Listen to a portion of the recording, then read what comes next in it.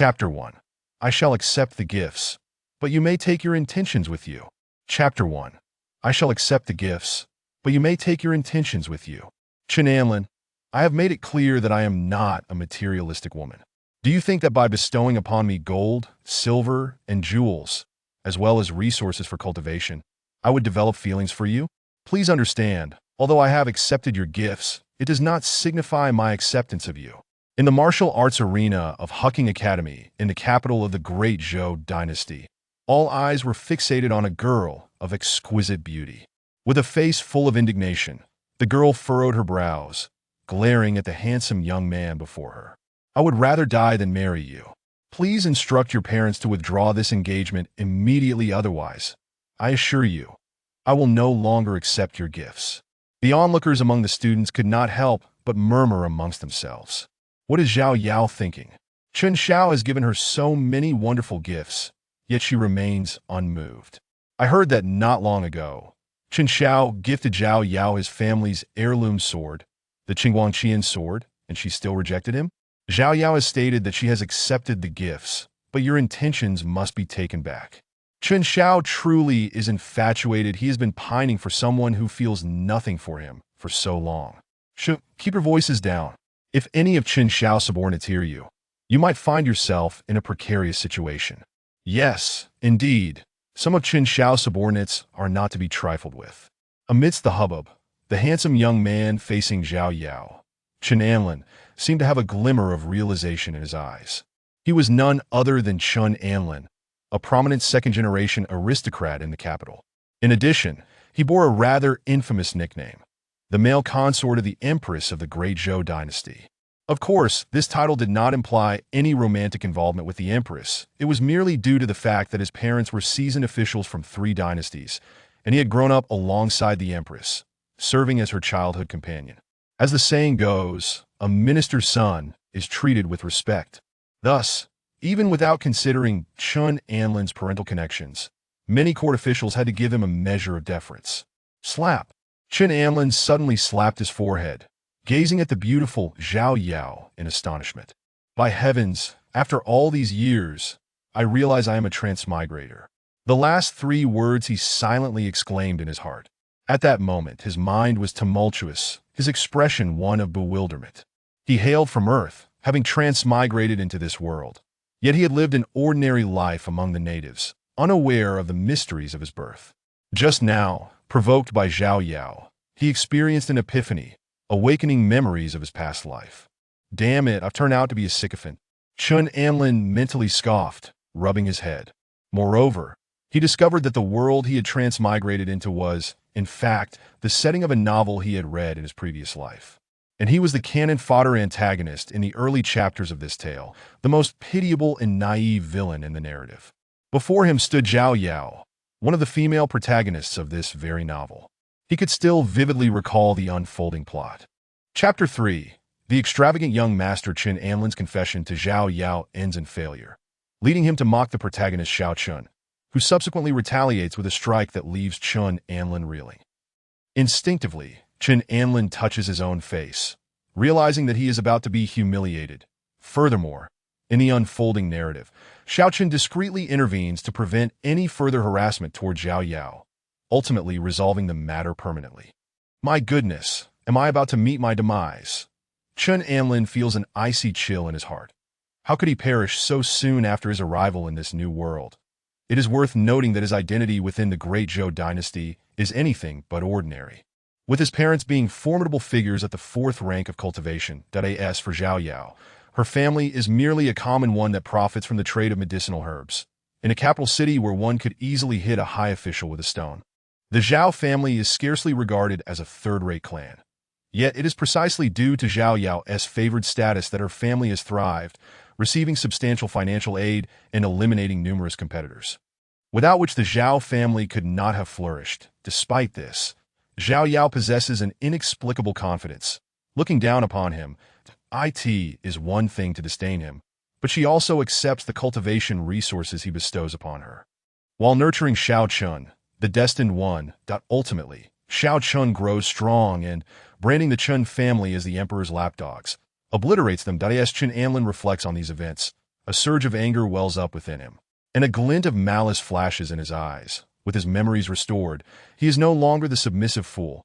This novel features numerous exquisite beauties. Why not pursue them instead? Chen Anlin, Zhao Yao is speaking to you. Are you listening? Suddenly, a strong and clear voice interrupts his thoughts. Chen Anlin turns to see the speaker, Xiao Chun, who stands beside Zhao Yao. Xiao Chun is waiting for Chen Anlin to refuse, to become enraged, so he can provoke him into a duel, thereby publicly defeating him and stripping him of all dignity. Zhao Yao, with her chin held high and her gaze cold, declares with disdain, "Stop pretending to be deaf. I have said it. There is no possibility for us. Did you hear me?" Understood, Chen Anlin replies, his expression icy as he nods without hesitation that he cannot fathom where Zhao Yao derives her audacity. Does she not realize that her family's gradual rise over the years has been due to him? He can almost foresee the Zhao family's impending struggles. You agree? Zhao Yao is momentarily taken aback, unable to process his swift response. Previously, whenever she declared such sentiments, Chen Anlin would cling to her obstinately. Why is he so decisive this time? I agree. The engagement between our families is hereby annulled. Chen Anlin's narrowed eyes glimmer with coldness. Zhao Yao gazes at the handsome man before her, and only now does she register a sense of displeasure. Why did this guy agree so easily? She feels somewhat disoriented, having grown accustomed to being worshipped and adored. Suddenly, the docile man is not fawning over her, leaving her feeling somewhat discontented and emotionally unsettled. Very well, since you have agreed, I shall not say more that we may still consider ourselves friends. Considering that Chen Anlin may still wish to offer her gifts in the future, Zhao Yao refrains from severing their ties completely.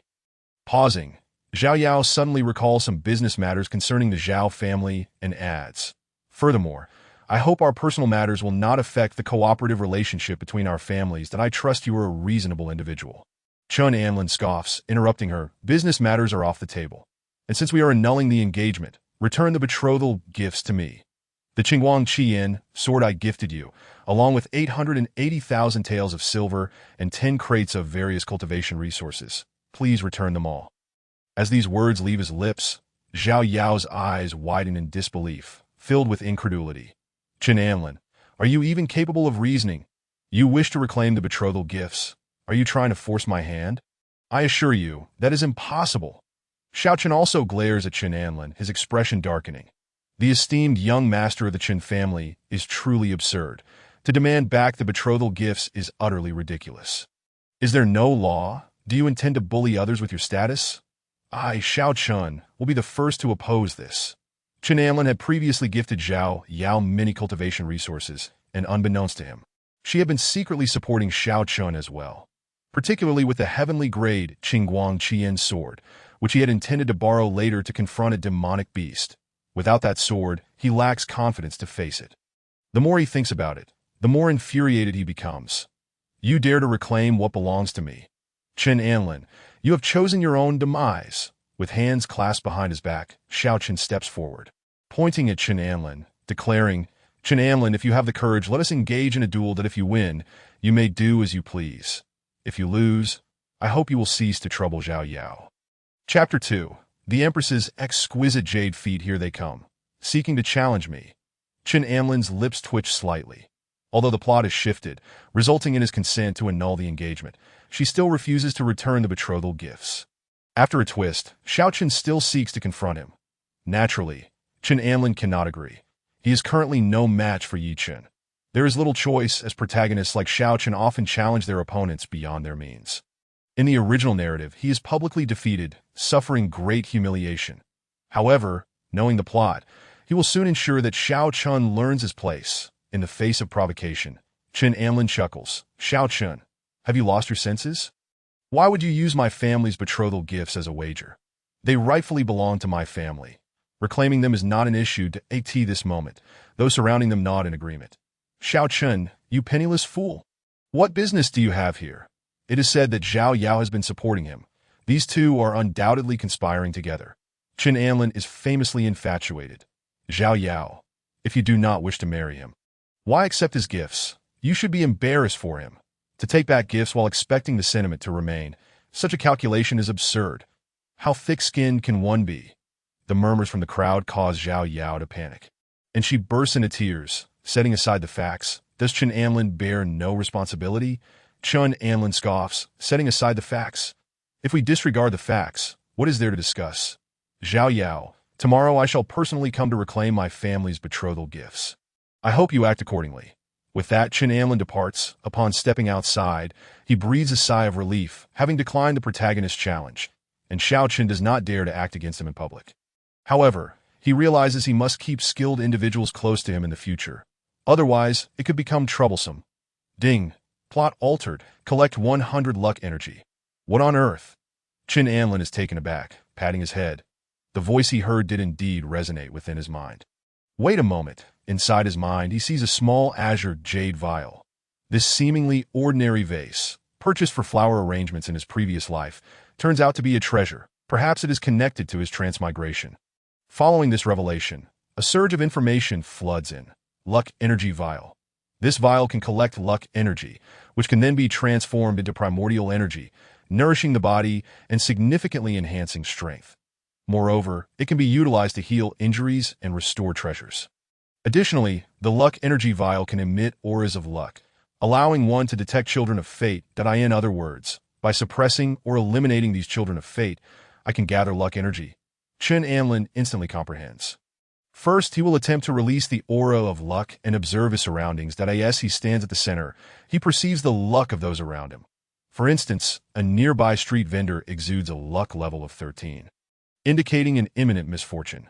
Indeed, moments later, he steps into a sizable pile of filth, cursing in frustration. Not far away, a strikingly beautiful woman possesses a luck level of 50. Soon after, a wealthy merchant approaches, joyfully presenting her with a golden bracelet. This is their luck. The lower the luck, the more misfortunes they encounter, while higher luck leads to fortunate events. Instinctively, he glances upward at his own luck. Luck, 0. This does not imply he is inherently unlucky. In fact, having been born with a golden key, his luck has always been exceptional. The only reason for his current luck level being 0 must be that his life is in jeopardy. When a person's luck is low, it can often lead to more than mere misfortune. It may even result in death. It is clear to him that Xiao Chen intends to target him. First, he must seek out the Empress. Chen Anlin cautiously surveys his surroundings, making his way towards the more populated areas. Not long after he departs, in a secluded corner, Xiao Chen emerges with a cold expression. Scanning the vicinity, he notes that Chen Anlin is heading towards the crowd. This does not bode well for a sneak attack. Chen Dog, I will let you live a while longer. Chen Anlin does not return home.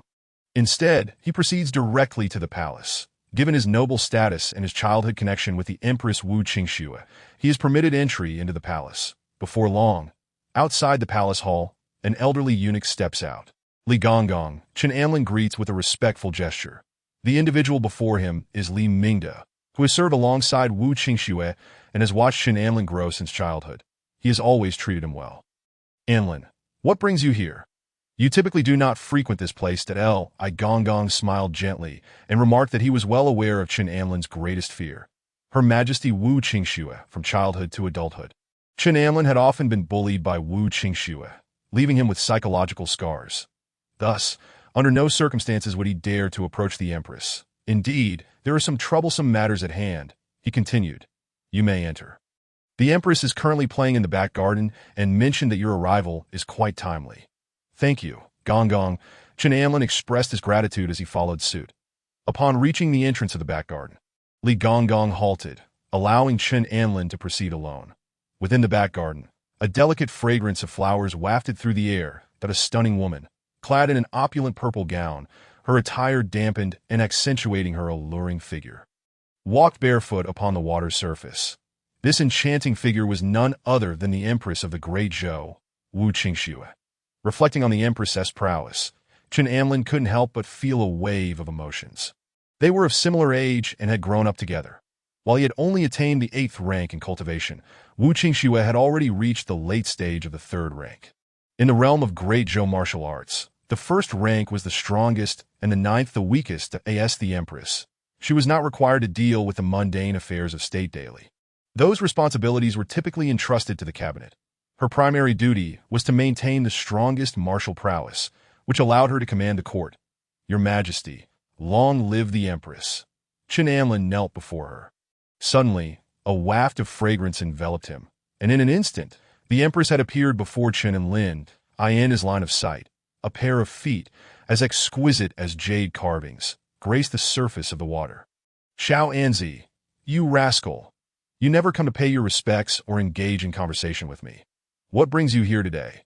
Chen Anlin felt a twitch at the corner of his mouth. The Empress had taken delight in bullying him during their childhood, often proclaiming that he should become a eunuch so that he could always accompany her in play. This had led him to hide whenever he encountered her in his youth, although he had not become a eunuch. The Empress had bestowed upon him the nickname Xiao Anzi. Your Majesty, I have offended someone and am in great trouble, Chen Anlin said, lowering his gaze that, oh, you have offended someone. Wu Qingxue responded with keen interest, nodding her head. Rise and tell me, who dares to bully you? Did you not invoke my name? I dare not casually invoke your Majesty's name, he replied, standing and casting a glance at Wu Qingxue. Above her head, an aura of 68 layers emanated, perfectly balanced. Should anyone dare to bully you in the future, do not hesitate to invoke my name. As you command, Chen Anlin responded, masking his lack of enthusiasm. He understood that the Empress's reputation was not particularly favorable in society, in some remote regions there were frequent uprisings against her rule. Therefore, he worried that invoking her name might lead to even harsher consequences. Alas, he lamented, he was still too weak. However, that would not be the case moving forward. Previously, lacking the awakening of the mystery within him, he was oblivious to the world and lived a carefree life, indulging in pleasures. But that would no longer be the case. With this thought in mind, Chen Anlin took a deep breath and boldly stated, Your Majesty, I wish to borrow Sister Doer for a matter. Wu Qingxue narrowed her beautiful eyes. How bold of you! What do you intend to use Doer for? You dare to cast your gaze upon my personal guard. Realizing the misunderstanding, Chen Anlin hurriedly clarified. Your Majesty, you misunderstand. I meant to request Sister Doer to assist me in a brawl. Yang Do, a master of the inner court and the Empress's personal protector, possessed initial stage 3 rank cultivation. From a young age, Doer had been by the Empress's side, and there was a time when she had advised the Empress against bullying him while they played horse-riding games. Although he had been bullied even more severely afterward, Doer had always treated him kindly. Whenever he cried from being mistreated, she would hold him close, immersing him in a comforting embrace. Regrettably, as they grew older, that treatment faded away in addition to her formidable cultivation. Yang Do was also known for her strategic acumen, earning her the title of Sleeping Dragon. Wu Qingxue paced thoughtfully. Suddenly, Chen Anlin knelt down. Your Majesty, you wouldn't want to see Xiao Anzi come to harm. Would you? Very well, Wu Qingxue sighed, calling out Do, Your Majesty. A figure quietly appeared behind Chen Anlin. From this day forth, you are responsible for Xiao Anzi's safety. After resolving his troubles, return to me. After a brief pause, Wu Qingxue added, additionally, Doer may also mobilize the Eastern Depot personnel. Chen Anlin was overjoyed. Thank you, Your Majesty. And how do you intend to repay me? Wu Qingxue scrutinized him. Your Majesty has treated me so well. I am at a loss for how to repay you. I am willing to massage Your Majesty's feet. Very well, for 1 hour. Wu Qingxue's eyes sparkled. Chen Anlin hesitated. Your Majesty, I fear I may not do well if you press too hard. You are acting strangely. Wu Qingxue's brows darkened. Will you do it or not? As you command, he replied, resigned. This aligned with his previous character. He was exceedingly fearful of Wu Qingxue and loathed the thought of massaging her feet. However, after awakening the mystery within him, everything had changed. Along with the awakening of memories, peculiar thoughts had surfaced that Wu Qingxue, content, sat in the pavilion while Chen Anlin found a small stool to sit upon. Gazing at her exquisite jade-like feet, he felt an irresistible urge to admire them, as they were simply flawless. That a sudden idea struck him. What if I just take a gentle whiff? Surely, I won't be discovered. Chapter 3. Was it meant to serve me? Recalling his past life as a software engineer, Chen Anlin possessed exceptional massage skills. That Wu Qingxue furrowed her brow slightly. A peculiar sensation radiated from her arch, sweeping through her body and causing goosebumps to rise. She instinctively adjusted her position, realizing that her soles were somewhat itchy. In her heart, she wondered, when did this rascal learn to massage feet? Could it be that he secretly studied it to serve me? With a chuckle, she thought, he finally understands how to flatter me. Where did you learn this skill? Wu Qingxue inquired, scrutinizing him. Chen Anlin raised his head to respond, but in that moment, Wu Qingxue's gaze fell upon his trousers, her cold eyes piercing through him. How dare you? You may leave. With a resounding kick from her jade foot, Chen Anlin was hurled from the palace, his anguished cries echoing in the air. Your Majesty. I did not mean to. This fellow is becoming increasingly audacious, showing such disrespect towards me. Wu Qingxue scoffed, her icy glare gradually softening. All along, she had regarded Chen Anlin merely as a childhood companion. Her happiest and most carefree moments had been during their youth, so she held him in high esteem, finding ease in their interactions without any barriers that, of course, this did not imply any romantic feelings. It was purely friendship. However, the audacity he displayed earlier truly infuriated her. Ahem, Your Majesty, Anlin is still young and hot-blooded. He cannot be entirely blamed, Yang Do interjected from the side. Oomph. If he behaves this way again, I shall have him castrated, Wu Qingxue declared, her tone severe, before turning to Yang Do with a reminder. Doer, remember to protect this rascal. Understood, Your Majesty, that I shall attend to it immediately. Goodness, Your Majesty is truly ruthless. In the narrative, the Empress was often portrayed as foolish, tyrannical, and ignorant of her surroundings. Yet in her treatment of this scoundrel, she displayed considerable leniency, all because of the lingering affection she held for her childhood friend. In her early years, the Empress was merely a princess of the royal family, with no prospect of ruling. Until the age of 10, when she exhibited extraordinary talent in martial arts, she had remained in the shadows. Several years prior, she had directly broken through to the third rank. At that time, after the death of the late emperor, various princes vied for power, and the court was rife with factional strife. No one anticipated Wu Qingxue's meteoric rise during this tumultuous period, as she swept aside competing princes with her formidable cultivation and ascended to the throne. Following her coronation, she personally led campaigns beyond the borders, quelling threats and suppressing various rebellions. It can be said that without Wu Qingxue's forceful emergence at that time, the great Zhou might have already fragmented, mired in chaos to this day. The next morning, within the Zhao family residence in the capital, the Confucian Hall was bustling with activity as numerous high-ranking members of the Zhao family gathered to discuss Zhao Yao's decision to return her dowry. The head of the Confucian Hall, Zhao Bao, who was also Zhao Yao's father and the family patriarch, sat at the head of the table, dressed in resplendent robes, with a slender frame and a goat beard. He emanated an aura of authority befitting his initial sixth-rank cultivation. Zhao Bao was exceedingly furious at that moment. Upon returning home yesterday, his daughter had tearfully recounted her desire to annul the engagement, as if she herself were the one who had suffered great injustice. Initially, she had thought her father would side with her, but to her surprise, he had fiercely criticized her, even threatening to strike her. Were it not for her mother's timely intervention, with a loud bang, Zhao Bao slammed the table and bellowed, "Who allowed you to unilaterally annul the engagement? Do you have any idea what consequences you will face for offending the Qin family?" At a pivotal juncture in the Zhao family's development, the absence of support from the Qin family left them in a precarious situation. Who truly knows the Zhao family? As these thoughts crossed his mind, Zhao Bao's anger intensified, and he spoke coldly. Everyone is aware that the Qin family, wielding their power, delights in bullying the weak. What if they genuinely press us to return the betrothal gifts? What then? What if all our business collaborations fall through? What then? Father, what are you worried about? The Qin family is, after all, a prominent household that if they truly demand we return the betrothal gifts, it is they who will suffer the shame. No one will hold them in high regard, Zhao Yao asserted defiantly, her eyes glimmering with indignation as she muttered, I refuse to believe they would actually force us to return the gifts. Beside her, Xiao Chen's gaze radiated determination as he addressed Zhao Bao. Uncle, do not fret, as long as the Chun family wishes to maintain their dignity, they will not truly compel Yaoer to return the gifts. Furthermore, no one understands Chen Anlin better than I do. I suspect he merely employs a feigned strategy of attraction to manipulate. Feigned strategy of attraction? Zhao Bao raised an eyebrow. Indeed, he is likely using the threat of breaking off the engagement to coerce Yaoer into submission. Xiao Chen replied with a scoff. Exactly, father. Look, Xiao Chen has said as much. You may not believe me, but surely you trust his words.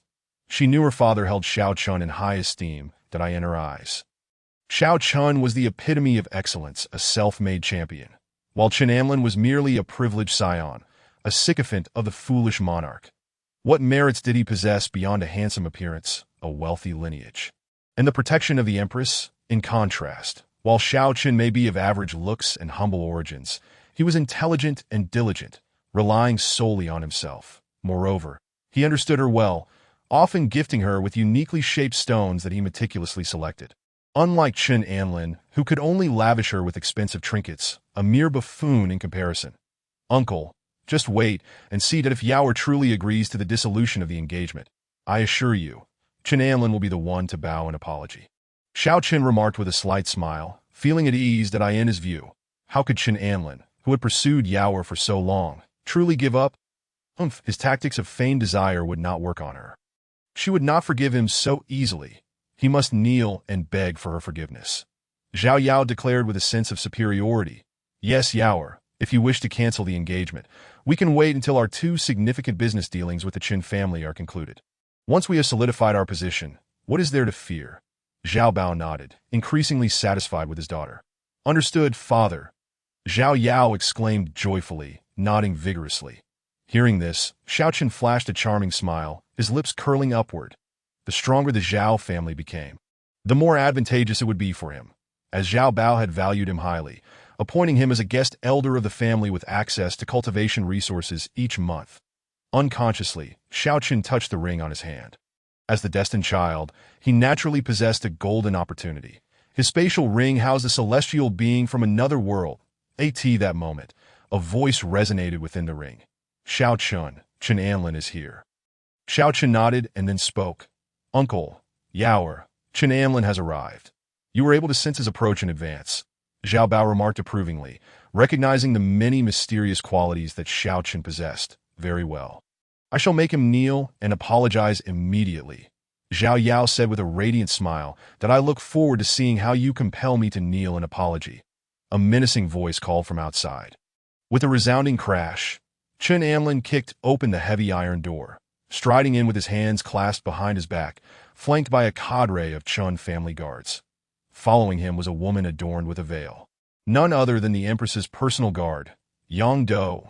Chapter 4. The engagement must truly be annulled. Upon witnessing Chen Anlin's entrance, the smiles of the Zhao family instantly vanished. Zhao Bao's fury surged. He had predicted Chen Anlin's lack of manners, and indeed, it was evident. How dare he display such an attitude upon visiting his future father-in-law? Chen Anlin fixed his scornful gaze upon everyone in the room. Having overheard their earlier conversation, they believed him to be employing a feigned strategy to woo Zhao Yao. Truly, it was just as portrayed in novels. Those surrounding the protagonist often exhibited diminished intelligence. A so-called diminished intelligence aura, a common trait among certain leads. Chen Anlin, what do you mean by this? Zhao Yao demanded, her voice trembling with anger. What do I mean? Chen Anlin replied breezily. I stated clearly yesterday that I am here to annul the engagement today, and you are to return the betrothal gifts. Did you not understand? With a loud thump, Zhao Bao slammed the table, his face darkening. Nephew, let us speak civilly. What is your intention? Do you believe I will not inform your parents about your behavior? Chen Anlin scoffed.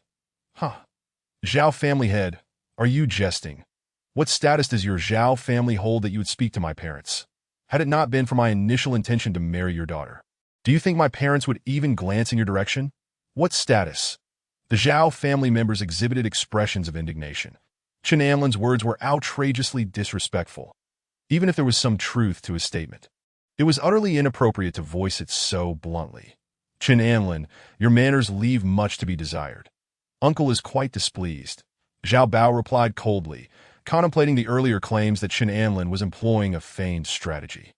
Why, then, did he seem so hostile now? The other Zhao family members stepped forward. Chen Anlin, do not misinterpret the situation. This behavior will only serve to deepen Zhao Yao's disdain for you, that if you wish to win her favor. Speak respectfully to do not forget. The one you claim to cherish is Yao. If you maintain this attitude, it will not do. Henceforth, if you present gifts to Yao, she will surely refuse them. The Zhao family voiced their concerns. Having witnessed how Chen Anlin had previously fawned over Zhao Yao, despite her disdain for him, he remained submissive, taking insults without retaliation. Over time, they had come to view him as easily bullied. Nephew, in any case. If you persist with this attitude, we will indeed proceed with the annulment, Zhao Bao declared, subtly offering Chen Anlin a chance to amend his demeanor and retain the opportunity to pursue his daughter. Are you all fools? I am here specifically to annul the engagement and reclaim my betrothal gifts. Pursue. What nonsense! With that, the Zhao family members were thrown into a panic. Are we genuinely going to annul the engagement?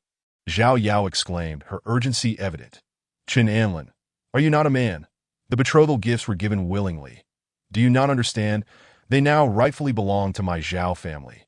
Indeed, Chen Anlin, you are the one seeking to annul the engagement. What grounds do you have to demand their return? Do you think my Zhao family is easily bullied?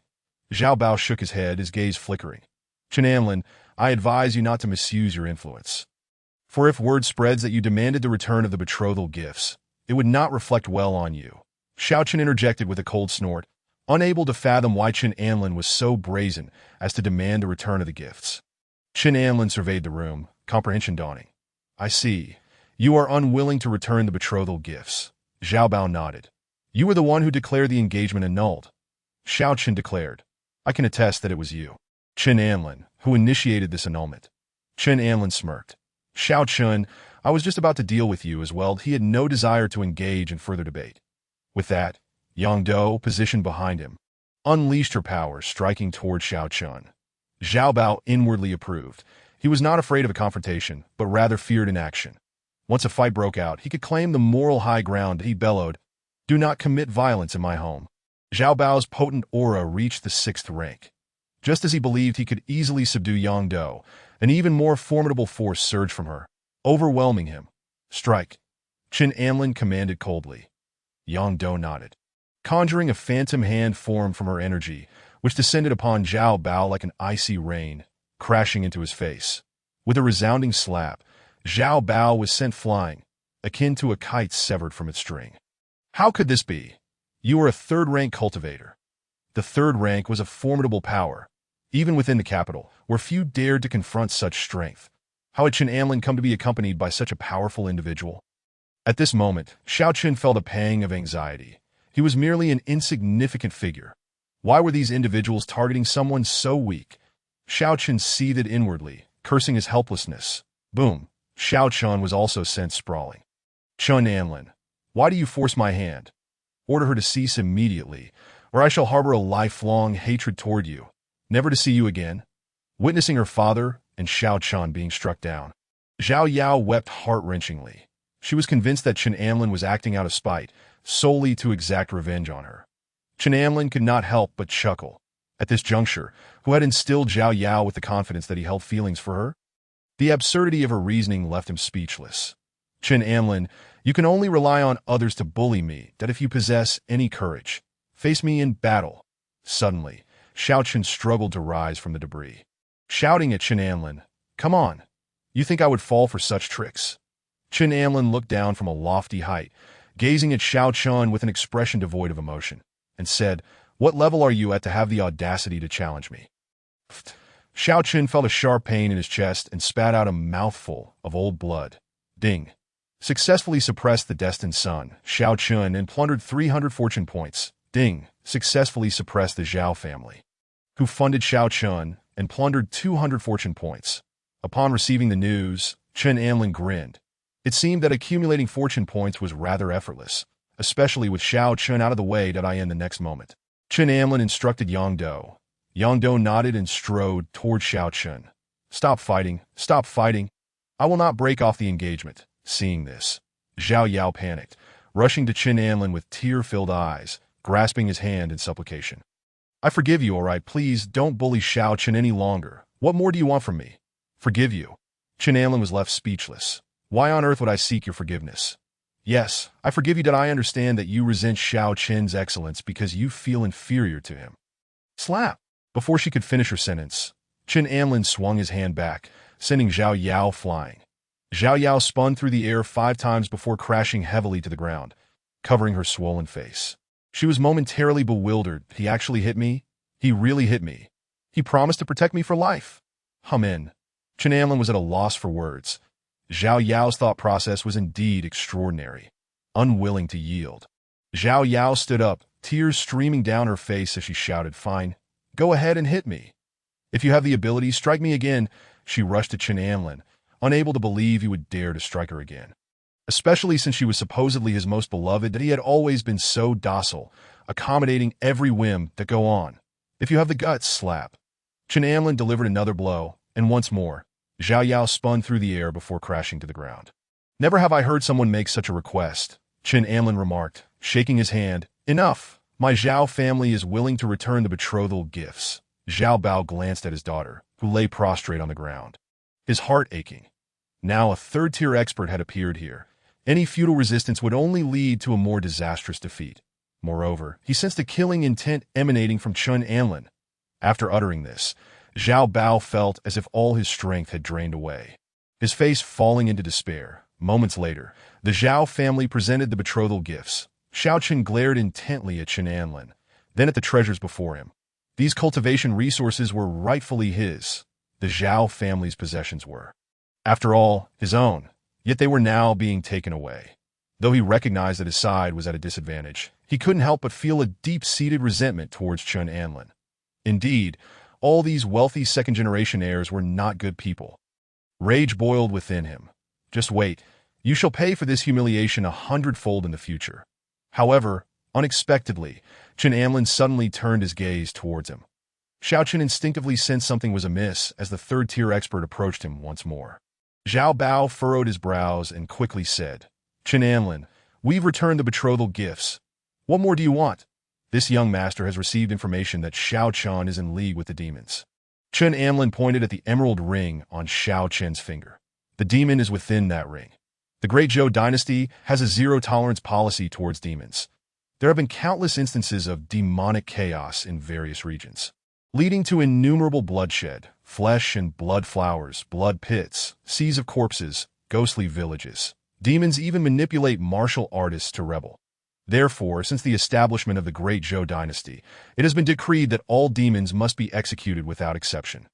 Even association with demons implies collusion. The foreign celestial from Xiao Chen's spatial ring is a centuries-old creature and belongs to the demons. Chapter 5. Truly the family of villains, haha. What crime are you fabricating now? Chen Anlin, are you simply envious of me and attempting to frame me? Xiao Chen laughed heartily, feigning enlightenment, while internally he was in utter turmoil, repeatedly shouting in his mind, "Master, what on earth is happening? Why does Chen Anlin know about you?" Xiao Chen, do not panic. I am also unaware, the foreign celestial replied. What? You don't know either, Master. How can someone as powerful as you be clueless? You're not hiding anything from me. Are you? Xiao Chen's brow furrowed, secretly wondering why his master, who had always claimed to be formidable, seemed so helpless this time. Xiao Chen, in any case, you must not admit to it, the foreign celestial insisted. Of course I won't admit it, Xiao Chen muttered, cursing under his breath, finding the advice rather redundant. Chen Anlin, with a meaningful expression, said, "You claim I am framing you. Then fine, toss the ring over here for me to inspect. If there is truly nothing amiss, I assure you I shall not harm a single hair on your head." Xiao Chen's eyes flickered. How could he possibly hand over the ring? Doing so would undoubtedly reveal something. What is the matter? Afraid. Chen Anlin's voice turned cold. Afraid? It's just that this ring is a treasure. How could I let you inspect it? I see now. You simply wish to steal it from me. Xiao Chen retorted through gritted teeth. Xiao Chen, didn't you say before that this was merely a trinket bought from a stall? Worthless? Just let him examine it. At that moment, Zhao Yao, clutching her already swollen face, could no longer hold back. She was genuinely frightened and wished to avoid any further meaningless conflict, that if he wants to inspect it, then let him. What am I in this? Xiao Chen shot Zhao Yao a glare, thinking how she was being so unreasonable at such a time. Zhao Yao whispered, Xiao Chen, the situation is dire. This ring was bought from a stall anyway. You don't understand, Xiao Chen shook his head. Seeing Xiao Chen's demeanor, Zhao Yao realized something and couldn't help but exclaim, could it be that the ring really contains? It does not. Don't spout nonsense, Xiao Chen retorted, unsure of why he didn't want Zhao Yao who had feelings for him, to discover his secret. It seems you are unwilling to present it, Chen Anlin declared. Everyone has seen it. He undoubtedly has a problem. As Chen Anlin finished speaking, Yang Do moved into action. Boom! Suddenly, a cloud of black mist erupted from the ring. The foreign celestial finally made her move, the black mist transforming into a massive hand that struck toward Yang Do. Boom, boom! The shockwaves exploded around them, causing the ground to crack and walls to collapse. Seeing that his master had temporarily blocked Yang Do, Xiao Chen rejoiced, glaring fiercely at Chen Anlin as he drew his sword. Chen Anlin, today shall be your demise. Attack! Chen Anlin had already retreated several steps, positioning a group of subordinates in front of him. Kill! When he saw a horde of ragtag fighters charging at him, Xiao Chen revealed a scornful smile. A bunch of trash, yet at that moment, two figures unexpectedly moved from either side. This time, Chen Anlin had not only brought Yang Do. In addition to her, many from the Eastern factory had arrived, and he had even arranged for his parents to wait outside. Seeing the situation escalate, his parents finally sprang into action. Before Xiao Chen could react, the sword he held was knocked from his grasp. My sword! Xiao Chen's eyes widened in disbelief as he watched his treasured sword fly away, only for it to be picked up by one of Chen Anlin's subordinates and respectfully presented to him. A fine sword indeed. It now belongs to the Chen family. In this world, treasures were categorized into tiers, and a sword, even for the Chen family, was an exceedingly valuable item. Son, I never expected this fellow to truly harbor demons. Chen Anlin's father laughed heartily, his name being Chen Fu, and his spirits were high. For too long, his son had been overly naive, a lovesick fool devoted solely to Zhao Yao. Now his son had finally wised up. And how could he not be pleased? Father, mother, this fellow is cunning and has hidden weapons. Be cautious, Chen Anlin cautioned. The beautiful woman by his side was his mother, named Li Aijuan. She donned a green robe and nodded slightly. Understood. My son. In the past, her son had been bullied by the Zhao family numerous times, and she had heard of the ambiguous relationship between Zhao Yao and Xiao Chen. That time, she had advised her son to seek another partner. But he had wept and protested, insisting on marrying Zhao Yao. Now that he had finally come to his senses, Li Aijuan felt a sense of relief. Xiao Chen was in a state of utter panic. He recognized Li Aijuan and Chen Fu as notorious figures in the capital, known for their greed, ruthlessness, and mercilessness. These two had once held notorious titles in the martial world, dubbed the Black Wind Duo. Li Aijuan excelled in underhanded tactics, ambushes, and poison, unpredictable and lethal. Chen Fu practiced wind-based martial arts, his fierce gales creating a formidable presence. Suddenly, Xiao Chen felt his legs go weak, his face paling as he thought.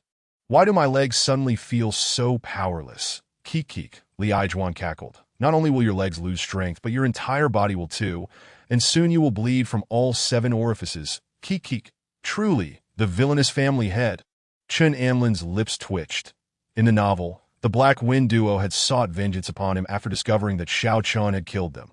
However, it was well known that when villains pursued the protagonist, it often ended in disaster for them. To avoid such a fate, Chen Anlin had brought forth the strongest forces he could muster and suggested that his mother employ her most potent poison powder. Thought!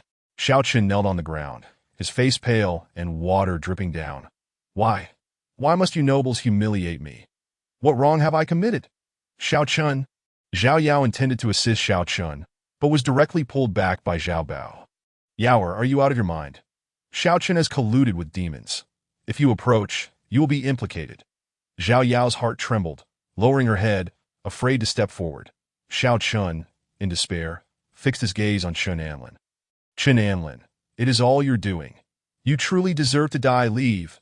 But at that moment, the alien fairy swept Yang Do aside with a wave of her hand, then caught Xiao Chen, lifting him into the air and swiftly escaping. Where do you think you're going? Yang Do's movements were lightning quick, and a flurry of hidden weapons flew forth. Clang, clang, clang. The weapon struck the black mist as though hitting solid iron, producing a sharp, resonant sound.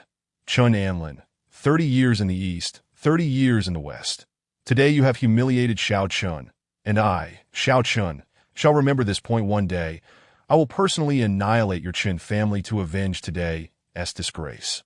Amidst the black mist, Xiao Qin's gaze remained resolute as he directed a deafening threat towards Chun Anlin. Yet in an instant, he vanished without a trace that he actually got away. Yang Do gradually landed, her expression grim. The demon's power was not inferior to hers. In fact, it was even stronger. It was merely in a weakened state and lacked a physical form, which allowed her to suppress it. Even so, the demon wielded formidable supernatural abilities and, through some soul power technique, forcibly took Xiao Qin away. She glanced at Chen Anlin and was surprised to find that he did not appear shocked at all. Instead, he remained exceedingly calm. Indeed, Chen Anlin was not the least bit surprised, for he knew that escaping was a traditional skill of that alien fairy. Each time Xiao Qin faced a dire crisis, the little fairy would always use her traditional craft to whisk him away. At present, he had no particularly good means to hinder her. He could only find ways to suppress Xiao Chun and thwart his rise. However, why did he shout 30 years in the east at me? I Haven T called off the engagement with you, Ding, forcing Xiao Chun to flee in disarray, poisoned, and collecting 1,000 fortune power. This time, the harvest of fortune was quite considerable. The recent battle made the Zhao family realize that the Chen family was indeed serious. Moreover, they feared being implicated in Xiao Chen's dealings with demons, so they dared not say anything further and obediently handed over all the resources previously granted by Chen Anlin. The Qingguang Qian sword. Chen Anlin drew the sword and, seeing it intact, nodded slightly. Zhao Yao's heart bled. This sword originally belonged to her. With it, she could surely achieve a good ranking in the upcoming academy competition, and now it was all for naught. Father, mother, let us leave now. Chen Anlin raised his head and spoke that in fact, when they arrived, he had asked his parents whether they could subdue the Zhao family. Unfortunately, they expressed that while suppression was permissible, a forceful takeover would likely provoke public opinion in the capital, and the emperor would impose punishment. The current state of affairs was dire, with treacherous ministers in power, common folk suffering, and uprisings brewing across the land. The people were already filled with resentment towards the empress. If chaos erupted in the capital, it would be troublesome. Although they were trusted by the empress, they could not make her predicament worse. My son is so exceptional. You people truly fail to appreciate him, Li Aijuan coldly remarked before departing. Chen Anlin tossed the Qingguang Qian sword in his hand, lamenting, this earth-grade treasure was originally meant for you. Zhao Yao, what a pity today he spoke. He handed the sword back to his mother. Mother, here is your sword. Very well. Some people simply do not recognize value. It cannot be helped that Aijuan smiled slightly, a sinister chuckle escaping her lips. Watching Chen Anlin leave, Zhao Yao felt a chill in her heart, as if she had lost something precious, her legs growing weak. Simultaneously, a wave of regret surged within her. Father Xiao Chun, does he still think of him? Zhao Bao slammed the table, looking at his daughter's pitiful appearance, and for reasons unknown, felt a surge of annoyance towards her. Father, why are you shouting at me? Setting aside the facts, does Chen Anlin's family bear no blame? After being yelled at by her father, Zhao Yao felt incredibly wronged, tears brimming in her eyes. Chapter 6. This is what men are like, that it's all your fault that things have come to this. I have spoiled you too much. Zhao Bao, feeling a bit disheartened, gasped for breath. You can't just disregard the facts. Can they be ignored? Father, please stop. Just stop. Zhao Yao nearly cried, unable to comprehend why even her father scolded her. She was merely a pitiful woman. Why were they bullying her? Seeing his daughter in such distress, Zhao Bao ultimately restrained his temper. Enough. I warn you, keep your distance from Xiao Chun in the future. He has colluded with demons, and will surely be wanted soon that if anyone discovers our connection to him, it will not end well. Zhao Yao was taken aback by his words. She had just been contemplating how to assist Xiao Chun. I understand. Good. Zhao Bao nodded, sweeping his gaze over the gathered relatives. He began, although we have lost the Chen family support, there is no need for haste. Our Zhao family has established business ties with numerous families, so there is no cause for concern. And no sooner had he spoken than several individuals entered. Zhao family head, my master sent me to inform you that the previous deal regarding a batch of medicinal herbs is null and void. Zhao family head, my master has stated that the batch of Yulula medicinal herbs is no longer needed. Zhao family head, we are the same. Furthermore, we will not renew the contracts with the cooperative shops. And I, the Sun family did I, the Zhou family. Witnessing the sudden influx of family stewards, Zhao Bao's face darkened to the point of nearly dripping with water. How despicable! How despicable! Why are these people kicking us when we are down? In the back courtyard of the Zhao family, Zhao Yao wept softly. This is what men are like. They promised to love me for a lifetime. Now, Zhao Yao could only laugh coldly. Men are indeed great deceivers. What do you think, Su Minghan? Zhao Yao glanced towards the woman beside her. Su Minghan was her close friend, possessing a beauty and figure rivaling her own. Throughout the years, she had always confided in Su Minghan regarding her troubles. That Chen Anlin is truly a vile character. It's a pity for Xiao Chun. He worked so hard. Su Minghan sighed softly. Indeed, Minghan, and those families actually chose to kick us when we were down. What should we do? My family suggests I speak with Chen Anlin, hoping he will show mercy. How can that be? Chen Anlin has treated you this way precisely to force you to concede. At this moment, you absolutely cannot do that. You must prove to Chen Anlin that even without him, you can become better, and then he will be enraged, Su Minghan urged, holding Zhao Yao's hand. That's so. Of course. Otherwise, men will take things too easily and will not treasure you.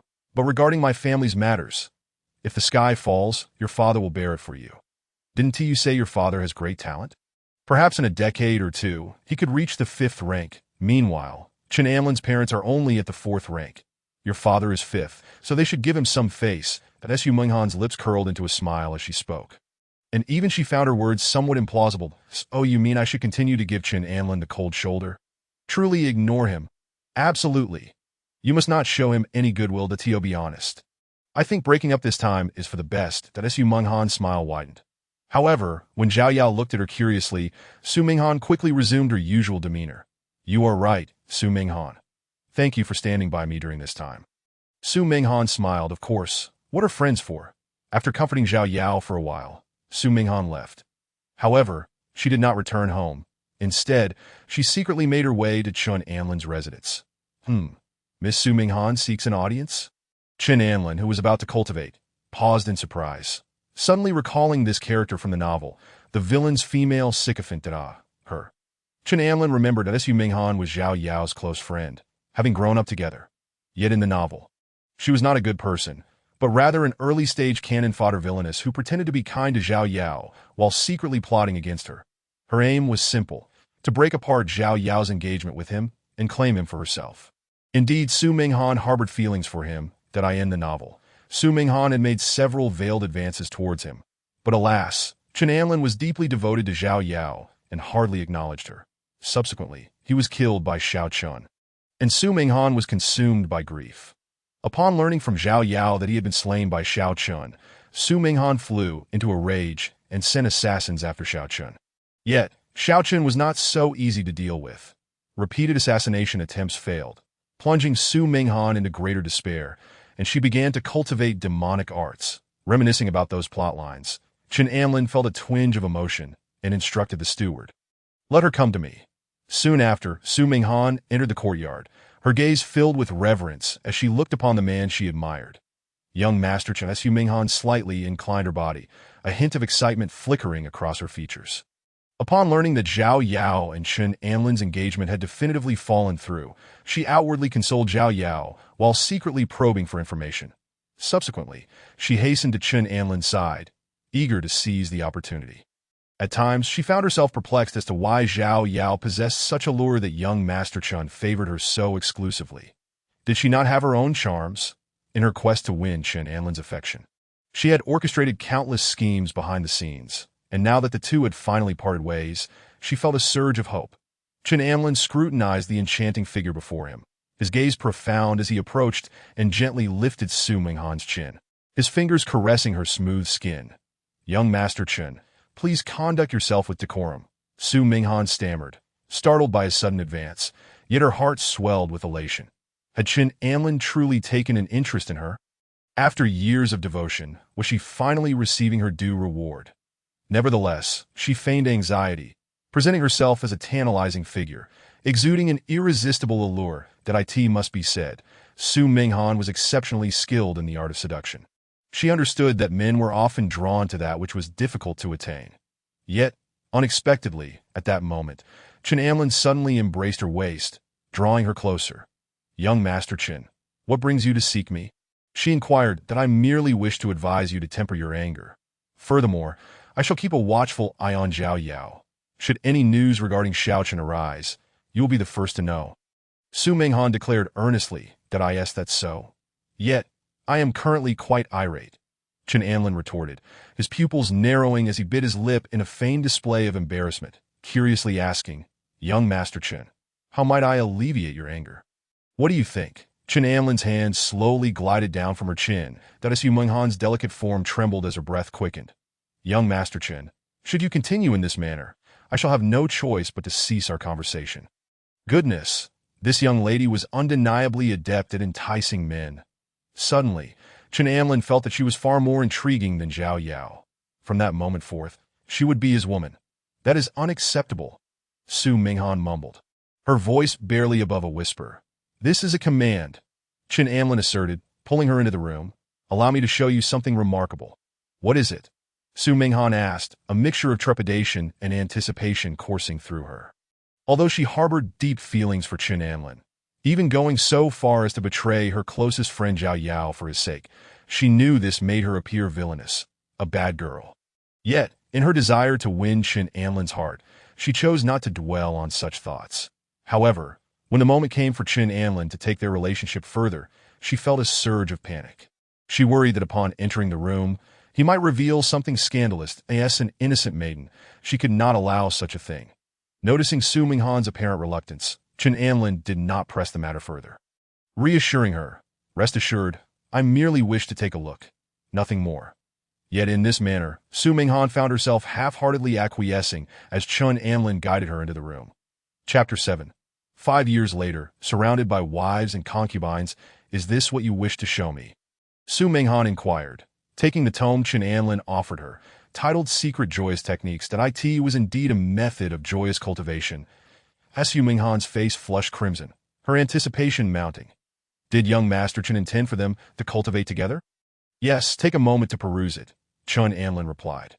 While Su Minghan examined the text, he turned his attention inward, contemplating the fortune he had amassed. Through his efforts that day, he had gathered nearly 2,000 units of fortune, which he transformed into primal energy. With a mere thought that as he prepared to practice the joyous techniques, he found himself transported into the realm of the fortune vessel, where a prompt appeared before him. "You have begun your cultivation of the secret joyous techniques. Thus, you may choose one of the following options. 1. That the technique appears straightforward. You may begin cultivating directly, converting it into cultivation level. Cost: 300 fortune points. 2. That you believe this technique possesses depth and uniqueness, prompting you to study it further. Cost: 200 fortune points. 3. That you adopt a cavalier attitude towards life and death, deciding to cultivate while simultaneously studying the technique. Cost: 100 fortune points. It was evident that options 1 and 3 were not particularly cautious. With 2,000 fortune points at his disposal, Chen Anlin resolved to select option 2. He sensed that this technique was not as simple as it appeared and began to delve deeper into its mysteries. After a mere year of study, he grasped some key aspects, realizing that the technique's nature was more complex than it seemed. Cost: 200 fortune points to entry level achieved. 3 years passed, during which he discovered that this technique allowed for mutual cultivation between men and women, yielding immense benefits for both parties. Cost: 200 fortune points. Minor achievement reached. Another 3 years went by, and his prowess surged. He attained a profound understanding of the joyous techniques. Cost: 200 fortune points. Major achievement reached.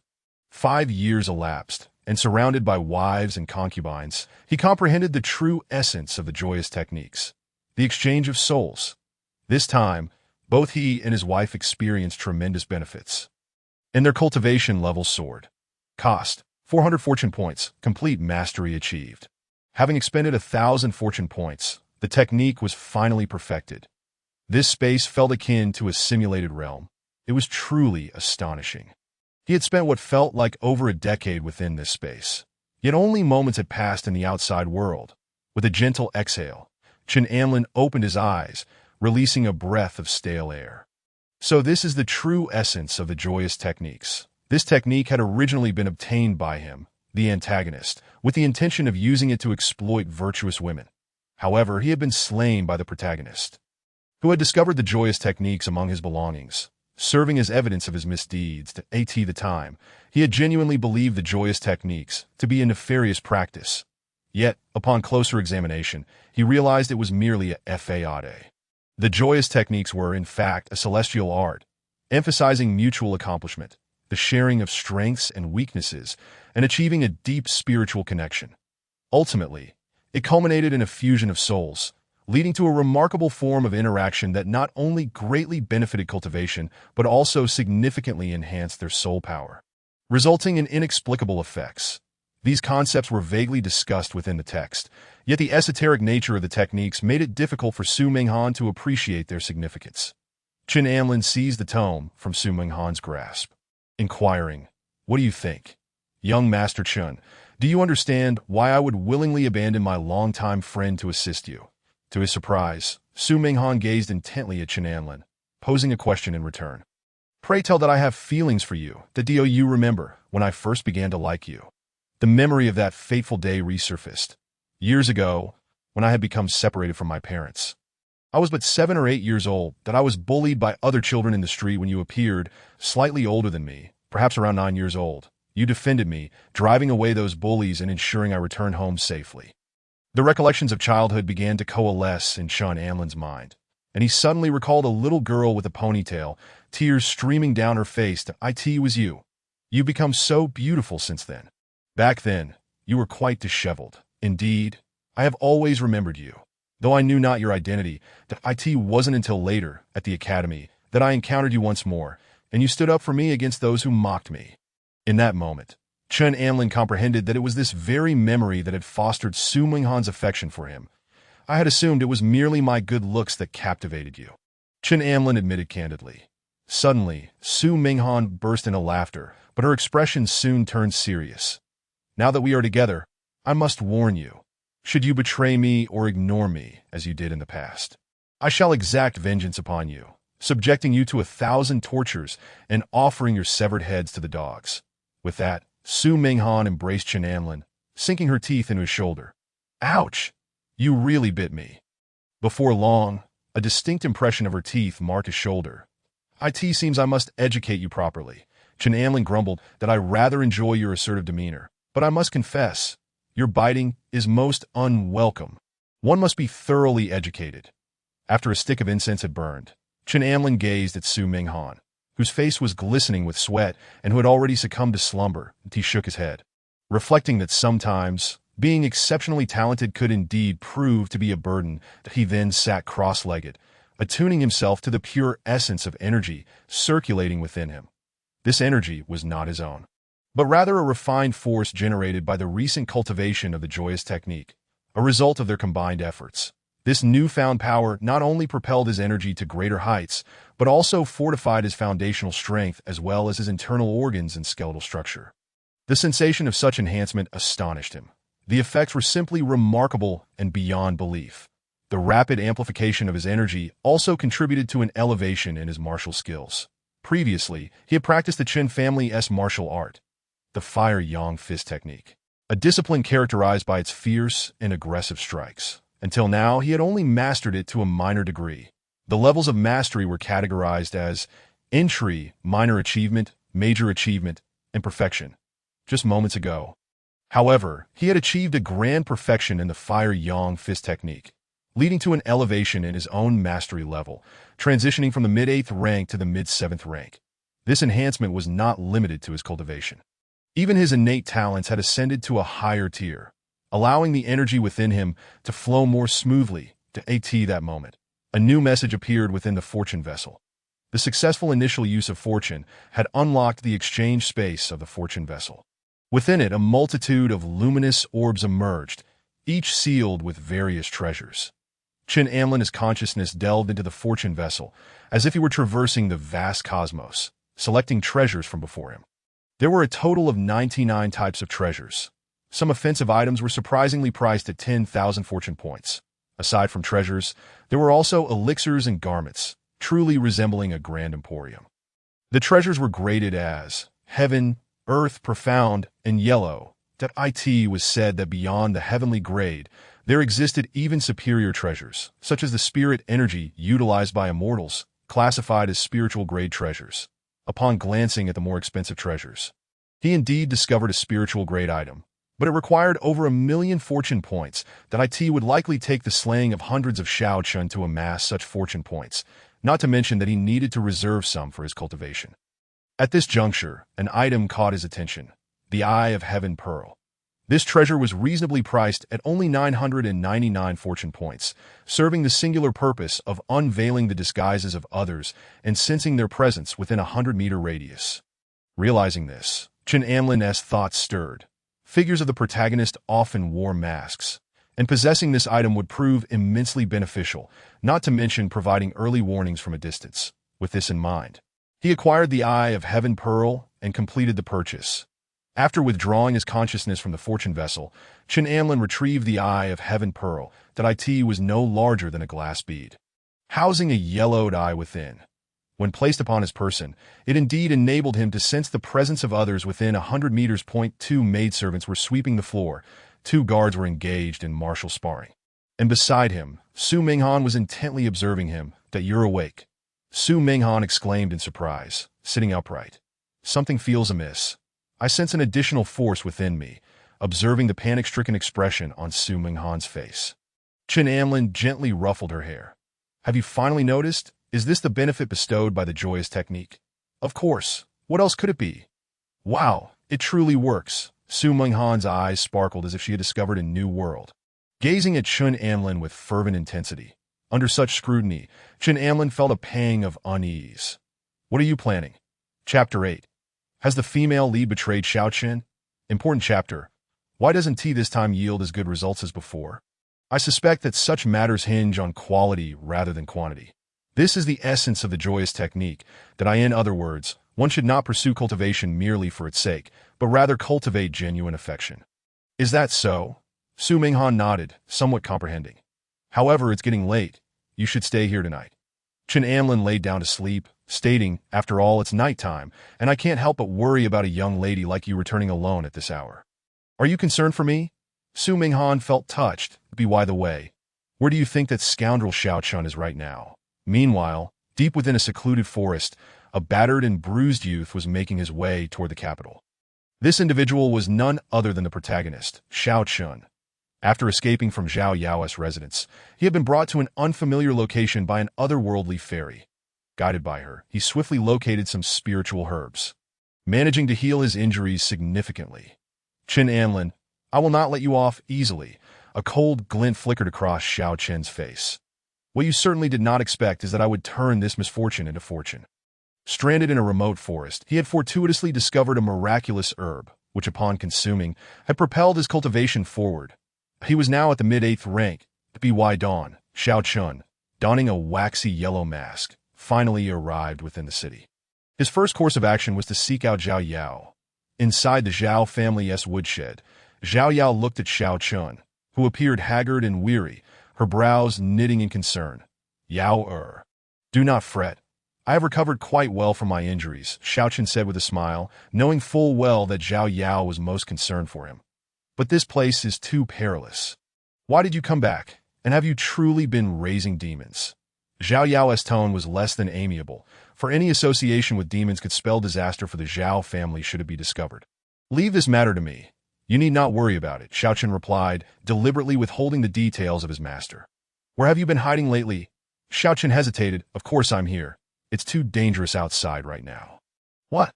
Zhao Yao grew increasingly troubled. "It's not that I'm unwilling. But if someone discovers this place," Shao Chun sensed the disdain in Zhao Yao's voice and frowned, thinking that she truly lacked understanding. "Do you think I wish to hide here? I do not know what I should fear." He had previously treated her with kindness, collecting various odd stones as gifts, each representing his heartfelt affection. Nevertheless, he forgave Zhao Yao and calmly stated, "Yao, I know you fear Chen Amlin.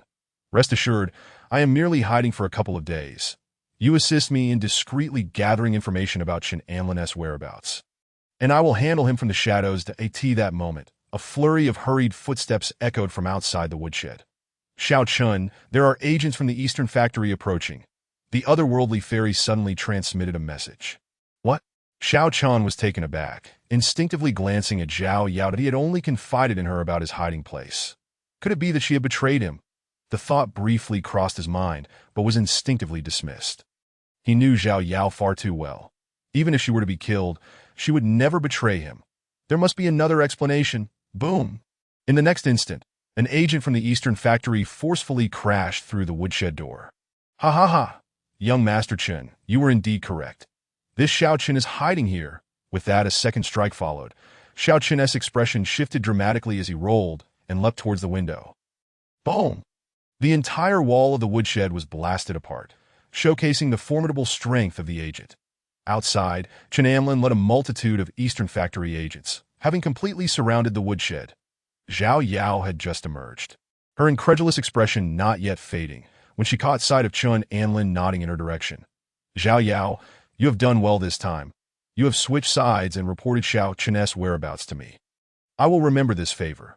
Xiao Chen, covered in dust and debris, felt a surge of anguish as he heard those words, nearly choking on a mouthful of blood. Zhao Yao, you betrayed me, he shouted through gritted teeth. Zhao Yao appeared utterly bewildered, her mouth agape, and only when Xiao Chun was besieged by a group of men did she finally grasp the situation. Regrettably, there was no time for her to offer any explanations. The look of resentment in Xiao Chen's eyes left her feeling helpless. Ding! Successfully instigated a rift between Zhao Yao and Xiao Chun. Acquiring 2,000 fortune points to AT this moment, Xiao Chen's heart was filled with sorrow and bitterness. Zhao Yao, I treated you with such kindness, and yet you repay me like this. Xiao Chun, I am not like this, you wretched woman, just wait. I will return. Xiao Chun shot Zhao Yao a fierce glare. At this juncture, the otherworldly fairy spoke up. Xiao Chun, I will take you away now, but I have expended too much of my spiritual energy this time. I may not be able to assist you for a while. I know. Xiao Chun replied impatiently, thinking that amid such chaos, his master still had the time to ramble on. Did she not see that he was surrounded? Sensing Xiao Chen's impatience, the fairy let out a resigned sigh. For some reason, ever since Xiao Chun had been suppressed by Chen Anlin, his temperament had abruptly become much more irritable, and nothing seemed to go smoothly. Whoosh! The malevolent forces have re-emerged, and the celestial maiden from beyond the realm swiftly whisked Xiao Chun away at lightning speed. Upon landing in the familiar ravine, Xiao Chun rolled on the ground, gazing vacantly at the sky, his teeth nearly biting through his tongue. The pain within his heart often eclipses that of the body. He never anticipated that Zhao Yao would betray him. Zhao Yao, I shall not let you off easily. You had better tread carefully. Xiao Chun, there are peculiarities in this matter. Perhaps it is not Zhao Yao's fault. The celestial maiden cautioned. Enough, master, did you not witness the circumstances just now? If it were not for Zhao Yao's betrayal, then who could it be? Xiao Chun retorted, frustration evident in his voice. Hasten to search for any celestial treasures in this vicinity. I am in a state of extreme weakness. I previously mentioned that my soul power has been entirely depleted, and even conversing with you drains what little strength remains. How could this be? Xiao Chun silently cursed. At such a critical juncture, his master had failed him. Meanwhile, within the Zhao family, Chen Anlin glanced at a new notification. Ding! A rift is formed between Xiao Chun and his master. Plundering 100 fortune points. Chen Anlin observed the message appearing within the fortune vial with intrigue. What kind of trouble has arisen between Xiao Chun and his master? Shaking his head, he turned his attention to Zhao Yao. Zhao Yao glared daggers at Chen Anlin, gritting her teeth. You did this on purpose to make Xiao Chun misunderstand me, didn't you? You harbor ill will, seeking to create a rift between us. To possess you? Chen Anlin smirked. You are harboring a fugitive from the court. This is a matter of undeniable evidence. According to the laws of the Great Zhou, your entire Zhao family shall face annihilation. With that, Chen Anlin cast a glance at the eunuch beside him, preparing to issue orders to apprehend the Zhao family entirely. However, unexpectedly, a woman with long flowing hair and a voluptuous figure appeared before them. I can testify that Zhao Yao has not concealed Xiao Chun. She has been with me all along. As for Xiao Chen's presence here, it is purely coincidental. He came of his own accord, and it has nothing to do with Zhao Yao. The onlookers turned to gaze at her, many martial artists rendered speechless by her striking beauty. How splendid! Especially her curvaceous form incited a sense of longing. It is indeed her. Chen Amlin narrowed his eyes upon seeing her. Truly, a heroine has arrived at a critical moment to offer salvation. Why has Teacher Zhou suddenly arrived? I heard that Teacher Zhou shares a close relationship with Xiao Chun and our young lady. She must have come to assist her. Some of the servants in the Zhao family recognized the alluring woman and whispered among themselves. Teacher Zhou. Seeing the newcomer, Zhao Yao rushed over with excitement. Teacher Zhou Tong was her and Xiao Chen's most cherished mentor. Earlier, during their training in the mountains, they fortuitously encountered Teacher Zhou Tong. Upon witnessing Xiao Chen's triumph over adversity and his resolute demeanor, Zhou Tong felt compelled to personally mentor him. That it was she who introduced Xiao Chun to the Hucking Academy. Chen Anlin's eyes narrowed. This Zhou Tong was indeed the second female lead to as the female teacher of the protagonist. An inevitable ambiguity arose between them. Zhou Tong had greatly aided Xiao Chun in the early stages, often stepping in to resolve many of his predicaments. Zhou Tong nodded slightly to Zhao Yao, signaling her not to worry. With her presence, everything would be fine. Then she turned her gaze to Chen Anlin, her icy eyes narrowing. This arrogant lackey of the Empress dares to bully her disciple? She had only just learned of yesterday's events and rushed over, only to witness Chen Anlin's bullying yet again. The thought of her precious disciple being wronged made Zhou Tong's gaze grow colder. Chen Anlin, did you hear that? I am a teacher from Hucking Academy, and I will not speak recklessly. Her tone was frostbitten. She had no regard for Chen Anlin's formidable background. What did having the Empress as a backing matter? The Zhou family was also a prestigious clan. Her father held a rank of 4th grade, and she herself was 5th grade, in terms of influence, the Zhou family, as a lineage of military generals, was not significantly inferior to the Chen family. Chen Anlin, with his hands clasped behind his back, realized he could no longer deal with the Zhao family. Nevertheless, time was on his side. There was no need for haste as long as he could acquire fortune points. Since Teacher Zhou has spoken, then let it be. We shall depart. With that, Chen Anlin led a group of eunuchs away. Thank you, Teacher Zhou, Zhao Yao said, approaching Zhou Tong with a pitiful expression. Zhao Yao, how did news of Xiao Chen's arrival here get out? Whom did you confide in? Zhou Tong pulled Zhao Yao aside, frowning as she inquired. Regarding this matter, Zhao Yao recalled, I only mentioned it to my best friend, Su Minghan. Could it be her? It was I who spoke of it. Suddenly, Su Minghan's voice interrupted Zhao Yao's words. But Zhao Yao, I did this for your sake. Xiao Chun is a wanted criminal. He could endanger you, Su Minghan said with a cold expression. Zhao Yao was taken aback. It truly was Su Minghan who had leaked the information. Minghan, you should have at least informed me before doing this. If I had told you, would you have reported Xiao Chun? Zhao Yao, as your good friend. I am acting in your best interest. If you think my words are misguided, then perhaps we need not meet again. With that, Su Minghan turned and walked away. Wait, Minghan. That is not what I meant. Zhao Yao hurriedly tried to stop Su Minghan. Upon returning home, Chen Anlin mused that Su Minghan would likely no longer be trusted by Zhao Yao. Anlin, I heard you just took the eunuchs to the Zhao family to apprehend Xiao Chen? His father, Chen Fe, entered with his mother, Li Aijuan. Father, mother. Chen Anlin noted that Chen Fe was not dressed in casual attire, but rather donned a suit of silver armor. In his memory, it had been years since Chen Fe had worn this battle gear. Father, why are you suddenly wearing that? Chen Anlin asked in confusion. In the novel, his character had been killed prior, and the subsequent events had scarcely mentioned the Chun family circumstances, leaving him unaware of the current happenings. The northern barbarians are once again harassing our great Zhou. Tomorrow, your mother and I will lead some clansmen to the northern frontier. This is the Empress's command. Chen Fe sighed. The Empress had not been on the throne long. Although she was exceptionally strong, she could not personally manage every battle. Due to the lack of capable individuals in the court, she had no choice but to rely on seasoned veterans like him. Chen Anlin's heart stirred. He recalled mentions of the northern barbarians causing unrest in the novel in the early stages. The great Zhou had surged forward, annihilating the northern barbarians entirely. However, the subsequent events were unclear, leading to a significant defeat at the northern border, with the barbarians invading the great Zhou, marking the beginning of its demise. Father, if there are developments at the border, you must inform me. Once I enhance my cultivation, I will come to assist you. Chen Anlin stated earnestly that he resolved to head to the border after his parents secured an initial victory to prevent further losses. Seeing Chen Anlin's mature demeanor, both Chen Fe and Li Aijuan smiled. Ever since their son had called off the engagement, he had truly changed. Amlin, you have done well this time. There are plenty of fish in the sea. It is unnecessary to waste time on that sort of woman.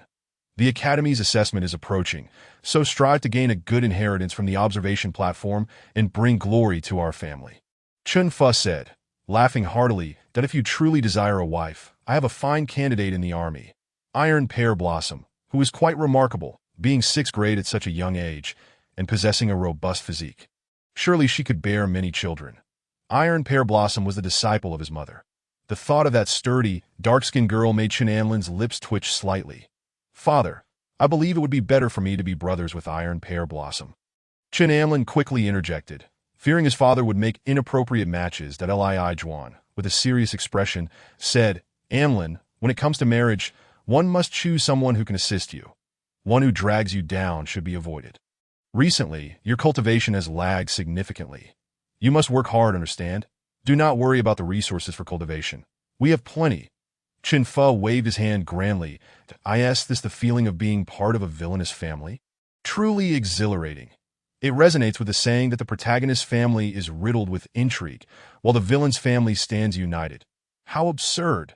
Father, mother, you may go about your business. After this engagement was called off, my cultivation has improved, and I am now at the mid-stage of the 7th grade.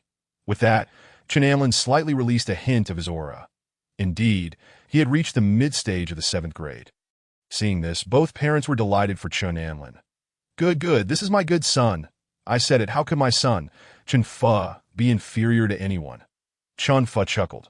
All right, your mother and I will continue preparing the military provisions.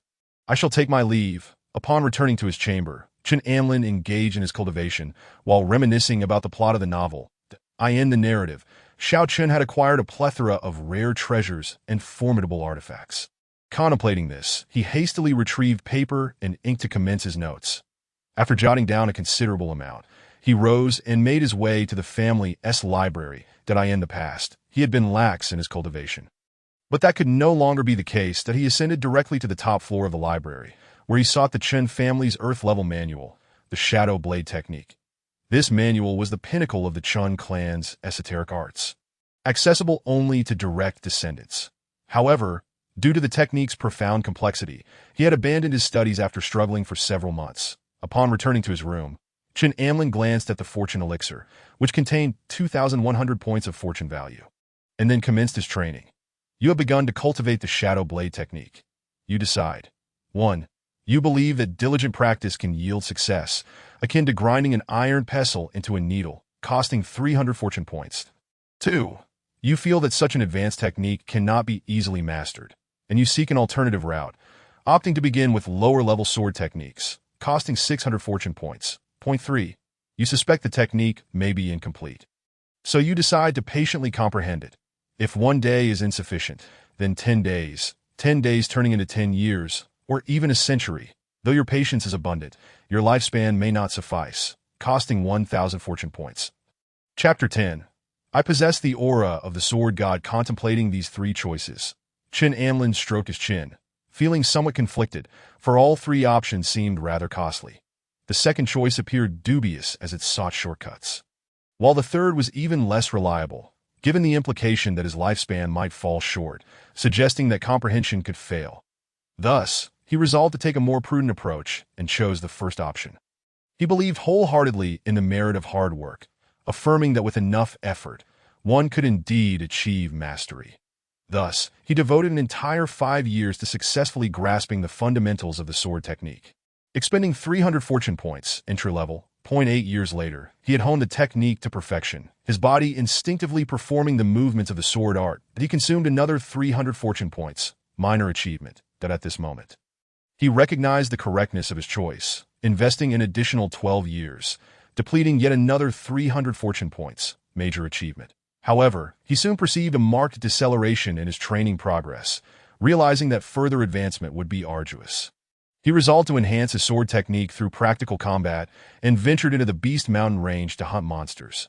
After an indeterminate period, on a certain day, he successfully sensed the ethereal essence emanating from his sword.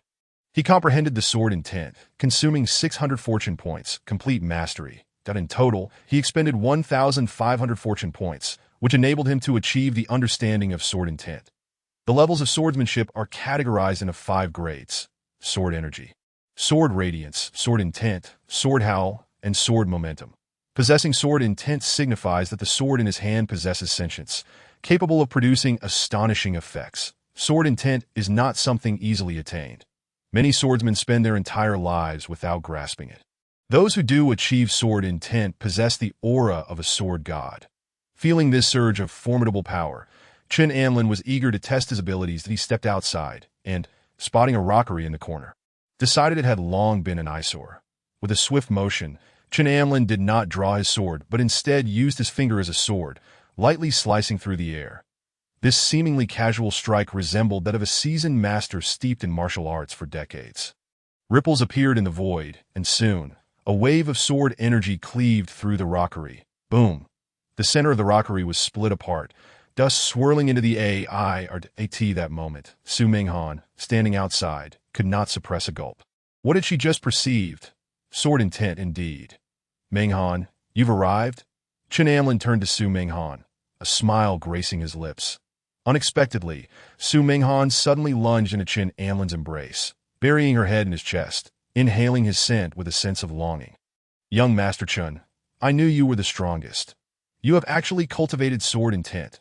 You are incredible. Now, Su Minghan's eyes brimmed with admiration. Impressive, right? Do you wish to learn? I can teach you.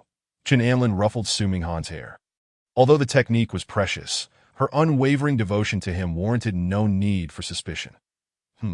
Su Minghan looked up in surprise, her eyes sparkling with delight. What? Young Master Chen, you wish to teach me swordsmanship. Indeed, do you desire it? Of course, I want to become as formidable as you. Su Minghan's doe-like eyes gazed adoringly at Chen Anlin, her soft form nearly clinging to him. For a moment, the atmosphere around them felt thick with a distinctive allure. If you wish to learn, you must be sensible, Chen Anlin murmured, but Su Minghan lowered her head and playfully tapped his chest that you're annoying. After a brief moment, Chen Anlin set Su Minghan down and stepped back. Extracting the manual to annotate it with his insights, one should not underestimate his annotations. He had achieved complete mastery of the technique and comprehended sword intent. Su Minghan treasured it as if it were a precious gem, gazing at Chen Anlin with heartfelt admiration. Young Master Chen, this sword technique is a treasure of your family, yet you are giving it to me? Of course, it's because I care for you. Su Minghan nestled her head against Chen Anlin's chest. But I want to reward you. A reward, you say? Chen Anlin waved his hand dramatically. The next morning, Chen Anlin arose early to see his parents depart with a large entourage. Today marked the day they were heading to Hucking Academy. Upon arriving at the academy, he heard surprising news. Xiao Chun had returned, that he casually approached a female disciple, who mistakenly believed Chen Anlin intended to take advantage of her, and eagerly sprang towards him. Chen Anlin sidestepped her advances with disdain, while Su Minghan sighed in relief and shot a warning glare at the female disciple to deter any inappropriate thoughts. Through this female disciple, Chen Anlin discerned why Xiao Chun dared to return so boldly. That it was all due to Zhou Tong's machinations. Zhou Tong had leveraged her connections to revoke Xiao Chen's wanted status and claimed that the evil entity on Xiao Chun had been a demon that had entangled him, which she had personally dealt with. With Zhou Tong as a witness, the matter went largely unexamined. Although the great Zhou professed zero tolerance for evil beings, the reality often reflected a no one investigates unless reported mentality. Moreover, many powerful figures secretly harbored such demons, occasionally hosting gatherings at home to revel in their company. In light of this, many officials chose not to delve deeper into the situation, especially since Xiao Chun was merely an ordinary 8th-grade warrior. What a true protagonist, to be rescued by Zhou Tong. Nevertheless, if Xiao Chun did not appear, how could he continue to suppress him? Without suppressing him, how could he accrue fortune points? Therefore, Xiao Chun, do strive diligently. Do not allow yourself to be easily vanquished, for that would be far too dull. With this thought, Chen Anlin suddenly felt rather fond of him, even hoping for the protagonist's earnest efforts. Yet, how to suppress Xiao Chun next? An idea struck him, and he promptly sought out a few of his usual followers. Brother Chen, you called for us? 2 of his subordinates approached, one of whom was a robust man named Wang Dahe, who had always stood by him. Wang Dahe looked at Chen Anlin, seemingly hesitant to speak. Chen Anlin furrowed his brow. What is it? Speak your mind.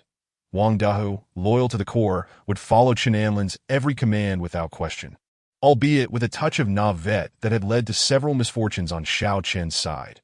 After a moment's hesitation, Wang Dahu's eyes flickered with uncertainty that he had initially refrained from speaking, as such matters were typically uncomfortable for a man. However, as Chen Anlin's foremost subordinate, he could not stand idly by while his leader suffered. Thus, he took a deep breath and said, "Brother Chen, don't take this to heart. But as the saying goes, if one wishes to live well, one must wear a crown of thorns." Slap! Chen Anlin delivered a punch to Wang Da's chest. "What nonsense are you spouting?"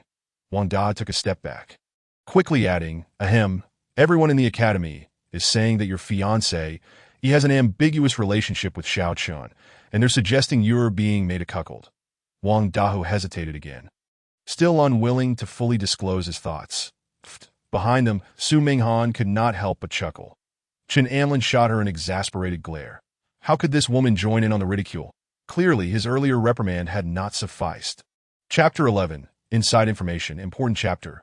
Enough! Did I not mention that I have already called off my engagement with Zhao Yao? Chen Anlin frowned and continued. Now, I want you to spread the word that Xiao Chun is harboring evil beings and has an unclear relationship with Zhao Yao. We must create negative sentiment against him. Haha, Brother Chen, you need not worry. This rumor is already circulating outside. Wang Dahu let out a hearty laugh, retrieving a copy of the Great Zhou Daily from his waist pouch.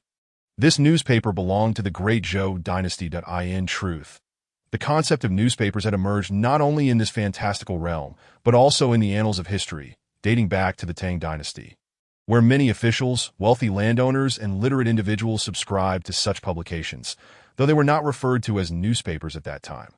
Chen Anlin cast a glance at the newspaper's headline, astonished to discover that the reason for the infatuated young master of the Chun family calling off his engagement was the presence of a third party.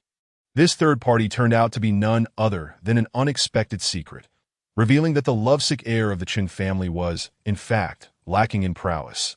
The Chen family's young master was deemed inferior in skills compared to a mere impoverished youth, resulting in Zhao Yao's disdain. Thousands of young women rallied in support of the lovesick heir, besieging the Zhao family's entrance, demanding that Zhao Yao clarify her affair with the man of the wild. Witnessing this, Chen Anlin's lips twitched. Could it be that the scribes of this world were reincarnated employees from a gossip newspaper in his past life? With a flicker of thought, he activated his celestial eye, tuning into the myriad comments from students within the academy. They were astounded that Xiao Chun, the impoverished youth, possessed such capabilities to win over Zhao Yao. Chen Anlin, clearly more accomplished, wondered what Zhao Yao was thinking to straddle two boats. One girl sighed, lamenting the plight of the young Master Chun, who had pined for years.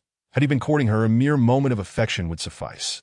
Yet, Zhao Yao truly knows how to play. Even with Xiao Chun harboring dark secrets, she chooses to walk alongside him. What a reckless endeavor! Ding! Xiao Chun and Zhao Yao's reputations were tarnished, leading to a deduction of 500 luck points. Upon reading the notification, Chen Anlin beamed with joy. He initially intended to personally disseminate information regarding these two, but it seemed unnecessary now.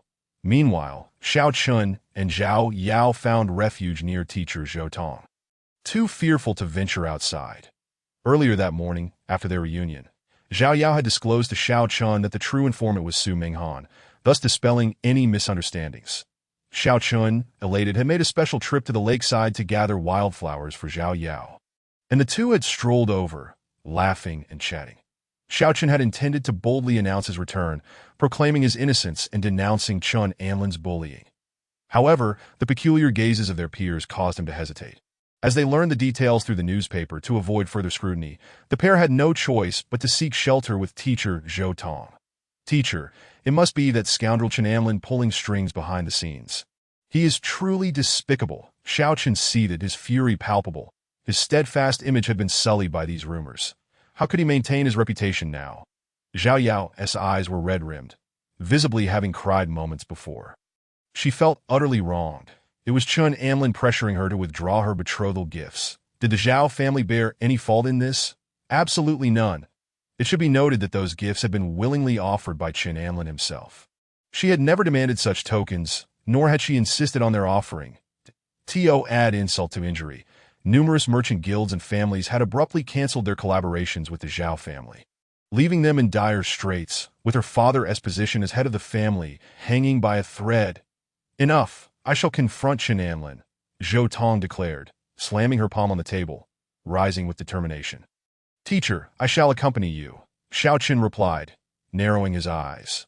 Chen Anlin was engrossed in the newspaper, which also featured news about the disturbances caused by the barbarians in the northern frontier. Suddenly, a melodious female voice interrupted. Teacher Zhou, what do you require of me? Chen Anlin turned to face the newcomer. Zhou Tong, clad in a flowing robe, her long hair cascading gracefully, possessed an alluring figure, particularly accentuated by her curves, which seemed to beckon with every step. I see you have perused the content of the newspaper, Zhou Tong remarked, glancing at the publication in Chen Anlin's hands. Indeed, I have, he replied. Let me be succinct. I have gathered the details regarding your affair with Xiao Chun. He has not consorted with any dark entities, a point I have clarified, and the rumors surrounding him and Zhao Yao are entirely unfounded. This has caused them significant harm, and I implore you to act magnanimously and rectify this situation. Zhou Tong adopted a tone of reproach. Chen Anlin smiled nonchalantly. How do you know these are mere rumors? I know Xiao Chun. He is a person of integrity, destined for greatness, that I do not wish for you to inflict harm upon him. And he can harm me. Is that it? Enough, Chen Anlin. Do not further tarnish my impression of you. Everyone knows you are the mastermind behind this scandal. Had it not been for you, they would not be subject to such scrutiny. Chen Anlin was at a loss for words. Admittedly, his initial intention had been to stir the pot, but the scandal had erupted spontaneously before he could even commence. This only served to highlight the astuteness of the public eye. I believe your judgment is flawed, that if Xiao Chun is at fault, then place the blame solely on me.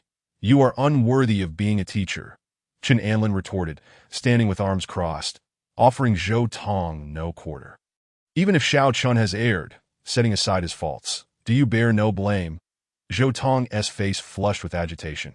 She simply could not fathom how Chen Anlin could be so shameless. While it was true that there had been some romantic tension between Xiao Chun and Zhao Yao, it had remained innocuous. Although they had shared a few intimate moments during their training excursions, there had been no transgressions. Why could Chen Anlin not show a modicum of grace and let go of his vendetta? I am at fault. Are you blind? What wrong have I committed? Chen Anlin snapped. You resort to monetary coercion, compelling Zhao Yao to accept your gifts. Is this not an abuse of power? Fine, fine, fine. You may take your leave. Chen Anlin was disinclined to explain himself further, unable to articulate a response. Are we? Furthermore, your methods in instigating this public uproar are woefully simplistic. You are to publish a clarification immediately, and I assure you, should Xiao Chun achieve success in the future, he will undoubtedly assist you. Can he discern between right and wrong? Can you? I have no need for his assistance.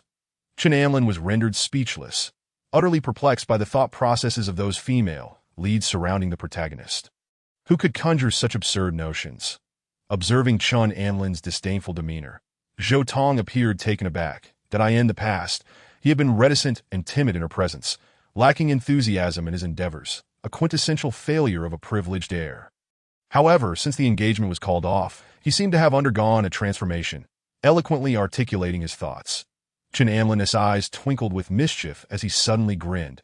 If you wish for me to clarify, then let Xiao Chun kneel before me and plead. I, being magnanimous, shall grant him mercy. Zhou Tong was incensed at this suggestion. How could that be possible? Do you have any idea how hard Xiao Chun has worked? Forcing him to kneel would shatter his martial spirit. Chen Anlin, how can you be so ruthless?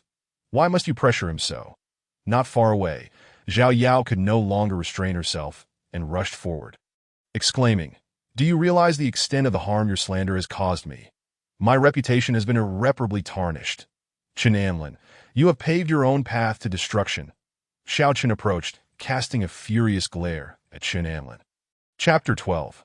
Are you provoking me again? But this time it's different. Chen Anlin, you are utterly despicable. I will never forgive you. Never. Zhao Yao shouted at Chen Anlin.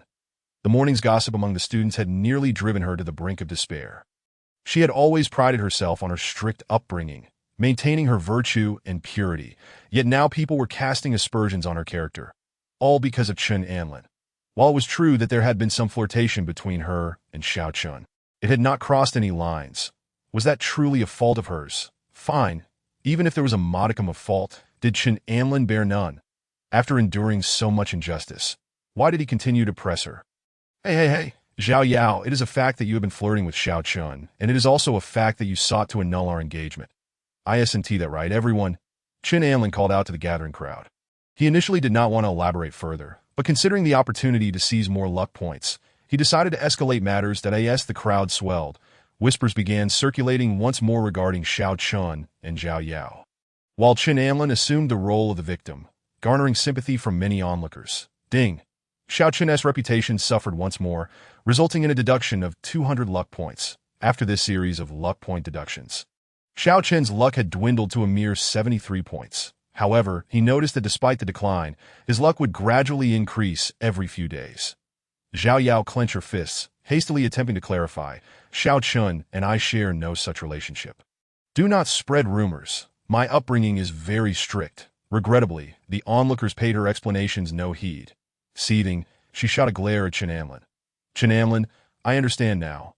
If you cannot possess something, you will go to great lengths to destroy it. You are a wretched man, and I will never associate myself with someone like you. Observing her hysterical demeanor, an uninformed bystander might genuinely believe that Zhao Yao has suffered a grievous injustice. Yet alas, the onlookers possess their own sense of judgment. The facts of the matter are abundantly clear.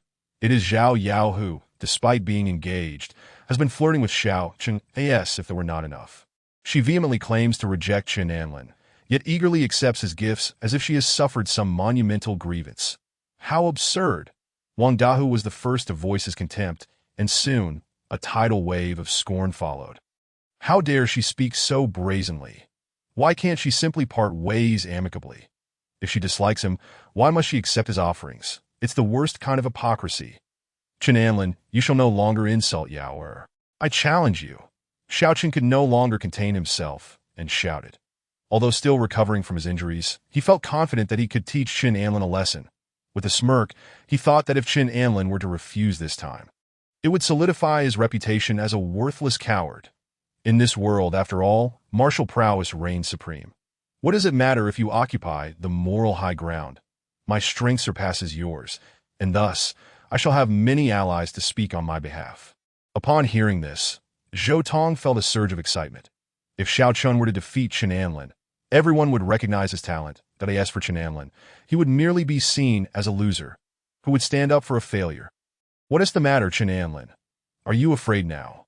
Xiao Chun taunted, pushing him further. Chen Anlin narrowed his eyes. Another provocation, yet this time the circumstances were different. This time, Xiao Chun was injured. Through the eye of heaven, Chen Anlin could see that Xiao Chun had reached the mid-stage of the 8th rank, but with his injuries, even if he could overcome the odds, it would be remarkable if he could exhibit his full mid-stage 8th rank capabilities. Meanwhile, Chen Anlin was currently at the mid-stage of the 7th rank, having perfected both the Fire Yang Fist and the Shadow Sword technique, and even cultivated a sword intent, that he was destined to become a sword god. To speak arrogantly, he could even contend against an ordinary 5th rank warrior. Thus, what could Xiao Chun possibly use to compete with him? Chen Anlin, you certainly must be afraid. I knew it all along. You clearly envy Xiao Chun's talent, yet you are not his equal. Zhao Yao was convinced that Chen Anlin would behave as he had before, shirking from Xiao Chun's challenge. Little did she expect Chen Anlin to burst into laughter. Ha ha. Splendid, Xiao Chun, since you seek death, I shall oblige you. What? You actually accepted. Xiao Chun was instantly elated. This foolish boy had agreed. How delightful. He could hardly contain his excitement. He surveyed the crowd, proclaiming with fervor, fellow students, I am aware of the profound misunderstandings regarding my relationship with Zhao Yao. I shall not indulge in lengthy explanations, for some individuals possess powerful backgrounds that can distort the truth. Since my background is not as formidable, I must defeat him and demonstrate to everyone that lineage does not determine destiny. As his words echoed, the crowd fell silent, stunned by Xiao Chun's declaration. Some young women found him irresistibly charming, exclaiming how impressive he was. Zhou Tong nodded in approval, casting a glance at Chen Anlin as if to say, Can you speak as eloquently as Xiao Chun?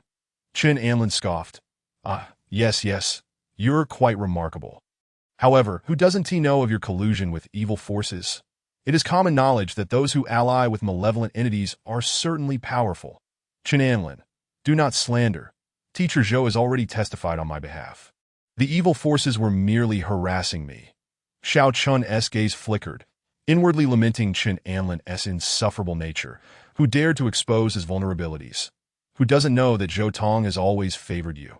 Besides, as someone born into poverty, what has made you so formidable? Is it not due to your alliance with evil forces that you gained strength? You have been trying to restore the power of those malevolent beings. Haven to you. Chen Anlin's words awakened realizations in others. Indeed, they had almost been swayed by Xiao Chen's earlier claims that I suspected as much. It makes sense now why Xiao Chen is so strong. Thanks to Chen Anlin's analysis, it is clear he relies on the support of those evil forces that I wonder where he has hidden them now. Ding. Xiao Chen's reputation suffered, losing 500 fortune points. Chen Anlin grinned and continued, surely, the evil forces must be concealed somewhere on his person. Chen Anlin, stop your nonsense. Xiao Chen gritted his teeth, momentarily at a loss for words, his usual eloquence faltering due to his inner turmoil. That's enough, Chen Anlin. The truth about the evil forces has been uncovered by the teacher. Cease your attempts to manipulate this narrative. It is time for you both to compete, since you just agreed. Prepare yourself for the duel with Xiao Chen. Zhou Tong interjected, hastily redirecting the conversation. Chen Anlin shrugged, feeling satisfied that he had already secured the fortune points that he sauntered toward the arena. Brother Chen, remain calm. I believe it is prudent to deliberate further, Wang Dahu whispered. Yes, Master Chen, Xiao Chen has the assistance of evil forces. It's not a simple matter. Your talent is commendable, but you have lagged behind too much. Those close to Chen Anlin hurriedly cautioned him. Despite not lacking resources, Chen Anlin had devoted the past few years to pursuing Zhao Yao, neglecting his training and even offering his cultivation resources to her, leaving him at a disadvantage. Now, it was common knowledge that Chen Anlin was inferior to Xiao Chen in strength. Thus, accepting this challenge would surely lead to failure. Fear not. I shall demonstrate to Xiao Chen that even with the aid of evil forces, he is still no match for me. Chen Anlin shrugged, nonchalantly leaping onto the arena. As Chen Anlin stepped onto the stage, Xiao Chen felt a surge of joy, yet an inexplicable sense of unease washed over him. He immediately inquired of his master, Master, please assess Chen Anlin's strength. Regrettably, since the last incident with the celestial maiden from beyond the realm, she had remained in a state of slumber, offering no response. This left Xiao Chen feeling frustrated. It was disheartening to be let down at such a critical moment.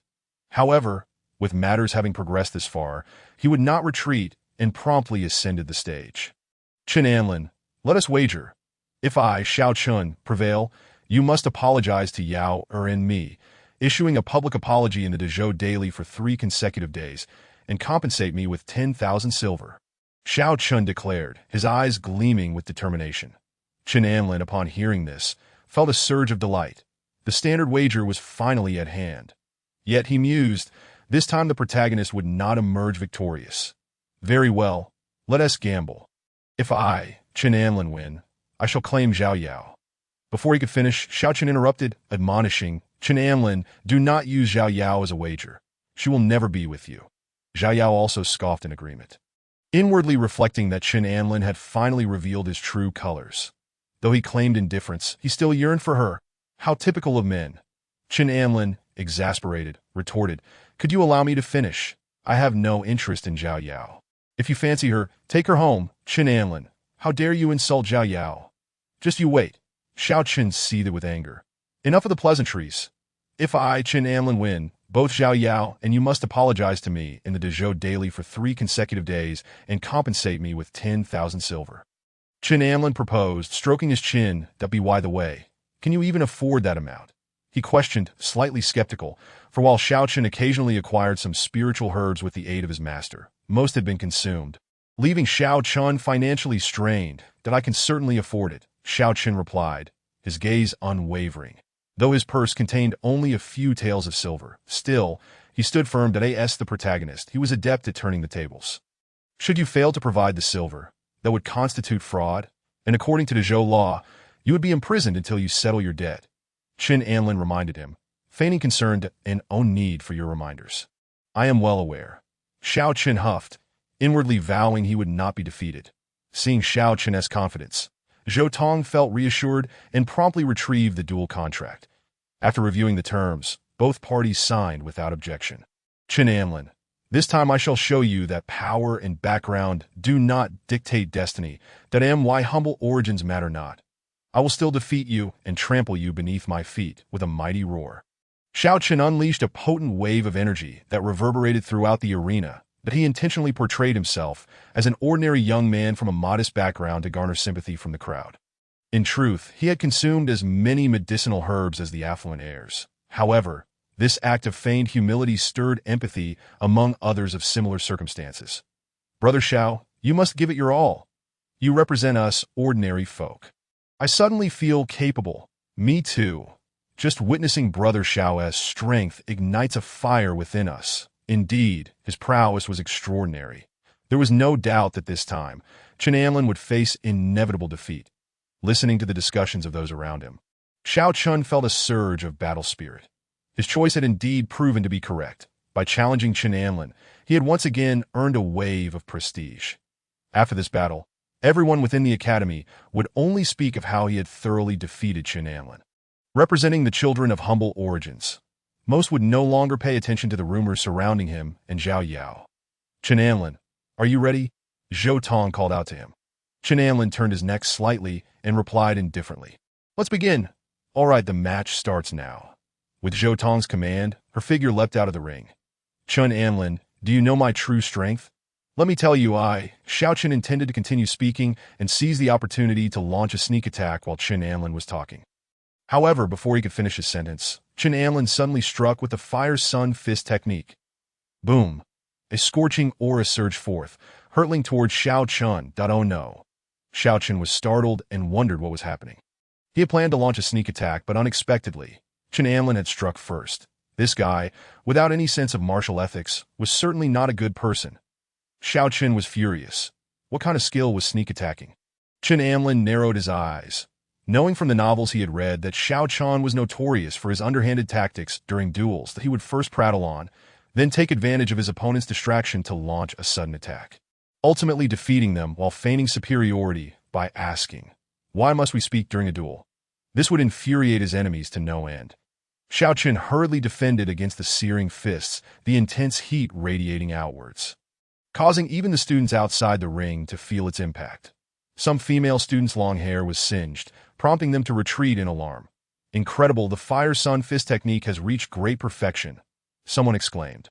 Indeed, it is truly great perfection, concealed and profound. Didn't they say Chen Anlin had wasted his martial arts skills over the years? What on earth is happening? After the broken engagement, Chen Anlin had transformed. What was this called? With no thoughts of women, one naturally becomes a god in battle. Among the crowd, only Su Minghan understood the situation clearly, reflecting that young Master Chen's prowess was partly due to her diligent efforts. At this moment, Xiao Chun was left battered and bruised, his appearance disheveled, as if he were a kite with its string cut, flying backwards uncontrollably. Such a heavy blow exacerbated the injuries within him. No, I cannot lose, Xiao Chun roared, forcibly suppressing his internal injuries, his heart screaming, I must soar higher. Boom! His internal energy surged, revealing his strength at the mid-8th rank. My heavens, Xiao Chen has actually reached the mid-8th rank. Someone gasped upon sensing Xiao Chen's power. He really is at mid-8th rank. I always thought he was at the peak of 9th rank. Xiao Chen is truly formidable. This time, Chen Anlin was undoubtedly destined for defeat. His earlier ability to send Xiao Chen flying was purely luck. What luck? That was a sneak attack. A group of ordinary disciples shouted in disbelief, taken aback that Xiao Chen had concealed his strength so deeply. Upon witnessing this scene, Zhao Yao smiled, murmuring, Xiao Chen, I knew you were extraordinary. This time, you will decisively defeat Chen Anlin, and let us see if he dares to bully us again. Zhou Tong, the teacher, was equally thrilled, clenching her fists that I did not misjudge. Xiao Chen's talent is exceptional, and he will certainly secure a place among the powerful in the capital. Chen Anlin, are you stunned? Xiao Chen raised his fist. Relying on sneak attacks. What kind of hero does that make you? Looking at the swiftly approaching Xiao Chen, Chen Anlin chuckled dismissively, Think about it. When have you not used sneak attacks?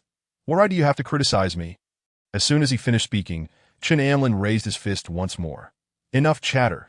Today you are destined to lose the do you see the wind of my fist. This punch is called, before Xiao Chen could finish his words.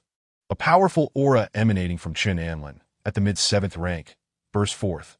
The pressure from this energy was even more terrifying, shattering Xiao Chen's fist wind and striking him directly. Impossible, absolutely impossible. How can your strength be, GA? Another abrupt stop. The force of the Fire Sun fist enveloped him entirely. No. Xiao Chen crossed his arms before his chest in defense, yet he was still sent flying, his clothes and hair singed, leaving him covered in dirt and his aura diminished by 60%. At this moment, everyone was left dumbfounded. How can Chen Anlin be so powerful? He suddenly reached the 7th rank. 7th rank. Didn't he claim to only be at the 8th rank? Furthermore, it was said that Chen Anlin's 8th rank was achieved through consuming pills. But now he is not only powerful, but also possesses real combat strength. What is going on? Before they could comprehend, Chen Anlin's assault came again. Xiao Chun, do you think I possess only this level of skill? Your so-called sneak attack is merely me returning the favor in kind. This next move is called Phantom Shadow. Phantom Shadow? Xiao Chun raised his head in horror as a shadow shot towards him. No. Chapter 14. Where has the resolute gaze gone? Everyone's eyes widened in shock as they looked at the scene before them. Their faces filled with terror. They could not discern what Chen Anlin's strike entailed, only sensing a feeling of speed. The black shadow seemed to tear through the air, accompanied by a piercing shriek. Rushing towards Xiao Chun, a sword. It's a sword, a powerful sword energy, someone exclaimed. Could it be the Chun family's ultimate technique, the Phantom Shadow Sword technique? This sword technique is not easy to master. Has Chen Anlin succeeded? Look at the power. It's no trivial matter. Those standing nearby could feel the pressure.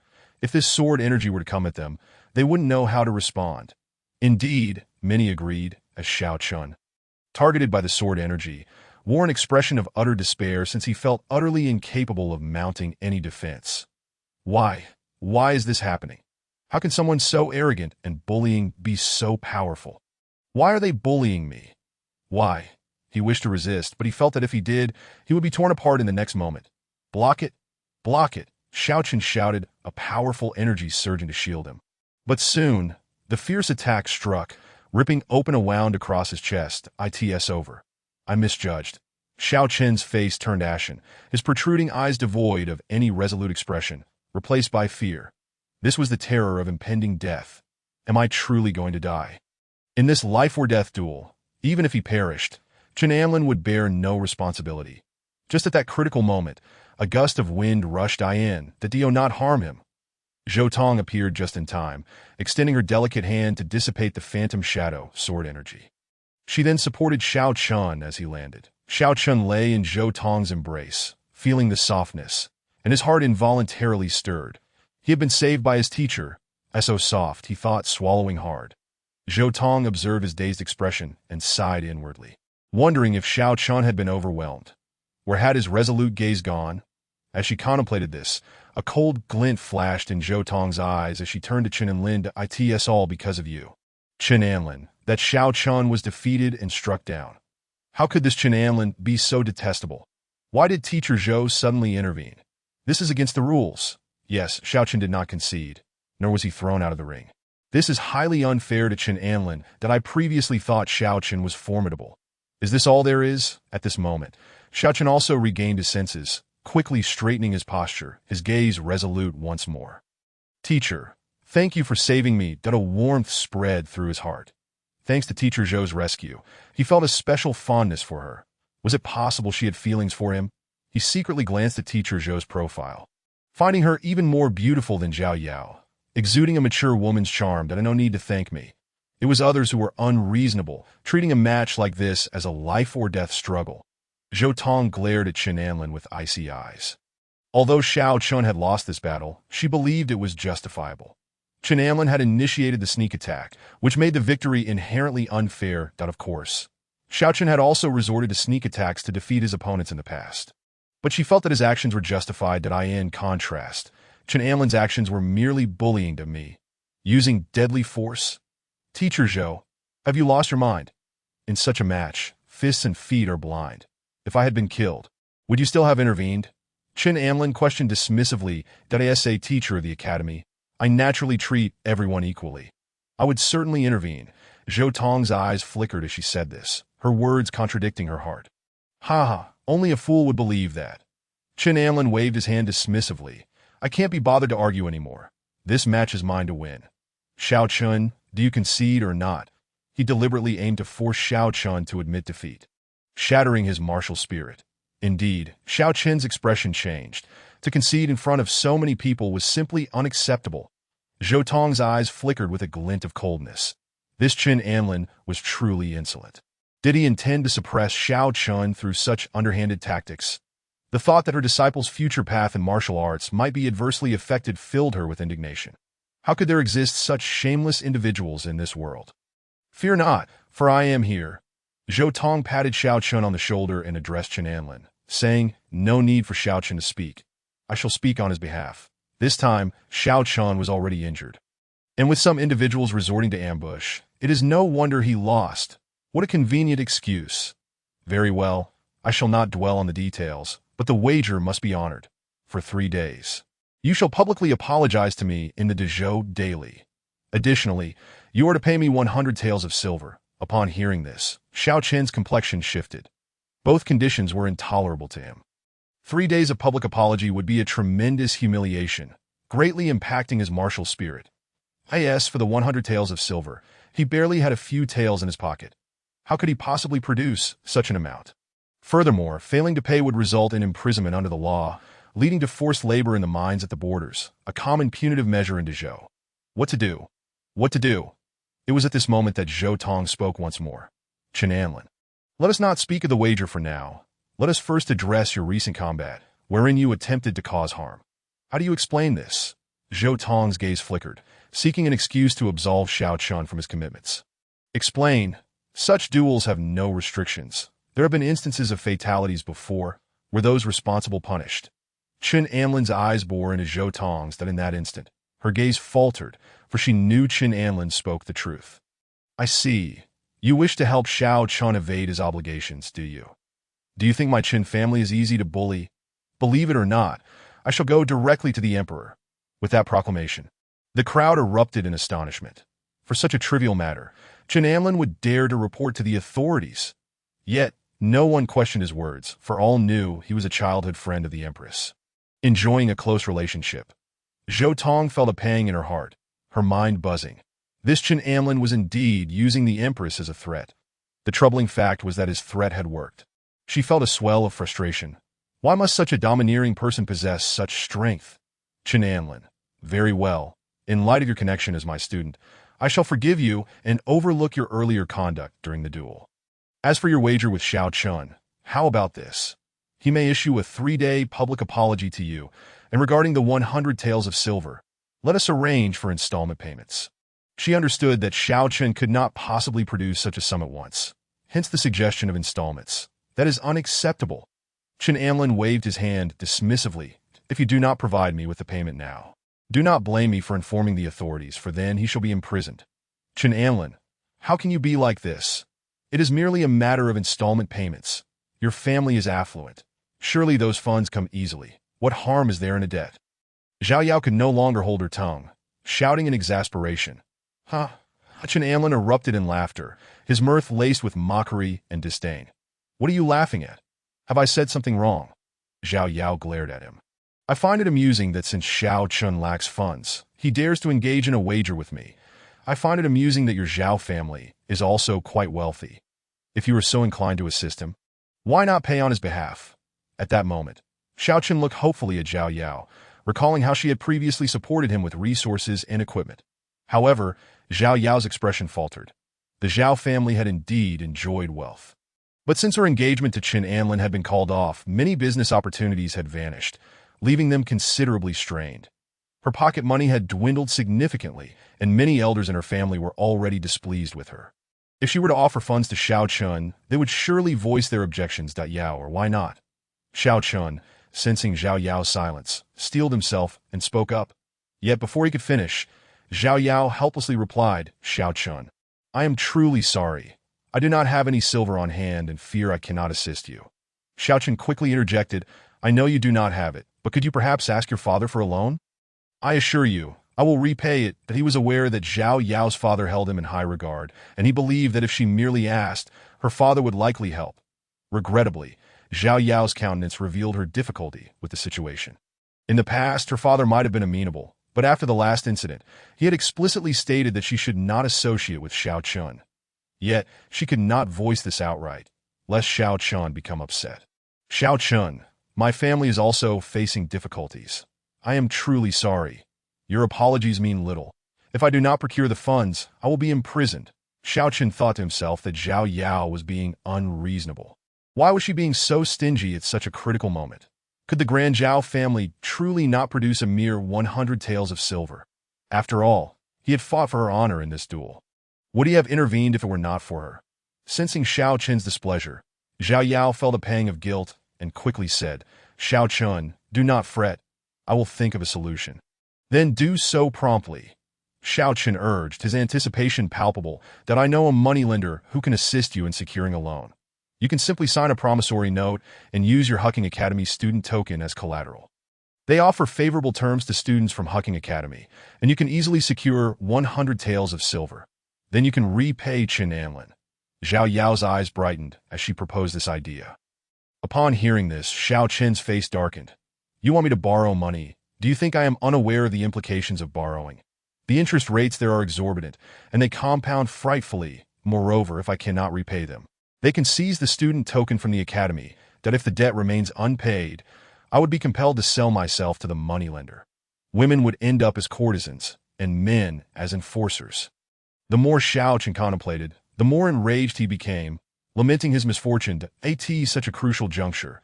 Even Zhao Yao could not assist him, despite all the kindness he had shown her in the past.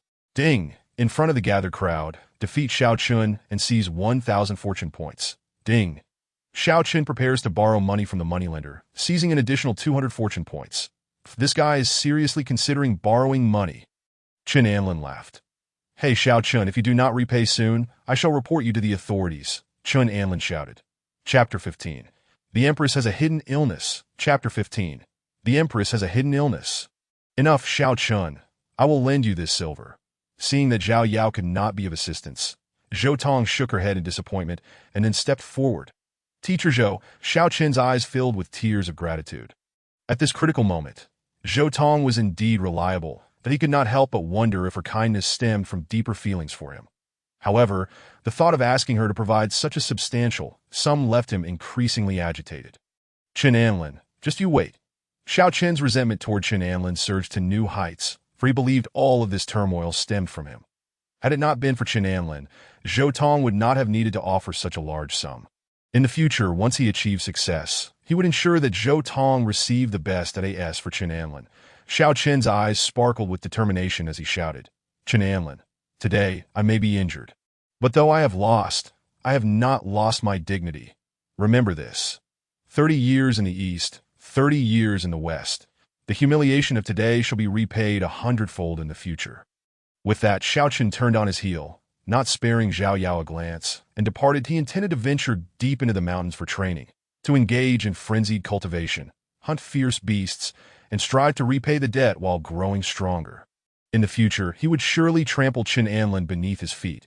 Chen Anlin, too, had no intention of lingering, for he was displeased that Xiao Chen's dealings with the dark forces had gone unpunished. He planned to enter the palace and speak with the emperor about revoking Zhou Tong's position as a teacher. As he left, he caught sight of Zhou Tong and Zhao Yao casting him venomous glares. These two must be dealt with at the opportune moment. Although Zhao Yao was at odds with him, her lack of strength meant she could only annoy him without posing a true threat. However, Zhou Tong was a different matter entirely. Not only was she powerful, but as a teacher at Hucking Academy, she wielded considerable influence. Thus, it was imperative to deal with Zhou Tong first, that he believed that once Zhou Tong was eliminated, it would deal a severe blow to Xiao Chun, allowing him to reap a significant amount of fortune points. After Chen Anlin departed, a middle-aged man approached Zhou Tong.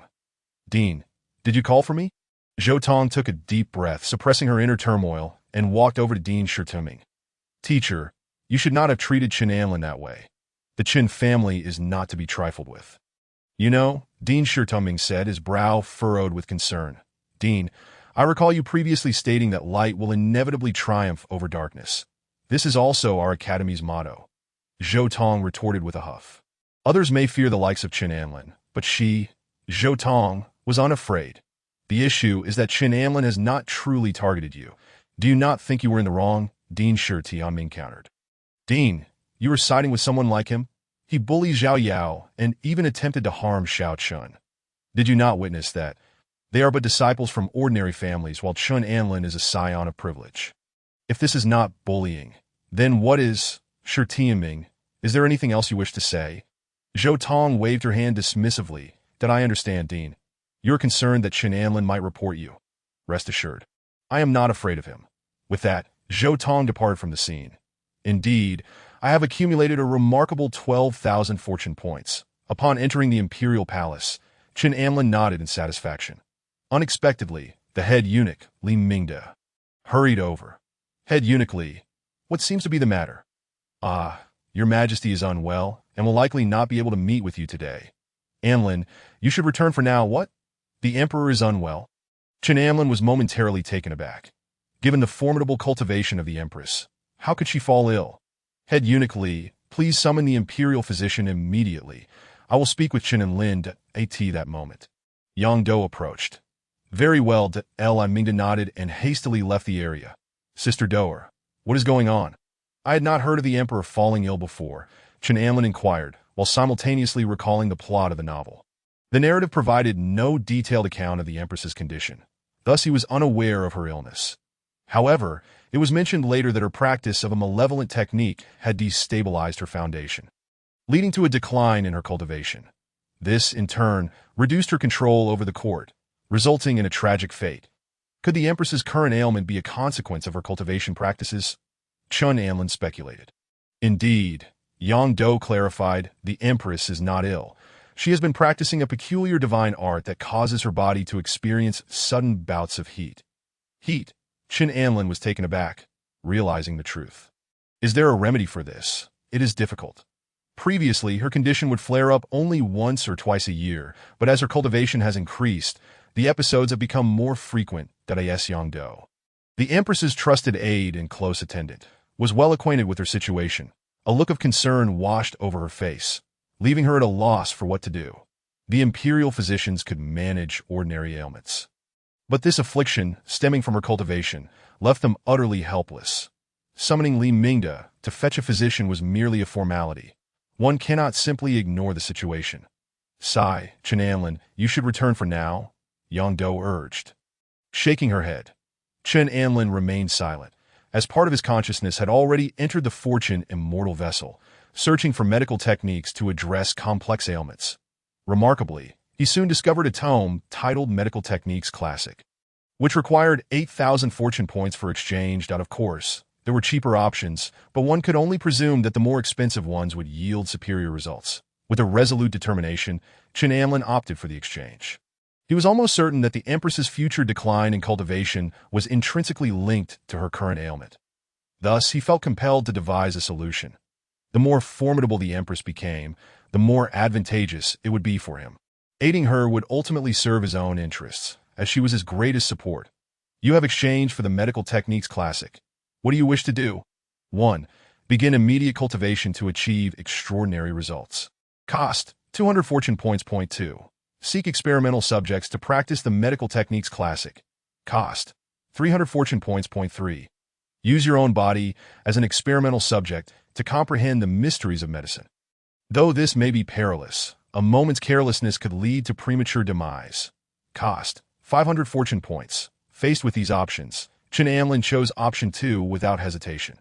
Option 1 relied solely on his personal cultivation, which could be risky if his innate talent proved inadequate.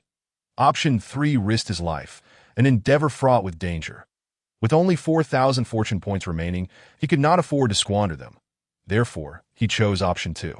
After all, the experimental subjects would be simulated within the fortune immortal vessel, resulting in no substantial consequence. You have decided to seek experimental subjects to practice the Medical Techniques Classic. You have set your sights on Yang Do. Utilizing her trust to eliminate her, and study her remains. 3 years later, you have thoroughly examined her inside and out, successfully grasping the mysteries of the human body. Entry level. Cost, 200 fortune points. You then focused on Su Minghan, who trusted you.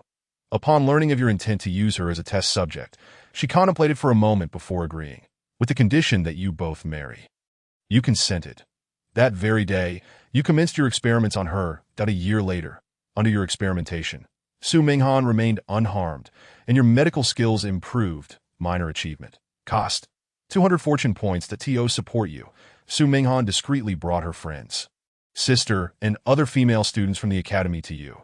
You conducted experiments on each individual, gaining immense experience. Now, even the most intricate ailments pose no challenge for you. Major achievement.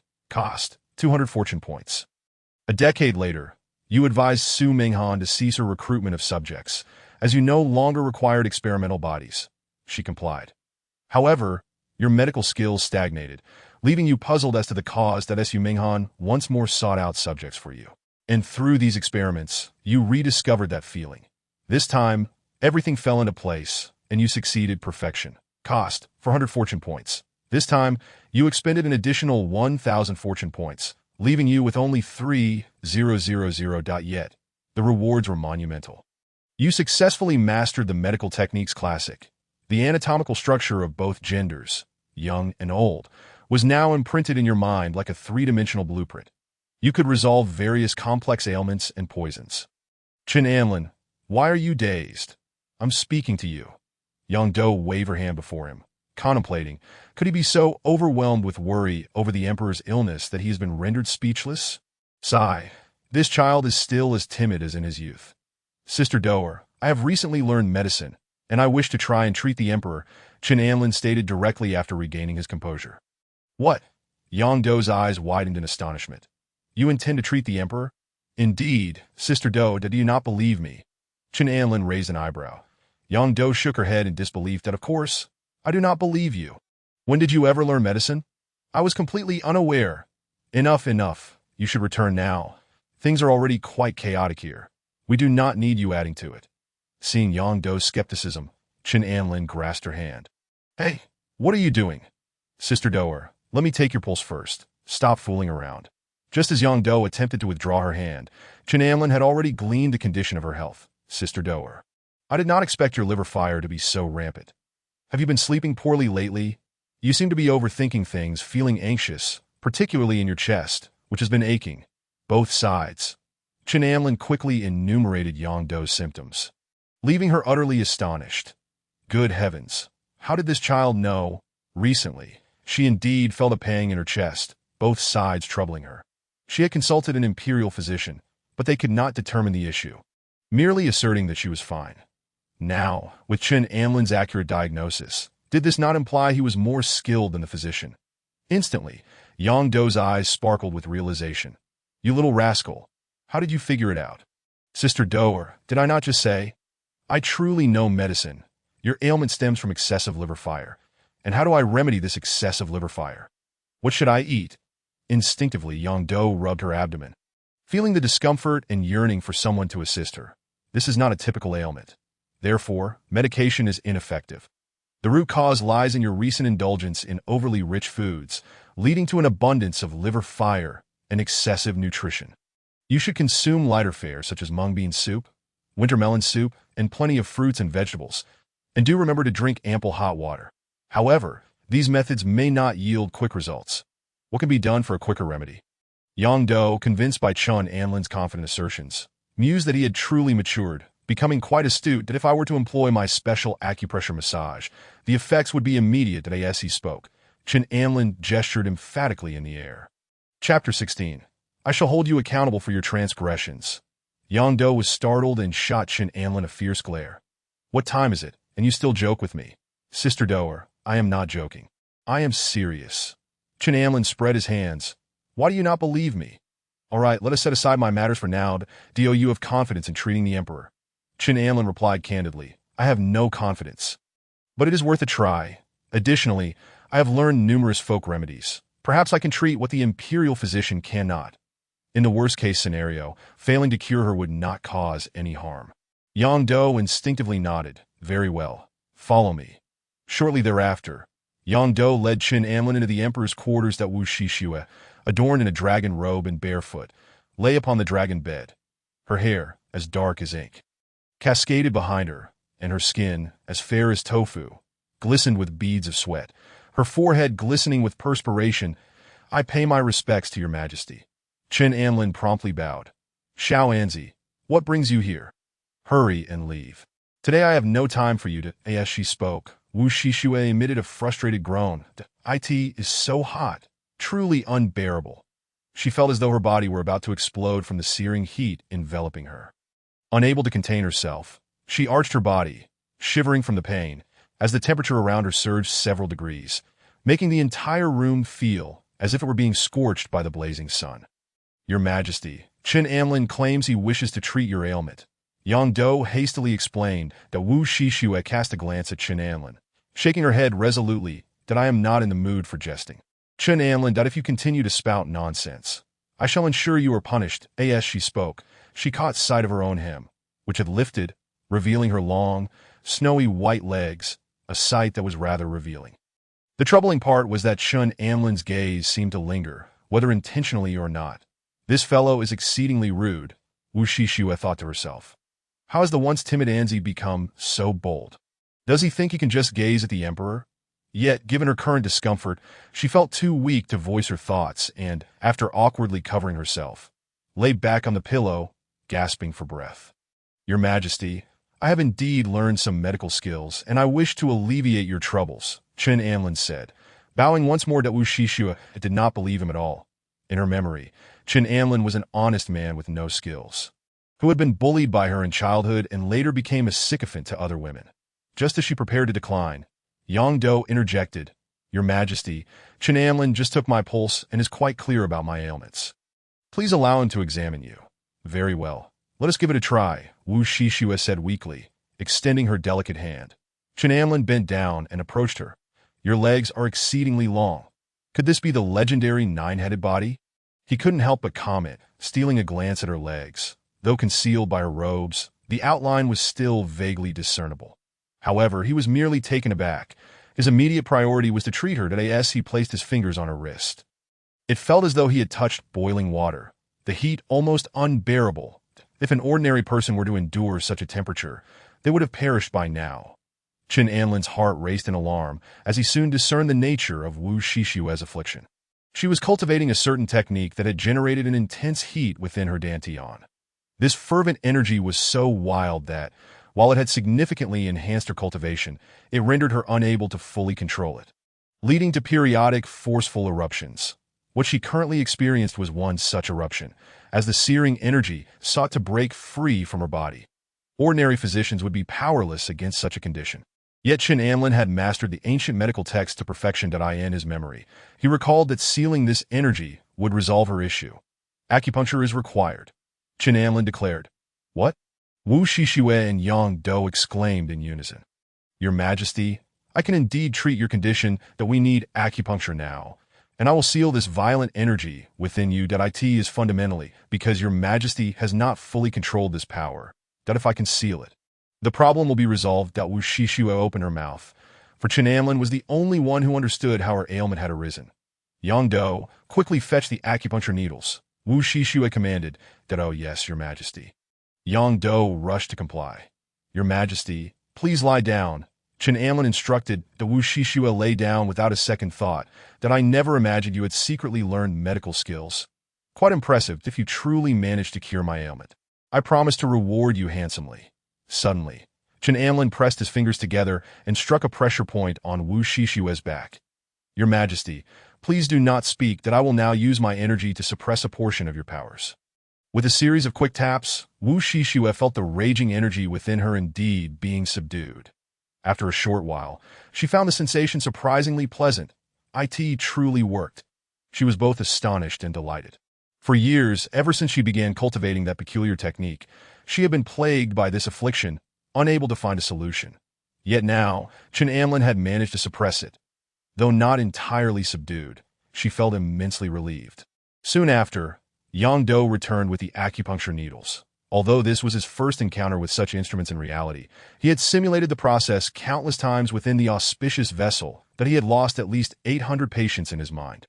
His heart now was cold as ice. With deft movements, he manipulated the needles. "Your Majesty, this needle is rather large. Please bear with me," Chen Anlin cautioned. "Proceed without hesitation, and no matter how thick or long, I can endure it." Wu Shishua replied, taking a deep breath. Chen Anlin nodded, positioning the needle precisely before swiftly inserting it. With each puncture, the needle sealed the pressure points, condensing the energy within Wu Shishua.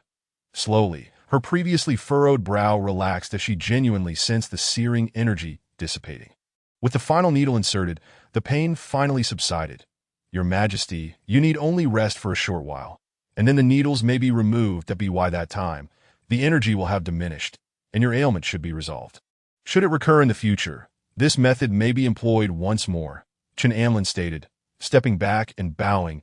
Wu Shishua wore a satisfied expression and nodded slightly. "Remarkable that I did not expect Anzi to possess such talents. Speak. What reward do you desire?" As she spoke, she noticed Chen Anlin's gaze wandering down to her long legs once more.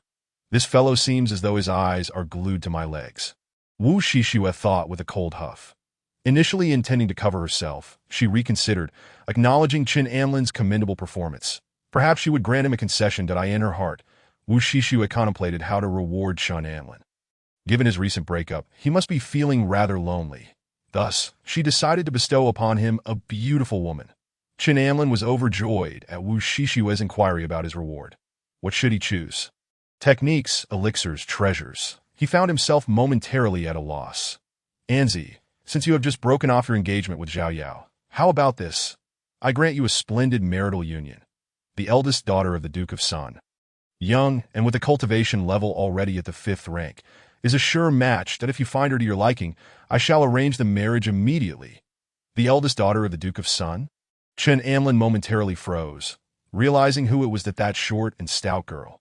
Indeed, she was talented, but he believed a brotherly bond would be more fitting. Cough, cough, Your Majesty, I believe there is no rush for marriage. I would prefer to focus on my cultivation for now. "Oh, it is rare for you to express such sentiments," Wu Shishua teased. "But are you certain you do not want it? I have heard you have a penchant for beautiful women, that I can only be considered somewhat inclined toward beautiful women." Chen Anlin replied, "Yes, there's such a classification. Indeed, I only pursue beautiful women and avoid those who are unattractive," Chen Anlin hinted fervently. Cough, cough, cough. Young Do, overhearing this, began to cough, desperately stifling laughter. Wu Shishua rolled her eyes dramatically. The gesture strikingly beautiful, akin to a snow lotus blooming upon an icy mountain. Chen Anlin found himself momentarily mesmerized by her beauty. Noticing his foolish expression, Wu Shishua huffed. "What are you staring at?" Chapter 17. The Empress is about to make another match. As Chen Anlin snapped back to reality, he quickly lowered his head. The past few days spent with Su Minghan had left him somewhat haggard, with his mind filled with distracting thoughts, leading him to entertain such notions about the Empress. "I am truly incorrigible. Your Majesty, I have been practicing the sword arts recently and wish for a fine sword," Chen Anlin stated, looking down. "A fine sword, you say? Indeed, your family's Qingguang Qian sword is a remarkable weapon for women." After some contemplation, Wu Shishua produced a sword that gleamed with a yellow light. "This sword was mine from my early years. It is of the earth grade, middle tier, and known as the Yellow Flash."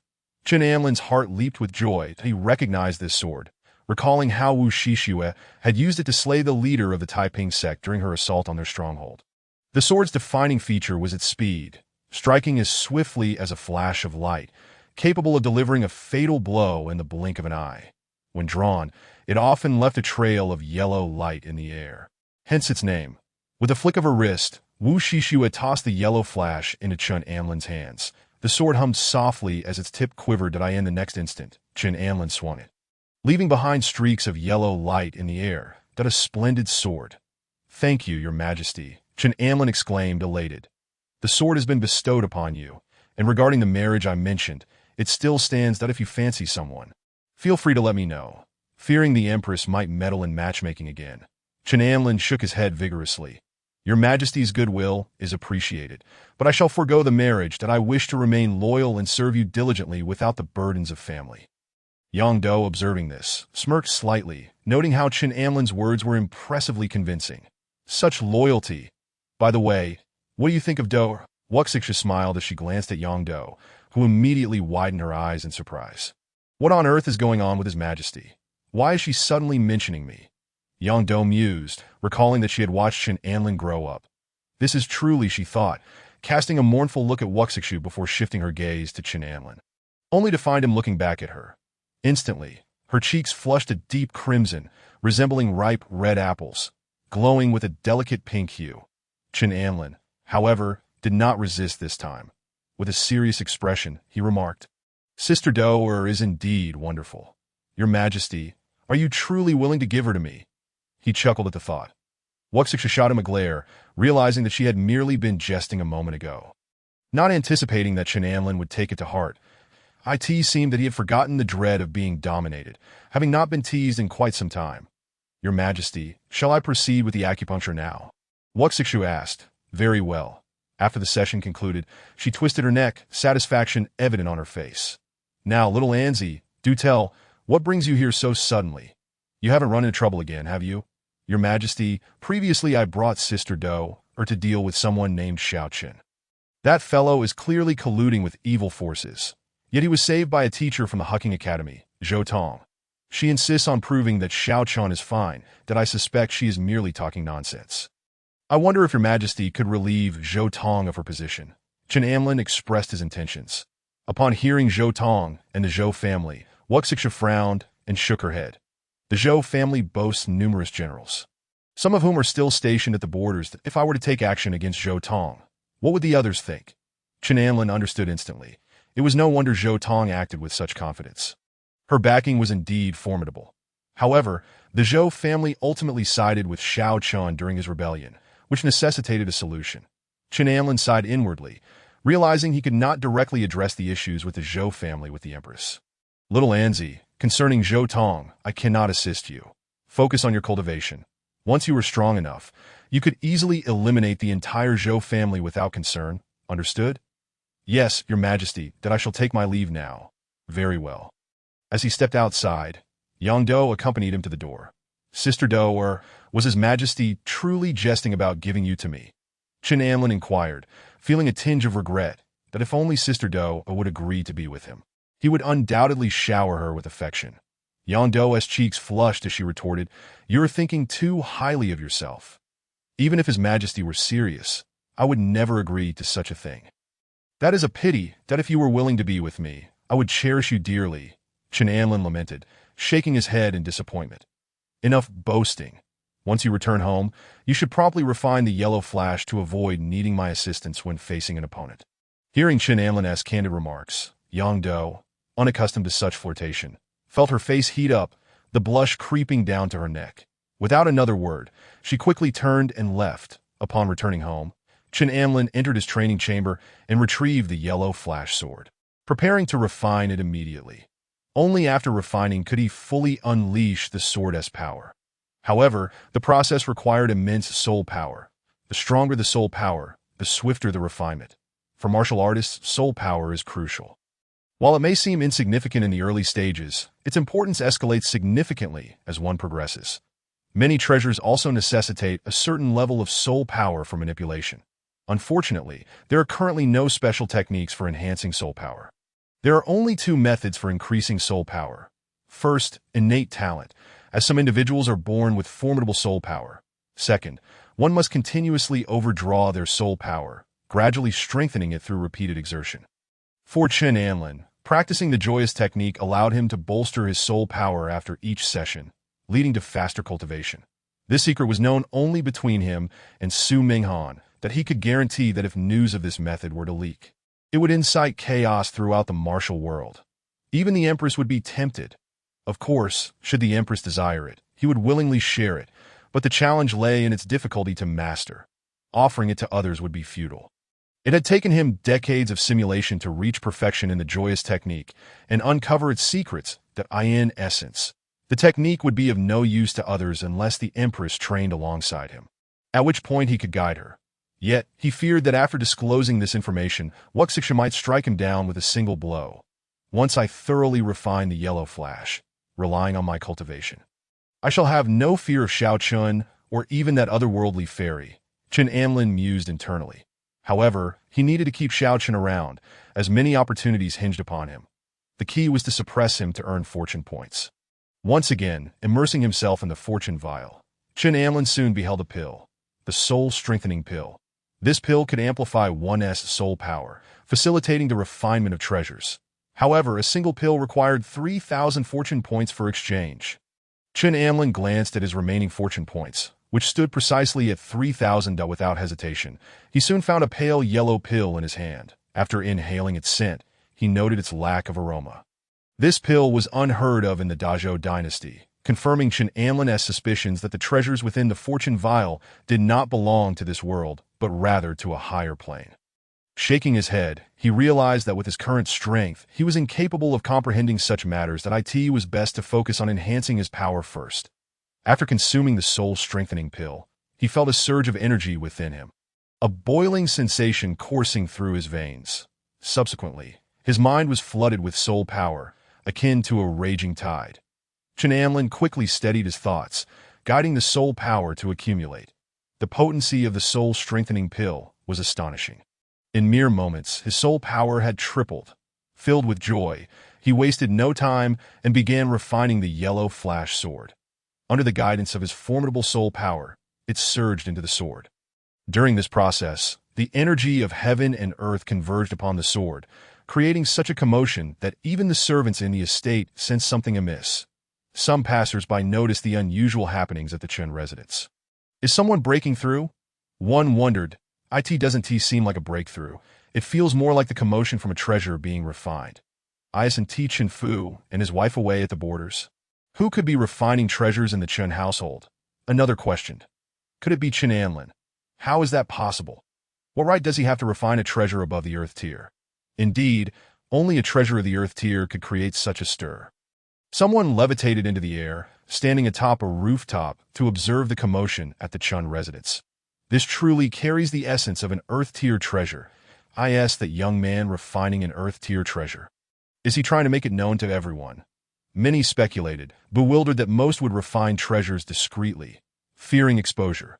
Yet here was Chen Amlin, seemingly inviting attention. Suddenly, with a resounding boom, Chen Amlin hovered above the Chen household. Wielding the yellow flash as it emitted streams of sword energy, blooming in midair, that is indeed Chen Amlin. I feel like I've seen that sword before, someone remarked. Within the academy, students residing there began chattering excitedly. I remember now. It's the yellow flash, the Empress's sword. One disciple suddenly recalled, exclaiming in astonishment. What? The Empress's sword is in his possession. Could it be a gift from the Empress? Upon this realization, jealousy flared in the eyes of many. Amidst the astonishment of the crowd, Zhao Yao and her clan's female disciples had also ascended to the rooftop, gazing in the direction of Chen Amlin. It truly is the Empress's yellow flash, one exclaimed in disbelief. Zhao Yao's expression shifted, her beautiful face displaying a myriad of emotions as she repeatedly thought, impossible, absolutely impossible. How could he, a mere waste, be worthy of the Empress's favor? This is an earth-tier treasure. Despite Chen Amlin's previous defeat of Xiao Chun, Zhao Yao remained unconvinced, believing that Xiao Chun's loss was merely due to a surprise attack. If it were a fair fight, Chen Amlin would undoubtedly lose. These thoughts crossed her mind. The astonishment in Zhao Yao's eyes began to fade, replaced by a chilling resolve. Chen Amlin, I see your ploy. You deliberately creating such a ruckus to showcase your prowess, hoping I will regret it. Aren't you? You are gravely mistaken. Even with an earth-tier treasure, it ultimately relies on external assistance. Without this object, what do you possess aside from connections and resources? Xiao Chun will inevitably trample you beneath his feet. Within the academy, Zhou Tong observed the commotion at the Chen residence and scoffed. Indeed, a tyrant who knows nothing of restraint. Does he not comprehend the meaning of low profile? She mused that if it were Xiao Chun, he would certainly hide away, secretly refining treasures, and then surprise everyone. Xiao Chen's approach was indeed the correct one. Chen Amlin's actions were utterly thoughtless. However, this was beneficial. The more arrogant he became, the more opportunities would arise for Xiao Chun. The commotion created by Chun Anlin lasted for the duration of an incense stick's burning. As Chin Anlin landed, the elders of the Chin family emerged one after another. Haha, Anlin, I didn't expect His Majesty to bestow her treasured sword upon you. It truly is astonishing, one elder exclaimed with a smile. Another elder nodded in agreement, saying, Anlin, you managed to refine the sword so quickly. It seems your soul power foundation is quite solid. To all the elders. Chin Anlin humbly replied, Esteemed elders, I was merely fortunate. I shall strive to improve further. Observing Chin Anlin's humble demeanor, some elders were momentarily taken aback. Ever since Chin Anlin had called off his engagement, he indeed seemed to have changed, the Grand Elder. Chin Ding stroked his beard and laughed. Anlin, your composure is commendable. Maintain this attitude, and within 20 years, entering the 4th rank will be virtually assured, with a future possibility of achieving the 3rd rank. Indeed, Anlin, you are now the most outstanding descendant of our Chin family. As for that Zhao Yao, she must be blind to have overlooked you. You should pursue someone more suited. The daughter of an old friend of mine would be a fine choice. The numerous elders chuckled, genuinely pleased for Chun and Lin. In response, Chin Anlin merely smiled, secretly reflecting that indeed, the antagonist family was united in their support. Thank you for your kind intentions, 3rd elder, but at present, I wish to focus on my cultivation. Matters of marriage can wait. Very well. Express what resources you require, and the family shall wholeheartedly support you, Chin Ding urged, offering further advice before departing. Once they had left, Chin Anlin glanced at the courtyard wall behind him. Minghan, Su Minghan had actually arrived long ago, quietly hiding outside. Whoosh! Su Minghan leaped in, her eyes sparkling with excitement. Brother Chin, I just passed by and saw how impressive you looked. Many people outside are talking about you. Chin Anlin embraced Su Minghan as they entered the room. Would you like to see the sword used by the Empress? Is that really possible? She asked out of course, but Chin Anlin leaned in with a mischievous smile.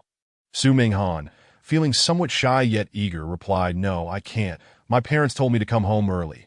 You know how strict my family is. Chin Anlin, noticing her demeanor, understood her playful spirit. I know your family is strict. But you can be lenient with me. In no way. Then I suppose I shan't show you the Empress's sword. With that, Chin Anlin produced the yellow glimmering sword and took a deep whiff. Wow, it has a fragrant aroma. This truly is the scent of Her Majesty. That he then set the sword aside. Minghan, I'm feeling rather irritable right now. You understand, right? Su Minghan's voice was barely above a whisper. The next morning, the headline of the Great Zhou Daily announced that the Empress had bestowed a yellow glimmering sword upon Chin Anlin. The previous day, he had successfully refined the sword. In the Zhao family hall, Zhao Bao and several elders wore grim expressions, taken aback by Chun Anlin's remarkable rise since calling off his engagement. He had received the Empress's exclusive sword, despite the fact that she was rumored to possess even better weapons. Regardless, this was still an item once used by the Empress.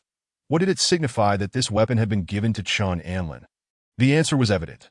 Chin Anlin had become a favored figure in the eyes of the Empress. What merits does this boy possess to receive such favor from Her Majesty?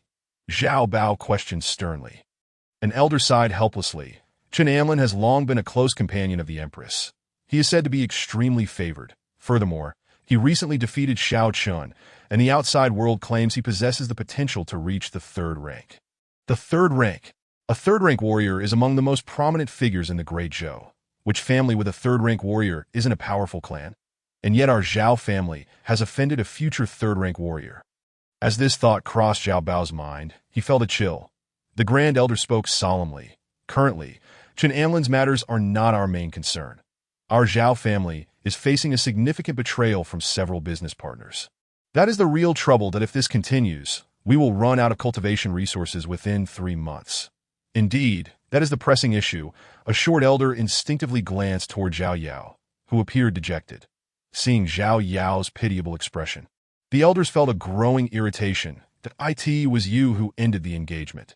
Now that he is thriving, why do you sulk? With these thoughts, the elders felt anger rising within them that if it weren't for Zhao Yao's recklessness, they could have enjoyed the benefits of the Chun family's connections. The situation is dire, one elder stated bluntly. Head of the family, I believe Chin Anlin still harbors feelings for Zhao Yao. Perhaps we should have her plead with him. Even if it means kneeling. There may still be a chance to salvage the situation. Upon hearing this, Zhao Yao became agitated. What are you saying? Why should I beg him? He is the one at fault. Why should I apologize? It's unfair, but if this continues, our Zhao family will be finished. Yes, Zhao Yao, with Chen Anlin's family background, if you plead with him, our Zhao family's crisis could be averted. The family has raised you all this time. Now is the moment for you to repay that kindness. Zhao Yao burst into tears that I don't want to. With that, she ran away. Zhao Bao sighed deeply, saying, do not fret, the major competition at Hucking Academy is approaching. I believe Yaoer will perform admirably, and all our difficulties will be resolved at that moment. Zhao Yao was also hiding in her room, tearfully saying, Xiao Chun, I hope your return will bring me a surprise. Previously, every time Xiao Chun returned from his adventures, he would astonish her. Days later, wearing a waxy yellow mask, Xiao Chun arrived at the city gates that Yaoer I have returned. Xiao Chun's injuries had mostly healed after several days. During this time, he encountered some fortuitous events. Deep in the mountains, guided by his master, he discovered items to replenish his soul power. Now, his master could speak once more. The Academy's assessment was imminent, and this assessment was not a martial competition, but rather a unified reception of the inheritance from a certain site within Hucking Academy. That place was called the Insight Platform. Located within a ravine on the back mountain of Hucking Academy, it was said that the Insight Platform contained the legacies of ancient practitioners, and through comprehension, one might gain significant benefits. Xiao Chun had previously wandered around the outskirts. His master had mentioned that the so-called Insight Platform was actually a colossal jade tablet from the upper realm, containing a vast amount of martial arts legacies from a major sect. For some unknown reason, this jade tablet had ended up here. Previously, his instructor, Zhou Tong, had informed him that she had already spoken with an elder guarding the Insight Platform, and he would receive special attention while comprehending there. Thinking of this, Xiao Chun couldn't help but clench his fists. Tomorrow would be the day of comprehension at the Insight Platform. This time, I will undoubtedly make a striking impression. With that, Xiao Chun prepared to head to the Chen family, seeking an opportunity to assassinate Chen Anlin.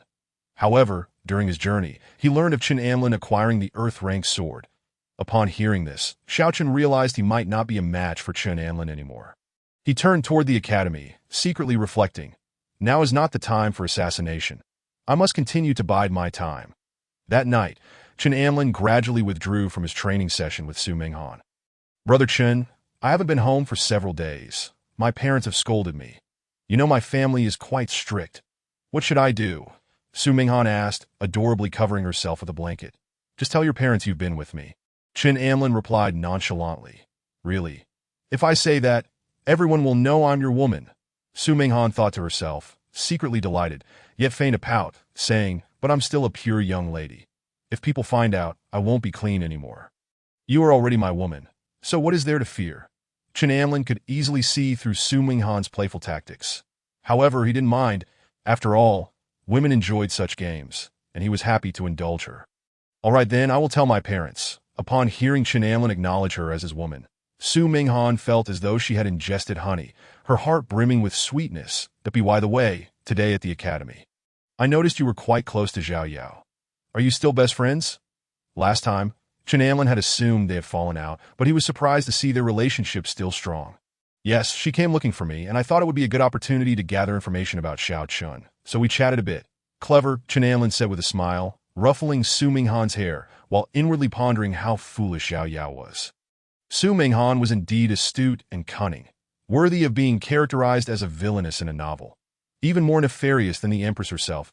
By the way, I heard that Xiao Chun has returned and is just waiting to participate in the assessment at the Insight Platform. The Insight Platform. With his eyes narrowed, Chen Anlin, having perused the novel, was aware that the observation platform was overseen by an elder named Wu Qigong. This elder had a cordial relationship with Zhou Tong, who had previously arranged for his assistance. Consequently, Wu Qigong extended special favor to Xiao Chun, allowing him access to the legacy of a first-tier grandmaster's martial arts technique. Such an opportunity is mine to seize. Chapter 19. The Seizure of Inherited Opportunities. At the break of dawn the following day, a multitude of students from the academy congregated at the rear of Hucking Academy. Each face radiated with excitement. After all, the observation platform was arguably the most coveted treasure within Hucking Academy in the past. Some had comprehended ancient divine arts and celestial-level techniques here, while others had acquired the inheritance of first-tier grandmasters. And even some had stumbled upon celestial methods. Even ordinary students had, to varying extents, encountered fortuitous opportunities. This enigmatic observation platform held immense significance for Hucking Academy, and thus, it was guarded by the second-tier elder Wu Qigong, who would not hesitate to eliminate any intruders. Rest assured, Xiao Chun, I have spoken with Elder Wu Qigong. He will guide you to the optimal position on the observation platform, Zhou Tong whispered, standing beside Xiao Chun in the queue. Wu Qigong had been the guardian of this site for decades, and his personal guidance would undoubtedly surpass any self-led comprehension. Thank you, Teacher Zhou. I will certainly strive to make the most of this opportunity. Xiao Chun replied enthusiastically, nodding towards Zhou Tong. As he contemplated this, he glanced over at Chen Anlin, who was surrounded by a throng of students, all engaged in lively conversation. In contrast, Xiao Chen stood alone. Seemingly ostracized, with a disdainful huff, he muttered, "They are merely a gaggle of sycophants." Chen Anlin, what does it matter how many friends you have? I shall receive Elder Wu Qigong's assistance. After waiting for a while at the rear mountain, an elderly man with a goat beard emerged. Leaning on a cane, it was said that Wu Qigong was the oldest elder at Hucking Academy, nearing the end of his lifespan, which made him appear particularly frail. Yet his aged visage bore a keen glint in his eyes as he scanned the crowd, ultimately resting his gaze upon Xiao Chun. "These are your disciples, Teacher Zhou?" "Quite impressive," Wu Qigong remarked, nodding slightly and smiling at Zhou Tong. Previously, Zhou Tong had briefed him about providing care for Xiao Chun. Though he had consented, he needed to assess the young man's talent first. Upon observing Xiao Chun's resolute eyes, he felt a stirring of recognition. With Wu Qigong's approval, Xiao Chun held his head high with pride. The surrounding disciples cast curious glances at him, with some approaching, hoping he might speak favorably of them before Elder Wu. Xiao Chun clasped his hands in return, smiling. "You are all the prodigies of Hucking Academy. If I have earned Elder Wu's regard, surely you all shall as well." "Brother Xiao is too modest," someone remarked. "Indeed, we hope Brother Xiao might speak a few good words for us before Elder Wu," another added. Having been seasoned by the world, they knew to seek out Wu Qigong's wisdom, as he had guarded the area for decades and possessed valuable insights into the secrets of the observation platform. "Brother Xiao, after this, let us share a drink together," one eagerly proposed. As Xiao Chun absorbed their flattery, a smirk crept onto his lips, and he instinctively glanced toward Chen Anlin. However, to his dismay, Chen Anlin paid him no mind, engrossed in merriment with Su Menghan and Wang Du. This incited a flicker of irritation within Xiao Chen. "Do you not see how they are extolling me? How can you be so indifferent?" Just as he prepared to raise his voice, Zhou Tong interjected with displeasure. "Xiao Chun, Elder Wu dislikes unnecessary troubles. Do you understand?"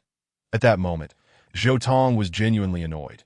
She had privately contacted Wu Qigong, leveraging her father's connections, as the elder owed her family a favor from years past. Now, Xiao Chen's careless promise to burden Wu Qigong with requests was rather inconsiderate. Noticing Zhou Tong's displeasure startled Xiao Chen back to reality. He realized he had been swept away by the praise of the crowd. "My apologies, Teacher Zhou. It was not my intention," he replied, mentally cursing Chen Anlin for his audacity. "Chen Anlin, you are truly despicable." Xiao Chun habitually blamed Chen Anlin for his missteps, his resentment deepening to that moment. Elder Wu Qigong spoke up. "It appears that everyone is prepared. Let me outline the rules. You will line up to enter, each taking a designated position on the observation platform. No talking is permitted, and any minor disturbances will result in immediate expulsion from the platform. That clear?" With that declaration, a powerful aura emanated from Wu Qigong, a second-tier master, enveloping the entire area. No one anticipated that the seemingly frail elder could exude such a formidable presence. Everyone fell silent, not daring to utter a word. "Let us proceed," Wu Qigong commanded. Turning to enter the observation platform, the area appeared to be warded by a formation. Without Wu Qigong's consent, anyone entering would find themselves lost in a fog-laden forest. However, as soon as Chen Anlin stepped inside, he was greeted by a towering stone tablet, standing as high as 30 stories, etched with sword and blade marks, various attack patterns, unusual characters, and symbols. An ancient aura flowed from it, truly wondrous. In an instant, Chen Anlin felt as if he had stepped into an alternate dimension. Others shared the same sentiment. Each student had but a single opportunity in their lifetime to comprehend here, a chance that was rare and precious. Chen Amlin looked toward Xiao Chun, and indeed, just as depicted in the novel, Xiao Chun was guided by teacher Zhou to Wu Qigong, where the three engaged in conversation. Rest assured, I see potential in Xiao Chun. I shall take good care of him. Wu Qigong smiled at Xiao Chun. Elder Wu, I have heard you enjoy fine wine. Coincidentally, I recently encountered a couple in a mountain village who craft exquisite wine. I purchased 2 jars, Xiao Chun stated, retrieving them from his storage ring, that Wu Qigong's eyes lit up as he accepted the jars. Without uncorking them, he took a whiff and exclaimed, "Excellent wine." From that moment on, Wu Qigong's gaze toward Xiao Chun grew, increasingly approving. Not only was the young man endowed with martial talent, but he also possessed social acumen. Seeing Xiao Chun receive such recognition, Zhao Yao behind him beamed with joy and instinctively glanced at Chen Amlin. Coincidentally, Chen Amlin also looked over, prompting Zhao Yao to lift her chin in pride, as if to say, "Look at Xiao Chun. He has gained Elder Wu's acknowledgement and attention, while you, despite your power, remain overlooked." Teacher Zhou was equally pleased, secretly thinking Xiao Chun was quite astute. Chen Amlin, noticing Zhao Yao's gaze, felt utterly speechless. What is she staring at? If it weren't for Wu Qigong's regard for the Zhou family, do you think he would truly favor Xiao Chun? But now that I am here, that inheritance shall be mine. Just as everyone sought suitable positions to meditate, Wu Qigong intended to guide Xiao Chun to an optimal spot when Chen Amlin approached. Chen Amlin, what brings you here? Zhou Tong glared at him with disdain, thinking he was merely seeking to ingratiate himself. Such shamelessness. Does he truly believe he can leverage his connections to win favor with Elder Wu? Wu Qigong furrowed his brow, addressing Chen Amlin. Do you have something to say? Noticing Chen Amlin's commendable cultivation, Wu Qigong maintained his composure. However, Xiao Chun scoffed. Elder Wu, this person has long relied on his power to act without restraint. You need not heed him, did I ask that's so? Wu Qigong harbored a disinclination for those who acted recklessly. Yet, Chen Amlin, in a hushed tone, continued, Elder Wu, I am Chen Amlin that I inadvertently overheard some matters concerning you and have learned of a young lady named Wu Qianlian. Suddenly, Wu Qigong's expression froze, his gaze locking on at Chen Amlin with penetrating intensity. The mention of Wu Qianlian, his granddaughter who had been lost for 20 years, left him utterly astonished at in his earlier years. Wu Qigong had been the vice president of Hucking Academy, leading the charge against the Taiping army, which had wreaked havoc on the populace. After eliminating a crucial stronghold, he faced retaliation, resulting in the tragic deaths of his son and daughter-in-law, leaving behind only his granddaughter Wu Qianlian. One fateful day, when Wu Qianlian was taken out to play by a maid, she was abducted at the tender age of 3, that Wu Qigong had searched tirelessly, but to no avail, ultimately resigning himself to despair, believing her lost forever. Now, hearing that Chen Amlin claimed to know her whereabouts, how could he not be shaken to his core? With his time running short, every recollection of his lost granddaughter filled him with deep regret, and he longed to reunite with his flesh and blood. Stunned, he stumbled over his words that as he observed Wu Qigong's astonishment. Chen Amlin smiled faintly. His unwavering calm stemmed from the knowledge of the plot. In the narrative, after Xiao Chun acquired the inheritance, Elder Wu Qigong spoke to him regarding his granddaughter. Subsequently, Xiao Chun fortuitously met a woman named Wu Qing, to outsiders. Elder Wu Qigong appeared to be quite irate. Chen Amlin, you have angered Elder Wu. Leave the observation platform at once. Zhou Tong coldly huffed, thinking it a splendid opportunity to hasten Chen Amlin's departure. Xiao Chun chuckled, a smirk playing on his lips as he scoffed. Who do you think you are? This is not some other place. If you disrupt the rules here, you must leave. Xiao Chun, be silent. Wu Qigong suddenly glared at Xiao Chun, his displeasure evident that he could show respect to Zhou Tong. But he would not extend the same courtesy to Xiao Chun. After all, Chen Amlin was the sole individual privy to the whereabouts of his granddaughter. How could he be driven away? Startled by Wu Qigong's reprimand, Xiao Chun looked at him in disbelief.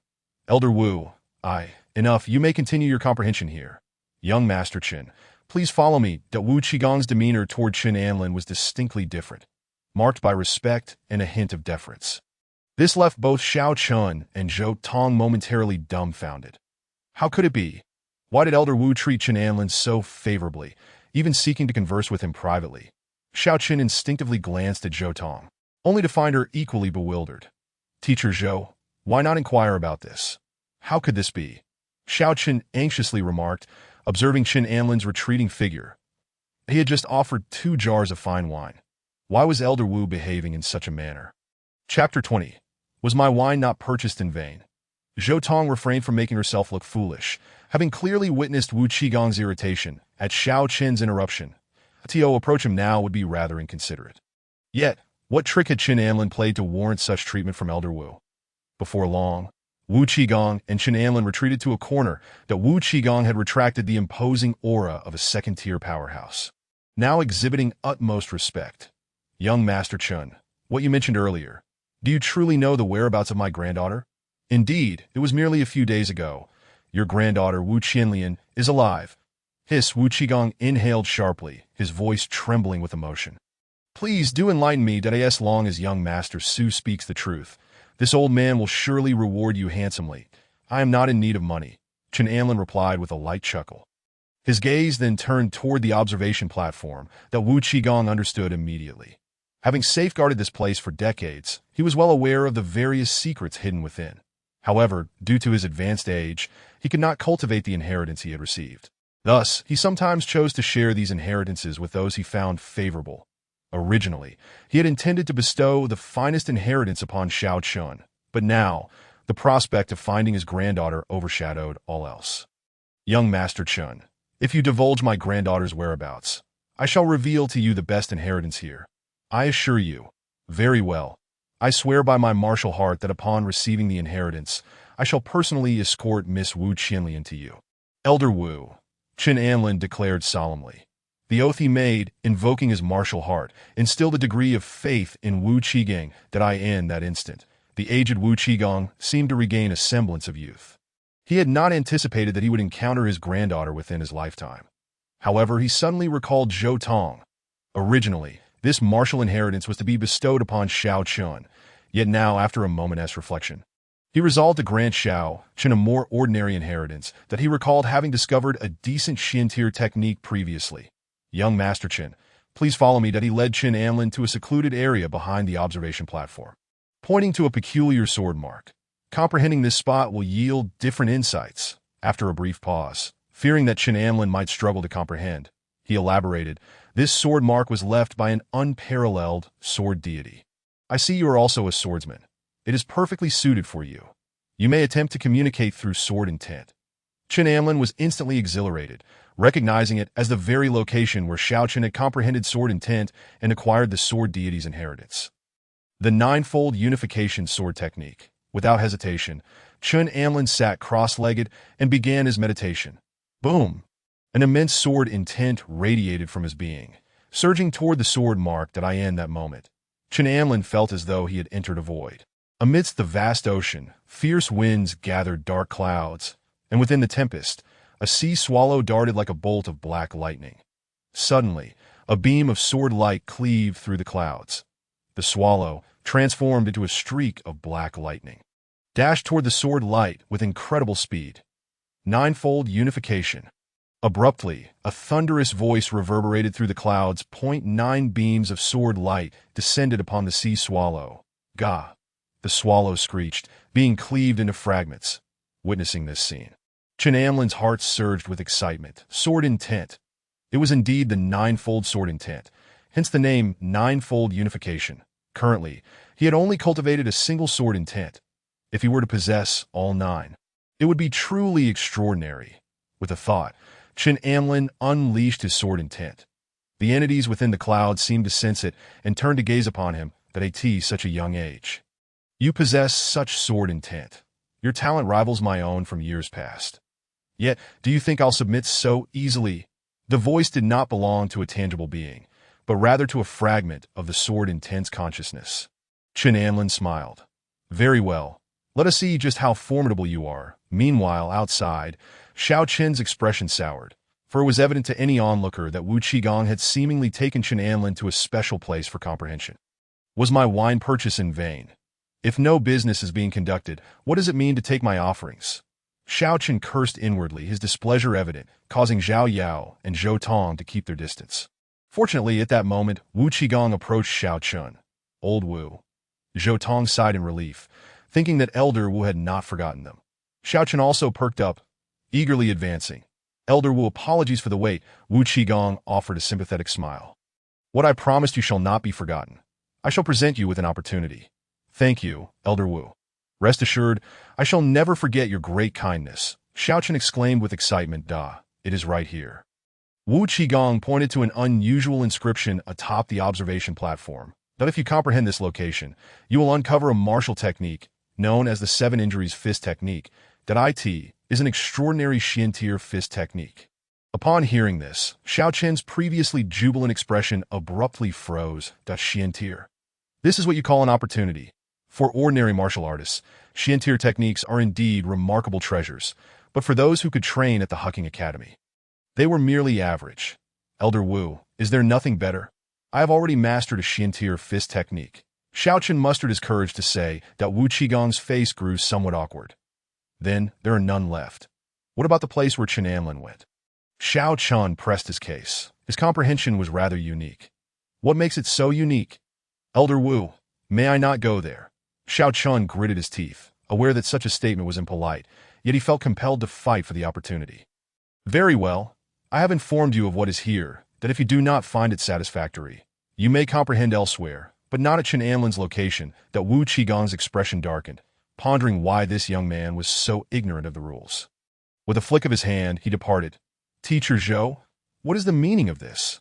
A mere Xiantier fist technique. What use is it? Xiao Chun returned to Zhou Tong, lamenting. Elder Wu has done his utmost. Let it go, Zhou Tong replied helplessly.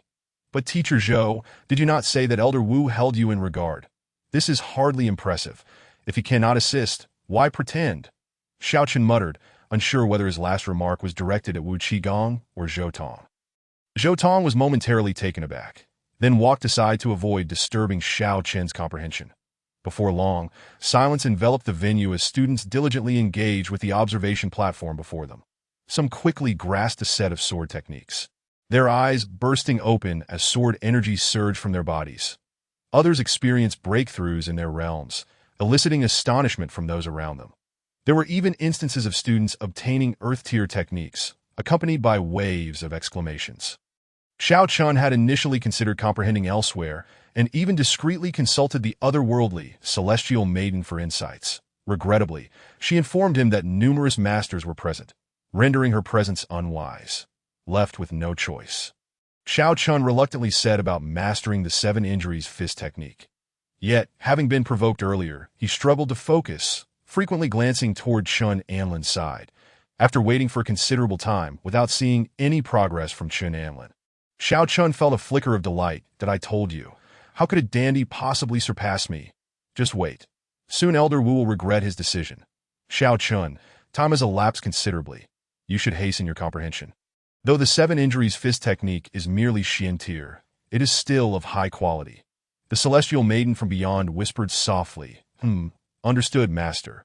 Xiao Chun nodded nonchalantly, thinking to himself that with his innate talent, comprehending such profound techniques would be nothing short of effortless. That in the blink of an eye. Afternoon had arrived, and the surrounding students appeared to have gained insights, observing the expressions of delight on most faces. It was evident that they had reaped considerable benefits. That it was rumored that Xiao Chun had grasped the high-tier 7 Injuries Fist technique. Previously, seeing him in close proximity to Elder Wu, some had speculated he might receive special privileges. Little did they know it was merely this. I saw Brother Zhao comprehending an earth-grade technique all by himself. Indeed, I was under the impression Xiao Chun was quite formidable. Yet this. Have you all said enough? Xiao Chun is already ranked among the top 10 for achieving this much. Do you realize? Zhao Yao could not contain herself upon hearing disparaging comments about Xiao Chun. That oh dear, someone is quite protective of their beloved. A group of people laughed as they departed. Stop right there. Suddenly, Xiao Chun opened his eyes, a slight smirk gracing his lips. He had not anticipated that the 7 Injuries Fist contained such a hidden strike. This truly was a delightful surprise for him. Rising to his feet, he strode toward the individual who had just spoken. The aura of pressure emanating from Xiao Chun instinctively made the person take a step back. Xiao Chun, what do you intend to do? You dare to insult Zhao Yao? Apologize to me at once. With clenched fists, Xiao felt a surge of confidence from the overwhelming power coursing through him. Believing he could easily crush the person's head with a single punch. Zhao Yao's heart warmed at Xiao Qin's defense of her, as if all her recent grievances had vanished in an instant. Yet, the slightly plump individual, unwilling to lose face, coldly retorted, "Xiao Qin, why are you so arrogant? Haven't you been defeated by Qin Xiao before?" Zhang Qing. That time was a surprise attack by Chen Anlin. Do you comprehend? Enough of your excuses. I challenge you. With just one punch, I shall defeat you. The surrounding crowd was momentarily taken aback. Just one punch? Although Zhang Qing was not highly ranked here, it was hard to believe he could be defeated so easily. Zhang Qing, also concerned with his reputation, became enraged. Very well.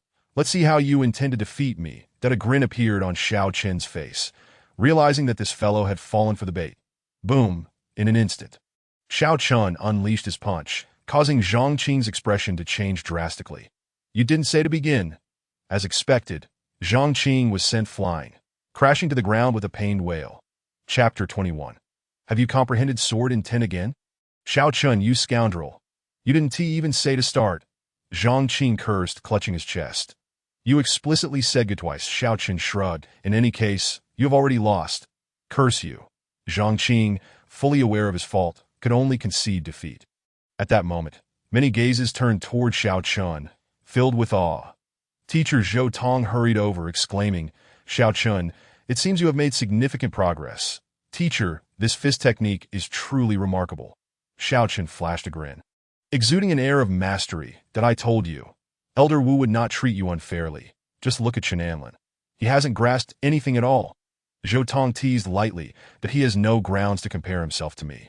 Xiao Qin shook his head before inquiring. By the way, teacher, I heard that we are to head to the northern border battlefield next. You are quite well informed. Zhou Tong nodded, explaining, it is said that the pressure at the northern border battlefield is mounting.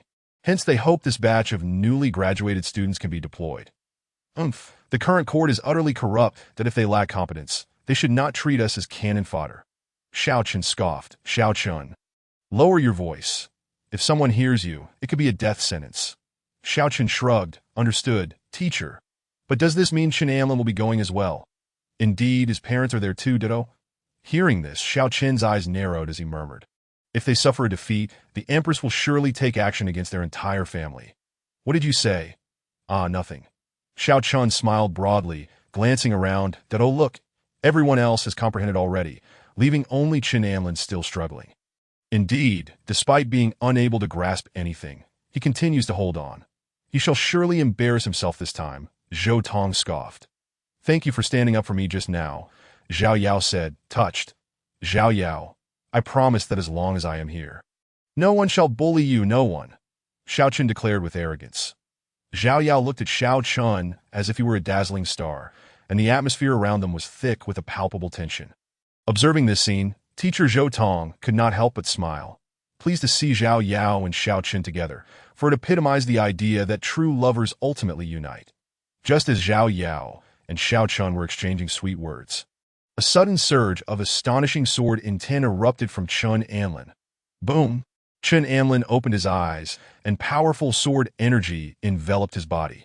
This energy swiftly coalesced, forming sword radiance that soon swept across the area. Many swords in the hands of students began to hum, signifying a sense of submission. As the students felt the surrender emanating from their swords, they instinctively turned to Chen Anlin this moment. Chen Anlin stood up, a look of delight on his face that he had just managed to subdue 5 strands of sword intent, adding to his own, bringing his total to 6 strands. The technique known as the 9 returns to 1 sword method emphasizes merging 9 strands of sword intent to unleash ultimate power. Now that he possessed 6 strands, he had nearly mastered this technique. Whoosh! All the sword radiance was absorbed into his body. Only then did the surrounding crowd react, exclaiming, sword intent. Qin Xiao, you have comprehended sword intent again? Was the technique you just realized a sword method? Chen Anlin stood with his hands clasped behind his back, a serene smile adorning his handsome face. Indeed, I have just grasped the sword method, and it is the strongest technique of an unparalleled sword deity. The crowd erupted in astonishment that a sword technique from an unparalleled sword deity. No one doubted that Chen Anlin was boasting, for they had indeed witnessed him comprehending sword intent moments earlier. The transformation of sword energy into radiance, converging into a singular sword intent, was unmistakable. Previously, Chen Anlin had already cultivated sword intent, and now with the comprehension of multiple strands, it was evident that he was destined to become a sword deity in the future. How is this possible? He has indeed grasped the sword method of an unparalleled sword deity. Xiao Qin's eyes turned red with jealousy, his mind racing with the thought, why does Elder Wu not support me? Teacher Zhou not only asked for his assistance, but had also bought him 2 jars of exquisite wine that cost him 2 taels of silver. You took everything and yet did not assist me. What do you mean by that? It's all because of Chen Anlin. How infuriating. Suddenly, Chen Anlin turned to the contorted face of Xiao Chen. You were quite bold when you bullied Zhang Qing earlier. Seems you've forgotten the last time you were defeated by me. Chen Anlin, that time was merely a sneak attack. Xiao Chen quickly countered to Ha. Then wasn't your previous encounter with Zhang Qing also a sneak attack? Chen Anlin addressed the crowd. Some nodded in agreement. Indeed, I said as much. It is unacceptable for others to sneak attack. Yet you can. I remarked that Zhang Qing was wronged in his loss. Your sneak attack does not equate to heroism. How could he be like this, Ding? Xiao Qin's character was called into question, resulting in the loss of 500 fortune points. Listening to the surrounding comments, Xiao Qin's face turned green. Dio, these people have a problem? Although I sneak attacked, it was for a reason, to swiftly conclude the battle. Yet Chen Anlin, on the other hand, relies on his status to bully others. All right, Xiao Qin, stop the excuses. You allowed others to use one hand. So I shall also give you one hand. How about a challenge? Chen Anlin grinned. Having just inherited the legacy of the sword deity, he not only grasped sword intent, but also elevated his cultivation to the pinnacle of the 7th tier. Thus, engaging Xiao Chen would be akin to child's play for him. This revelation sent a flicker of fear and unwillingness across Xiao Qin's face that he feared that he was no match for Chen Anlin. Yet he was reluctant to back down in front of teacher Zhou, Zhao Yao, and the other ordinary students. Curse be it! How could I be humiliated in front of everyone? Xiao Qin took a deep breath, deciding to endure. I am still recovering from my injuries. Xiao Qin explained that, oh, is that so? Yet I just saw you gleefully bullying Zhang Qing, Chen Anlin teased. Zhang Qing pointed at Xiao Chen, shouting, indeed, why did you not mention your sneak attack on me earlier? Now that Chen Xiao challenges you, you suddenly lack the courage. If you are afraid, just say so. No need for excuses about being injured. Xiao Chen glared at Zhang Qing, enduring the provocation. The celestial maiden from beyond quickly reminded him. Understood. Unhappily, Xiao Chen glanced at Chen Anlin and stated, do not be so smug. Just wait. Teacher Zhou, I am unwell and wish to leave. Zhou Tong nodded promptly. Very well. I shall escort you away as soon as they departed. Zhang Qing hurriedly approached Chen Anlin, respectfully stating, congratulations, young Master Chen, on acquiring the legacy of the Sword God, that I kindly request that you grace us with your presence at the Sunshine Pavilion for a drink. He then turned to the others, everyone, let us join together. Very well, let us go and drink. Chen Anlin replied with a smile. During the meal, many guests approached Chen Anlin, toasting him while presenting gifts, various elixirs and medicinal herbs. Naturally, Chen Anlin accepted each offering graciously. Upon returning home, Chen Anlin felt elated. A throng of individuals awaited his audience. They had all heard of his acquisition of the Sword Goddess legacy and could foresee that his future was destined for greatness. Thus, they came in droves to curry favor with him. Seeing such an abundance of lavish gifts left Chen Anlin somewhat speechless. The excessive politeness of these visitors only served to further enrich his already affluent household. After a flurry of activity well into the night, Chen Anlin finally retreated to his room, where Su Minghan had been patiently waiting on the bed, engrossed in a book. She was leisurely flipping through its pages, not even glancing up when Chen Anlin entered. Irritated, Chen Anlin snatched the book from her hands, exclaiming, what could be so captivating? Glancing at the title, he couldn't help but chuckle. The Overbearing Saint's Love for Me? You enjoy this sort of literature. A thought crossed his mind. Wasn't the Empress also fond of such tales in her youth? Indeed, it is rather entertaining, Su Minghan replied, grasping Chen Anlin's arm. Have you finished your tasks? I thought you had already retired for the night. By the way, you were once a disciple of the 100 Flowers sect, correct? Yes, what of it? I wish to seek out a woman named Wu Qianlian. Ah, senior sister Wu Qianlian. Su Minghan was momentarily taken aback. After Chen Anlin explained, she realized that Wu Qinlian was the granddaughter of Elder Wu Qigong, the guardian of the observation platform. Chen Anlin planned to visit the Hundred Flowers sect the following day to bring Wu Qinlian back, while also intending to undertake a significant task that he recalled that in a few days, news would emerge that the Hundred Flowers sect had been annihilated by the Taiping sect. Fortunately, Wu Qinlian would miraculously escape, only to encounter Xiao Qin thereafter. Chen Anlin pondered the immense benefits of saving the Hundred Flowers sect. Firstly, while the sect's numbers were modest, their elite combatants were formidable. Secondly, the Hundred Flowers sect had a favorable history with the Empress. In the future, various factions would rise in rebellion against her, but if he could rescue the Hundred Flowers sect, they would undoubtedly assist the Empress. Thus, saving them would be advantageous in every conceivable way. Reflecting on this, Chen Anlin felt rather fortunate. Even while embracing his sister and chatting late into the night, he was contemplating ways to alleviate the Empress's burdens. Chen Anlin stretched, feeling fatigued. "Shall I help you relax? And perhaps we could cultivate together?" Su Menghan suggested eagerly. Chen Anlin waved his hand. "Let us cultivate. I'll ensure you receive a thorough lesson." Early the next morning, Chen Anlin arrived at the imperial palace, ready to report on his comprehension of the sword intent, but he also intended to request leave from the Empress, as he planned to visit the Hundred Flowers sect. Meanwhile, within the Hundred Flowers sect, a youthful boy with a delicate visage was lazily stretching on his bed. "Ta-da! What splendid weather! I must check on the spiritual herbs I recently planted." The boy, named Zhang Xiaoli, was an ordinary disciple of the Hundred Flowers sect. Recently, he had stumbled upon a petite, exquisite blue vial, initially intending to gift it to senior sister Wu Qinlian. However, after a night had passed, he discovered that a peculiar liquid had formed within the vial. When he poured it out onto an ordinary weed, it astonishingly grew rapidly into a 10-year-old herb, but he soon realized that every night, the vial would accumulate more liquid, rich in nutrients that not only enhanced his cultivation, but also expedited the growth of spiritual herbs, proving to be of immense utility. "Zhang Xiaoli, have you skipped your morning training again?" A melodious voice called out. It was senior sister Wu Qinlian. Zhang Xiaoli quickly opened the door, and upon seeing Wu Qinlian's alluring figure, his eyes lit up and he grinned. "Senior sister, I prefer to cultivate alone and do not wish to join the crowd." "What will others think of you?" "They'll say you lack maturity," Wu Qinlian replied, somewhat exasperated. Both Zhang Xiaoli and Wu Qinlian were orphans, and while others whispered that he was indolent and a failure, she defended him, believing his aloofness was a result of childhood trauma. It was said that he had witnessed the brutal demise of his entire village in one night, and by the time his master brought him back, he was already 7 or 8 years old, unlike her, who had lost her family at 3 and had no recollection of her early childhood. But Zhang Xiaoli remembered. The horrors of his youth had instilled in him a sense of inferiority, making him reluctant to socialize. "Let them say what they wish.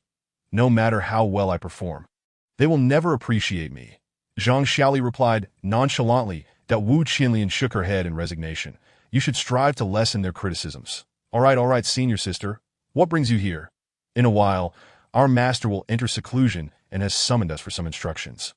"Come along, Dada. The master is going into seclusion?"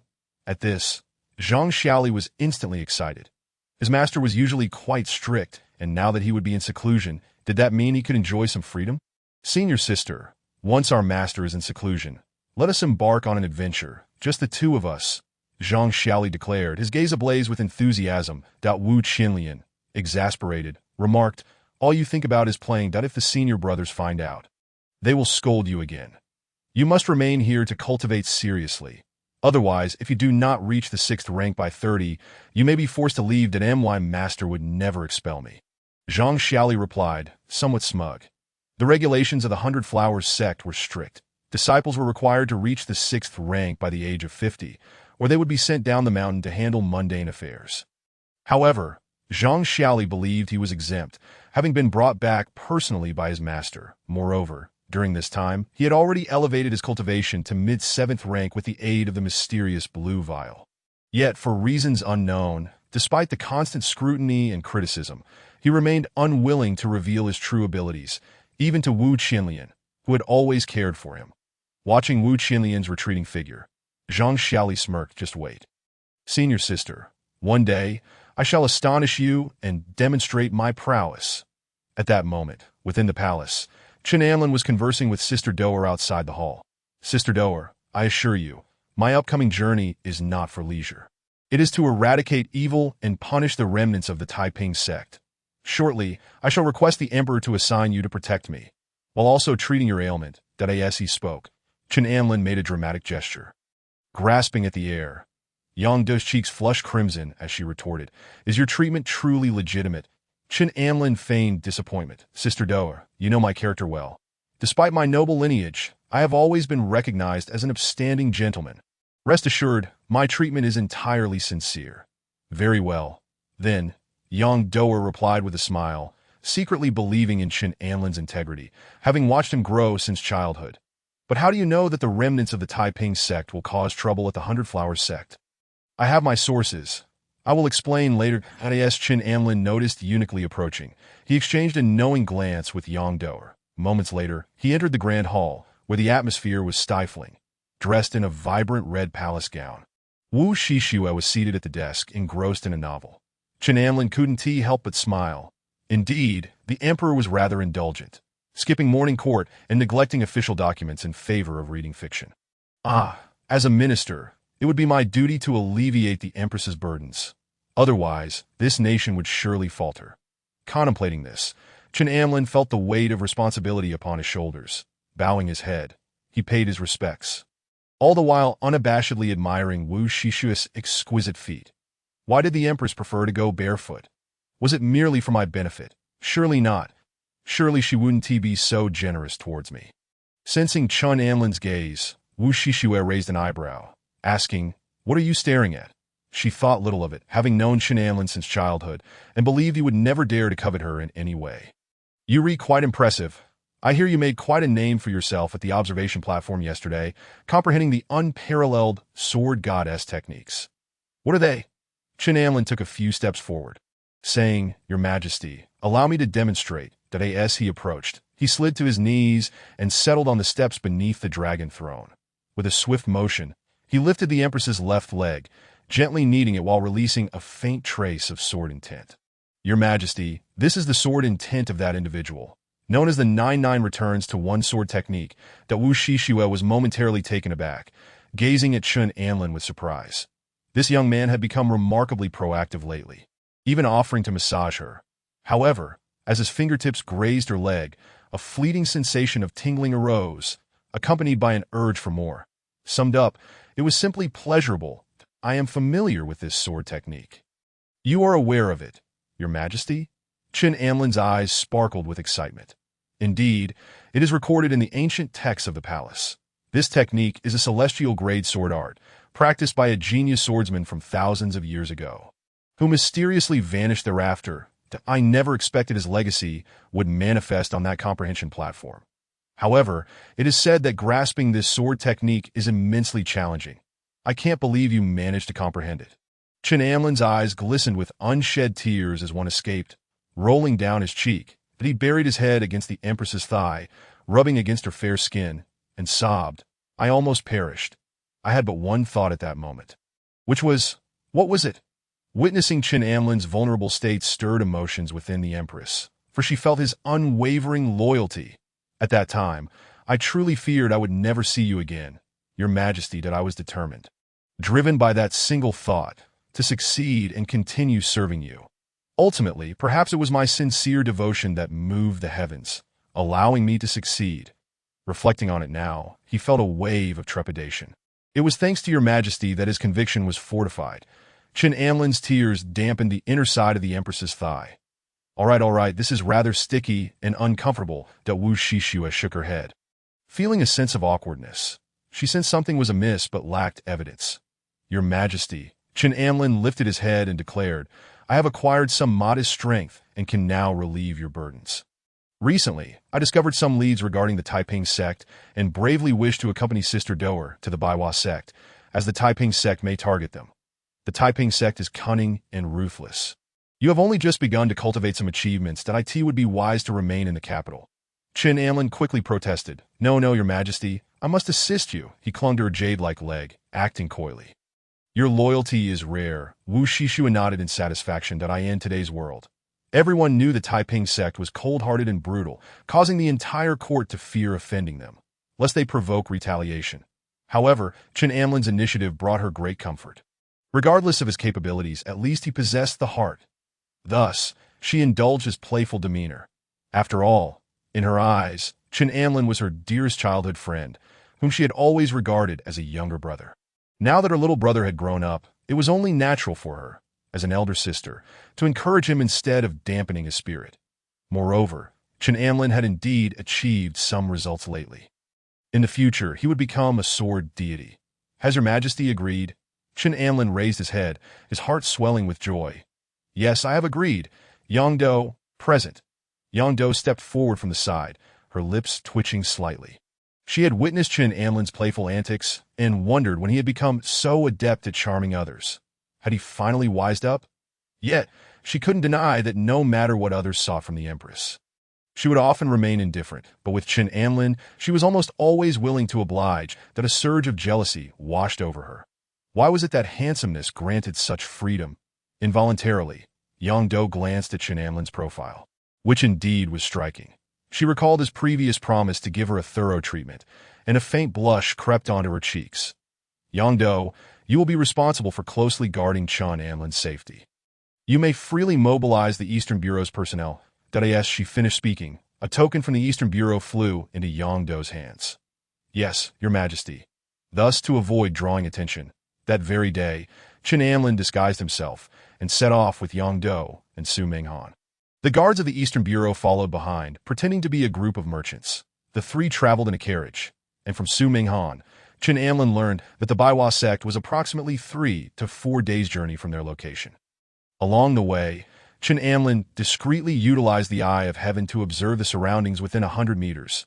That night, he indeed stumbled upon a peculiar little white rabbit. Its tail was a striking mix of red and yellow, exuding an undeniable charm. When Chen Amlin laid eyes on it, the little rabbit also caught sight of him. What an adorable rabbit! Chen Amlin exclaimed in astonishment. Soon after, the aroma of roasted rabbit wafted through the air. Why eat such a cute rabbit? Su Minghan eagerly devoured an entire rabbit leg, patting her slightly protruding belly with satisfaction. Chapter 23. The locals are quite rude. Yongdo had initially refused to eat, for the rabbit was simply too adorable. However, after tasting a bite, she found herself unable to stop. She even contemplated personally foraging for wild game the following day to present to Chen Amlin for roasting. After satisfying their hunger, Chen Amlin and Su Minghan exchanged mischievous glances, the meaning clear between them. Chen Amlin. Oh, Su Minghan. No nibble? No good. All right, Sister Doer, Su Minghan and I will fetch some water. You rest for now. Having conferred with Su Minghan, Chen Amlin rose to his feet. The Su Minghan's face flushed crimson. Although she was a mischievous girl, she felt rather shy about such matters, especially outdoors, where it felt uniquely adventurous. She feared Yongdo might discern something, but luckily, Yongdo was rather oblivious and did not think much of it. She found it odd that the water in the jug had diminished so quickly. Wondering what the two had been discussing, not wanting to overthink, she decided to leave it be. After all, as the sleeping dragon beside the Empress, she wasn't particularly fond of using her brain. Ultimately, Chen Amlin led Su Minghan to the riverside. As they readied to immerse themselves and embrace the warmth of nature, they noticed a flicker of firelight on the opposite mountainside, stark against the barren landscape. There's something going on. Put your clothes back on. Chen Amlin gazed across, a sense of urgency stirring within him. What had he seen? Although he couldn't make out any figures, the aura of one individual caught his attention. This person's fortune had initially been at 50 layers. But there was an additional 40 layers of illusory fortune atop that, summing to 90 layers. What did this signify? This person was on the brink of a great opportunity. Chen Amlin had not anticipated that a simple outing would yield such a fortuitous encounter. Ha ha, I shall graciously accept your fortune. Su Minghan felt a twinge of disappointment at being interrupted just as her spirits had lifted, but they're probably just hunting. What is there to see? She muttered. Sensing the discontent in her tone, Chen Amlin replied, I feel something will happen over there. I must go and investigate. You don't like me anymore, Su Minghan pouted. What nonsense. I do like you. I'll make it up to you later. 3 times, Su Minghan insisted. All right, You're truly trying to wear me out. Chen Anlin chuckled, finding her irritation rather endearing. Yet he knew he must ensure she completely submitted to him, that as Su Minghan busied herself. Chen Anlin swiftly approached the source of the firelight on the nearby hill, that he saw 4 individuals clad in coarse linen garments, presumably local villagers. The leader, a tall man with a bushy beard, excitedly pointed ahead, declaring, according to the map, "This is the spot." Hearing this, the 2 followers behind him beamed with joy, while a thin youth appeared somewhat apprehensive, glancing around nervously. Suddenly, the bearded man turned to the thin youth. "Tang Lu, why are you looking around so anxiously?" "Boss, I have a bad feeling. This place has grown unusually quiet." Indeed, as the other 3 listened, the chirping of insects and the calls of birds seemed to vanish in that instant.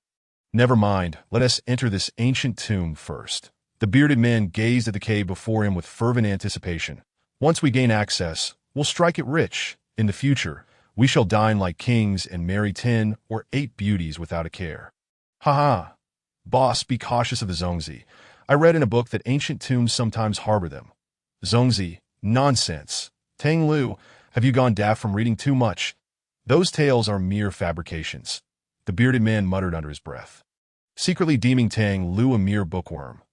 It must be noted that he, along with his 2 companions, were seasoned tomb raiders, having plundered no fewer than 8 graves, yet they had never encountered any Zongzi. Were it not for their inability to decipher the inscriptions on the map, he would never have permitted this scholarly fellow, Tang Lu, to accompany them.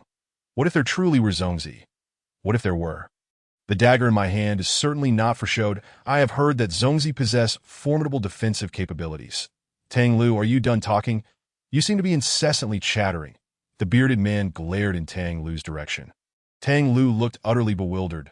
"Big brother, I haven't spoken a word just now," the others chimed in. "Did you say something?" "No, we didn't." The 2 other men shook their heads. "Chow, we have an extra person here." After a sweeping glance, the group finally noticed a tall figure emerging slowly from the thicket to their right. "Apologies, I was merely passing by," and interjected a couple of words, Chen Anlin said with a smile, revealing his pearly white teeth. Suddenly, all 4 men drew their blades in unison, their eyes fixed menacingly on Chen Anlin. "You there alone? Are you from around here?" "Indeed," Chen Anlin replied with a smile. "Why are you drawing your weapons?" "I was merely thinking of collaborating." "Collaborate? What sort of collaboration?" "A share for those who witness." Chen Anlin gestured towards a nearby tomb. "Ha, the locals are so impolite, demanding a share right off the bat." "Who do you think you are?" The bearded man laughed in anger. The other 2 men also snickered, secretly acknowledging that they were tomb raiders, capable of killing without a second thought. Only Tang Lu furrowed his brow, silently stepping back to hide behind the leader. Chen Anlin shook his head. "I am quite serious. Furthermore, my politeness is reserved solely for the virtuous. Seeking death, watch as I swiftly strike." The bearded man barked, a chilling aura emanating from his blade as he swung it towards Chen Anlin's face. This violent blow shattered all vegetation in its path, just as everyone believed that Chen Anlin was doomed. He casually countered the seemingly ferocious blade with a mere flick, dispersing the menacing energy effortlessly. Whoosh! A streak of sword energy cleaved through the bearded man's head, and one witnessed how Chen Anlin achieved this feat. And in an instant, the remaining 2 thugs and Tang Lu stood frozen, eyes wide with terror. In the blink of an eye, their leader lay dead. What sort of master is this? The key point was, the opponent hadn't even blinked. Why were they the ones trembling? "I pay my respects, young master. I am Tang Lu, willing to serve you." Tang Lu hastily knelt, bowing his head in reverence. Chen Anlin scrutinized him, pondering that Tang Lu might indeed be a minor vessel of fortune. Had he not arrived to intercept, the treasures within this cavern would have been his alone. "What is the story behind this tomb?" Chen Anlin inquired. "Young master, we discovered this location based on an ancient treasure map that it is said that a celestial being resides within, and whoever opens this ancient tomb will inherit the celestial's legacy." Tang Lu eagerly explained. Upon mentioning the prospect of becoming an immortal, the other 2 tomb raiders displayed expressions of longing. Yet, Tang Lu remained composed, for in his heart, such aspirations felt distant. His sole hope was to serve this young master well and survive. "There is a celestial being inside." Chen Anlin chuckled. "Why are you still hesitating? Let us proceed. I am a reasonable person, and as long as you obey, there will be great rewards. Tang Lu quickly clasped his hands. Young master, please take your time. Observing the three men enter in single file and confirming there was no danger, Chen Anlin followed suit. Inside the tomb lay a narrow, winding tunnel. After a short walk, they reached a stone chamber, where a stone coffin stood silently. Young master, shall we pry it open? One of the thugs suggested. Yes, go ahead, Chen Anlin replied, stepping back. The three men, including Tang Lu, understood the potential dangers ahead, yet they had no choice. Thus, they picked up iron rods and began to pry open the stone coffin. Before long, it creaked open. Unlike scenes from movies where toxic gas is unleashed, the three men found themselves entranced by the sight within the coffin. What do you see? Chen Anlin approached, instantly struck dumb. Before them lay a female corpse adorned in a semi-transparent garment, exquisitely beautiful, an unknown maiden. Furthermore, her skin appeared flawless, devoid of any signs of decay. Young master. It's still warm, remarkably warm, a short thug exclaimed in astonishment, poking the female corpse's arm that a daring notion ignited in his mind. We could take advantage of this. Chapter 24. I wish to serve you as my master. Everyone remained still. Chen Anlin shot a displeased glance at the short thug who had just spoken. This tomb raider seemed oblivious. How could a female corpse found in such a place be ordinary? Perhaps it belonged to some ancient powerhouse. Ordinarily, he would not take such risks, but with Tang Lu, the treasure seeker, paving the way, he decided to see what lay ahead at that moment. Tang Lu's fortune soared 2 levels higher. Chen Anlin nodded slightly, addressing Tang Lu with warmth. Tang Lu, what do you think? Young master, this female corpse possesses 3 treasures, look. Under Tang Lu's guidance, Chen Anlin noticed a shield-shaped jade pendant hanging from her chest. Surrounded by a heap of gold ingots at her feet, and beside her head lay a parchment resembling sheepskin. Treasures indeed. Young master, congratulations on acquiring such valuables, Tang Lu exclaimed. Chen Anlin mused that Tang Lu was quite perceptive. However, he had no intention of claiming them personally. Behind him, the 2 tomb raiders felt a tinge of regret, lamenting the loss of what could have been a windfall, yet they dared not voice a single complaint. You may choose, Chen Anlin suddenly announced. Huh? The 3 men were momentarily taken aback, wondering if they had misheard. This powerful young master was allowing them to select treasures. Chen Anlin's voice turned cold. What? Are your ears deaf? I said choose. The short thug's face lit up with excitement, his stubble trembling with eagerness. Young master, I shall take it. If you like, I can also present it to you. The short thug eagerly reached out for the jade shield, believing it to be a powerful artifact from ancient times, hoping that by offering it to the young master, he could secure his own life. Yet the moment he touched the jade shield, a sudden pull emanated from within, causing his flesh to wither rapidly. Realizing the peril, the short thug's face contorted in fear as he attempted to discard the jade shield, but it clung to his palm as if enchanted. Refusing to let go. Help me, save me, he cried, his voice dwindling until moments later, his features sunken and skeletal, he collapsed to the ground, his eyeballs dislodged and rolling away. Second uncle, the tall thug shouted in terror. There's something wrong. That jade shield is dangerous. Tang Lu gulped, quickly grasping the situation. Chen Anlin turned his gaze towards the tall thug.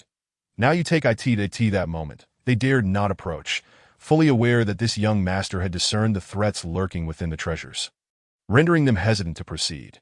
Yet under Chen Anlin's piercing gaze, the tall thug gritted his teeth and reached for the pile of gold ingots. Before long, he held a handful of gold ingots, his eyes darting nervously around. Relieved to find nothing amiss, that it's fine? Ha, young master, it's all good. These gold ingots are marvelous, delectable.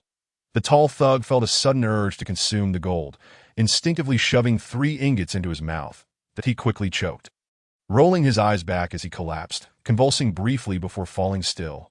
The atmosphere grew tense. Tang Lu instinctively stepped back, his voice trembling. Young master, they are dead. They are all dead. This place is too sinister. We must leave. Chen Anlin gazed at Tang Lu's fortune, which had inexplicably risen 2 levels higher. He smiled gently, saying, Tang Lu, this is your opportunity, that I promise you. As long as you leave here alive, you may take those gold ingots with you. In that moment, Tang Lu's heart stirred that, of course, if you wish to leave now, I shall not force you. But consider this. Do you truly wish to live as a mere beast for the rest of your days? Do you not aspire to achieve greatness? Chen Amlin coaxed him that in truth, he could have easily coerced Tang Lu, yet upon reflection, he realized that such pressure might alter Tang Lu's natural disposition. Thus, he allowed Tang Lu to make his own choice, refraining from interfering. Seeing this, Tang Lu pondered deeply. Indeed, do I wish to live as a mere beast for eternity? What am I here for? To amass wealth and achieve greatness. In that moment, he thought of his long-deceased parents and his childhood sweetheart, the one he had wished to marry. Glancing at the pile of golden ingots on the ground, he gritted his teeth and resolved to seize the opportunity. Upon witnessing this, Chen Amlin smiled, just as he had surmised. Tang Lu had indeed taken action. This was the mark of one favored by fortune. Each child of destiny may possess unique traits, yet they share one commonality, an unwavering commitment to seizing their fortunes. However, Tang Lu did not immediately claim the treasures. Instead, he solemnly knelt before the female corpse, bowing his head 3 times. Esteemed fairy, I am Tang Lu, born into poverty. Today, I have unwittingly trespassed upon this place. I humbly ask for your forgiveness. The treasures here are of no use to you, and I vow to honor your legacy by ensuring your treasures flourish and are never forgotten. With that, Tang Lu bowed his head forcefully 3 more times, as if unlocking some hidden mechanism within this place. That moment, the female corpse within the coffin slowly opened her eyes. Strange black runes illuminated her body, but quickly vanished, floating in the air before being absorbed into the human skin paper and the jade shield. I am known as the dream-making immortal. The ethereal voice of a woman echoed, then dissipated into nothingness, along with the female corpse, which completely melted away into the ether. Chen Amlin quickly realized that this place had a restriction. Those who intruded and took items that would trigger the restriction and meet a tragic end. Yet, with Tang Lu's bows, the restriction had unexpectedly been lifted, allowing the treasures to be taken freely. Tang Lu, hand me the human skin paper, Chen Amlin commanded. Understood. Tang Lu, recognizing that the restriction had been lifted, hastily retrieved the human skin paper from the coffin, presenting it respectfully to Chen and Lin. My lord, these treasures are all connected to you.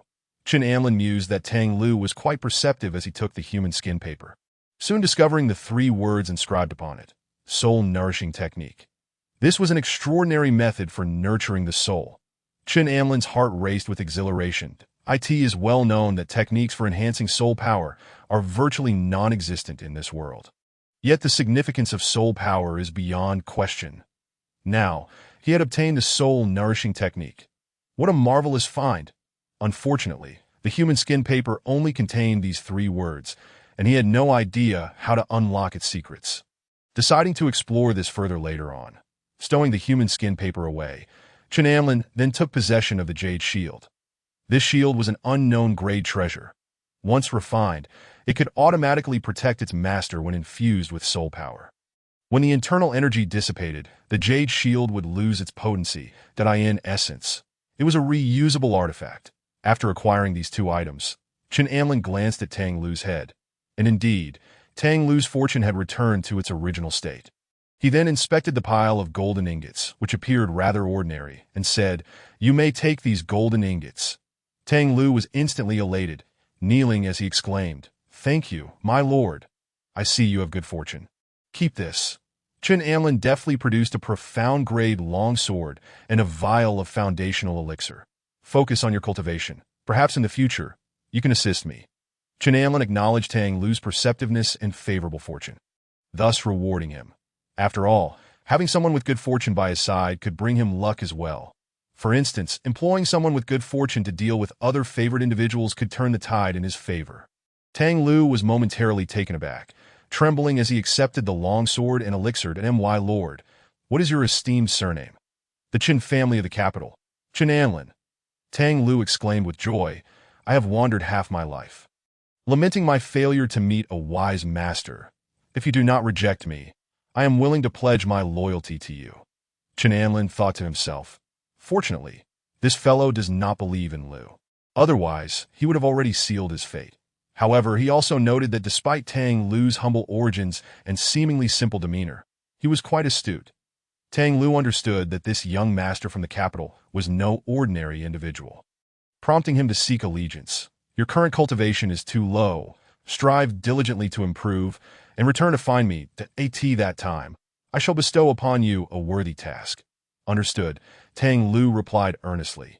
Ensure this place is tidied up. Remember, speak not a word of what transpired here, or face dire consequences. With a flick of his wrist, Chen Anlin departed. The dream-making immortal. Was she from ancient times or the upper realms? On his way back, Chen Anlin contemplated the human skin paper in his possession, discovering that it was impervious to water and fire, resistant to blades and firearms, that he even attempted to drip blood upon it.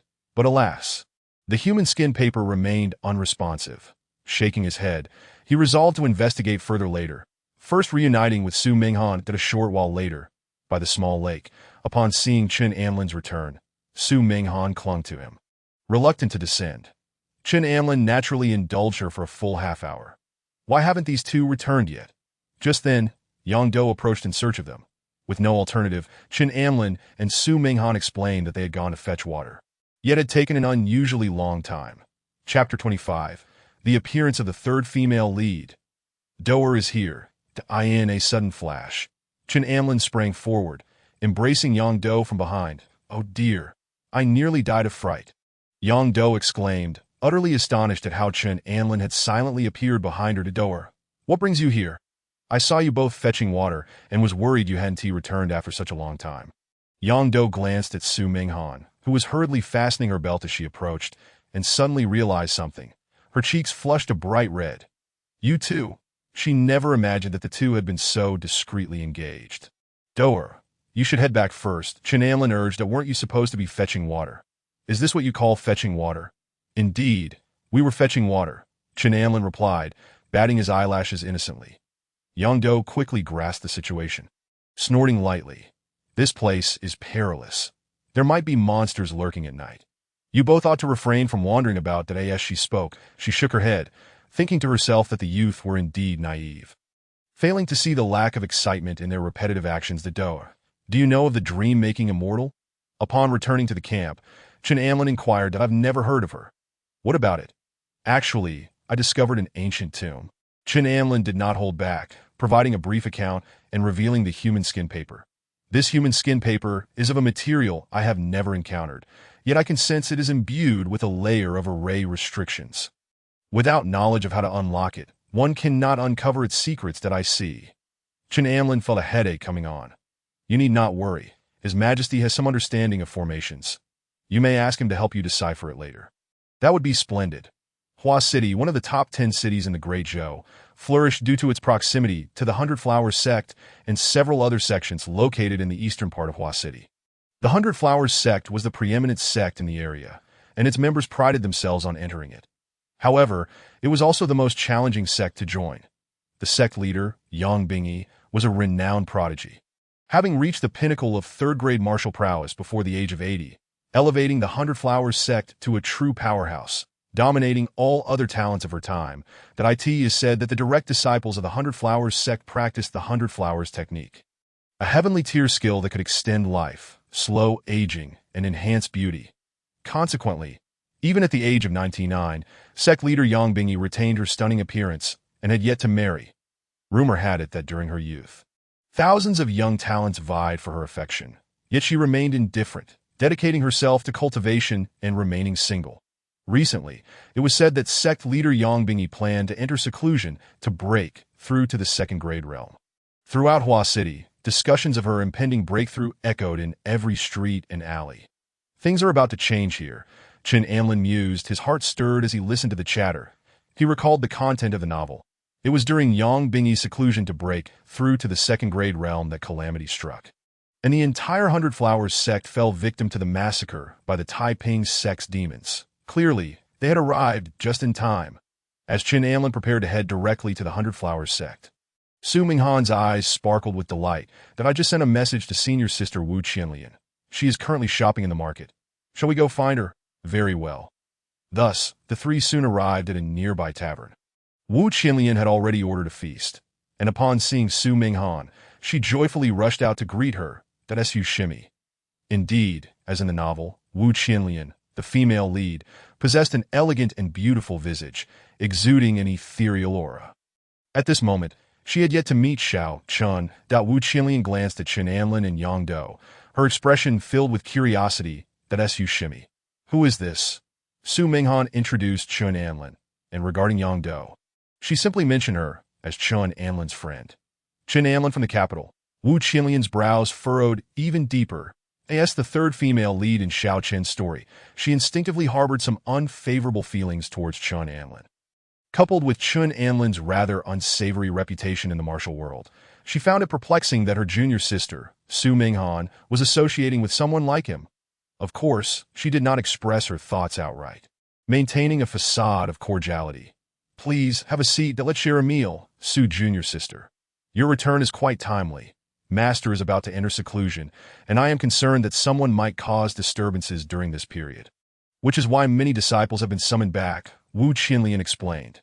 Senior sister, there is something else I wish to discuss with you. I have learned about your lineage, Su Minghan elaborated, subconsciously glancing at Chen Anlin. Wu Qinlian was taken aback and also turned her gaze towards Chen Anlin, her intuition suggesting that he possessed some knowledge. Your current family is Elder Wu Qigong of the Hucking Academy in the capital. When you were 3 years old, Chen Anlin recounted briefly, concluding with, when your master found you, did he only discover a token inscribed with the name Wu Qinlian? This was also the reason why Wu Qinlian continued to use her original name. Unfortunately, the capital was too distant from this place, and in her early years, Wu Qinlian was merely an ordinary disciple of the Baiwa sect, lacking in notoriety, which led to Wu Qigong's inability to locate her. Wu Qinlian's lips quivered as she began to tremble. All this time, she had believed herself to be abandoned, never anticipating that one day someone would come forth and reveal that her family was still alive. Senior Wu, congratulations, Su Minghan expressed joyfully. Thank you, young Master Chen, for sharing this wonderful news. Once my master concludes his seclusion, I shall return to meet my grandfather, Wu Qinlian stated. Very well, I shall raise a toast to you. At this point, Wu Qinlian's perception of Chen Anlin had softened somewhat. However, just as they were enjoying their meal, an 11 or 12-year-old boy at the neighboring table, his hands caked in mud, began to fashion small mud balls and hurl them towards the adjacent table. Several mud balls landed in someone's bowl, inciting great anger. Whose mischievous child is causing such trouble? Someone shouted in frustration. Yet upon catching sight of the boy's family, the angry individual quickly swallowed their ire, cursing their misfortune and departing in discontent. The child, sensing the fear he instilled, beamed with pride and made faces at them. However, once the table of diners left, he grew bored. His grandmother was preoccupied, chatting with 2 other elderly ladies. At that moment, the child's attention was drawn to Wu Qinlian and Su Minghan, his eyes lighting up as he fixated on their figures. He's so big, really big, he murmured, swallowing hard, and flung a mud ball towards Chen Anlin. With swift reflexes, Yang Do knocked the mud ball away and cast an annoyed glance at the boy. What is the matter? Chen Anlin inquired. Yang Do motioned toward the child, displeased. I don't know whose unruly child this is, but he clearly lacks manners, throwing mud balls at our table. The child, noticing that his mud ball had failed, became discontented and rose to reach for Wu Qinlian's waist. It should be noted that his hands were filthy, a rather off-putting sight. Miss, the child gazed at Wu Qinlian's slender waist, his eyes seemingly glued in fascination. Just as his hand was about to make contact, Chen Anlin seized the boy's wrist, his gaze icy as he warned. Little brat, are you looking for trouble? Startled, the child looked up at Chen Anlin, instantly furious. He had always been fearless, believing no one dared to disrespect him. How dare this man grab his hand? Was he tired of living? Besides, he was just a child. He doubted this man would dare to take action against him. Thus, the boy spat at Chen Anlin in defiance, attempting to disgust him. The elderly woman nearby, although previously alerted to her grandson's mischief, paid no heed, proudly proclaiming to her companions, my grandson is merely spirited. What is wrong with a little spitting and playing in the mud? Who would hold a grudge against a child? The next moment, a chilling scream pierced the air, bang. The boy's hands were abruptly injured, and Chen Anlin delivered a kick, sending the child flying backward with a resounding thud to my grandson. The elderly woman cried out in panic, rushing to gather her grandson, whose eyes were rolling back, on the verge of losing consciousness, that if no one is teaching your grandson, Then I shall take it upon myself to do so, Chen Anlin stated flatly.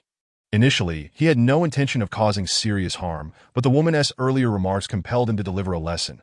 You dare to harm my grandson? You're finished. I am from the Zhang family. Even the city lord must show us respect. The elderly woman shouted menacingly at Chen Anlin. Oh, is that so? Chen Anlin shrugged. Unfazed, he was not the protagonist. His principles were rooted in arrogance. Was the Zhang family more powerful than the Dezhou dynasty? Those with power who remained submissive were not true villains. Chapter 26. Wu Qinlian could not help but tremble. An important chapter. The recent events left the onlookers momentarily stunned. Yang Do remained composed. As if observing a trivial matter, Su Minghan, however, silently applauded, thinking, as expected of the man I admire, decisive in his actions. Such unruly children deserve punishment. Only Wu Qinlian, who prided herself on being a righteous figure in the martial world, stood up in protest. But yes, just a child. Senior sister, that child was exceedingly brazen, attempting to disrespect you. Su Minghan frowned, feeling quite displeased with Wu Qinlian's stance that it's not right to treat him this way. What if he ends up severely injured? Chen Anlin was not surprised by Wu Qinlian's reaction. In the novels, her character was invariably benevolent, that it was precisely this trait that led her to suffer numerous hardships later on. He had no intention of delving deeper into understanding her. It sufficed to facilitate her reunion with Wu Qigang. My grandson is merely 12 years old, still just a child. How can you be so cruel? The elderly woman wailed, cradling her grandson, tears streaming down her face. Her previous bravado all but vanished. Deep down, she recognized her own culpability. She knew her grandson was mischievous, prone to causing trouble, and recently had taken to harassing girls. But at the end of the day, he was still a child. What could a 12-year-old possibly comprehend? Was it truly necessary to be so vicious as to inflict such harm upon him? For now, saving the child is of utmost importance. Let us take him to assess his injuries. Rest assured, I will take responsibility, Wu Qinlian said, unable to bear the sight. The elderly woman shot Wu Qinlian an accusatory glance. Her instinct was to berate her, but considering the urgency of the situation, she hurried away, with Wu Qinlian following closely behind. Su Minghan initially intended to pull Wu Qinlian back, advising against her involvement, fearing that she might encounter serious trouble. However, Chen Anlin stopped her, saying, if she wishes to go, let her go. She needs to learn a lesson. This course of action was also motivated by Chen Anlin's observation of a peculiar aura emanating from the elderly woman and the mischievous child, a faint trace of malevolent energy. This family was not to be trifled with. Indeed, my senior sister is too benevolent. Unaware of the perils of the world, Su Minghan conceded with a nod that Wu Qinlian followed the elderly woman back to the Zhang residence. Upon seeing the child in such a state, the Zhang family quickly summoned the best physician available. Wu Qinlian also produced her treasured healing elixirs, which, after administration, saved the child's life as long as he is safe. Wu Qinlian sighed in relief, observing the boy's complexion gradually returning to a healthy her surprise. Members of the Zhang family surrounded her, particularly the elderly woman, who pointed an accusatory finger at Wu Qinlian. Growling, your friend is responsible for my grandson's condition and must be held accountable. I am aware. I did not come here to evade responsibility. I will ensure he comes to see you, Wu Qinlian replied, her brow furrowing as she surveyed the hostile crowd. Come to see us.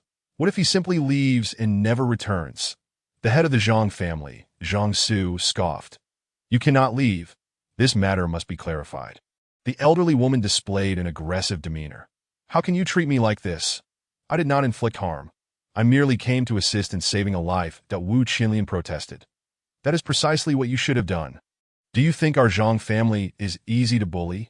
The elderly woman argued, hands on her hips, fierce and unyielding. If you insist on this course, I will have no choice but to retaliate.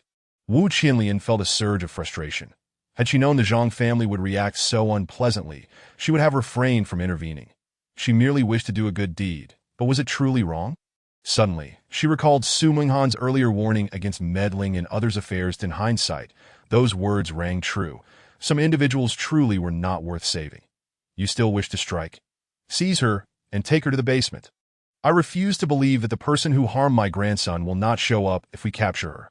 Zhang Su issued a low growl, prompting Wu Qinlian to instinctively resist as a disciple of the Hundred Flowers sect. She was no weakling, possessing the strength of the sixth rank. However, the elderly woman before her directly scattered a handful of black powder towards her, causing Wu Qinlian's legs to buckle, and she found herself kneeling on the ground. Zhang Su let out a cold laugh, seizing her by the hair and dragging her towards the basement. "Release me. I am a disciple of the Hundred Flowers sect, that if my master learns of this, you will not escape retribution."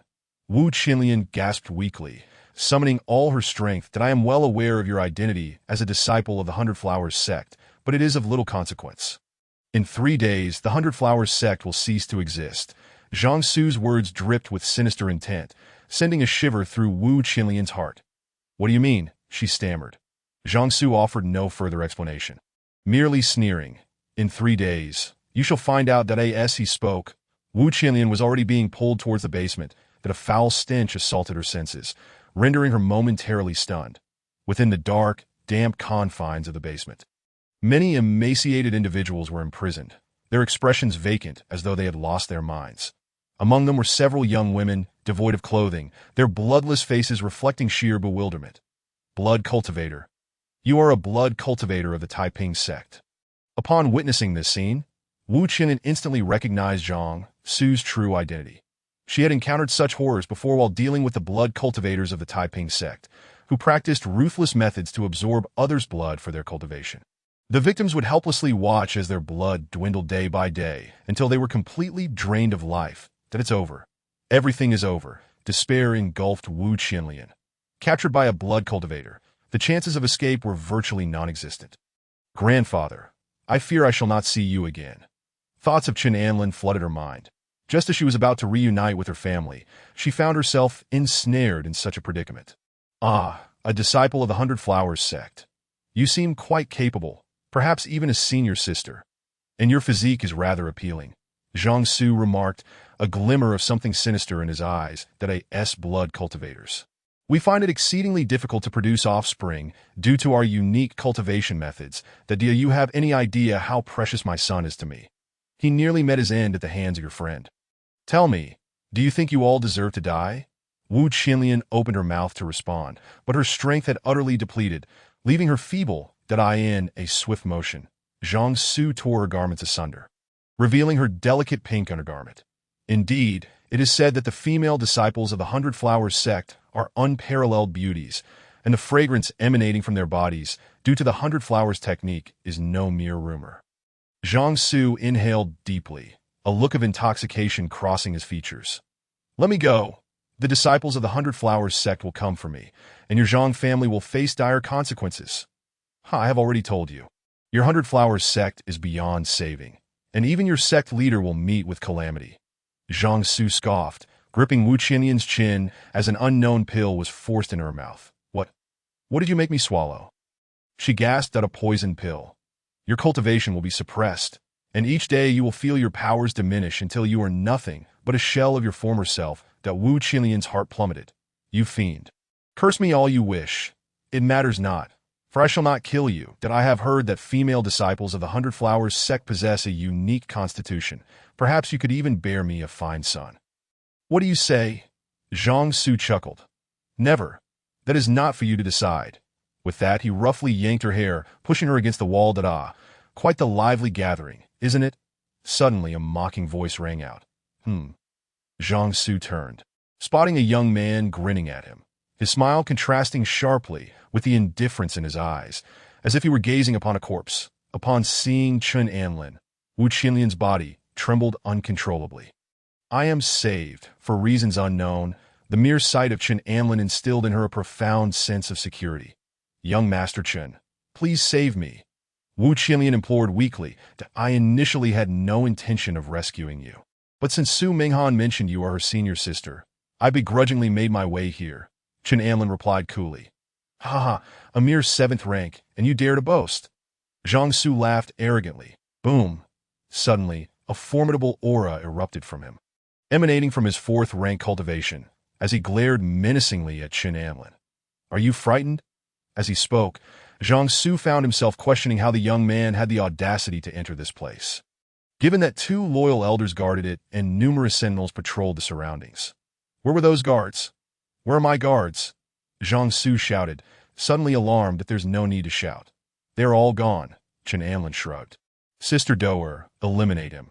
Understood. From the shadows emerged a figure, Yang Do, whose mastery lay in the 3rd rank and specialization in assassination techniques that in the blink of an eye, a cold sword sliced through Zhang Su's throat. Yang Do has dealt with him, that I shall head upstairs. The guards have surrounded this area, and we must ensure that no one escapes, she stated. Very well, go. Chen Anlin nodded. Once Yang Do departed, Chen Anlin retrieved a garment from his storage pouch and draped it over Wu Qinlian's shoulders. Why save that brat? You see, had it not been for me, you would have faced considerable trouble today. That he gently patted Wu Qinlian's shoulder, a gesture of gratitude. Thank you. Thank you. Wu Qinlian expressed her heartfelt appreciation for Chen Anlin's intervention. What are the others? They have been dealt with. The Zhang family is awash in blood. Chen Anlin reassured her, squeezing her shoulder. Do not be anxious. You are safe now. By the way, the Taiping sect might be plotting against my master, who is currently in seclusion. That Wu Qinlian quickly relayed Zhang Su's earlier words to Chen Anlin. Oh. Chen Anlin's interest peaked as he nodded. Then lead the way to where your master is in seclusion. At last, he had reached the pinnacle of the 7th rank. That in the dead of night, Zhang Xiaoli stepped out of the courtyard, stretching with a sense of utter satisfaction. The spiritual liquid produced by the small blue vial facilitated rapid cultivation. In just a few days, his prowess had surged, reaching the peak of the 7th rank. However, neither his master nor his senior brothers were aware of his advancement. They all presumed he was lackadaisical in his pursuits. Moreover, this spiritual liquid had an additional benefit. He felt that his facial features, even his skin, had improved significantly. Zhang Xiaoli's thoughts turned to Wu Qinlian. Surely, upon witnessing his excellence, she would come to admire him even more. Xiaoli. At that moment, Wu Qinlian rushed towards him. Sister. Zhang Xiaoli's eyes lit up as he dashed forward, only to notice Chen Anlin behind her, instinctively furrowing his brow. The usually haughty Wu Qinlian stood beside this man, exuding a demeanor akin to that of a servant. To make matters worse, she was clad in a man's attire. Sister, where are you off to at this late hour? And why are you dressed in men's clothing? Zhang Xiaoli's frustration mounted. In his view, women ought to maintain a feminine appearance, and gallivanting outside at night while donning men's clothing was utterly unacceptable. Xiaoli, let's set that aside for now. Where is Master? Master? She was in seclusion, but wait. I heard she emerged this afternoon. Apparently, she found her preparations lacking and intends to enter seclusion tomorrow. In other words, she has not yet begun her retreat. Chen Anlin inquired. Zhang Xiaoli was too preoccupied to answer Chen Anlin's question. Xiaoli, this is young Master Chen Anlin from the capital. You must show him proper respect, understand? Wu Qinlian pointed out, having noticed Zhang Xiaoli's dismissive attitude towards Chen Anlin. Oh, a young master from the capital. Zhang Xiaoli replied nonchalantly, the tone of his voice suggesting a lack of regard.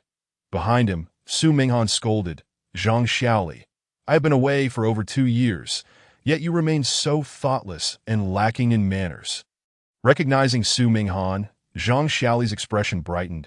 Oh, Sister Su, I didn't expect you to have become so enchanting. But why are you so close to this Chen Anlin? His discontent deepened. He disliked seeing the women around him grow too familiar with other men. Xiaoli, I am speaking to you.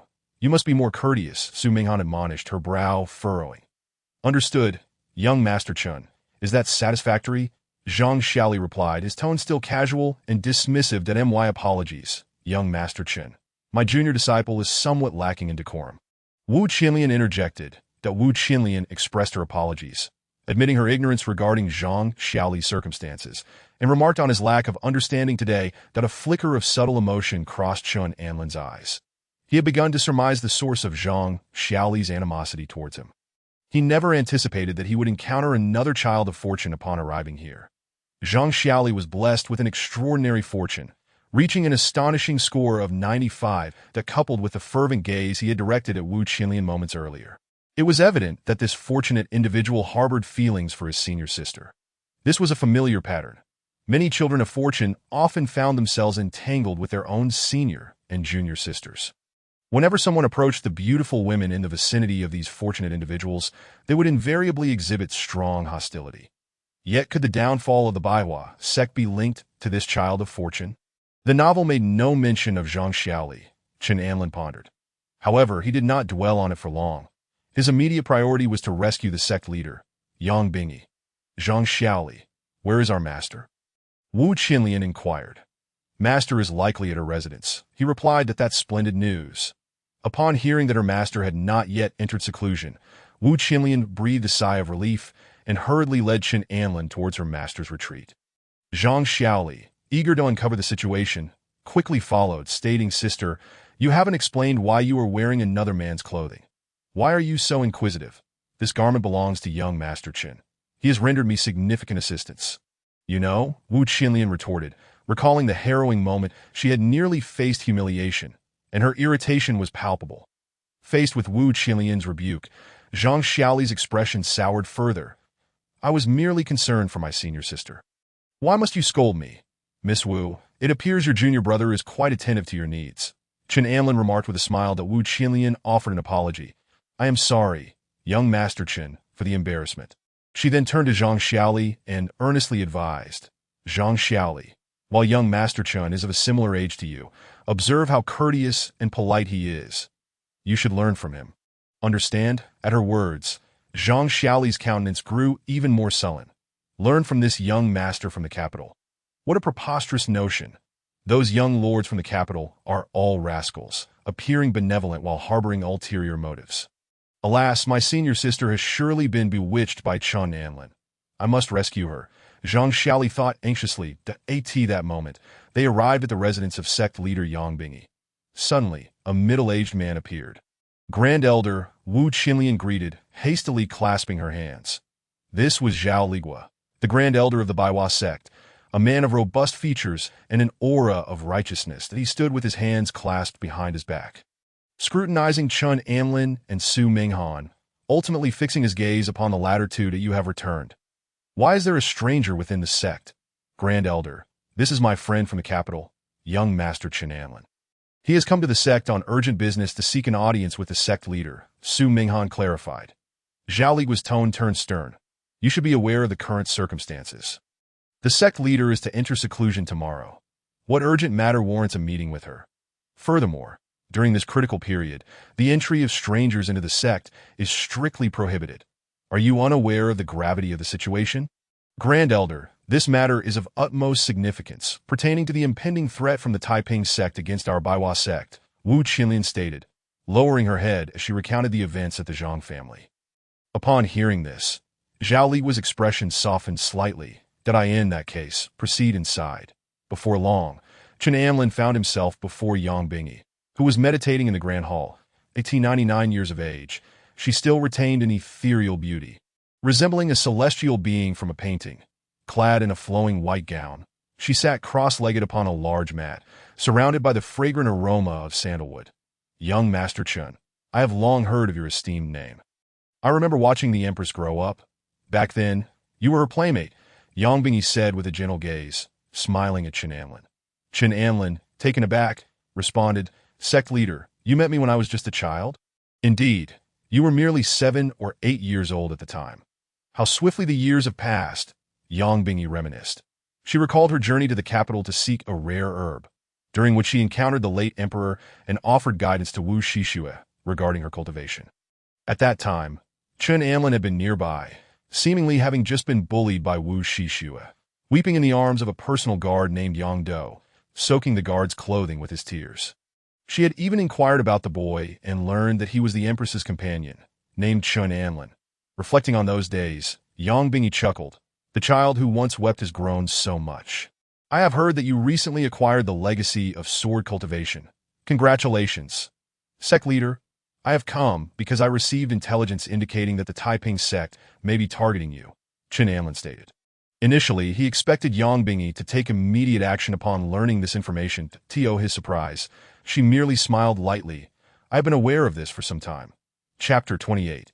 Such young masters are not to be trusted. The sect leader has known all along. Chen Anlin was taken aback.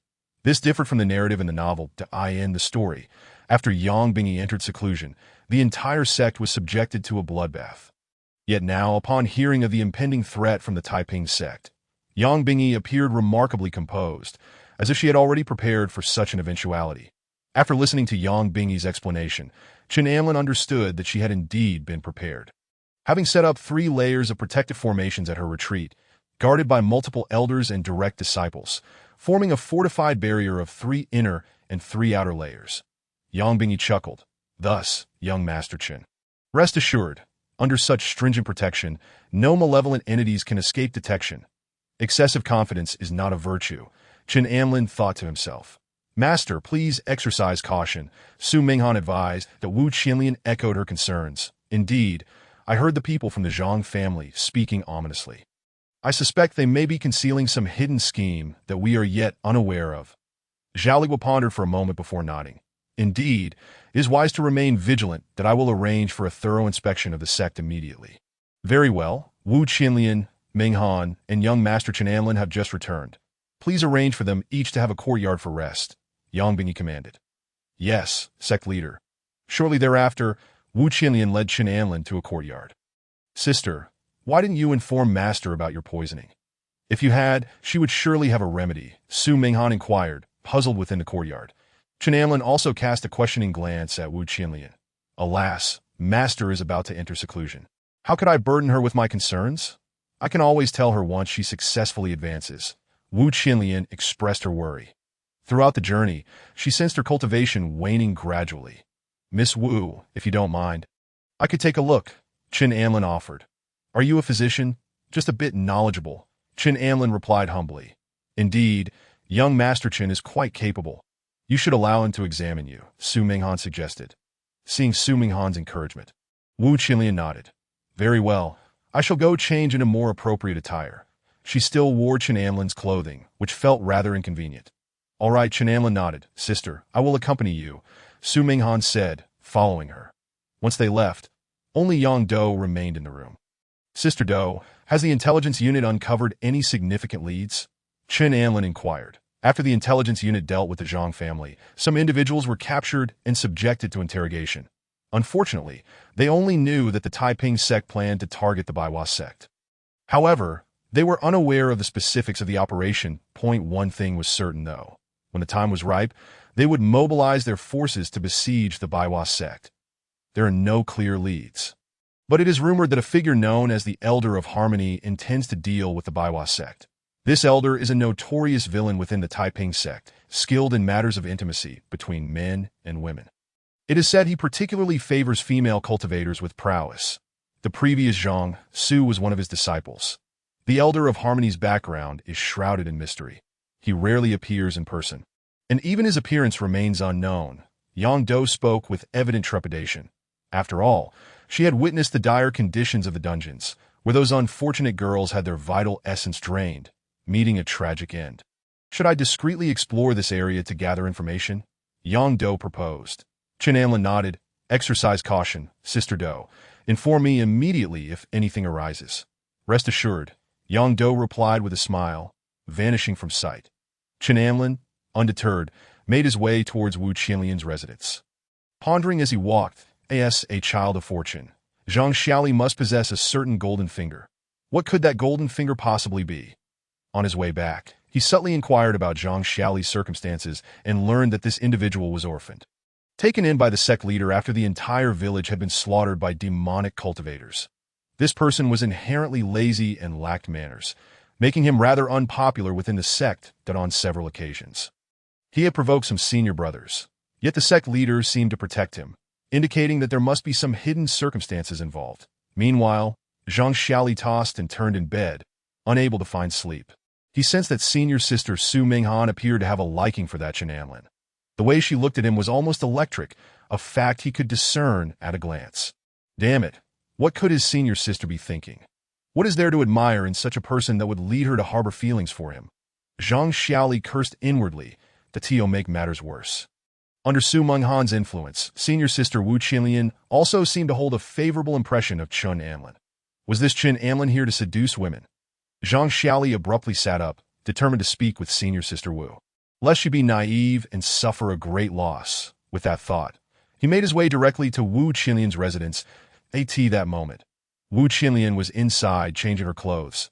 Zhang Xiaoli concealed his presence and called out at the door, "Senior sister." "Junior brother, what brings you here at such a late hour?" Wu Qinlian hurriedly donned her attire and responded, "Senior sister, you're alone? I have some matters to discuss with you." "Very well," Wu Qinlian opened the door. Upon entering, Zhang Xiaoli's gaze fixed upon Wu Qinlian's slender garments, and he couldn't help but swallow hard. "Junior brother, what is it you wish to say?" Wu Qinlian remarked, displeased, feeling that her junior brother was becoming increasingly thoughtless in his demeanor. "Senior sister, I was just contemplating the relationship between that Chen Anlin and senior sister Su Minghan. What concern is that to you?" "Senior sister, it is indeed my concern. She is my senior sister. I care for her to ensure she is not deceived by Chen Anlin. Furthermore, I notice that the way Chen Anlin looks at you is also rather inappropriate." Zhang Xiaoli cautioned, "That I understand. I will be cautious." "You need not meddle," Wu Qinlian sighed internally, acknowledging that her junior brother was concerned for her well-being.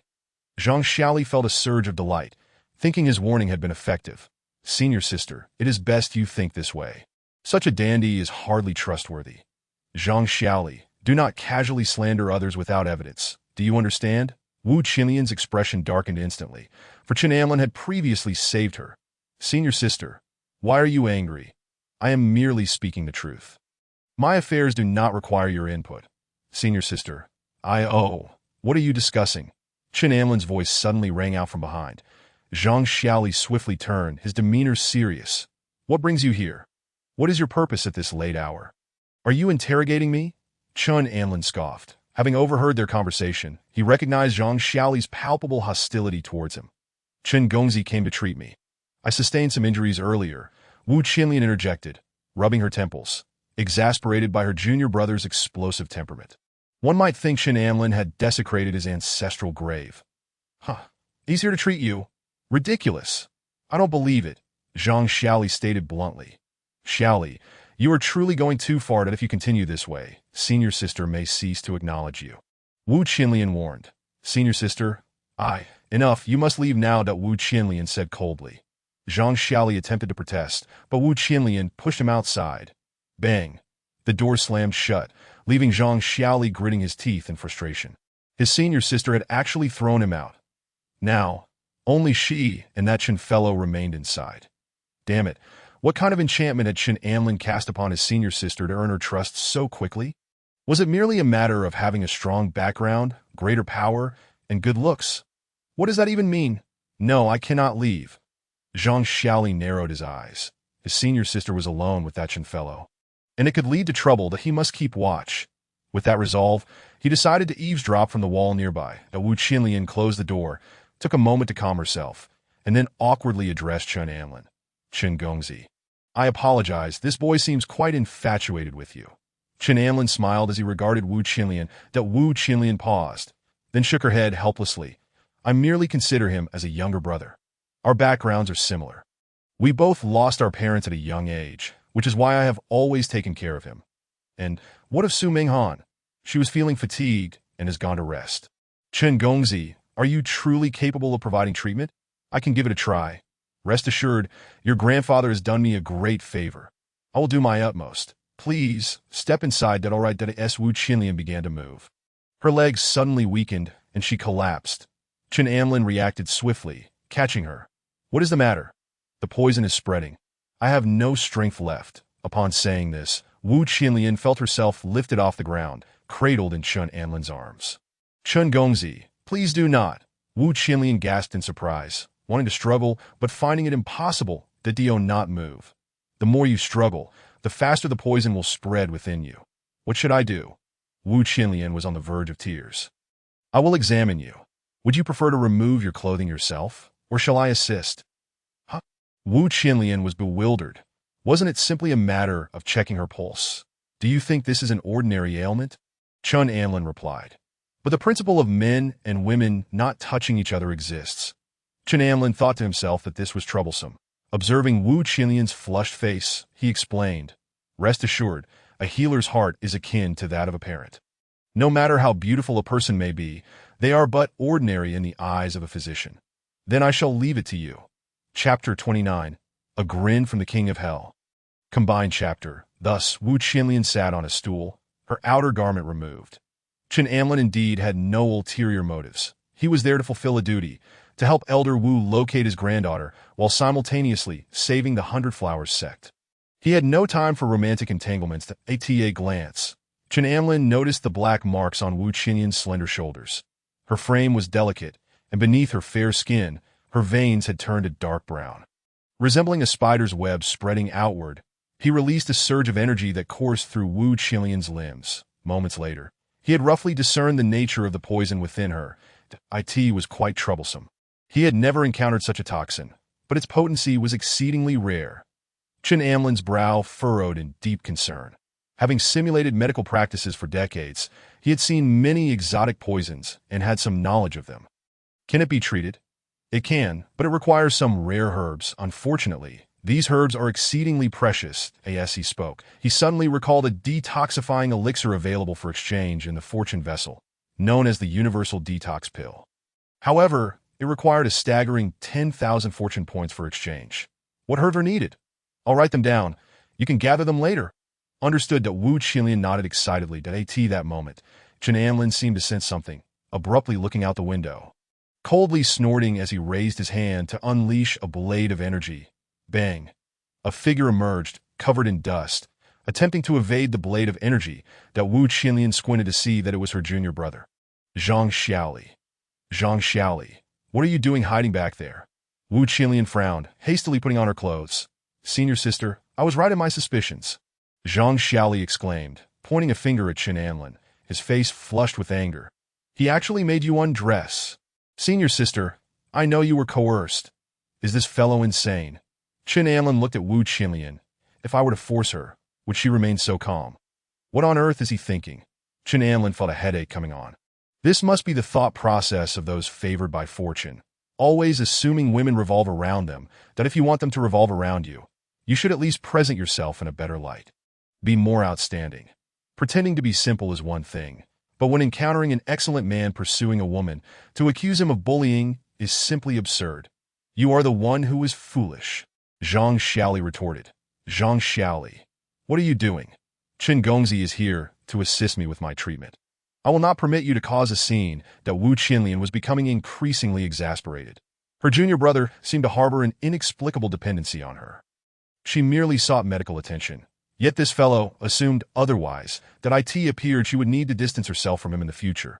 Otherwise, he might develop some issues in his mind. Ding! Wu Qinyan, doubting Zhang Xiaoli's sanity, seized 100 fortune points from him. Chen Amlin's eyes brightened as he declared that Zhang Xiaoli was indeed a child of fortune, having successfully plundered some fortune value, though the haul was modest. It marked a promising beginning. Zhang Xiaoli, now somewhat heartbroken, lamented that his senior sister had scolded him and offered no assistance. After all, he was the one protecting her, who would undress while receiving medical treatment. He speculated that his senior sister must have been deceived, and once he exposed Chen Amlin's true nature, she would surely return to his embrace. Senior sister, he insisted, what he calls treatment is merely empty talk. In my opinion, he knows nothing about healing. Wu Qinyan, visibly displeased, retorted, enough. Are you trying to drive me to madness? Senior sister, if you doubt me, then let Chen Amlin treat you right now. Zhang Xiaoli proclaimed with an air of superiority. Convinced of Chen Amlin's incompetence, Master Chen has already mentioned that my ailment is rather troublesome. Haha, an excuse. Senior sister, do not be deceived. Wu Qinyan interjected, producing a prescription from Chen Amlin. This is the prescription Master Chen has provided. If we can procure these medicinal ingredients, I can be treated. Zhang Xiaoli glanced at it, astonished to see not only the rare herbs listed, but also detailed instructions on their usage. It was incomprehensible for an ordinary person to compile such comprehensive information. Is he truly a physician? Zhang Xiaoli marveled. Indeed, but alas, the herbs listed are far too precious. Even if they exist, they require centuries of growth, Wu Qinyan lamented. Ordinary herbs that are a mere decade or two old are already considered quite valuable. Herbs over 100 years old are top tier, and even if they were available, I could not afford them. Unexpectedly, Zhang Xiaoli smirked. Senior sister, I can find a way to obtain those herbs, his little blue vial, requiring only a day's absorption of sun and moon essence, could yield a single drop of spiritual liquid, which would grant the herbs the efficacy of 10 years that if he administered a drop daily. Within a month and a half, The herbs could transform into those aged over 100 years. Thus, what others found challenging to acquire would be effortless for Zhang Xiaoli. Xiaoli, stop your wild claims. Such spiritual herbs are virtually impossible to find in the entire sect. How could you obtain them? Wu Qianlian shook her head, disappointment deepening in her eyes. That it is one thing for my junior brother to be foolish. But when did he learn to boast? Senior sister, I truly can. Just wait and see. Zhang Xiaoli's confidence swelled. His opportunity had finally arrived. He eagerly anticipated his senior sister's reaction when he presented the century-old herbs. Watching this unfold, Chen Amlin felt a stirring in his heart. The saying that a smirk heralds a grim fate rang true. Such smiles from children of fortune were never simple. Did he truly possess a method? Perhaps this was his golden finger. Chen Amlin's mind raced as he recalled various means to accelerate the growth of spiritual herbs. Suddenly, an idea struck him. Could it be the little green vial of a certain old demon? His heart ignited with fervor. That was indeed a treasure. If he could acquire it, it would mean never lacking top-tier herbs again. However, such a precious item would surely be well hidden and not easily obtained. To forcefully seize it would be impossible, especially within the territory of the Baiwa sect. Miss Wu, your junior brother truly knows how to boast without fear of repercussions. Those century-old spiritual herbs are exceedingly rare. Even within the Empress's palace. What makes him think he has access to them? Chen Anlin scoffed. Zhang Xiaoli, infuriated, retorted, Chen, just watch. I won't waste my breath on a fool. Miss Wu, the night is deep. I shall take my leave. Chen Amlin saluted Wu Qianlian. Master Chen, allow me to escort you. Very well. Once Chen Amlin departed, Wu Qianlian, flustered and vexed, turned to Zhang Xiaoli, saying, Xiaoli, you will apologize to Master Chen first thing in the morning. With that, she slammed the door shut. That on his way back, Zhang Xiaoli grumbled, apologize? What nonsense. Even if he truly treated senior sister, what of it? Undressing is simply wrong, but it matters not. Once I present those herbs, senior sister will surely see me in a new light. Excitedly, he retrieved his little blue vial. Just as Chen Amlin returned to his quarters, Yang Dou's figure appeared. Sister Dou, I was just about to speak with you. You must closely monitor that Zhang Xiaoli. Chen Amlin smiled. Zhang Xiaoli seems rather foolish and lacks strength. Why should we monitor him? Yang Dou questioned that I suspect he possesses a great treasure. Understood, but this is not the right time to investigate him. I just discovered that Zhao Liguo was speaking with a masked individual, acting suspiciously that he later followed this person to the valley where the sect leader is in seclusion, and I found the elders and disciples guarding the area unconscious. What? Chen Amlin's expression shifted. Zhao Liguo is a traitor within the Baiwa sect. Yang Dou asserted confidently to AT that moment. Chen Amlin understood, and oh wonder the Baiwa sect was annihilated overnight in the novel. It was due to an internal traitor. Let us go take a look. Should we summon others? Since Miss Wu is injured and lacks strength, she is of no use for the others. I cannot be certain of their loyalty. Chen Amlin shook his head, ultimately deciding to investigate alone while instructing Yang Dou to summon the guards. Xiao Anzi, wait for me. Do not act recklessly. Rest assured. Once Yang Dou departed, Chen Amlin stealthily traversed the darkness toward the secluded valley of the sect leader. This was a place he had previously wandered, where Su Minghan had warned him of the tight defenses. Yet, as the saying goes, one can guard against external threats, but not those from within.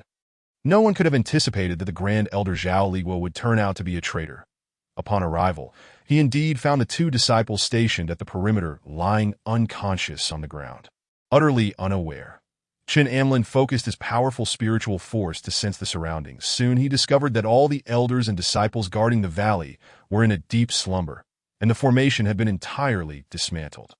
At the entrance to a cave, a masked figure sat cross-legged, meditating. Meanwhile, within the cave, the sect leader Yang Bingyi, disheveled and flushed, gazed at the grinning Zhao Liguo before her.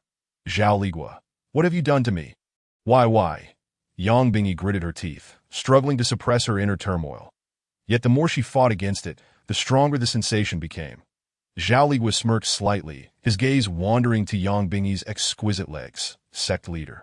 At 99 years, your skin is more delicate than that of some young maidens.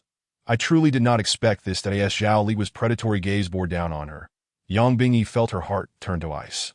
Someone, sect leader. At this point, do you still remain oblivious? I've already used a potent hallucinogen to incapacitate everyone outside. Now it is just you and me here. Tio put it bluntly, you will do as I say. Zhao Li was slowly approached, his eyes lecherous as he seized Yang Bingyi's hair. 20 years. Do you know how I have endured these past 2 decades? Back then, I was the one deserving of the position of sect leader. Yet they all chose you. Very well, since it has come to this, do not blame me. Of course, my dear sect leader. Rest assured, I have no intention of killing you. You are far too beautiful. Instead, you will serve me from now on. Ha ha ha. Chapter 30. The sect leader is renowned for her purity. Zhao Li would cast a glance at Yang Bingyi's exquisite figure. Licking his lips as he spoke to At that moment, he had already resolved to confine Yang Bingyi within these walls. Soon, the disciples of the Taiping sect would arrive, and the Bawazong would cease to exist. He would ascend to the position of protector for the Taiping sect, not only gaining half of Bawazong's profits, but also receiving a unique inheritance. The Elder of Harmony had promised him the Harmony technique, which would assist him in attaining immortality and eventually reaching the first-tier realm, an inevitability. What? You are collaborating with the Taiping sect, Zhao Ligua. Have you lost your mind? Yang Bingyi exclaimed, her face pale with shock. That no, I am not insane. I have simply come to a realization. I have toiled diligently here for 20 years, watching you ascend to the 2nd tier while I remain at the 4th. Why should it be so? If my master had appointed me as the sect leader back then, do you think I would be weaker than you? It is his favoritism that has led to this. He claimed that everyone else would yield to you. With his support, of course, they would, but it matters not. The truth is proven that my master's judgment was flawed, for the Bawazong shall soon be no more. Ha ha! Yang Bingyi harbored a desire to retort, yet the peculiar sensations within her body grew increasingly intense. The once cold gaze now brimmed with yearning. Damn it, the Elder of Harmony as aphrodisiac is indeed ferocious, she cursed inwardly, hoping to expel the poison while Zhao Ligua was speaking. However, as she attempted to channel her energy, the toxin spread more swiftly. Yang Bingyi, cease your struggles. Unless you possess first-tier cultivation, this poison is beyond your means to resolve. By the way, do you remember when I sought to court you? You were so proud, declaring you would never marry in this lifetime. Look at you now, how formidable you seem. Here I am, waiting for you to take the initiative. Grinding her teeth. Yang Bingyi's eyes seemed to blaze with fury as she spat. Shameless. Suddenly, she lowered her head, a flicker of determination passing through her eyes. As the leader of Bawazong, she had her own trump cards. She was merely waiting for Zhao Ligua to let his guard down. Now is the moment. Yang Bingyi's delicate face tightened, and with the last vestige of her strength, she opened her mouth and expelled a thin needle. Swish! This silver needle, known as the Millennium Cold Iron Needle, was a heavenly-grade treasure imbued with a powerful chill. It was her life-saving artifact, nurtured within her dantian for many years without use. Even Zhao Ligua was unaware of this hidden card. Caught off guard, the silver needle pierced his neck. Instantly, warm blood gushed forth. Zhao Ligua's expression shifted dramatically as he pressed at the wound, momentarily staunching the flow. Damn it, you actually... His eyes burned with rage as he glared at Yang Bingyi. Realizing he had been struck at the same time, an overwhelming chill began to spread throughout his body, and soon frost crept across his skin. Seizing the opportunity, Yang Bingyi struggled to move towards the exit. Yet, after taking only a couple of steps, Zhao Ligua seized her hair, exclaiming, Yang Bingyi, I will not let you escape. Meanwhile, the masked sentinels guarding the cave entrance chuckled at the commotion within. After receiving guidance from the Elder of Harmony, Zhao Ligua had become quite adept at manipulation. However, they hoped he understood the gravity of the situation, as tomorrow he would not only have to deal with the remaining disciples of Bawazong, but also with Qin Anlin. Qin Anlin's appearance here was rather peculiar, particularly given that the entire Zhang family had been eradicated. To avoid prolonged complications, he must be dealt with by dawn. Before he could react, a flash of yellow light pierced through his skull. He felt a whirlwind of dizziness before everything faded to black. Observing the lifeless body on the ground, Qin Anlin retracted the yellow light and approached the entrance, listening to the sounds within. In truth, he had already faintly heard Yang Bingyi's voice from the periphery, never expecting the aphrodisiac's effects to be so potent. that it was well known that Yang Bingyi was renowned for her purity and regarded as an ethereal being untouched by the world. Yet, having consumed this pill, rest assured, sect leader, I shall not let any harm befall you. Chen Anlin vowed silently, vanishing into the cave after concealing his presence. Rending sounds filled the air as he entered.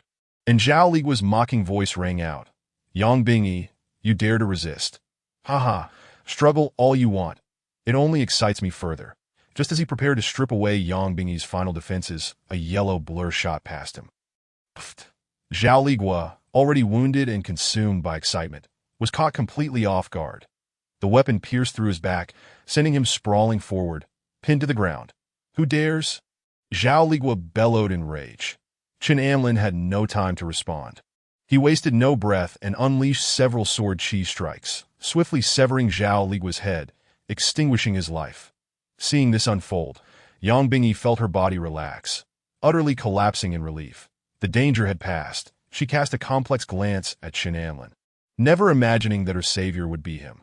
Sect leader, are you all right? Chen Anlin approached, noting her disheveled state and involuntarily glancing at first sight. Chen Anlin felt a pang of melancholy. The sect leader, renowned for her ethereal purity, now appeared in such a state. Was the Elder of Harmony's potion truly that formidable? Suddenly, Yang Bingyi sat up straight, grasping Chen Anlin's hand. Her body radiated heat, and her gaze bore into him as if she wished to consume him whole. Sect leader, are you unwell? Chen Anlin stood before her, his concern evident. Yang Bingyi desperately attempted to resist the toxin, yet after narrowly escaping death, she seemed to have relaxed, allowing herself a moment of indulgence. Moreover, Chen Anlin was handsome and dignified, which made her feel no aversion. What are you doing here? Yang Bingyi instinctively pulled Chen Anlin down beside her. Sect leader, I noticed that everyone guarding the entrance had fainted. I dealt with a masked sentry, so you need not worry. But what about the poison in you? Chen Anlin's expression was filled with concern. This toxin is a type of harmony poison. Ah, that sounds troublesome. Chen Anlin leaned in closer.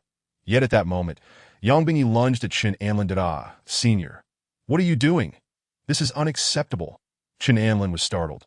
What had come over Yang Bingyi? She was the leader of a sect. Yet here she was, approaching him, a mere junior. Although he could have fought back, harming Yang Bingyi was not an option, that he understood that she was unable to control herself, the potency of the poison overwhelming her. In the end, Chen Anlin surrendered, considering it an opportunity to do a good deed. After all, he felt rather fortunate to be in such a position. Meanwhile, Yang Bingyi's stunning visage was filled with longing. Time slipped away unnoticed, and when Yang Do and Su Minghan arrived with a group of guards, Chen Anlin had already sent a message to Yang Do, instructing them to wait outside, that he was tending to the sect leader's wounds. And this was a critical moment. Disturbing them would lead to awkwardness for both him and Yang Bingyi, or worse, harm them both. Chapter 31. Defiled by the sect leader. Previously, I mentioned that upon discovering trouble here, I dealt with the guard. Upon entering, I found that Zhao Ligua had ill intentions towards you, so I launched a surprise attack to resolve the matter. Unexpectedly, as we touched upon the topic of heartache, Chen Anlin cast a sorrowful glance at Yang Bing. To my astonishment, you suddenly pounced on me, catching me completely off guard, leading to my utter dismay. How am I to face others now? Moreover, I am yet to marry. Initially, Yang Bingyi intended to question Chen Anlin, but he preemptively expressed his grievances, inadvertently shifting the blame onto her. However, upon reflection, it was indeed Chen Anlin who saved her, and she had also taken the initiative. A wave of regret washed over her. How could she have put that young man in such a predicament? Instantly, her feelings of loss diminished significantly, replaced by a burgeoning sense of having gained an advantage. Anlin, enough now. Do not weep, that I assure you. I shall not disclose this. You need not worry, master. My concern is not about whether it will be revealed. What I mean is that you must take responsibility for me. Observing your demeanor, it seems you intend to deny any accountability.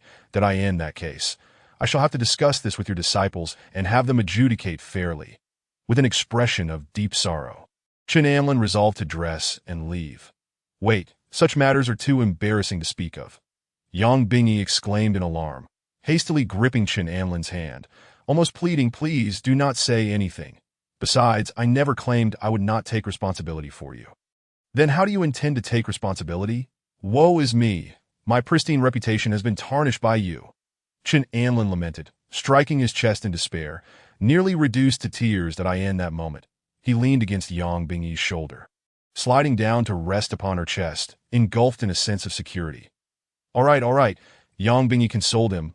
I assure you, I will take responsibility, .as for the specifics. I shall guide you in your cultivation moving forward. Shall that suffice? Is that all? Chen Anlin inquired. What more do you wish for? Yang Bingyi replied with a hint of resignation. Chen Anlin continued, I am a devoted individual. Now that we are together, during those quiet nights when solitude beckons. May I seek your company? A chill coursed through Yang Bingyi, her expression turning peculiar. You cannot possibly be suggesting. Fear not, master, that I simply wish to embrace you and engage in conversation. Nothing more, truly, just a chat. Just a chat. Yang Bingyi sighed in relief, contemplating before nodding in agreement. Very well then. Indeed, master, just a brief embrace. Chen Anlin implored.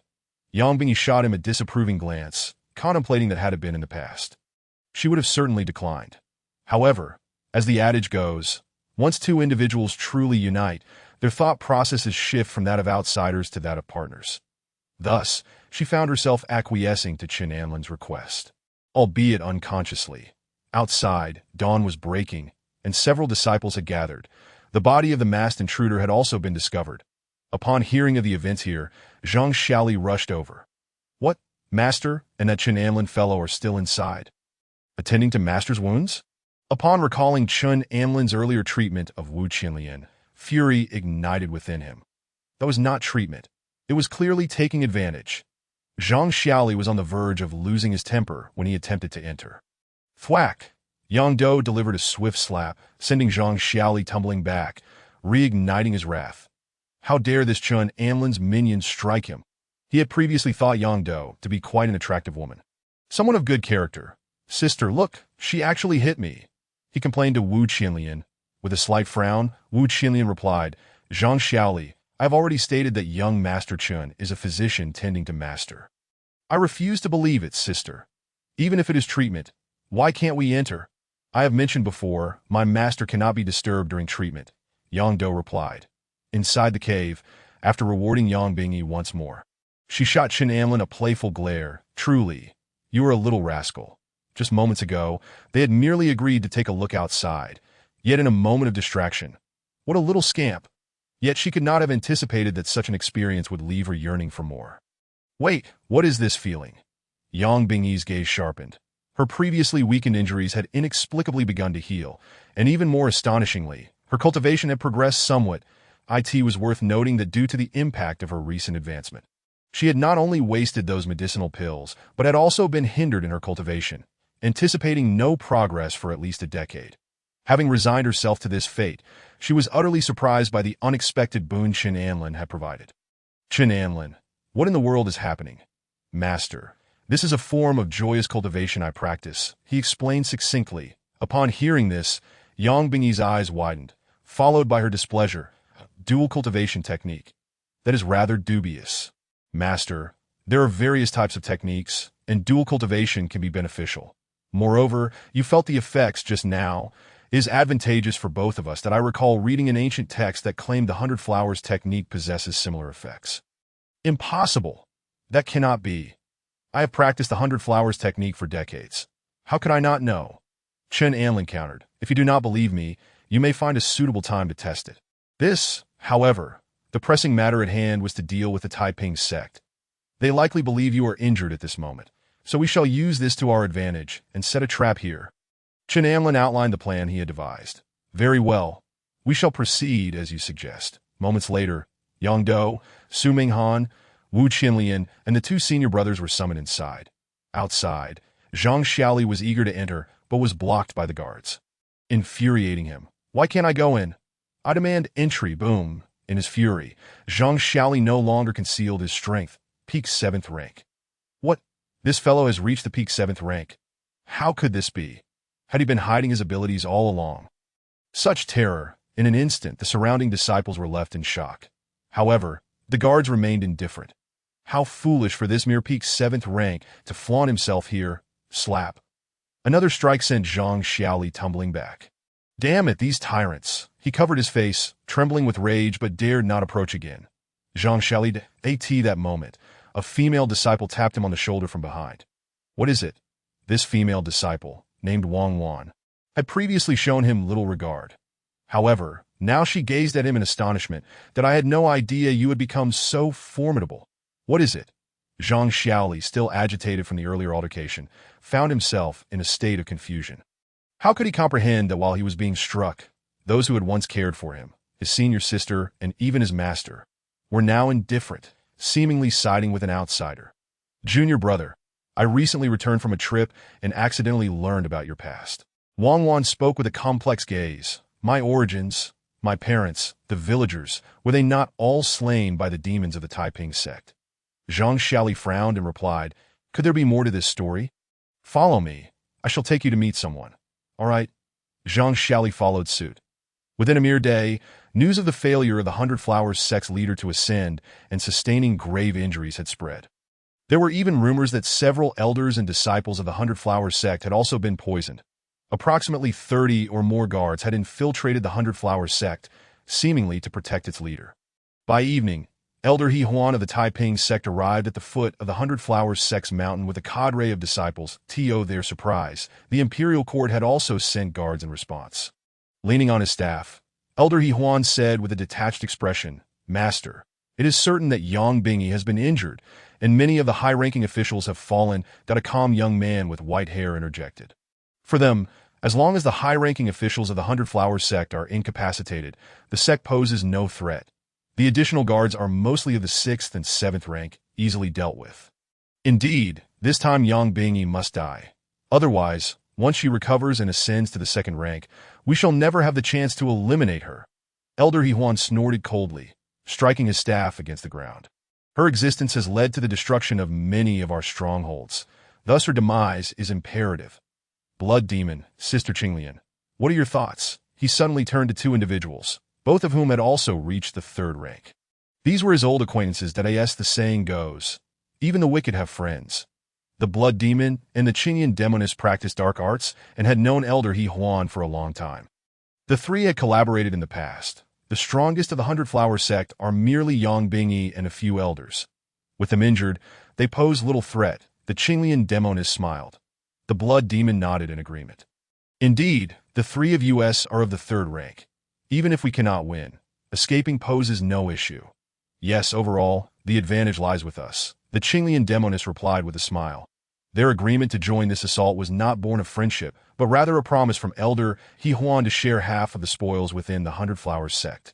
A large sect undoubtedly filled with treasures that pique their interest. Of course, the protective formation of the Hundred Flowers sect is formidable. Elder He Huan, you must ensure that the inside traitors dismantle it. She continued.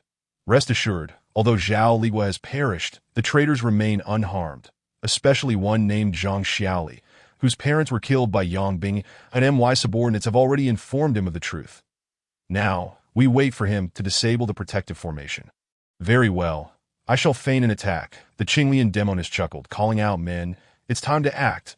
A group of pale-faced individuals, as if drained of their essence, charged towards the Hundred Flowers sect with ferocity. These were pawns under the control of the Qinglian Demoness, who practiced soul-binding techniques, a form of enchanting magic capable of ensnaring the minds of the weak-willed or those of lower ranks. Naturally, these pawns possessed low strength, typically serving as cannon fodder in the rear mountain. Wang Wan and Zhang Xiaoli hid, having shared everything with one another. Master Yang Bingyi is the murderer of my parents and the villagers. Zhang Xiaoli exclaimed in disbelief that no, you have no evidence. Do not speak recklessly. He replied, struggling to reconcile the truth about his benevolent master being a killer. Then why, in my memory, did it appear that the demons of the Taiping sect were responsible? Zhang Xiaoli questioned Wang Wan. That is because she used secret arts to seal that part of your memory. Here is the antidote. Take it, and you shall understand. Wang Wan smiled, handing him the pill. Originally, Zhao Ligua had given her this antidote to reveal the truth to Zhang Xiaoli at a critical moment. Since Zhang Xiaoli had received care from some senior sisters, his actions of sabotage would be more convenient. Zhang Xiaoli, eyeing the pill cautiously, sniffed it to ensure its safety before consuming it. Boom! Instantly, a rush of memories flooded his mind. In the dark of night, Yang Bingyi wielded a blood-red sword, her hair disheveled, slaughtering anyone she encountered in the village. His parents had urged him to hide amidst the ruins to protect him, and he watched helplessly as they met a tragic end. It was like this. Zhang Xiaoli was utterly stunned. Ding. The child of fortune, Zhang Xiaoli, was completely consumed by darkness, absorbing 1,000 points of fortune. Chen Anlin, who had just exited his cave, paused in astonishment. Zhang Xiaoli has turned dark. Could he have discovered his true origins? Chen Anlin stroked his chin, perplexed. Even if he had learned of his heritage, the fact remained that Yang Bingyi had not killed intentionally. Thus, there was only one possibility. The person revealing the events of that year had only told half the story, meaning the truth had been distorted. Not good. A large number of Taiping sect demons are ascending the mountain. At that moment, someone shouted at the entrance of the sect that a number of disciples were taken aback and rushed over, witnessing an onslaught of over 100 martial artists charging towards them. Though individually weak, they were fierce and unyielding, willing to exchange injury for injury. Many disciples were paralyzed with fear at this sight, having never encountered such a situation. Moreover, aside from a few high-ranking individuals aware of the sect leader and elders being unharmed, most disciples believed that the high-ranking officials of the Hundred Flowers sect had all been injured. In the face of such an assault, many panicked. Everyone, do not panic. Our sect possesses a protective formation. We are safe. Wu Qinlian and an elder shouted to maintain order. This moment, Chen Anlin arrived with Yang Do and the guards. Senior Sister Wu, where is Zhang Xiaoli? Chen Anlin inquired. I don't know. I just summoned everyone, but I haven't seen him. I don't know where he has gone. Wu Qinlian replied with a look of helplessness. Chen Anlin said, where is the formation core? What's wrong?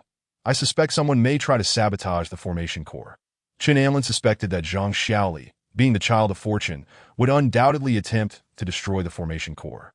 After all, having just turned dark, he would surely be the primary agent of destruction this time. I'll take you there, Wu Qinlian, now trusting Chen Anlin, agreed, for he had saved the sect leader and brought many guards to protect them. In her eyes, Chen Anlin was a genuinely virtuous person. Now, even if he merely passed gas, she would regard it as commendable. This must be the feeling that arises after developing affection for someone. Yang Do, lead the guards to protect the entrance. With that command, Chen Anlin, Wu Qinlian, and Su Minghan hurried towards the formation core. Young Master Chen, why did you suddenly ask about Zhang Xiaoli? Wu Qinlian asked. Puzzled, to be frank, I suspect Zhang Xiaoli is a traitor within the Taiping sect. Chen Anlin explained that Wu Qinlian was taken aback, her expression filled with disbelief. Impossible. Zhang Xiaoli has grown up under my watch. Both the master and the senior sisters have treated him well. It appeared that Wu Qinlian was unaware of some internal matters. Chen Anlin then recounted what he had learned. That Wu Qinlian's eyes widened in shock. What? Master was the one who murdered Zhang Xiaoli's parents. Yes, however, she was also poisoned, which caused her mind to become chaotic, that if someone had omitted parts of the story, what do you think would happen to Zhang Xiaoli? I still believe in him.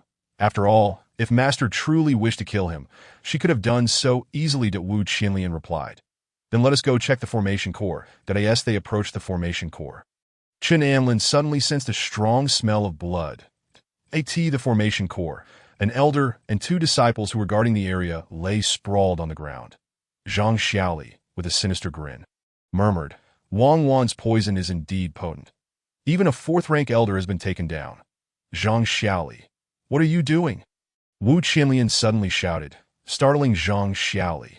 Senior sister? He exclaimed in panic. Though he had resolved to betray the sect, he still found Wu Qinlian and the others quite pleasant and had even planned to take her away, believing that he could win her favor in the future. However, he had not anticipated that his actions would be discovered. Zhang Xiaoli, why do you harm others? Do you intend to destroy the formation core? Seeing this scene, Wu Qinlian felt a deep pang of sorrow. Her junior brother was committing such acts, even if he harbored hatred for their master. The countless disciples and elders of the sect were innocent. Did he not realize what it meant for the formation to be destroyed? Sister, it is not as you think that I, Zhang Xiaoli, instinctively wish to defend myself. Yet I am at a loss for words. The guards stationed here were indeed incapacitated by the poison I administered, that I feigned to bring pastries as a reward for everyone. But in truth, the delicacies contained poison. Zhang Xiaoli, cease your explanations. You have allied yourself with the Taiping sect, have you not? Chen Anlin accused. Zhang Xiaoli glared at Chen Anlin, his eyes burning with fury. What right do you have to judge me? You, arrogant scions of the capital, only know how to oppress the virtuous. Silence. Zhang Xiaoli, at this juncture. Do you still wish to insult young Master Chen? Surrender now, and the sect may yet show you leniency. Wu Qinlian admonished. Sister, you do not understand the circumstances. You cannot possibly know, Zhang Xiaoli replied, his eyes reddening with pain. To speak plainly. It was Yang Bingyi, the very master I have always revered, who truly murdered my parents and destroyed my village. He had hoped that revealing the truth would astonish Wu Qinlian and garner her understanding of his actions. However, he was met with disappointment that Wu Qinlian responded, there is a reason behind this. Master was poisoned and lost her senses, which led her to act in such a manner. She has always been filled with remorse that, sister, it seems you were already aware that I only just learned it from young Master Chen. He is spouting nonsense. Even if Master erred, you should not toy with the Formation S core. The elders and your fellow disciples did nothing wrong. Wu Qinlian retorted. Enough, I will not surrender. Suddenly, a notification chimed. 2,000 fortune points acquired upon revealing Zhang Xiaoli's true nature. Chen Anlin felt a stir in his heart at the message. At the same time, he noticed that Zhang Xiaoli's fortune seemed to plummet after his dark transformation.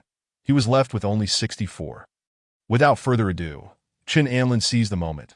Launching a yellow afterimage forward, he had spoken extensively out of concern for the Formation's integrity. Now, taking advantage of Zhang Xiaoli's unguarded state and diminished fortune, he struck decisively. Zhang Xiaoli let out a muffled groan, clutching his chest and retreating. Two more streams of sword energy penetrated him. Zhang Xiaoli's eyes widened in disbelief as he glared at Chen Anlin. Still attempting to speak, that he had not anticipated Chen Anlin's formidable strength. He had intended to delay until Wang Wan arrived with reinforcements. To his shock, this fellow attacked directly. Damn it, had I known, I would never have betrayed. Just then, Wang Wan coldly scoffed, accompanied by an elder and 3 disciples. They rushed over. Upon seeing the formation still intact, they quickly arrived, only to witness the unfolding scene. Wang Wan. Kill them! Zhang Xiaoli spat blood, shouting desperately. Yet Wang Wan did not spare him a glance, directing her words instead to the 6th-tier elder beside her. Elder Luo, please deal with Chen Anlin. The rest. Come with me to slay Wu Qinlian. Wang Wan, Elder Luo, you dare betray the sect? Wu Qinlian, though weakened, gritted her teeth, enduring her injuries as she drew her sword, pointing it at Wang Wan. At Wu Qinlian, you are injured? Wang Wan keenly sensed Wu Qinlian's frailty and burst into laughter. Let us take her down. The disciples behind Wang Wan sprang into action, that Wu Qinlian felt a surge of anxiety. Elder Luo's strength was not to be underestimated, and with Wang Wan's group, she and Chen Anlin could hardly withstand. Young Master Chen, you must escape, Wu Qinlian urged urgently. Flee. Does he intend to be a coward? Zhang Xiaoli spat blood, deliberately provoking. Naturally, Chen Anlin did not retreat. Sword energy suddenly enveloped him, 6 strands of sword intent soaring into the sky, radiating yellow brilliance. 9 to 1, Chen Anlin murmured. Though he had only cultivated 6 strands of sword intent, it was sufficient to confront these foes, that in an instant, the overwhelming sword intent surged like bolts of lightning toward the adversaries. Elder Luo and Wang Wan quickly raised their swords in defense. However, in the next moment, they were pierced by a barrage of bloodied holes, torrents of crimson erupting from their bodies. Elder Luo's eyes widened in despair. In an instant, his meridians and heart were obliterated. Wang Wan and the other disciples fell lifelessly to the ground without uttering a word. To everyone's surprise, Zhang Xiaoli still possessed the strength to leap and flee. Boy, do you think you can escape? Chen Anlin's voice echoed, instilling despair in Zhang Xiaoli. Yet he dared not linger, stuffing spirit herbs into his mouth as he ran. Chen Anlin, spare me. I can offer spirit herbs to sister.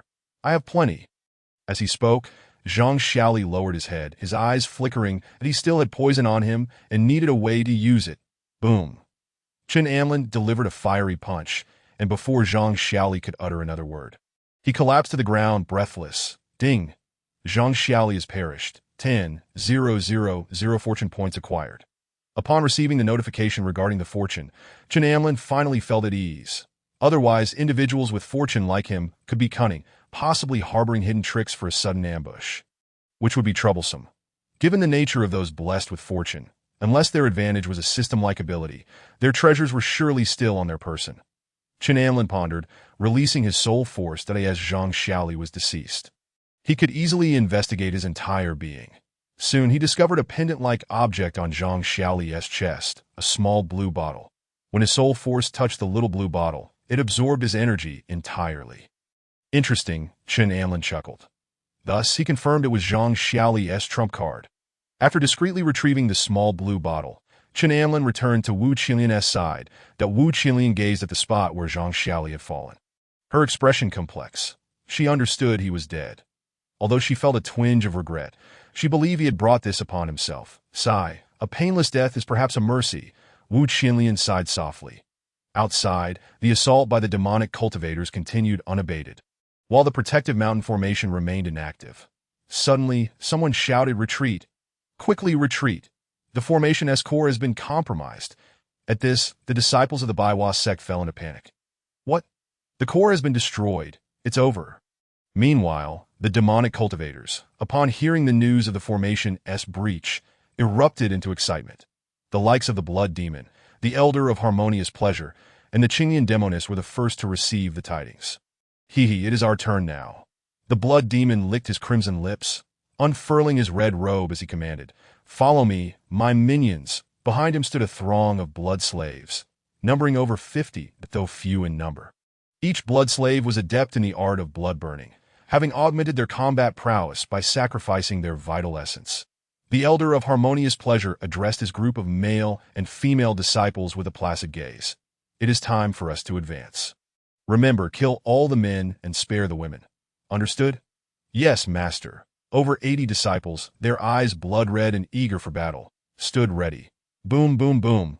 The blood demon, the elder of harmonious pleasure, and the Qinglian demoness soared into the sky.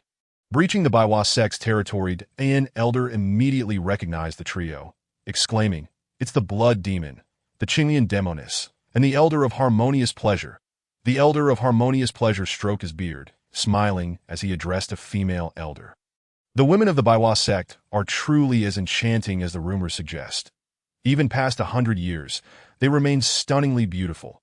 Elders, if you do not surrender to me, I shall share the path of yin and yang with you and ascend to bliss together. Elder of harmonious pleasure, you who have harmed so many, how dare you utter such words? A female elder retorted angrily. Hearing the name of the elder of harmonious pleasure, the female disciples turned pale with fright. They were well aware of the atrocities committed by him, with countless female cultivators having met their tragic fates at his hands. Some even resolved that should they be captured, death would be preferable. Just then, Chen Amlin stepped forward with a beaming smile, accompanied by the sect master Yang Bingyi and several high-ranking elders of the Baiwa sect. Within the Baiwa sect, for third-tier experts and over a dozen fourth-tier cultivators still remained. As they emerged, the pressure on the disciples significantly lessened. "Sect master, why have you come out?" A few ordinary elders hurried to inquire. They had previously heard that the sect master and high-ranking elders were injured and unable to emerge for a time. The elder of harmonious pleasure squinted his eyes, intrigued. How interesting. Injured yet still daring to emerge. Are you seeking a direct confrontation? He then turned his gaze to Chen Amlin. And you, young man, I hear you are the favored individual by the Empress. You possess quite the handsome appearance. This man is mine. The enchanting Qinglian demoness let out a soft laugh, expressing her fondness for young men with delicate features and tender skin. Such individuals possess a vibrant yang energy that brings her immense joy. Chapter 34. She was not injured at all. Chen Amlin observed them with a sneer, as these individuals remained oblivious to the fact that the focal point of the sect's formation had not been compromised. Allowing them entry was merely a ploy to ensnare them effortlessly. "Boy, what are you laughing at?"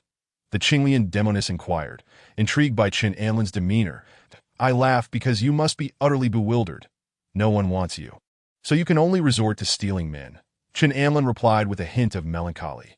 The Qinglian demoness, who had previously worn a radiant smile, suddenly froze, her expression twisting with fury. "I shall turn you into a human pillow." With that, She charged at Chen Anlin, her face twisted with vengeance. Just then, a sharp sword lunged forth, as an elder wielding a long sword shielded Chen Anlin. This individual was the third elder of the Baiwa sect. Possessing a cultivation level of the third rank, that he unleashed a formidable sword technique upon her. The Qinglian Demoness had initially believed that these high-ranking elders were all injured and lacked the strength of their peak condition. However, she was taken aback by the ferocity of the elder's swordplay, realizing she could not withstand it. "Damn it, old man Huan, didn't you say they were all injured? Why is this one unscathed?" The Qinglian Demoness retaliated fiercely, cursing in the heat of battle. "Perhaps there are a few exceptions that no matter. They only have one intact, while the rest must be injured. The advantage still lies with us." The old man Huan dismissed her concerns. The blood demon smiled wickedly. "Indeed, the advantage remains with us. The female cultivators here are truly of high quality, perfect for becoming my blood slaves." "Blood demon, it was you who killed 3 of my sect's female disciples." Yang Bingyi recognized him at once. That time, she had merely been an elder and had pursued the blood demon for 3 months, only for him to escape in the end. "Haha, Yang Bingyi, you still remember me, but I am no longer the same. I won't be fleeing from you this time. As for you, your strength has surely diminished," the blood demon declared, brandishing his 9-ringed blade as he lunged at Yang Bingyi.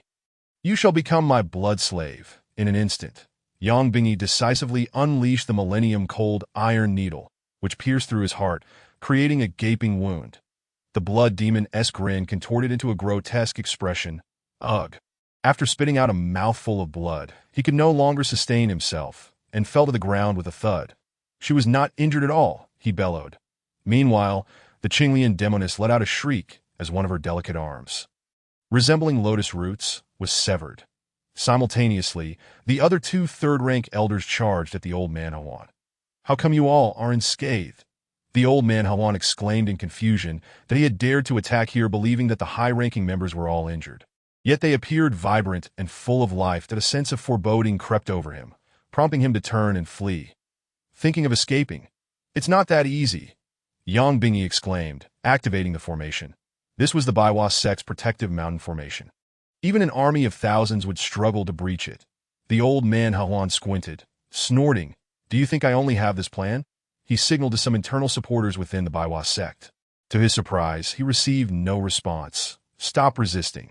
Those internal supporters of yours have just been dealt with by me," Chen Anlin stated with a smile. The old man Huan's heart sank again at this moment.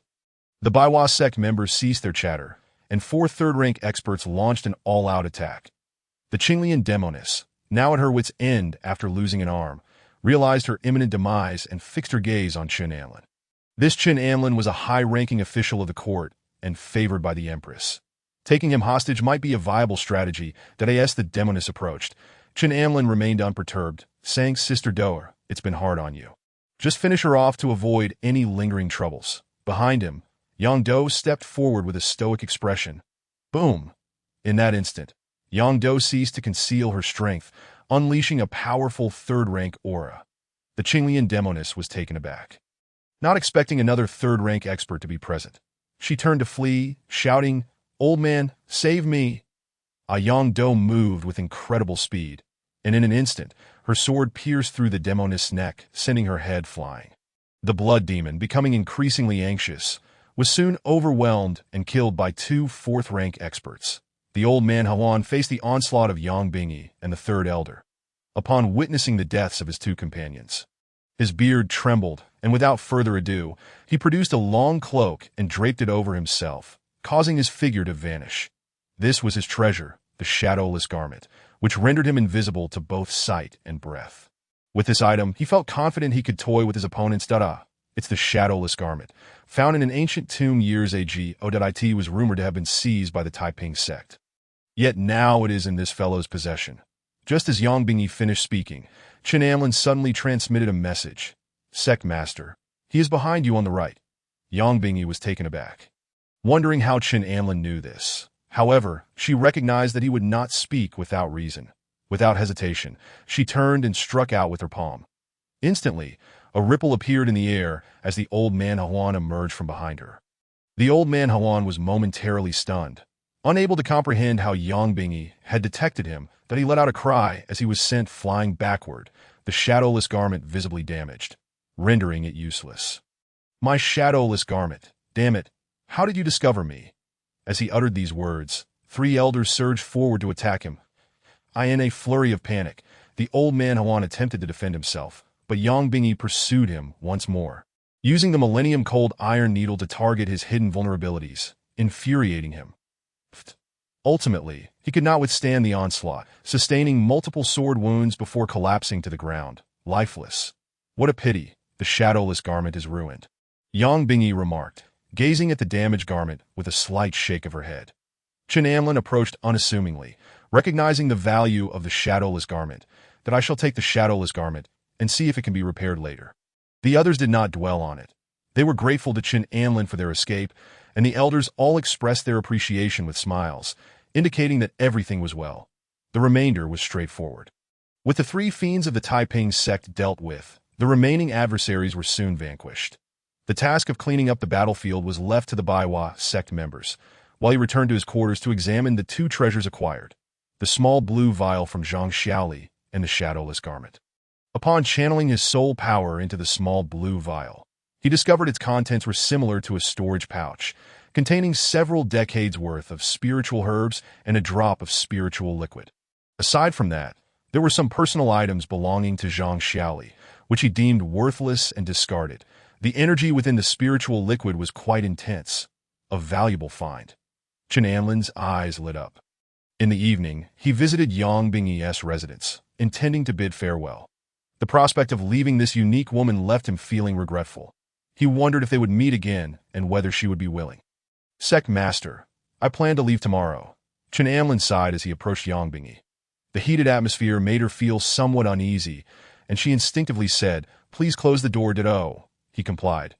After shutting the door, Yang Bingi instructed, Have a seat. Sit.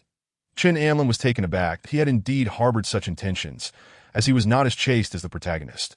However, he never anticipated Yang Bingi would suggest such a thing outright. It felt rather abrupt. Yet since the sect master had spoken, he asked, Sect Master, are we really doing this? I meant for you to sit on the stool. What were you thinking? Observing Chen Amlin's eager expression, Yang Bingyi's face flushed, realizing he had misunderstood that, you meant for me to sit down. I see now, I misinterpreted. You really are something, Yang Bingyi remarked, realizing she had been teased once more. Are you leaving tomorrow? Yes, the matters here have been resolved. Chen Amlin sighed again, to be honest, Sect Master, I find it hard to part with you. What do you find hard to part with? Really? Yang Bingi responded, though inwardly she felt quite pleased. Inexplicably joyful. Suddenly, a thought struck her. However, regarding our relationship, you mustn't speak of it carelessly, understand? Then, Sect Master, you must fulfill your previous promise. Chen Amlin did not take a seat, but moved closer to Yang Bingi. Yang Bingi swallowed hard. What promise? You spoke of spending time together during moments of ennui. Chapter 35. Such words may deceive a young girl, but I am already 99. Chapter 35. Such words may deceive a young girl, but I am already 99. For reasons unbeknownst to her, despite her considerable prowess surpassing that of Chen Anlin, Yang Bingi found herself retreating in fear. Chen Anlin, do you not think my age is rather excessive? Yang Bingi inquired, lowering her gaze, appearing at that moment like an ordinary schoolgirl, despite her true age of 99. Chen Anlin chuckled, reaching out to caress the wisps of hair at her temple. Yet you are so beautiful. This statement struck a chord deep within Yang Bingyi's heart. She shot him a sidelong glance, playfully chiding, Such words may deceive a young girl, but I am already 99. Not to worry, I shall celebrate your 100th birthday next year. Chen Anlin replied with a smile, well, you should find a wife by then and enjoy life to the fullest, Yang Bingyi said resignedly. However, I must depart tomorrow, Master. You are not one to break your word. Are you? She teased in an instant. Chen Anlin embraced her, striding towards the interior of the house. During their passage, Yang Bingyi, guided by Chen Anlin's suggestion, activated the 100 Flowers technique. Indeed, the results were remarkable, igniting a spark of excitement within her. If she were to practice in this manner repeatedly, she could save at least 2/3 of the time required to reach the second rank in cultivation, achieving it in less than 10 years. Chen Anlin, I never anticipated this would truly work. I must express my gratitude, Yang Bingyi exclaimed, exhilarated. After experiencing the essence of womanhood, Yang Bingyi's demeanor was completely transformed. She was no longer the somber figure of before, but rather a vivacious young girl in the throes of infatuation before Chen Anlin. You must thank me properly. Expressions of gratitude ought to be sincere, he murmured, gently stroking her smooth back. What do you wish me to do? Yang Bingyi swallowed hard. Master arithmetic, and I shall test you later.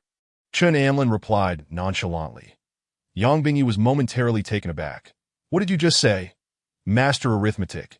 You're the leader of a sect, yet I have noticed you struggle with many numerical matters, for instance.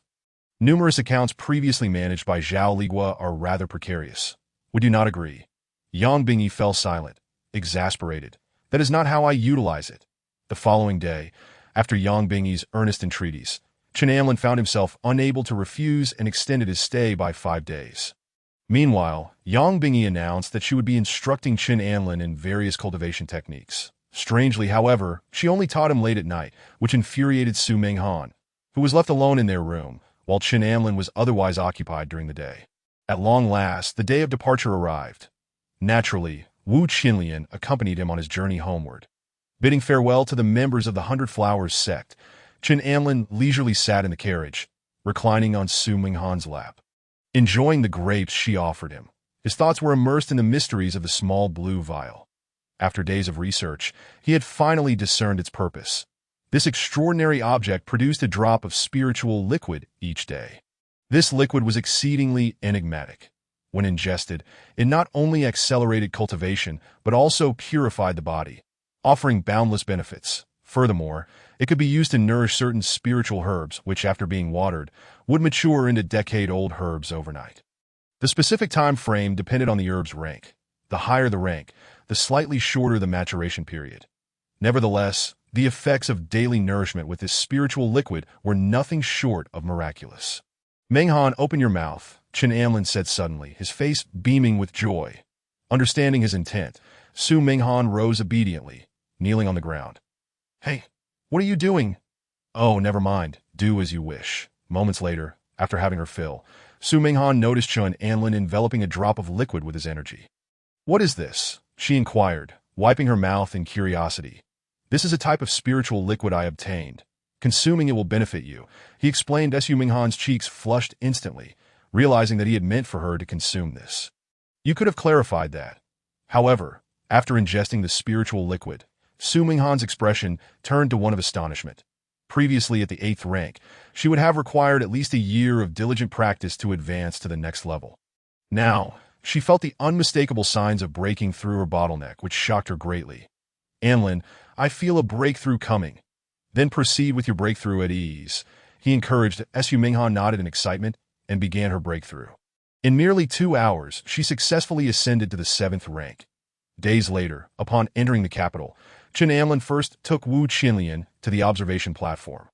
During this time, Wu Qigong had been anxiously awaiting Chen Anlin's arrival with his granddaughter. He even entertained wild thoughts, wondering if Chen Anlin might deceive him, given that he had discreetly inquired about Chen Anlin's background and found it somewhat lacking in virtue. The key issue stemmed from the last incident involving the transfer of crucial inheritance to Chen Anlin, which had drawn considerable ire from teacher Zhou Tong, who felt he had wasted the talent that was Xiao Chen. That Wu Qigong did not feel remorse for Xiao Chen. He merely thought Zhou Tong was being unreasonable. Have I truly erred? He couldn't shake off the image of Xiao Chen's determined gaze. Truthfully, upon first meeting Xiao Chen, he had indeed formed a favorable impression. Alas, my granddaughter is what truly matters. Just as he pondered this, the sound of a carriage rolling down the pathway caught his attention. That Wu Qigong quickly stepped outside, only to see the carriage come to a halt, and Chen Anlin jumped down, clad in a white robe. He exuded an indescribable air of nobility. Young Master Chen, Wu Qigong exclaimed, hurrying forward with a look of inquiry on his face. Elder Wu, do not worry. Your granddaughter has been brought safely, Chen Anlin assured him. As he spoke, Wu Qinlian emerged from the carriage. That Wu Qigong's eyes widened in disbelief. That I hardly recognize her. He murmured, Grandfather, look at this. Wu Qinlian presented a token of identity, the very one her master Yang Bingyi had found at the time. Qinlian, Wu Qigong's tears flowed freely. I have wronged you, grandfather. It is all right. I have returned, and now I am a disciple of the 100 Flowers sect. Excellent, excellent. Wu Qigong nodded repeatedly as the grandfather and granddaughter embraced in tears. Chen Anlin, however, found himself yawning in boredom, thinking, when will this end? I still have to meet the Empress. He then interjected, Elder Wu, there is a matter I am uncertain whether to raise. What is it? Miss Wu has unfortunately been poisoned, Chen Anlin replied with a look of exasperation. This poison had been forced upon her during an ordeal at the Zhang residence. Yang Bingyi and several elders of the 100 Flower sect had previously investigated, but to no avail. Now, Wu Qinlian's cultivation was steadily diminishing, and at this rate, she would become a cripple within 6 months. After explaining, Wu Qigong frowned, my granddaughter, fret not. I know many physicians who will restore you. Elder Wu, I might have some remedies. Chen Anlin interjected. Given Wu Qigong's notable prowess, if he could heal Wu Qinlian, it would undoubtedly earn Chen Anlin his favor, which might prove useful in the future. Thus, he was determined to secure this favor. Oh, I wasn't aware you were also a physician, Wu Qigong remarked, intrigued. Grandfather, young Master Chen is indeed a physician, Wu Qinlian clarified, having witnessed him heal several elders of the 100 Flowers sect. Very well. Then, how do you propose to treat her? Wu Qigong asked, now inclined to believe him. Chen Anlin proceeded to list several spiritual herbs that to effectively treat her. These herbs would need to be of at least 100 years maturity. Otherwise, the efficacy would fall short. However, with the mysterious small blue vial, he would not need to trouble Wu Qigong to search for such aged herbs, which would be quite a challenge. That Wu Qigong took note of the herbs. Is there a requirement for their age? That is not of great concern, but they must be living herbs. I will handle the processing myself, Chen Anlin advised. After all, if the herbs had already died, they would not be capable of growth. Understood, Wu Qigong nodded. Subsequently, Wu Qigong prepared to take Wu Qinlian to the Hucking Academy, where she would study for a time before returning to the observation platform to gain further insights the following year. As for Chen Anlin, he made his way to the Imperial Palace. That in the Grand Hall of the palace, the exquisite and aloof Wu Shishue was listening intently to Yang Dou's report. Thanks to Chen Anlin's formidable intervention, the 100 Flowers sect had been revitalized, while the Taiping sect suffered devastating losses, with the Elder of Harmony perishing on the spot. Moreover, the Blood Demon and the Azure Lotus Demoness, both practitioners of dark arts, had also met their demise. That Wu Shishue initially thought she had misheard.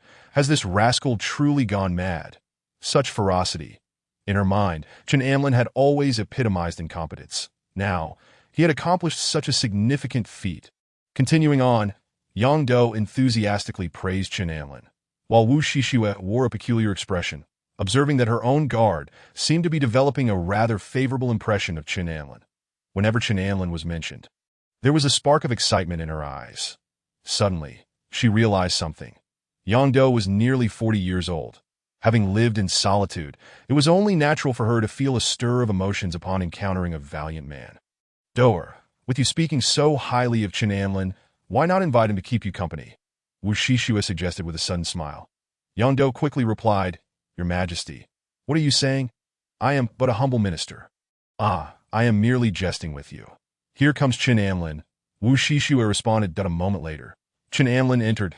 He kept his gaze respectfully fixed ahead, even as he caught sight of Wu Shishue's delicate feet, which resembled lotus roots. It wasn't until he saw her toes curl that he greeted, I pay my respects to your Majesty.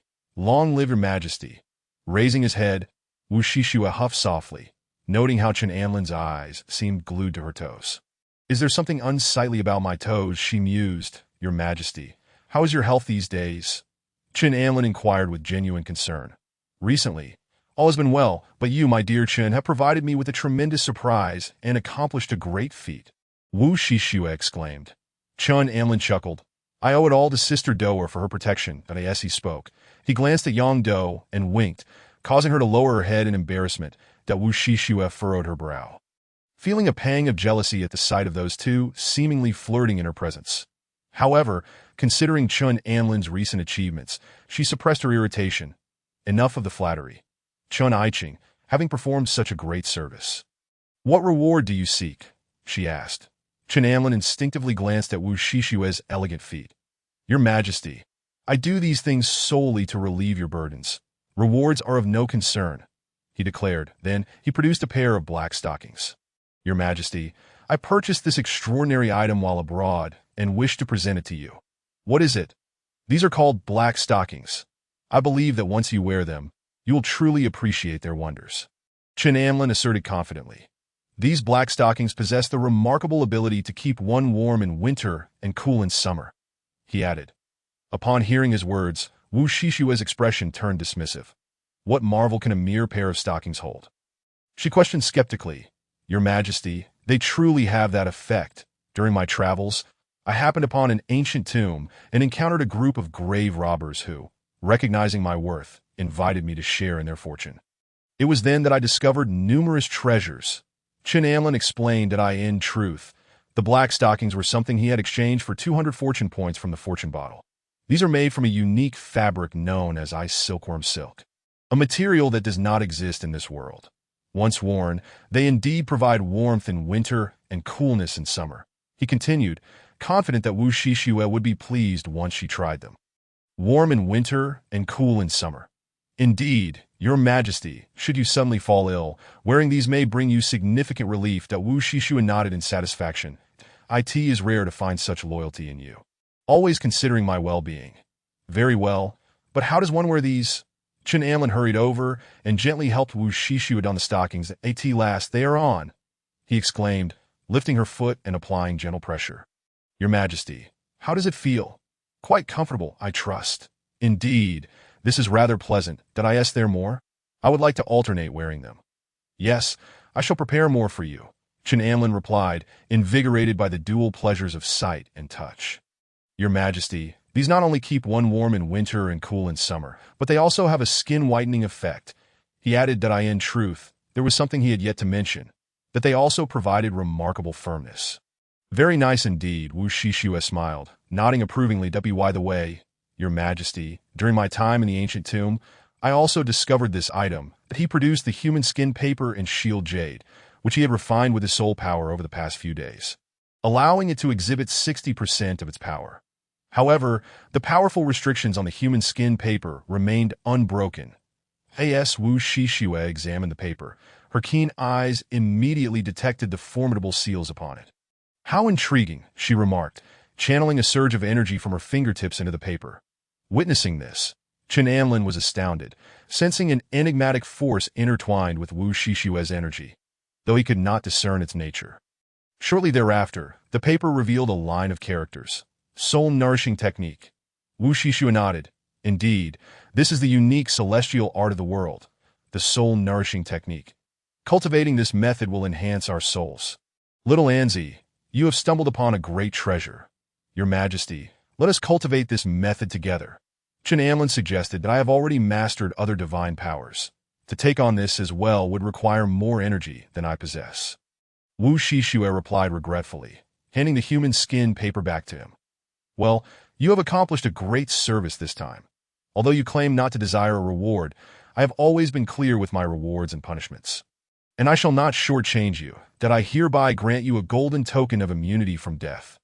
With this token, no one in the Great Zhou shall dare to harm you. Chen Anlin halted his massage in surprise. Your Majesty, have you lost your senses? You bestow upon me a token of immunity from death. This means I could confront even the highest officials without fear. Your Majesty, you are too kind.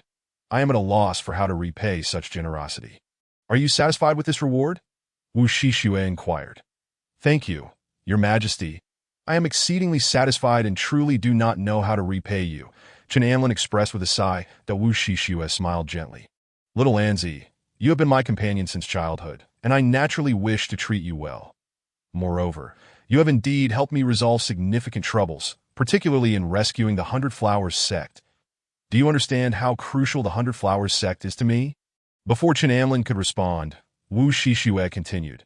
In this time of the Great Zhou, we face both internal strife and external threats. Certain sects conspire with foreign forces, resorting to unscrupulous means for their own gain. While I possess formidable cultivation, it is impossible for me to address every issue personally. The 100 Flowers sect, with its deep-rooted ties to me, is one of my few allies in the martial world. And in critical moments, they can lend me a helping hand. Thus, you can comprehend the importance of the 100 Flowers sect to me. Yes? Chen Anlin nodded earnestly, I understand, which is why I vowed to save the Hundred Flowers sect. Now tell me, what further rewards do you desire? Wu Shishua prompted. Chen Amlin instinctively glanced at Yang Do, that he planned to venture to the northern frontier soon, as time was of the essence since his parents had recently suffered defeat. He wished to take Yang Do along, for she was undeniably resourceful. Noticing Chen Amlin's gaze, Yang Do blushed. What is it? Wu Shishua asked, perplexed. Cough. Your Majesty, my parents have gone to the northern frontier, and many students from the academy are also participating in the war against the barbarian invaders. I wish to assist and hone my skills, so you wish to take Doer with you for protection? Wu Shishua shook her head. I am afraid I cannot grant that wish. Do has other duties to attend to. Is that so? Chen Amlin felt a twinge of disappointment but quickly stated, Then I shall go alone. Yes, your parents are now the overall commanders. Staying by their side, you will be safe. Here, take this. That Wu Shishua handed him a pill. Upon its appearance, Chen Amlin detected a strong, metallic scent. This is the blood-fortifying pill. When faced with insurmountable troubles, consuming this pill will instantly double your cultivation, but for the following month, you may experience weakness. So it should only be taken in dire circumstances. Understood, Your Majesty, Chen Amlin said, carefully storing the blood-fortifying pill away, sighing inwardly. Indeed, this was the typical accessory of a villain. However, he hoped to avoid using it if possible. Your Majesty, do you not find yourself bored? Chen Amlin inquired, his hands deftly beginning to knead Wu Shishua's thighs, gently parting her legs for easier access. That Wu Shishua closed her eyes in pleasure, responding languidly. Ah, of course, I am bored that I in this deep palace. My days are filled solely with cultivation. Oh, her tone was tinged with melancholy. But little Anzi, why do you ask such a question? Suddenly, Wu Shishua tightened her legs, adjusting her posture as a blush crept onto her cheeks. Chen Amlin, oblivious to the change, replied earnestly, Your Majesty, I know you are often bored, so during my travels, I took the liberty of writing a novel to present to you. Hoping to bring you some joy, she spoke. Chen Amlin retrieved a book from her storage bag. Wu Shishua took it, and upon glancing at the title, was instantly captivated. The overbearing air falls for me. The ugly duckling with a child. Synopsis. That fateful night, my family was shattered. I was jilted, and enemies drove me off a cliff. Pregnant and miraculously surviving, I gave birth to a lovely girl in the woods. I vowed to seek revenge. On that particular day, the air encountered me, a ragpicker, and fell head over heels in love at first sight. Clearly, this is a melodramatic romance novel tailored for women that I in my previous life. Such novels were adored by girls. Although the Empress held a prestigious position, seemingly untouched by the mundane, she was, after all, a woman. Any woman, upon reading these thrilling tales, would inevitably experience a profound sense of identification. Once that sense of identification arose, the exhilaration followed suit that I in my past life. Chen Amlin also penned novels and was well versed in their intricacies. The typical plotline revolves around a wealthy young master, suddenly smitten by an ordinary girl, whose tragic background captures his attention. Subsequently, a horde of affluent young men competes for her affection that I must admit, Chen Amlin has a remarkable grasp of women's psychology. Not only the Empress, but even Yang Do, who followed, was equally intrigued. After reading the initial chapters, Wu Shishua couldn't help but chuckle. How amusing it was that this overbearing heir had his eyes set on a ragpicker. Though somewhat absurd, the more exaggerated, the more engrossing. Moreover, the narrative flowed seamlessly, piquing the Empress's interest as she was already fond of reading novels. Quite impressive. I didn't expect your writing to be of such quality. However, what does this sentence mean? Women say no, but their bodies are so honest. That Wu Shishua squinted her eyes. Something feels off. Chapter 37. Woman, you have successfully captured my attention. Coughing, Chen Amlin quickly clarified, Your Majesty, this phrase implies a discrepancy between words and feelings. Woman, you have successfully captured my attention. This line is utterly absurd. How could a ragpicker attract anyone's notice? Wu Shishua continued. Also, your book contains an abundance of descriptions regarding the feet of certain girls. Why is that? At that moment, Wu Shishua narrowed her phoenix eyes, scrutinizing Chen Amlin, sensing an excessive focus on leg descriptions. Although she felt something was amiss, she lacked evidence. Chen Amlin was taken aback. His usual hobbies had unwittingly been exposed. He hastily explained, Your Majesty, primarily, descriptions of legs are simpler. Did I ask that so? Wu Shishue nodded slightly, feeling a bit hungry, suggesting they eat while reading. Then, Your Majesty, I shall take my leave and no need to rush. You must be hungry too. Join me for some food. After all, it has been a while since we've dined together. Qin Amlin was momentarily stunned, then elated. The Empress invited him to dine together. This was a sign of her favor. Thus, Qin Amlin followed Wu Shishue into the rear guard.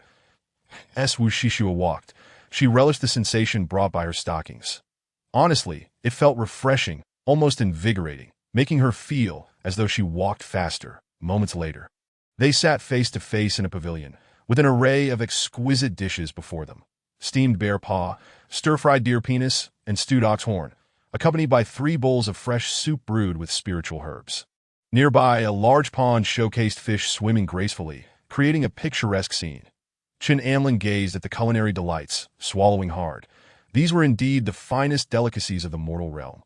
Xiao Anzi, do these dishes suit your palate? Wu Shishue inquired with a smile. Your Majesty, I have never even seen such exquisite dishes, let alone tasted them. Then you must savor them. Not only are they delicious, but consuming them will also greatly benefit you. Wu Shishue asserted confidently. I shall certainly give them a try. Qin Amlin replied, picking up his chopsticks that Wu Shishue mirrored his actions, selecting a piece of meat and placing it in her mouth. Instantly, her phoenix eyes narrowed in delight. Although she had tasted these dishes numerous times, each encounter still prompted her to exclaim in admiration of their exquisite flavor. Observing Wu Shishue's expression, Qin Amlin found himself momentarily entranced. One must admit. Even while eating, the beauty of the great lady remained captivating that Wu Shishue instinctively raised her head, noticing Qin Amlin staring at her, and remarked, Xiao Anzi, are you still looking? Do you wish to lose your eyes? Cough, I merely find your Majesty to be truly beautiful. Qin Amlin replied sincerely. You are becoming increasingly glib. Hurry and eat that Qin Amlin quickly took a bite, and his eyes lit up. It was utterly delicious. Thus, Qin Amlin indulged heartily. Observing his ravenous pace, Wu Shishue felt a bit dazed. Oh, you really are eating. But soon, a smile graced her lips. After so many years, this moment seemed to transport her back to her childhood. Back then, she and Qin Amlin would sit at a small table, sharing meals. However, at that time, Qin Amlin would never dare to eat so freely without her consent. How times have changed. It wasn't that she harbored any feelings for Qin Amlin. It was merely a nostalgic yearning for her youth that growing up has diminished so much of the joy. Wu Shishue mused wistfully. Qin Amlin, soon you shall journey to the northern frontier. Let us drink a few cups together.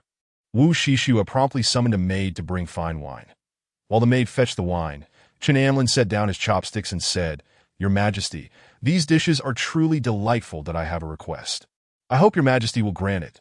Speak, Wu Shishue replied with nonchalance. That I dare to ask for a copy of the royal cuisine recipe. This way, whenever I wish to enjoy gourmet food, I can prepare it myself using the recipe. Wu Shishue was taken aback, gazing at Qin Amlin in surprise.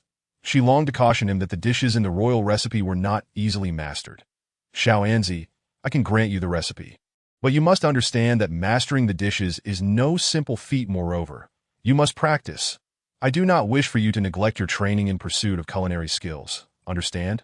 Wu Shishue spoke earnestly. I understand. Very well.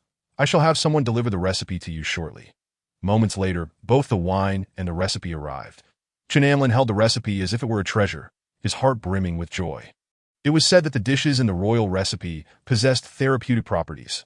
Mastering these would ensure he could enjoy delectable meals wherever he went. Qin Amlin promptly poured wine for both Wu Shishue and himself. Expressing his gratitude, Thank you for your generous gift. Your Majesty, by the way, have you ever played a drinking game called Bluff? Bluff? Wu Shishue inquired with a spark of interest at the hotel. She had felt cooped up in the palace for too long and relished the opportunity for a game. The rules were simple. Each player has 5 dice, shakes them, and after shaking, conceals the specific numbers from the opponent while calling out a number that the maid brought the dice. Qin Amlin explained the rules. Wu Shishue grasped the concept and smiled. So this is how the game is played. Quite simple. Your Majesty, let us fill our cups 3 times. The loser drinks once, and if someone loses 3 times, they must finish a whole cup. How does that sound? Chen Amlin observed the wine, sensing its potency, thus made such a suggestion. To his surprise, Wu Shishua confidently rejected it, asserting, Xiao Anzi, your wager is too trivial. Let us simply have the loser drink a cup directly. Wouldn't that be more exhilarating? Chen Amlin's mouth twitched at her words. How bold of her! A cup for losing! Aren't you worried about becoming inebriated? This wine is the royal jade liquid. Even a warrior would feel its effects. Though the Empress is powerful, she too can become tipsy. Yang Do, who stood nearby, advised, Your Majesty, do not overindulge. Nonsense, it's merely a game. I shall not lose. Seeing the Empress's demeanor, Chen Amlin became incensed that he had seen arrogance before, but never to this extent. Fine, if you wish to drink that way, so be it. I shall ensure you taste defeat. He resolved that, come what may, he would make the Empress pay for her hubris. Soon, the two each took a cup, shook it on the table, and when Chen Amlin lifted his cup to peak, he was rendered speechless. 1-2, 1-3, 2 4s, and 1-5, that this was not a favorable outcome. However, it mattered not. In bluffing, the worse one's hand, the more one must pretend otherwise. Thus, Chen Amlin chuckled confidently, Your Majesty. You may go first at Wu Shishua. Seeing his confidence, suspected he had a good hand and nodded. 3 3s, 4 6s. Chen Amlin declared that Wu Shishua immediately deduced that he had many 6s and smiled subtly. She too had plenty. 5 6s. Reveal. Chen Amlin flipped his cup. Your Majesty, I do not have a single 6 to boom. Upon witnessing this, Wu Shishua's fury ignited, a chilling aura enveloping the surroundings. Xiao Anzi, do you dare deceive your sovereign? Wu Shishua glared at Chen Amlin, exclaiming, All right, so this is how we play? Huh, I can't believe this. Chen Amlin, rendered speechless, patiently explained, Your Majesty, I assure you, little Anzi did not deceive you. This is merely a game, and it's all about boasting. Observing Chen Amlin's pitiful demeanor, Wu Shishua felt a surge of satisfaction. Deep down, she recognized her unreasonable stance, primarily fueled by her irritation that she, being more astute than Chen Amlin, had been outwitted by him. Nevertheless, she noted with intrigue his newfound audacity, daring to claim for despite possessing no 6s. Her eyes narrowed, and with a cold voice, she declared, If I lose, then so be it. This time, I shall not hold you accountable. I accept the wager. With that, she downed an entire cup of wine. Your Majesty certainly has a remarkable capacity for alcohol. Chen Amlin flattered that Wu Shishua shot him a glare, responding, Of course my tolerance is impressive. I advise you to be cautious, lest you find yourself heaving shortly. She then shook the dice again. Upon seeing the outcome, her eyes lit up. Fortune smiled upon her, revealing 4 1s and a 2. Cough, cough. As I lost previously, I declare 6 2s, she proclaimed loudly, convinced that Chen Amlin would surely challenge her claim. Chen Amlin was momentarily taken aback. 6 2s all at once? If a 5 were rolled, it would automatically count as 6th. So, does the Empress hold 6 2s? He chuckled inwardly, realizing he had seen through her luck that it was amusing to witness the Empress display such folly. With a glance at his own dice, which showed only 2 2s, he confidently announced, 8 2s.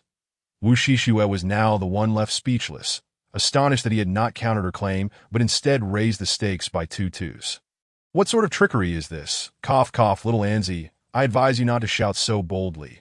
You may not be able to handle it. Wu Shishua's tone turned serious. Chen Amlin, unfazed, replied, This time, I wish to lose. What audacity! Seeking defeat. Are we? Wu Shishua's face flushed with embarrassment at his words. 9 2s. She found herself at an impasse. Observing her hesitation, Chen Amlin suddenly exclaimed, Reveal! The Empress reluctantly unveiled the dice, and indeed, it was a 3 of a kind. Chen Amlin, however, had only 2 2s. Your Majesty, you have lost again. You, quite impressive. Wu Shishua fixed her gaze on Chen Amlin, feeling that as a subject, he ought to show some restraint. Cough, Your Majesty, perhaps we should call it quits. Little Anzi has had his fill, that Wu Shishua interrupted. I refuse to believe I will continue to lose today. Chen Amlin was at a loss. Was this what they called a playful, yet inept demeanor? Observing the flush on Wu Shishua's cheeks, he realized she was quite intoxicated. Chapter 38. A young lady should maintain her composure. Now, even if Chen Amlin wished to end the game, the Empress was unwilling to concede. With no other choice, he continued. Should he relent a little? Chen Amlin pondered. After all, the Empress, inebriated, could potentially act unpredictably. His life was at stake. With this thought, he resolved to alter his approach. Thus, when it was his turn to call, he planned to roll the dice in advance. To his surprise, he won 3 consecutive rounds against Wu Shishue, who had changed her strategy and began to play feigned bets. Qin Anlin's accidental victories left Wu Shishue's face paling. Losing 3 more rounds was no trivial matter. She felt a heaviness in her abdomen, her vision beginning to blur. However, her competitive spirit was too strong for her to concede defeat. Regrettably, she lost several more rounds. Although Qin Anlin occasionally lost, overall, he had only downed 3 cups, while Wu Shishue had consumed 2 entire jugs of wine. Yang Dou was utterly bewildered, having never witnessed the Empress drink so much. "Dou'er, come here," Wu Shishue suddenly commanded, handing him a cup of wine. Qin Anlin remarked, "All right, so you want me to drink on your behalf?" Huh. Yang Dou, unwilling to drink, hurriedly assisted Wu Shishue. "Your Majesty, perhaps you should rest. I can still drink." "I refuse to believe I will lose," she insisted. Qin Anlin made a hasty retreat, realizing that an intoxicated Empress could be rather frightening.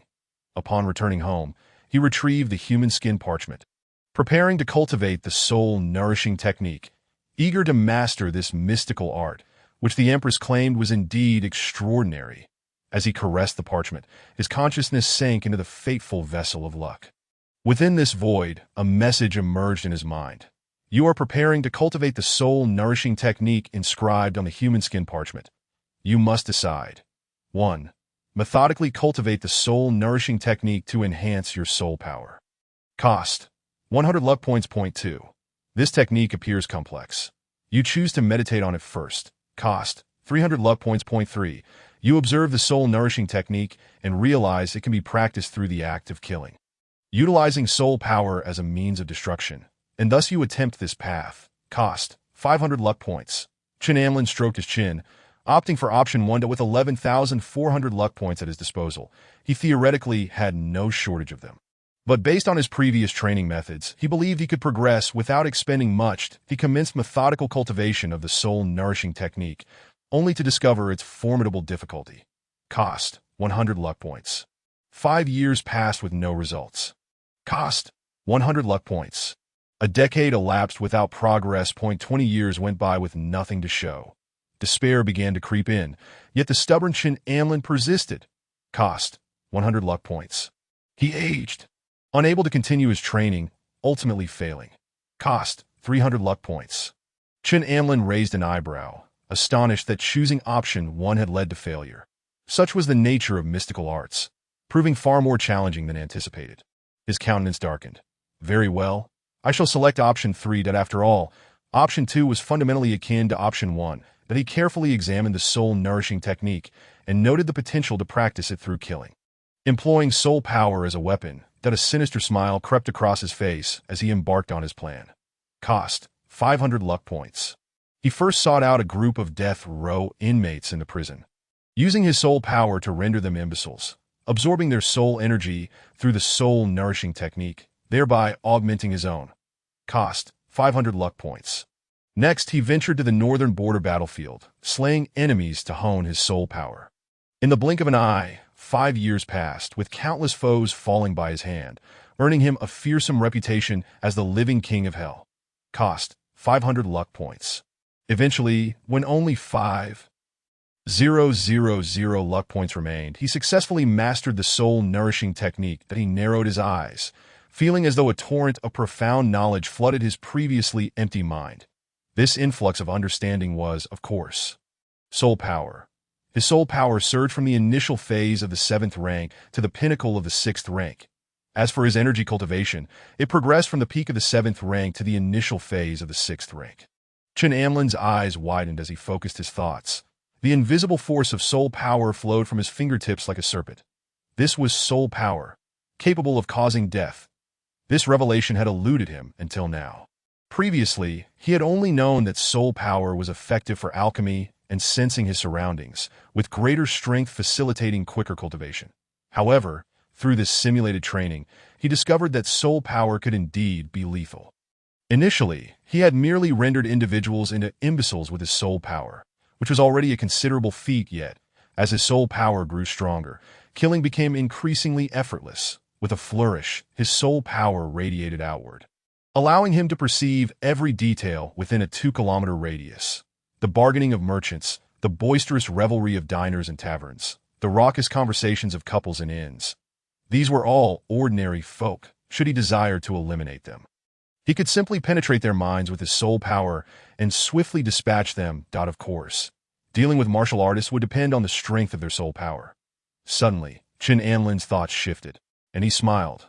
That girl, Su Minghan, was braving the night to deliver warmth to this moment. Su Minghan stood at his door, seemingly hesitating over whether to knock. Now, others regarded her as the young mistress of the Chen family. Free to come and go without hindrance, she felt torn, contemplating whether to knock or not. Reason urged her to maintain her composure, yet could one truly remain composed in such matters? Furthermore, since their time at the Baiwa sect, they had not been together. The more she thought about it, the more distressed she became. Just then, Chen Anlin opened the door, catching Su Minghan off guard. Chen Anlin, you seem different. Before her stood a transformed Chen Anlin, exuding an aura of depth and intrigue. Different? Do I look more handsome? Chen Anlin smiled. I suppose I just look better. In Su Minghan's eyes, it seemed as though only Chen Anlin existed. She yearned to leap forward, scrutinizing every inch of Chen Anlin's being, unable to contain herself. Truly, she was powerless to restrain her feelings. Instinctively, she fidgeted with her legs, overwhelmed by her emotions. I can't take it anymore. Chen Anlin glanced down and noticed the perspiration on Su Minghan's ankles. Remarking oddly, Minghan, your ankles are sweating. It is a bit warm, she replied. Allow me to cool you down. With that, he guided Su Minghan into the house. The following morning, upon learning that Chen Anlin was heading to Beijiang, Su Minghan exclaimed in surprise, You're going to Beijiang too? Yes, why such a commotion?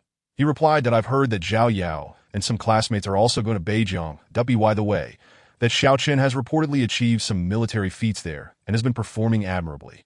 As Su Minghan shared her insights, Chen Anlin raised an eyebrow, intrigued. Anlin, they are also going. I do not wish to merely be the woman behind you, Su Minghan declared, fully aware that accompanying her man was the only way to avoid being forgotten. Naturally, Chen Anlin agreed. Thus, after a simple preparation, he set off for Beijiang with only a small entourage, in the significant stronghold of Qingtian town. At the training grounds, early in the morning, Xiao Chen led dozens of comrades back from the battlefield. The soldiers engaged in their morning exercises looked on with expressions filled with admiration and envy. Xiao Chen had triumphed over the enemy and returned once again. During this time, he had guided a number of impoverished disciples, amassing an impressive record of achievements, and he was gradually establishing his reputation, earning the moniker Madman. On the battlefield, he charged forth like a lunatic, bravely engaging the enemy. Notably, he hailed from a humble background, surrounded by fellow commoners, which earned him the respect of many impoverished youths over time. After the morning drills, numerous individuals gathered around Xiao Chen, eager to hear his battlefield tales. Those enemies were hardly worth mentioning, he stated, concluding with a nonchalant smile that exuded an air of superiority, prompting a chorus of flattery from those nearby. In the distance, some privileged youths muttered scornfully about his ostentation. It's only a few patrol squads he has slain. One would think he had defeated a general. Despite their discontent, they dared not voice their grievances, for some arrogant privileged youths had already been schooled by Xiao Chen, allowing him to assert his prominence. Amidst the praises for Xiao Chen, Zhao Yao felt a surge of excitement. Chen Anlin, if you were here, you would undoubtedly admire Xiao Chen, wouldn't you? You have no idea how exceptional he is. He has already reached the early stage of the 7th rank. In Zhao Yao's mind, although Chen Anlin had long since attained the 7th rank, she was convinced he must have resorted to drugs. In terms of true excellence, Xiao Chen was the clear victor. Days later, Chen Anlin finally arrived at the training grounds in Qingtian town in Beijiang. This location had been established by numerous academies across the Great Zhou for the express purpose of preparing students for the rigors of the battlefield. The intent was to cultivate their adaptability. Otherwise, direct entry into the military would undoubtedly result in high casualty rates. These students were the Armée de la Armée, and any oversight was unacceptable. As Chen Anlin arrived, the students at the training grounds were already aware of his presence. Xiao Chen and his group of followers were gathered in a corner, upon seeing Chen Anlin approach in a luxurious carriage. Xiao Chen instinctively clenched his fists. Chen Anlin, Soon you shall experience the brutal reality of the battlefield against the northern barbarians. I hope you won't be so frightened that you soil yourself.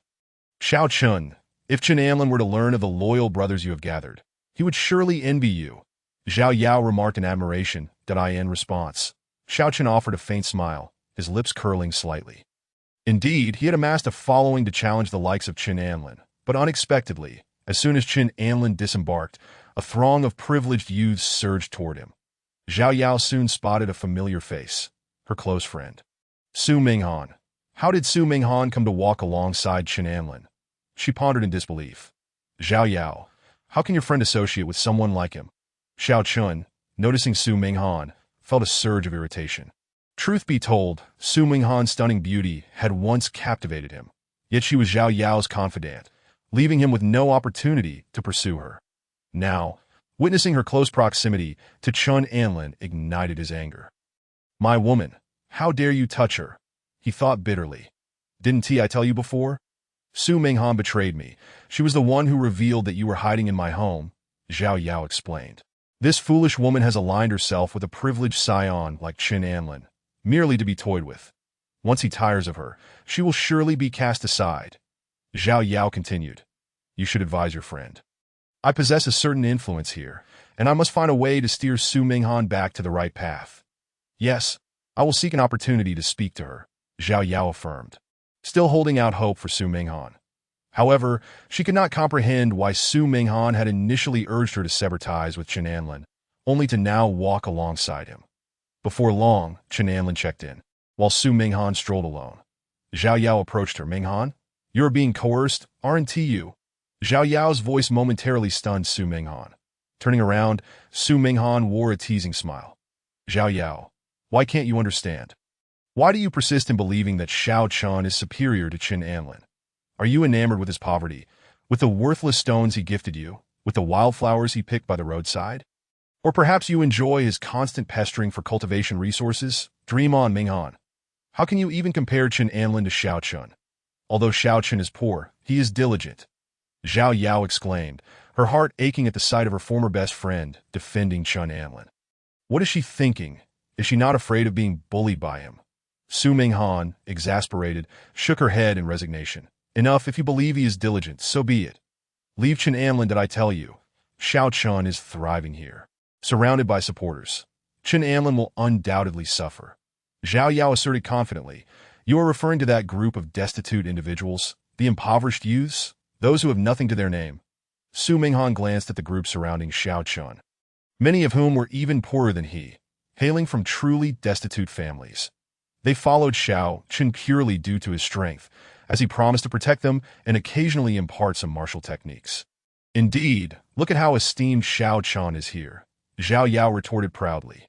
Soon, Chen Anlin will be isolated, just like the other wealthy youths before him. Why do you assume it is those individuals who isolate the privileged youths? Why not the other way around? Why do you think people prefer associating with commoners rather than the elite? Su Minghan's expression turned incredulous, sensing that Zhao Yao's reasoning was amiss. Isn't the natural inclination to climb higher, to forge connections with those of influence? She questioned. Why would one associate with those of lesser means, to play the caretaker? Zhao Yao, momentarily taken aback by Su Minghan's pointed inquiries, began to question her own actions. Yet, Su Minghan interrupted her thoughts. Enough, Zhao Yao. Chen Anlin has emerged. I must go find him. Wait, I have one last question. Didn't you insist I break up with Chen Anlin? What does it mean now that you are with him? With a look of pity, Su Minghan explained. Do you not see? If you had not ended things with him, how could I have seized the opportunity? Boom!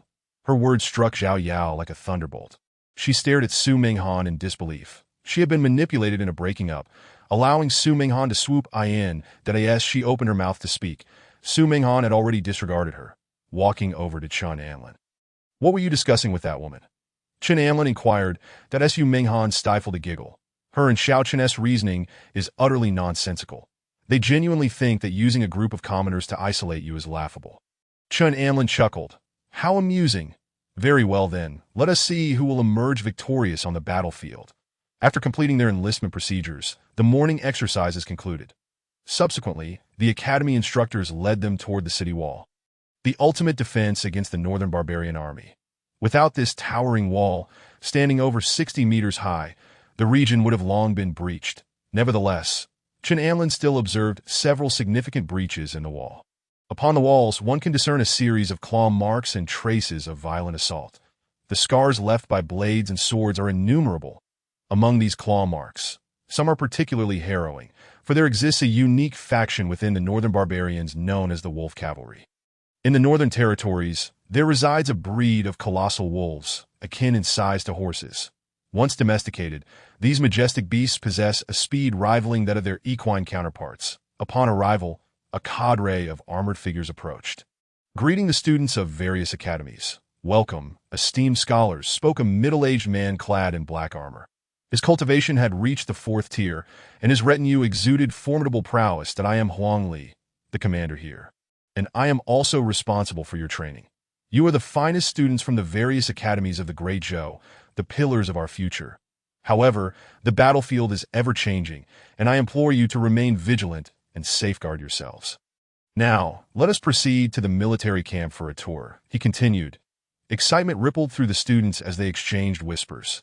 Many had spent their time within the confines of the academy's training grounds, with only a few, like Xiao Chun, having ventured out to engage the enemy. Yet, most had yet to set foot in the military camp. Upon entering, an unexpected tremor coursed through the ground. Xiao Chun glanced towards the distance and beheld a battalion in black armor. Wielding long spears, marching in formation with formidable discipline, that a powerful force, Xiao Chun mused, nodding slightly. Just as the novels described, although the heart of the Great Zhou was beginning to decay, the border regions maintained strict military discipline and a robust fighting spirit, all under the leadership of this commander, Huang Li. However, he pondered, how could such a strong force have suffered defeat?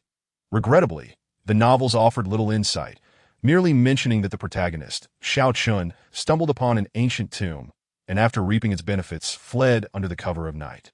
Chaos ensued thereafter, as the northern barbarians seized the opportunity to invade, heralding the demise of the Great Zhou. Reflecting on the ancient tomb, Xiao Chun's eyes narrowed as he instinctively turned his gaze towards the distance, where Xiao Chun was also furrowing his brow, contemplating. "Master, is it true that you have sensed a powerful aura of immortality here?" "Indeed, but alas, the location is too distant for me to pinpoint," his master replied. "Let us wait for now. Later, you can use the pretext of battle to explore the surroundings." "Understood, master," Xiao Chun replied, his eyes gleaming with excitement, never having anticipated such an opportunity here. Xiao Chun. "Just wait. Once I acquire the treasure, you shall be the first to face my wrath," he thought to himself. Subsequently, the instructors from each academy began guiding their students through the camp.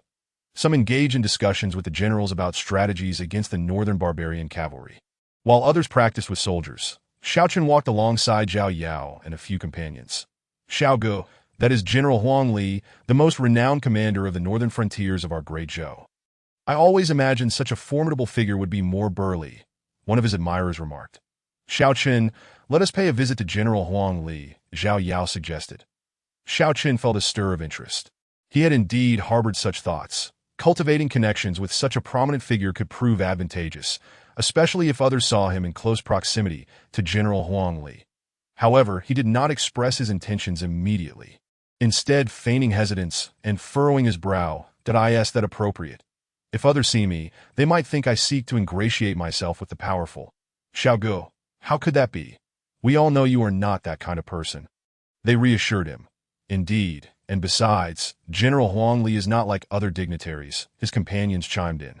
Seeing their eagerness for him to befriend General Huang Li, Zhao Yao quickly encouraged, "Xiao Chun, you need not worry excessively. Moreover, you are the leader of us common-born students. I believe General Huang Li would also be interested in forming a connection with you. You all are... Sigh, you are making things difficult for me," Xiao Chun replied, shaking his head. Ultimately, he nodded in agreement. "Very well, I shall speak with General Huang Li and strive to establish a rapport that might benefit us common-born students. Look, Xiao Gu, General Huang Li is approaching us." Someone exclaimed, excitement bubbling over. Zhao Yao's face lit up. "Xiao Chun, it must be that General Huang has heard of you and has come to forge a connection." Hearing this, Xiao Chun's lips curled into a subtle smile. Though he feigned modesty, "I still have much to learn. Straightening his attire, he made his way towards General Huang Li. General Huang, greetings that I am Xiao Chun. General Huang, he continued with confidence, my companions and I have long heard of your esteemed reputation. And I understand you too hail from humble beginnings. Xiao Chun held deep admiration for those common-born individuals who had risen to such heights, as he himself was one who had ascended from the bottom ranks. Unlike Chen Anlin, who had been born into privilege, a true disgrace. Furthermore, General Huang Li enjoyed a stellar reputation among his soldiers, having always led them into battle, sharing their struggles that it was said that he would pass by his home 3 times without entering. A tale that had become legendary. Such a person deserved Xiao Chun's respect. Huang Li glanced at Xiao Chun, somewhat puzzled. He had intended to approach young Master Chen Anlin. After all, as he had been promoted through the Chen family and belonged to their faction. Moreover, his father had come with troops to fight alongside him, and the Chen family controlled military supplies. Such a family was not to be trifled with. Having risen from humble beginnings, he understood the significance of these powerful families and could not afford to offend them. Looking at Xiao Chun, Huang Li did not respond to his words but regarded him with bemusement. Who is Xiao Chun? Do I know you? Yet out of courtesy, he nodded slightly. Did I ask there's something you need? Xiao Chun, perplexed, replied, General, were you not looking for me? Huang Li's expression turned peculiar. Looking for you? At that moment, a familiar subordinate approached, whispering only loud enough for the two to hear. The leader of the common-born students has had a conflict with young Master Chen Anlin? Is he attempting to rally the common-born to undermine him? Instantly, Huang Li regarded Xiao Chun with a look that suggested he found him ridiculous, that he felt inclined to say, what can a motley crew like yours do to compare with the powerful? It should be you who is cast aside. He recalled his own origins as a common-born individual and thus understood the might of the privileged. Even with his current status, he dared not offend the wealthy, but sought to cultivate relationships instead. Otherwise, where would military supplies come from?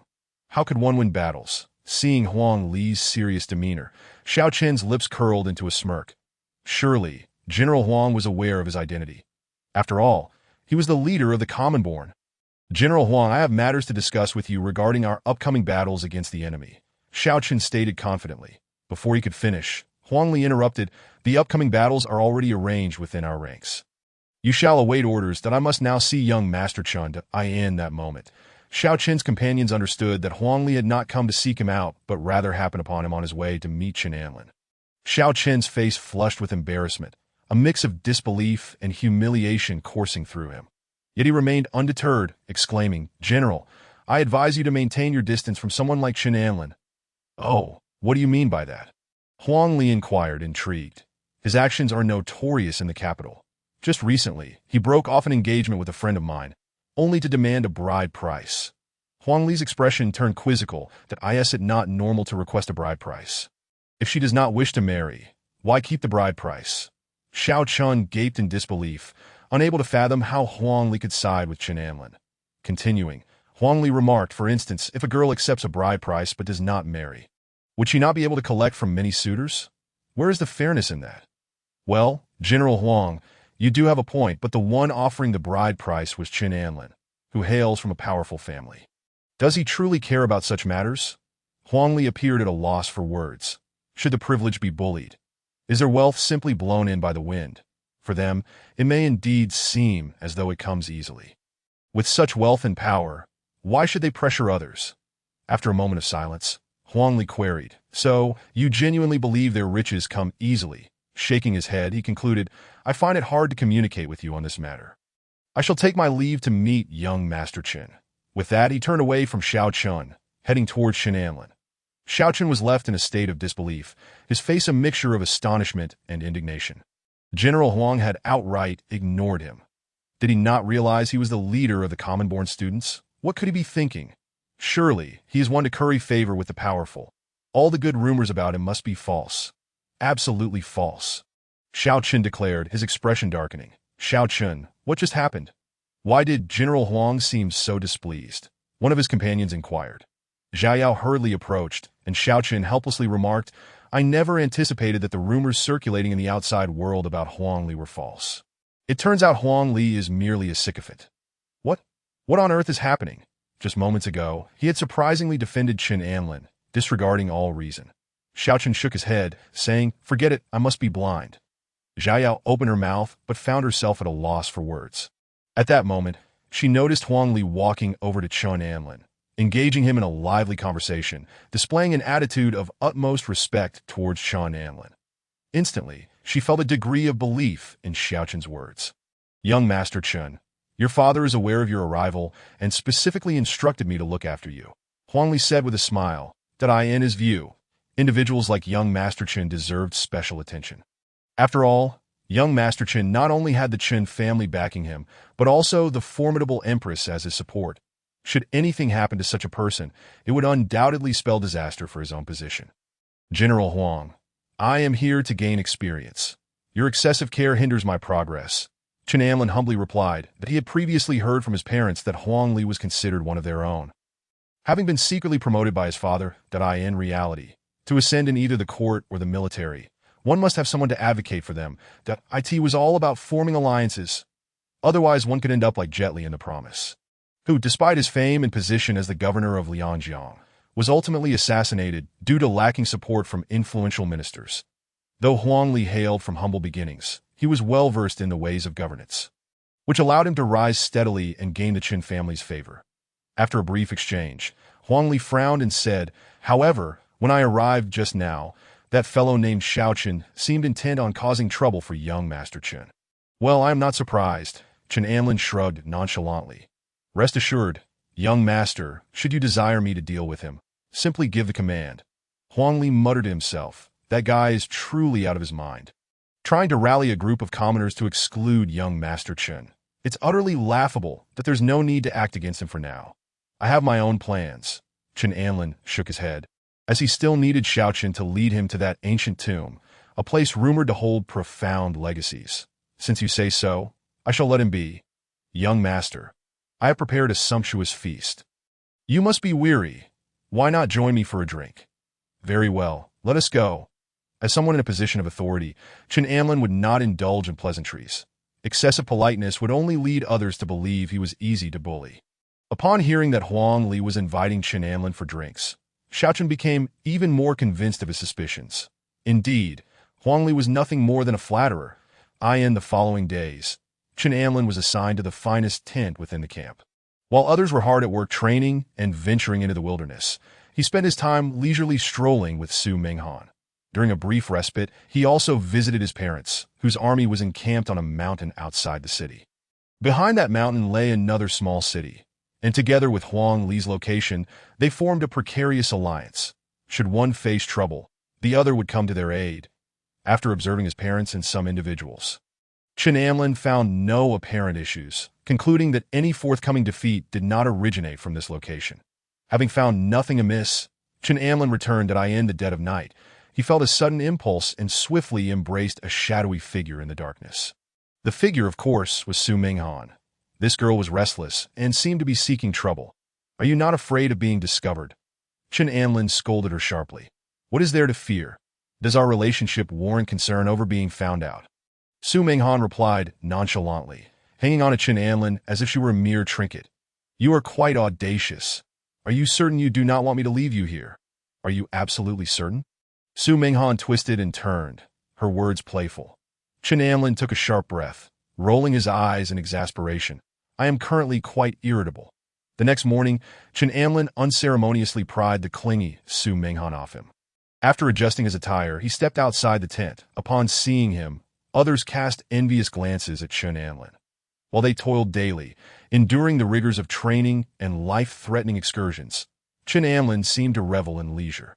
Not to mention having a beautiful woman by his side at night. They felt a deep sense of envy. Zhao Yao glared at Su Minghan, who was entwined around Chen Anlin's arm, seething with indignation. At the same time, a pang of jealousy coursed through her. Not long ago, Su Minghan had urged her to part ways with Chen Anlin, and now she had swiftly taken her place in his bed. That wretched girl! Zhao Yao cursed inwardly. Yet, as she berated her, a flicker of envy took root in her heart. Su Minghan's cultivation had once been inferior to hers. Yet after being with Chen Anlin, she had astonishingly reached the 7th rank, while Zhao Yao remained stuck at the 8th. The disparity in their circumstances was stark. Su Minghan enjoyed the finest treatment, spending her days in luxury and sleeping in a private chamber. while Zhao Yao shared her living quarters with a dozen others. Lacking even basic convenience, the most troublesome aspect was the shared restroom, which offered no distinction between genders, causing significant discomfort. Recently, a person from Nanda Academy had been persistently harassing her. Nevertheless, Zhao Yao clung to hope. For Xiaochen had promised her that he would soon attain a fortuitous opportunity, and when that time came, she would surely be elevated alongside him. Now, Zhao Yao placed all her hopes in Xiaochen. Once he took her to new heights, she would have the leverage to confront Su Minghan, demonstrating that relying on men like Chen Anlin was inconsequential. To be a woman, one must depend on oneself. Now, she awaited the moment when Xiaochen would elevate her. Zhao Yao, hurry and move the stones to repair the city walls. Suddenly, a soldier squad leader shouted, "Dada, I am a girl. Why must I move stones?" Zhao Yao immediately protested, displeased that as a martial artist, she was certainly capable of moving stones. But after laboring for the past few days, her hands had developed calluses. One must understand that a woman's appearance is of utmost importance. She must maintain an ethereal, fairy-like visage, and her delicate hands require careful protection. How could she engage in such menial labor? Everyone here must train. We are short-handed. What is wrong with asking you to assist in repairing the walls? The squad leader frowned, reprimanding her. But I am a girl, and before she could finish her sentence, the squad leader interrupted her. What of it? I recall you saying that no woman is inferior to a man. You also claimed that women and men possess equal rights, that we have granted you those rights. So why not work alongside the men? Is it the same? You are clearly doing this on purpose to bully me. Zhao Yao's eyes brimmed with tears as she felt the weight of injustice. If Zhao Yao were to work, why was that woman not obliged to do so as well? Suddenly, Xiaochen stormed over, pointing angrily at Su Minghan, who was walking alongside Chen Anlin. That I have been watching Su Minghan for several days now. She has not lifted a finger.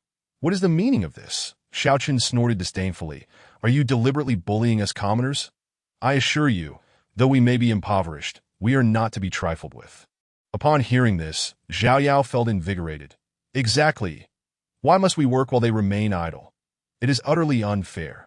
The squad leader glanced over at Chen Anlin and Su Minghan, sneering. Are you two fools? Young Master Chen's family has provided us with a substantial contribution of 100,000 silver pieces and donated equipment and provisions. Do you expect us to repay their kindness by forcing young Master Chen to labor? What are you thinking? Xiaochen was displeased, retorting, Is wealth so impressive? Just because you have money does not grant you the right to act as you please. Apologies, but I cannot speak for other places. But here, wealth indeed grants one the power to act freely. Hearing the squad leader's words, Xiaochen clenched his fists, fury boiling within him. His nails dug into his flesh. Drawing blood, suppressing his outrage, he spoke in a low voice, Captain, I fail to comprehend why, in a world where all are human, the affluent can act without restraint. Without money, we soldiers wear armor woven from bamboo and subsist on mere 2 meals of watery porridge daily. Without funds, how can we sustain such a large troop? If we lack financial backing, we would have all fled by now. It is money that has allowed us to endure this long, or else how would we engage in combat? Furthermore, only wealth can procure resources for cultivation. Do you understand? His words left Xiaochen momentarily speechless. The squad leader cast a sudden glance at Zhao Yao and smirked. If you are dissatisfied, you may also contribute silver. It need not be much, just 10,000 silver pieces. With those funds, we could hire numerous craftsmen to assist us. Zhao Yao was taken aback, her expression souring as she pretended not to hear, retreating to the side. 10,000 silver pieces? Her family, the Zhao family, was on the brink of poverty. How could she possibly gather such an amount? She cast a begrudging glance toward Su Minghan, thinking it should have been her laboring instead. It's all Chen Anlin's fault. He only knows how to bully others with his influence, without reason. Zhao Yao muttered a low curse. Just as she prepared to get to work, Xiaochen suddenly approached her side and comforted her, saying, Zhao Yao, it's all right. I'm here for you.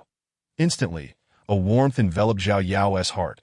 She perceived that Xiaochen must genuinely care for her, which is why he wished to assist her in her tasks. Xiaochen, are you going to help me with my work? Zhao Yao inquired with anticipation. Xiaochen secretly thought, how could that be possible? I have matters of my own to attend to. Nevertheless, he replied, as the saying goes, adversity can temper one's will. Zhao Yao, perhaps this is also a form of training for you. Only by enduring this can we better face future challenges and advance further. What do you mean? Zhao Yao frowned. She had been so exhausted in recent days that her menstrual cycle had even become irregular. She hardly had the energy to listen to his lengthy discourse. I mean, you should work hard. This is also a form of training, Xiao Chen said, scratching his nose awkwardly. Zhao Yao was at a loss for words. Not only could he not offer any assistance, but he also had the audacity to lecture her. Ding. A gap formed between Zhao Yao and Xiao Chun, resulting in a loss of 200 fortune points. Just as Qin Anlin was discussing what to have for lunch with Su Minghan, he suddenly received a message from the fortune bottle. Have these two fallen into conflict? Qin Anlin chuckled, shaking his head, and took Su Minghan out shopping. After a long day of toil, Zhao Yao felt both fatigued and parched. To make matters worse, her beautiful attire had become torn, exposing large patches of her delicate skin. Upon returning to the camp, Zhao Yao felt a presence following her from behind. Turning around, she saw two lewd young men pointing at her exposed areas. She recognized these two lewd youths from the Southern University Martial Arts Academy. It was rumored that they were quite powerful and came from well-off families. Seeing their expressions, Zhao Yao was instantly enraged. She hurriedly covered her torn clothing and shouted angrily, "Bastards! What are you looking at?" The taller of the two lewd youths grinned, shrugged, and casually replied, "Miss, you're exposing yourself for us to see. How about this? I am Wang and a senior from Southern University Martial Arts Academy. I find you quite beautiful. Why not join me? I promise you'll have a splendid time." "Huh?" The shorter one immediately burst into laughter, his face radiating lewdness. Zhao Yao was infuriated, yelling, "You scoundrels, what are you saying? Get lost." She was already in a foul mood and had not expected to be insulted, which made her want to vent her frustrations on Qin Anlin. "Get lost? Ha, little girl, we genuinely want to be friends with you, but you're being quite rude." The shorter one chimed in. "Why is your temper so high, woman? We are quite gentle. It's just some silver. We have plenty of it. How about 1,000 for your company?" Although these two appeared to be ruffians, they were not to be trifled with. They had observed Zhao Yao for several days and noted that she mingled with some low-born individuals and spent her days hauling stones and working, clearly indicating she had no background. Seeing her predicament, Zhao Yao was anxious about what to do when, fortuitously, Xiao Chen happened to pass by. Witnessing Zhao Yao being bullied, Xiao Chen was filled with indignation and vowed that these two would pay for their actions. "Xiao Chen, they're bullying me." Zhao Yao approached him, her voice tinged with grievance. Xiao Chen lowered his head and spoke somberly, "Yao, bear with it for now. Once we are on the battlefield, I will ensure they meet a fate worse than death." These two dared to bully Zhao Yao. They had already chosen their path to demise. However, given the strict regulations of the military camp, fighting was a troublesome affair. Endurance was the only option at this moment. Sensing the killing intent emanating from Xiao Chen, Zhao Yao felt a slight warmth in her heart. Though she still felt somewhat wronged in her mind, she yearned to teach these two a lesson at once. Unfortunately, she was aware that fighting was prohibited in the military camp, that if Qin Anlin were here, would he also choose to endure like Xiao Chen? Ding! A gap formed between Zhao Yao and Xiao Chen, resulting in a loss of 300 fortune points. Just as Qin Anlin stepped into the military camp, he paused momentarily. "What is going on? You two keep generating fortune points for me, which puts me in quite a predicament." Qin Anlin turned to the crowd not far away and noticed Zhao Yao surrounded by a group, with two boys before her sporting smug grins and uttering vulgarities. Xiao Chen, who typically enjoyed confronting others, chose to hold back this time, instead pulling Zhao Yao aside and signaling her to remain calm. Quite the restraint, Qin Anlin mused with a smile that he surmised why Xiao Chen was acting this way.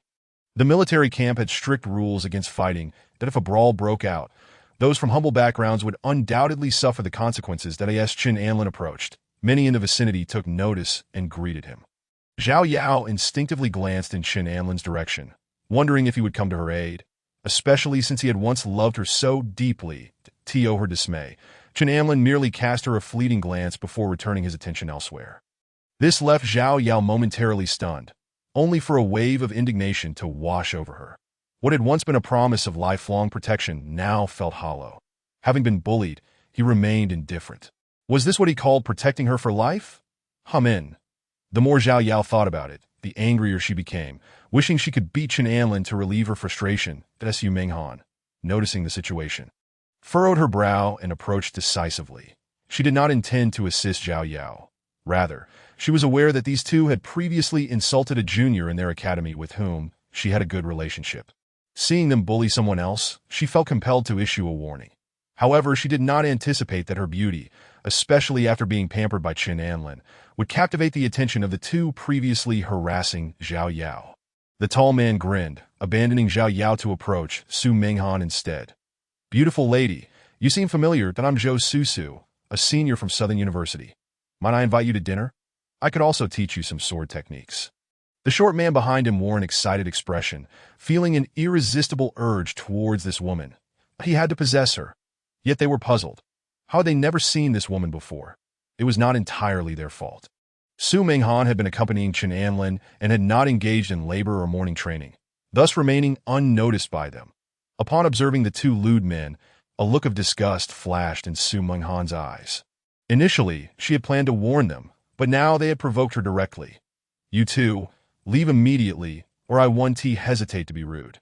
The tall man's eyes glinted with mockery. After all, he was a senior from Southern University, a scion of the Zhou family. How dare this woman speak to him this way? "You've certainly caught my attention. Apologize to Zhou Xiao and serve him well. Perhaps he'll be pleased and reward you. Otherwise, you shall see the consequences." Seeing this unfold, Xiao Qin glanced over at Qin Anlin, thinking that he too would have to endure. After all, the military camp was a place of strict order. Even Qin Anlin could not afford to break the rules. Just as he was lost in thought, Qin Anlin approached, unexpectedly launching a swift strike that sent the short man flying several dozen meters in an instant. Everyone was stunned, especially the tall man, who paused momentarily.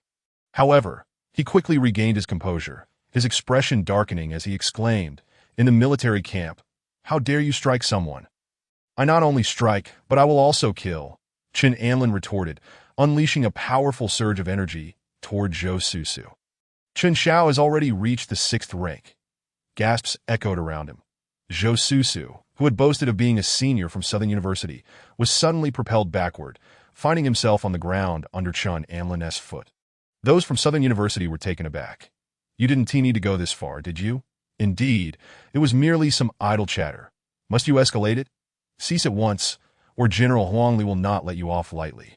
Naturally, the Southern University students rushed to defend Zhou Susu. The students from Hucking Academy, however, were not pleased. "These two have bullied our academy on numerous occasions. Indeed, we long found them intolerable. It's rare for Qin Xiao to stand up." "Qin Xiao, we support you," a younger student called out at this moment. Xiao Qin interjected, "Qin Anlin, release him at once at this." Many turned to look at Xiao Qin in disbelief. They could not comprehend why, after being bullied, he would now ask Qin Anlin to let them go. Chapter 42. Qin Anlin is too foolish. He truly does not comprehend the art of restraint. At this moment, Zhao Yao too was confused. "Xiao Qin, what are you doing? You don't understand." Xiao Qin shook his head, explaining to the crowd, "This is a military camp. Fighting is prohibited. Qin Anlin, you have already violated the rules. Hurry and release him." "I'm sorry, but I can't assist with that in the blink of an eye." 2 days have passed. The rumbling sounds of war drums echo from outside the city on the vast expanse of the grassland. A formidable army of 30,000, led by Huang Li, begins its march. This is his regular army, disciplined and orderly, with soldiers standing tall and proud to the command. The troops set forth, while those from the academy position themselves at the right flank of this mighty host. In contrast to the others who march on foot, Qin Anlin, Su Menghan, and several scions of influential families are provided with steeds. The ordinary students can do nothing but grumble, as these are the horses they brought themselves. Xiao Qin, hidden among the crowd, casts furtive glances around, fearful of being noticed. "Master, are you certain about the southwestern direction?" Xiao Qin inquired. "I can assure you, that area is indeed the location of the ancient tomb. The real question is, how do you plan to sneak away?" The plan of the otherworldly fairy was initially to wait for chaos on the battlefield. However, upon observing the impeccable discipline of this army, it seemed unlikely that disorder would ensue.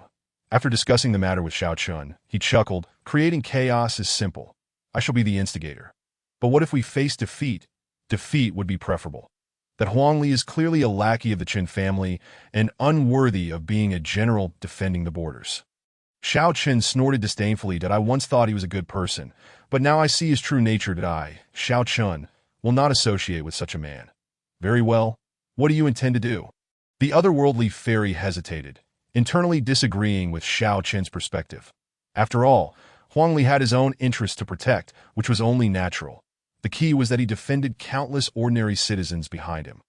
If chaos were to erupt here and Huang Li were to fail, those innocent people would surely suffer. However, Xiao Chen appeared unconcerned, explaining, Master, the enemy's wolf cavalry will surely charge soon that I will take the opportunity to tell my companions that we are defeated. They will undoubtedly panic and scatter. Your strategy is quite clever. Just then, a howling sound reverberated from afar. The Northman's army was on the offensive. Form ranks. The wolf cavalry is charging. Prepare to meet the enemy. Huang Li commanded. The troops swiftly formed ranks, with shield bearers at the front, while long spears extended through the gaps behind them. Just then, the enemy's wolf cavalry was less than a kilometer away, and a volley of arrows flew towards them. This was one of the terrifying aspects of the wolf cavalry. They wielded powerful crossbows capable of piercing even the strongest of warriors. Only heavy shields could withstand such attacks. But even the most fortified defenses could have vulnerabilities, and the archers of the wolf cavalry were highly skilled, targeting the weak points of the shield bearers, that in just one round, over 100 soldiers fell, struck down in an instant. Huang Li, anticipating this scenario, bellowed, "Hold your ground. Defend in place." Once they stabilized, the enemy's arrows ceased to inflict significant harm. The wolf cavalry halted at a distance, constrained by their limited supplies. Each arrow was a precious resource crafted from fine iron, not to be wasted. Huang Li, what is the meaning of this? Have you brought a troop of mere children? Jeered the opposing commander, Alamo, as he glanced at the academy students. You know nothing. These are the talented youths of our great Zhou. Each of them possesses the strength to stand against 100. Huang Li retorted sharply. Haha, what a joke, if they are so formidable. Let them show me the prowess of your great Zhou's talents. With that, a diminutive youth with a cold gaze emerged, wielding a 9-ring broadsword. This is our northern genius. Yuan Shang, that if you have the ability, send someone to challenge me. Huang Li narrowed his eyes. Traditionally, before the two armies clashed, champions would duel, but it was rare for the young to take the stage. He had heard of Yuan Shang, the son of the Yuan family from the north, rumored to possess the strength of the 7th rank, though his actual combat power was said to be comparable to that of an early 6th rank warrior. He would not back down now, as to refuse a challenge would be to lose face and morale. Our great Zhou has countless talents. Any one of them could easily defeat him, Huang Li declared. Among the academy students, several were eager to step forward, recognizing this as an opportunity to shine and earn accolades. Yet they were also aware of the risks involved. That I will go. A lean young man stepped forward. I am Yang Chong. I wish to test my skills against you. Yang Chong was a genius from a common academy, at the peak of the 7th rank, and as he leaped forward, he aimed his spear at Yuan Shang. Yuan Shang smirked disdainfully. How dare you challenge me with such a lowly opponent? Allow me to demonstrate my true strength. With a powerful leap, he unleashed the full force of his vitality. The very air crackled with his energy as he raised the 9-ring broadsword, emanating an aura that seemed to distort the surrounding space. Yang Chong, swift and strong, attempted to thrust the spear, but with a single sweep of Yuan Shang's sword, a terrifying wave of blade energy surged forth. Yang Chong's expression changed dramatically as he hastily raised his weapon in defense. With a resounding crash, his spear shattered. Blade intent. This is indeed blade intent. Gasps echoed from the onlookers. Under the overwhelming force of the blade intent, Yang Chong felt a wave of dread wash over him. With a scream, he was sent flying, his body cleaved in two, dying on the spot at this moment. The morale of Huang Li's troops plummeted. They had lost, and this was not merely a loss of a soldier, but a blow to their spirit. That in the face-off between the two armies, morale was of utmost importance. That a strong spirit could significantly enhance a force's combat effectiveness, allowing them to triumph over superior numbers. Conversely, a weak spirit would lead to retreat, and the wolf cavalry would not hesitate to capitalize on such weakness. General, we must send another champion, one of his subordinates urged. Indeed, Huang Li nodded. Why not send a young man named Xiao Chen? He is the leader of the commoners and possesses remarkable strength, having defeated numerous foes in the past that I believe he can take on Yuan Shang. Proposed an elderly deputy who had encountered Xiao Chen before and found him impressive, his eyes filled with determination. Upon hearing Xiao Chen's name, Huang Li furrowed his brow slightly. His previous attitude toward Xiao Chen had not been favorable, and allowing him to take the stage would be a loss of face. Meanwhile, whispers circulated among the ranks that Yuan Shang's strength is formidable. There are few who can contend with him. Indeed, the northern barbarians are no fools. They have sent their best. Alas, Yang Cheng's demise was tragic. Our Xiao Chen can surely handle this, one of Xiao Chen's followers asserted. Yes, he represents us commoners. He must be able to succeed, another echoed. Xiao Go, why not step forward? Someone suggested that I just heard a deputy recommend you to General Huang Li. Xiao Chen scoffed. I have no desire to fight. How absurd. Huang Li is merely a dog of the Qin family. He would hardly be of assistance that on the other hand, he preferred to lay low and avoid the limelight. Yet, to others, Xiao Chen's reluctance appeared as cowardice. Ding. Xiao Chen, accused of cowardice, lost 1,000 fortune points. Chun Anlin chuckled. Truly, one is at home, yet fortune points descend from the heavens. Very well, I shall go. Chen Anlin did not wish to witness Huang Li's defeat. Since others were fearful, he would confront the enemy himself. Ah, Qin Xiao is stepping forward, voices gasped. Qin Xiao, what are you? Upon seeing Chen Anlin approach, Huang Li was momentarily taken aback. General Huang, I will take care of this. You need not worry, Chen Anlin said confidently. That is unacceptable. To my astonishment, Huang Li flatly refused, coldly stating, Qin Xiao, it is not a matter of distrust. It is merely that your esteemed position renders you vulnerable. Should anything go awry, your future prospects would be irreparably damaged. And the Qin family would undoubtedly direct their ire towards you. For now, you may watch in peace. Chen Anlin, unfazed by the conversation, mounted his horse and galloped forth. Huang Li intended to intervene, but before he could utter a word, Chen Anlin had already reached a short distance from Yuan Shang. Yuan Shang squinted his eyes. Who approaches? From the great Zhou dynasty, I am Chen Anlin, son of the Qin family. Upon hearing this, Yuan Shang's eyes sparkled with excitement. Ah, so you are the son of the Qin family. Excellent. By slaying you, the Qin family will surely suffer a grievous blow. Of such arrogant boasts, Chen Anlin swiftly unleashed a burst of yellow light. The piercing sound of a flying sword echoed through the air. Yuan Shang had intended to defend himself, but was taken aback by the swiftness of Chen Anlin's attack. Just as he raised his great sword, he felt a jolt of numbness in his hand. To his horror, he realized his arm had been severed, blood gushing forth like a fountain. My hand? Yuan Shang's previously haughty demeanor instantly froze, replaced by sheer panic. His realization struck him. You are already at the 6th rank. It was evident that Chen Anlin was no ordinary 6th rank warrior. His strikes were not only powerful, but executed with remarkable speed. Chen Anlin, undeterred, continued his assault, unleashing a wave of sword energy. Yuan Shang let out a pitiful scream as the attack pierced through his chest. Chen Anlin retracted his energy and coolly remarked, the northern savages are but a feeble foe. This line echoed a sentiment previously expressed by Xiao Chen in the novel, where after defeating Yuan Shang, he had proclaimed, the northern savages are but a feeble foe.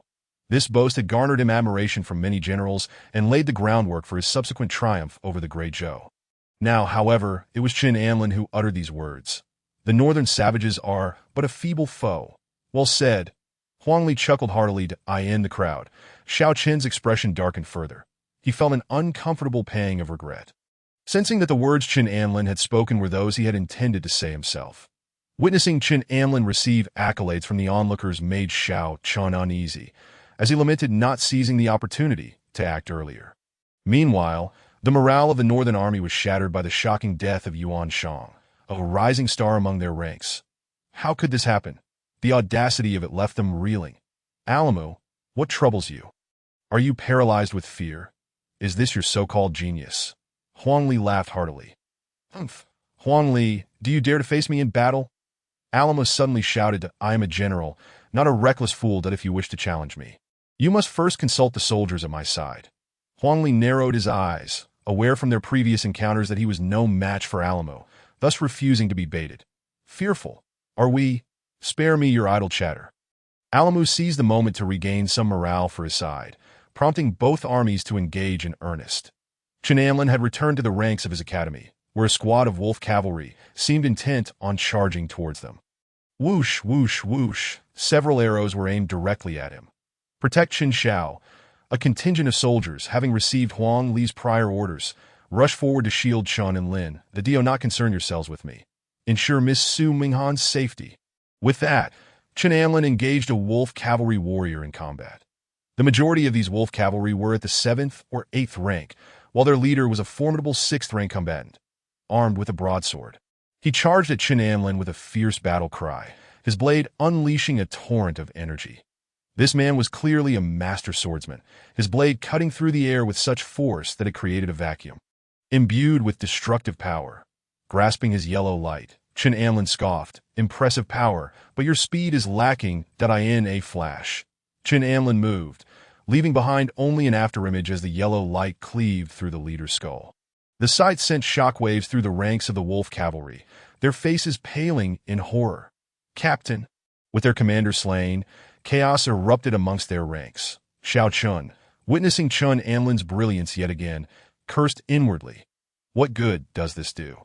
Besides garnering admiration, can you foresee the inevitable retribution that will follow? In stark contrast to his own cautious demeanor, Xiao Qin resolved to escape as the darkness began to settle, providing him with a strategic advantage. He gathered several of his injured subordinates, who were bloodied and battered, glancing at Xiao Chun with incredulity. While they fought valiantly, Xiao Qin remained inexplicably unscathed, leading to whispers of doubt regarding his leadership. "Brothers, I fear our army is on the brink of defeat," Xiao Qin stated solemnly. "What do you propose we do?" "Xiao Gu, retreat. We must withdraw, but I suggest we rally the majority to leave together." Before he could finish, a burly man with a shaved head interrupted. "Xiao Chun, I once respected you for leading us to victory against many northern soldiers. But now you speak of retreat. Is this not cowardice? Are we to follow suit?" Surrounding soldiers regarded Xiao Chun with confusion, questioning his motives. Furrowing his brow, Xiao Qin thought, "This man lacks understanding. What does victory matter if it is the merit of Chen Amlin and Huang Li? I act for the greater good. Otherwise, if we fall, Huang Li will surely make us scapegoats while he escapes. I ask that truly your stance." Doubt flickered among those who had previously trusted Xiao Chun.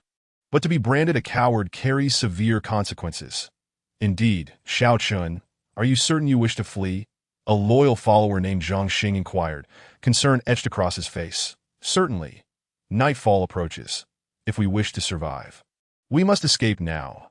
Xiao Chun nodded at Zhang Xing, believing himself clever for anticipating that a retreat would lead to a mass exodus among the soldiers. That moment, another squad of wolf cavalry charged forth, declaring a bounty of 10,000 for the one who slays Chen Amlin. The commander of this contingent boasted of 5th-rank prowess, their intentions clear. They aimed to eliminate Chen Amlin. Realizing the gravity of the situation, Chen Amlin remained unperturbed. His soul energy could counter these fierce wolves, leading to unforeseen consequences. Not wishing to reveal his trump card earlier, the time had come to unleash his true power.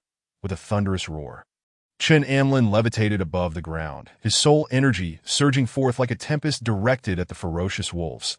The once menacing hordes suddenly faltered, as if encountering a great terror, their pace slowing dramatically. The wolf cavalry thrived on the momentum of their charge, and now, as they hesitated, hope ignited among the soldiers of the Great Zhou. Who knows what ails these wolves? They ought to just attack. Yet some, particularly Xiao Chun, recognized this as the handiwork of Chen Amlin. "Master, what trickery has this fellow employed?" Seeing the northern soldiers faltering, Xiao Chun felt a surge of alarm. His soul energy, remarkably potent. This individual possesses considerable merit.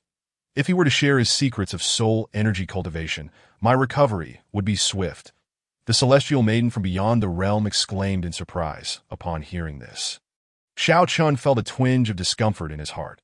Although he had always referred to the celestial maiden as his master, deep down, he had long considered her a personal possession.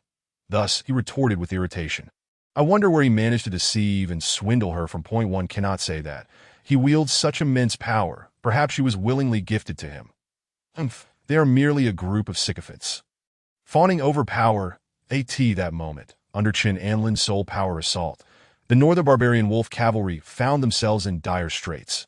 Once their speed diminished, they were no different from ordinary soldiers. Qin Anlin, wielding a glimmering yellow light, charged forward.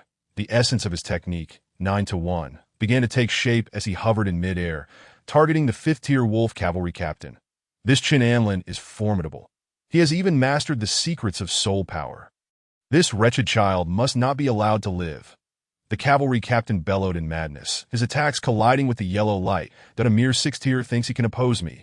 The captain's gaze fixed intensely on Qin Anlin, though his words belied a tempest of fear within. How powerful! To think a mere 6th-tier can contend with me. While his sword plays a role, it is still enough to instill dread that he must be eliminated.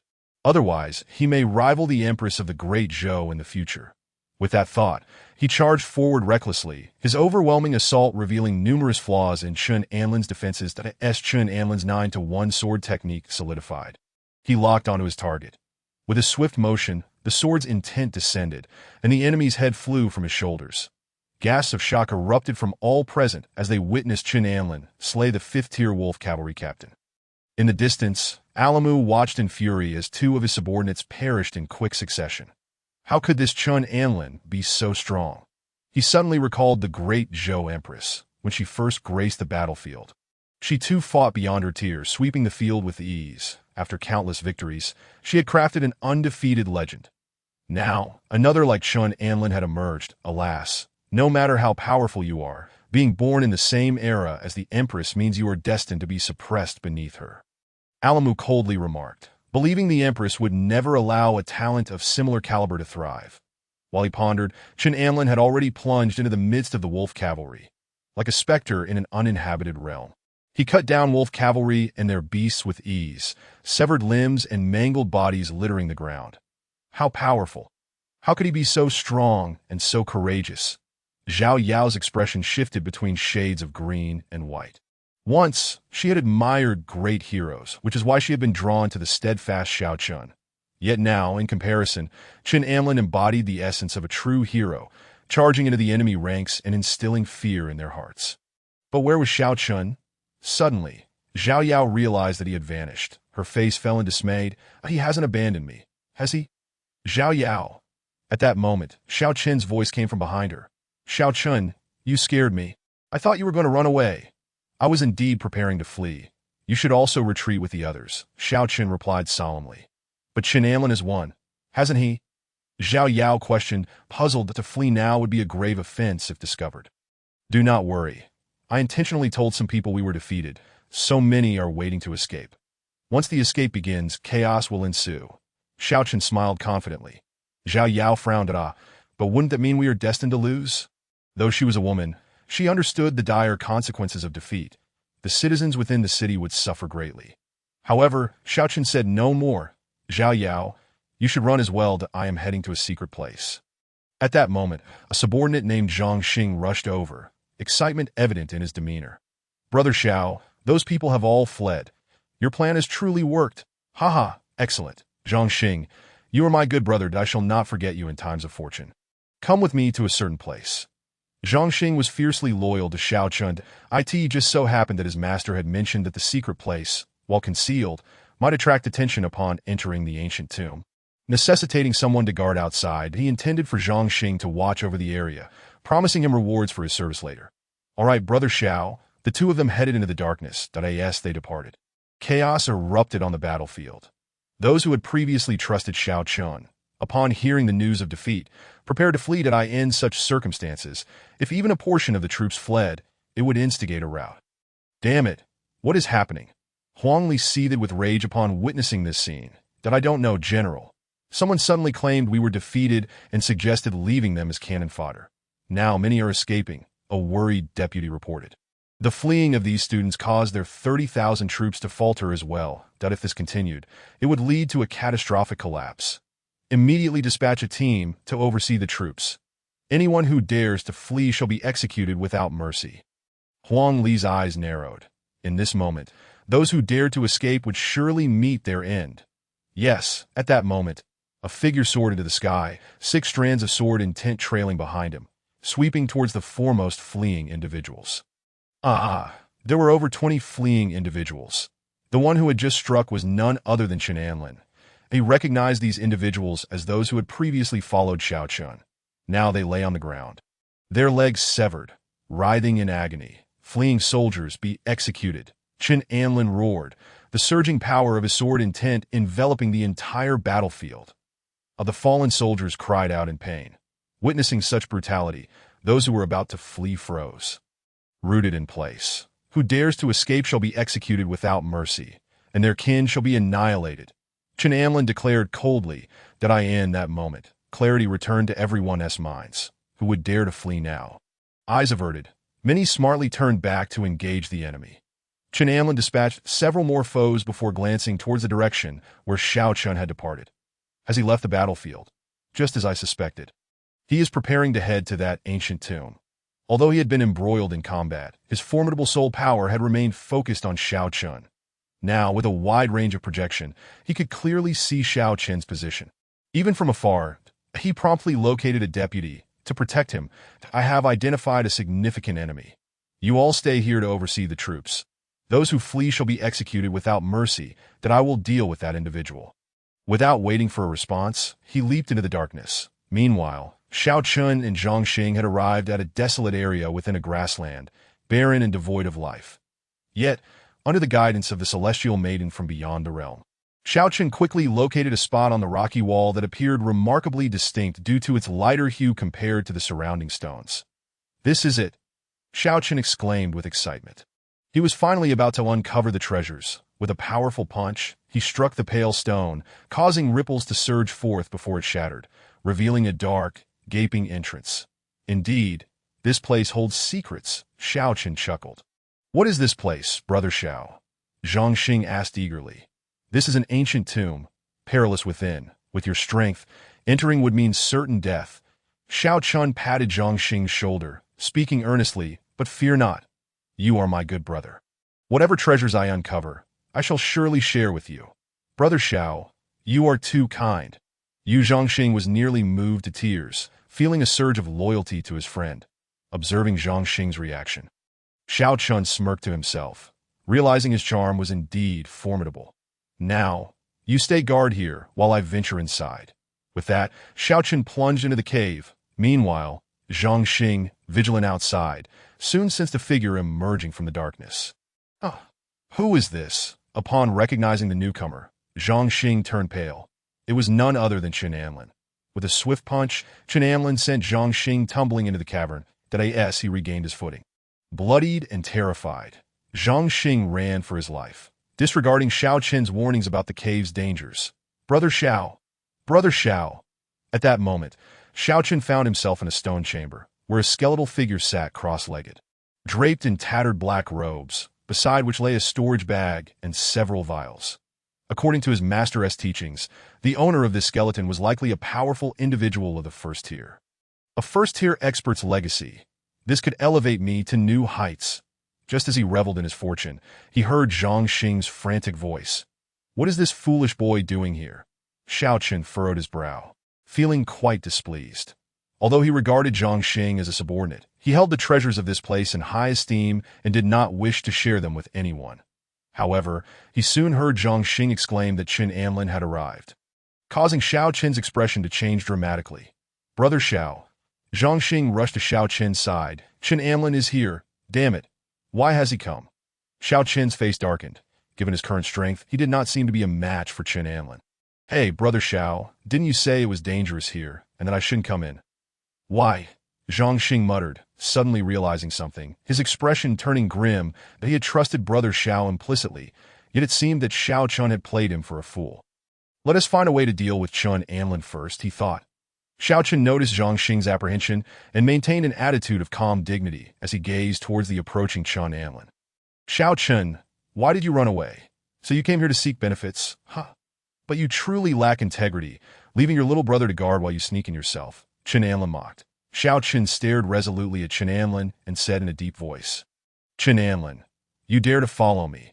Even if you've found this place, it was I who discovered it first. Under heaven, all land belongs to the king. Do you not know that all treasures excavated from the ground of the Great Zhou belong to the state? Boom! As soon as he finished speaking, Chen Amlin unleashed his formidable soul power. Before Xiao Chun could react, both he and Zhang Xing found themselves kneeling on the ground. In that moment, Xiao Chen's mind went blank. He had actually knelt before Chen Amlin. No. How could I have knelt? Xiao Chun exclaimed in shock and fury, his eyes nearly turning crimson, that he was destined to be an invincible powerhouse in the future. How could he bow before his enemy? However, what Chen Amlin said next filled him with sheer terror. Which one of you shall I kill first? Both Xiao Chun and Zhang Xing felt a sinking sensation in their hearts. They exchanged glances, fear evident in their eyes.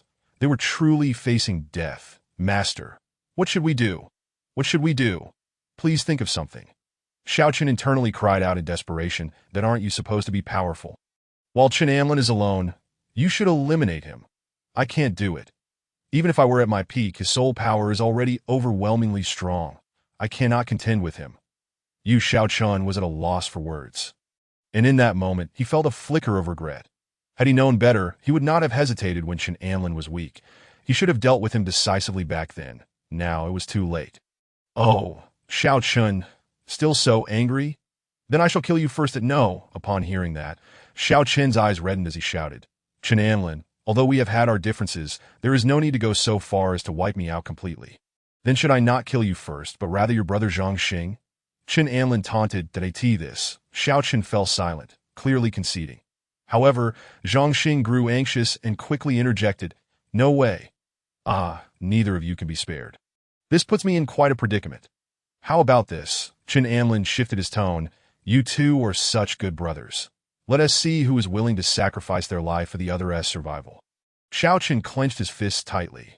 Chen Amlin was trying to sow discord between him and his brother. Despicable. Despicable. He knows I'm the elder brother and is deliberately trying to set me up. Zhang Xing instinctively glanced at Xiao Chun, and upon noticing the change in Xiao Chen's expression and recalling how Xiao Chun had concealed the matter of the ancient tomb from him, he steeled himself and boldly declared, I believe my brother wishes for me to survive, so I will live on. Zhang Xing, do not worry. I will take good care of your wife. Before Zhang Xing could respond, Xiao Chun proclaimed loudly, pausing for a moment before adding, However, Chen Amlin, I hope you will grant my brother a swift death, allowing him to pass without suffering. Chapter 46. Is your care genuine? Zhang Xing was taken aback. I am to die for you, and you will take care of my wife. Is that care genuine? Anger surged within him as he recalled how he had followed Xiao Chun, gaining nothing but being asked to sacrifice himself. No, I refuse to die. Young Master Chen, please kill Xiao Chen instead. I am innocent. It was all him. Xiao Chen has been plotting against you. Zhang Xing shouted in accusation. Ding, good brother Zhang Xing and Xiao Chen sever ties. Robbing 500 fortune points. Zhang Xing, you bastard. Xiao Chen's eyes widened in disbelief as he glared at Zhang Xing. Xiao Chun, you hypocrite. I have seen through your true nature. You will not deceive me again. Zhang Xing bowed to Chen Amlin. Young Master Chen, I have no grudge against you that if you spare Xiao Chun, he will surely turn against you. I am willing to pledge my life to you. Xiao Chen's eyes brimmed with incredulity. This foolish boy dared to betray him. I had always regarded you as a good brother. You make a compelling argument. Chen Amlin glanced at Xiao Chun, who was now frantic. Suddenly, a protective barrier enveloped Xiao Chun in a swift motion. He darted to the right of Chen Amlin and sprinted towards the entrance. Just moments before, his master had expended the last of his strength to aid his escape. After this, his master might remain unconscious for over a year. He could not betray his master's hopes any longer. He had to flee. Immediately. Chen Amlin, the humiliation of today will surely be repaid 100-fold in the future. He shouted internally as the onslaught from Chen Amlin surged towards him. Boom! Boom boom! As the protective barrier around him grew weaker, Xiao Chen managed to escape. The otherworldly fairy employed her traditional skills once more, transforming Xiao Chen's body into a streak of light, swiftly vanishing into the sky. Young Master Chen. Zhang Xing trembled as he knelt before Chen Amlin, repeatedly bowing his head. Young Master, I did not intend to target you. Please spare me. I do not wish to die. Chen Amlin had originally planned to kill him directly. In fact, he had intended to eliminate Xiao Chen once and for all this time. However, the mysterious power of that otherworldly fairy had thwarted him, allowing Xiao Chen to escape. After some consideration, he recognized Zhang Xing's potential utility. Since Xiao Qin cares so little for his reputation, let the world see what sort of person he truly is. He cast a glance at Zhang Xing, a radiant smile gracing his face as he grasped Zhang Xing's head and casually asked, Zhang Xing, do you have a wife? Young master, I just married before enlisting. My family worries for my safety and said they would keep a place for me. Zhang Xing sobbed. Please spare me. Is your wife beautiful? Yes, indeed. Young master, my wife's skills in bed are quite remarkable. If you desire, I can send her to you. Just spare me, and I will serve you faithfully. At that moment, all of Zhang Xing's arrogance dissipated. He only wished to survive. Qin Anlin was left speechless. What was this all about? He had merely asked out of curiosity, contemplating how to best utilize Zhang Xing enough with the pleasantries. I now intend to ruin Xiao Qin's reputation, do you understand? Since he could not kill Xiao Qin for the time being. Accumulating some fortune points would suffice. Understood, understood. Let us proceed. Once Zhang Xing had left, Qin Anlin turned his attention back to the ancient tomb. Perhaps due to the air, the once dry bones were gradually oxidizing, turning to dust, leaving behind a grayish storage bag and over 30 jade vials.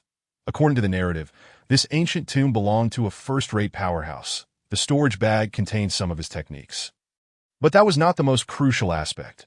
The 30-odd jade vials were the true treasures. Before his death, this first-rate powerhouse sought a worthy successor, and the vials contained his life's energy. By absorbing this energy, one could gain his power. Though it would not lead to an immediate ascent to the first rank, it would be relatively easy to rise 2 or 3 levels in a short time. Having secured the treasures, Qin Anlin departed from the site. Did I end the darkness? Xiao Qin, disoriented, tumbled down a small hillside. Master, where are we? Master, please respond. I know you are weak, but surely you can still speak. After shouting for what felt like an eternity, the otherworldly fairy remained silent, leaving Xiao Qin furious. Exhausted and famished, he could only curl up in a corner, tears welling in his eyes. Why does the world turn against me? Why returning to the battlefield? It appeared that the conflict had nearly concluded. The northern barbarians had abandoned over half of their dead and wounded, retreating from the area. That we have won. We have emerged victorious. Huang Li raised his sword and shouted. Oh! Everyone erupted in excited cheers. With Qin Anlin's return, a throng of generals surrounded him. They had witnessed the entire battle, and it was clear that without Qin Anlin's last-minute intervention, slaying a dozen or so who attempted to flee, the outcome of the war would have been uncertain. Thus, Qin Anlin finally understood why the novel depicted a great defeat today. It was likely because Xiao Qin had aimed for the ancient tomb, prompting him to have his subordinates retreat early. Young Master Qin, where did you go just now? Upon approaching Huang Li, he inquired in confusion, what brings Qin Anlin here? Following him was Zhang Xing, who, appearing dejected, stepped forward and said, General, allow me to explain. Young Master Qin has gone in pursuit of Xiao Qin, that scoundrel who deserted and even attempted to take my life. Indeed, it was he who incited us to flee. Young Master Qin has been relentlessly chasing after him. Huang Li's eyes narrowed. He already held a strong disdain for Xiao Qin, and now, due to this individual, they had nearly faced a calamitous defeat. Issue a decree. Reward 10,000 taels and place Xiao Qin under a bounty. Yes, Ding. Xiao Qin's reputation lay in ruins, plundering 3,000 fortune points. Following this battle, for several days, Qin Anlin led the students of the academy alongside Huang Li into battle. The northern barbarians faced continuous defeats, and merely a month later, they sent envoys to negotiate peace. Consequently, various academies organized for their students to return home. That on the journey back, Qin Anlin lifted Su Minghan from his side, prompting an eye roll from her. How annoying, used and discarded without a hint of consideration. At that moment, she noticed Qin Anlin producing a jade vial. Curiosity piqued. Brother Qin, what is this? Her voice was so delicate it could send shivers down one's spine. Recently, Su Minghan had frequently observed Qin Anlin utilizing this black jade vial for cultivation, and each session seemed to significantly enhance his prowess. Here, this is for you. Qin Anlin handed over 10 jade vials. Inside is the essence of a master's energy. Once absorbed and refined, your cultivation will progress swiftly. That he had obtained around 30 vials from the ancient tomb, initially contemplating absorbing them all for himself. However, after refining, he realized the complexity of the matter. As this power belonged to others, Absorbing it too rapidly resulted in an excess of impurities within, detrimental to his future cultivation. This left him quite helpless. As the novel seldom depicted such drawbacks when protagonists consumed drugs or absorbed other strengths without repercussions that a supporting character, a mere hint of absorption led to significant side effects. Thus, Chen Amlin resolved to utilize 10 vials for himself. Allocate 10 to Su Minghan, and reserve the last 10 for the Empress. After explaining the benefits of these vials, Su Minghan felt as though she had struck gold, secretly affirming her unwavering allegiance to Chen Amlin for life. With this thought, she knelt and said, "Allow me to clean this up for you, Ditto. That's unnecessary. Do as you wish." Soon, some scraps on the ground were tidied up. Absorbing the energy from the jade vials was not an overnight task. By the time they returned home, Chen Amlin had only managed to absorb a mere 2 vials. Nevertheless, this enabled him to reach the mid-stage of the 6th rank that Su Minghan fared well too, achieving the mid-stage of the 7th rank. Upon returning, Chen Amlin promptly made his way to the palace to report the good news to the Empress. However, just as he reached the palace gates, he saw Yang Do rushing out in a panic. Little Anzi, without hesitation, Yang Do hoisted Chen Amlin and dashed inside. "Sister Do, what is the matter? The Empress is unwell again, upon learning of your return. I came to find you immediately." Chen Amlin was taken aback. Arriving at the imperial chamber, he found the Empress convulsing on her bed, dressed in a silk nightgown that clung lightly to her form. Her long legs resembled sausages fully peeled, a sight that provoked an involuntary urge to savor them. Goodness! This is the Empress! She has been so considerate towards you, and you dare harbor such unsavory thoughts. Chen Amlin shook his head, chastising himself for his lack of propriety. What a disgrace! However, he mused, but sausages are indeed delicious. Little Anzi, it seems the Empress is worse off than before. Can you handle this? Yang Do anxiously inquired. "Dio, not worry. Let me take care of it." Chen Amlin approached the bedside, preparing acupuncture needles. "Sister Do, please fetch some hot water." His brow furrowed. The Empress's symptoms were indeed more severe this time, even showing signs of regression in her cultivation.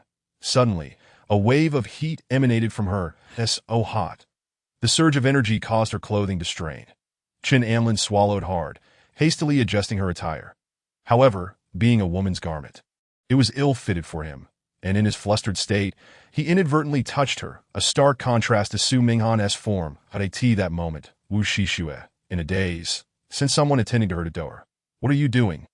Wu Shishue opened her eyes, frowning as she recognized Chen Amlin. "Does this mean it was you just now?" "Little Anzi, you seem to be courting death." Wu Shishue narrowed her eyes, instinctively raising her hand, ready to unleash her energy. Yet at the last moment, she refrained, coldly questioning, "Chen Amlin, what are you doing?" As she spoke, she felt a sudden chill and instinctively looked down, instantly feeling a wave of distress. Chapter 47. Assisting the Empress in Cultivation. Is this possible? Boom! A surge of heat radiated from Wu Shishue, sending Chen Amlin crashing into the doorway. "That I see your audacity has grown. How dare you disrespect me?" Wu Shishue glared, wishing to swat Chen Amlin dead. "Your Majesty, little Anzi is innocent. At this point, do you still dare to argue? Little Anzi was treating you. What does that matter? Why were you touching her?"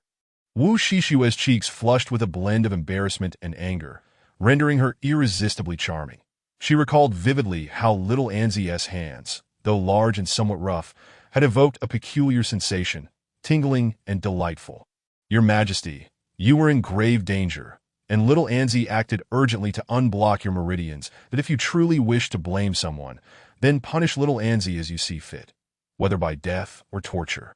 I bear no resentment." Witnessing this, Wu Shishue's murderous intent dissipated. Could it be that I truly misjudged little Anzi? As the thought crossed her mind, her ire towards Chen Amlin lessened considerably. She sighed softly. Perhaps she had indeed wronged him. After all, he acted out of concern for her. Nonetheless, she felt he should not escape unscathed. This was a matter of her two precious treasures, and she certainly had to impose a fitting punishment. Additionally, she concluded that she should present herself more modestly in front of Chen Amlin. Little Anzi was no longer the innocent boy of the past. He had grown considerably, and it was only natural that he might falter before such beauty. Although Wu Shishue had long resided in the depths of the palace, she was acutely aware of her allure.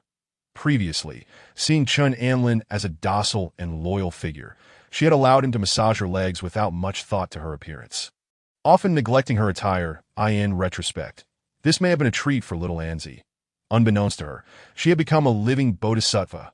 Your Majesty, you are well again to at that moment. Yang Do burst in, noticing Chun Anlin kneeling on the ground with a puzzled expression. Do, where have you been?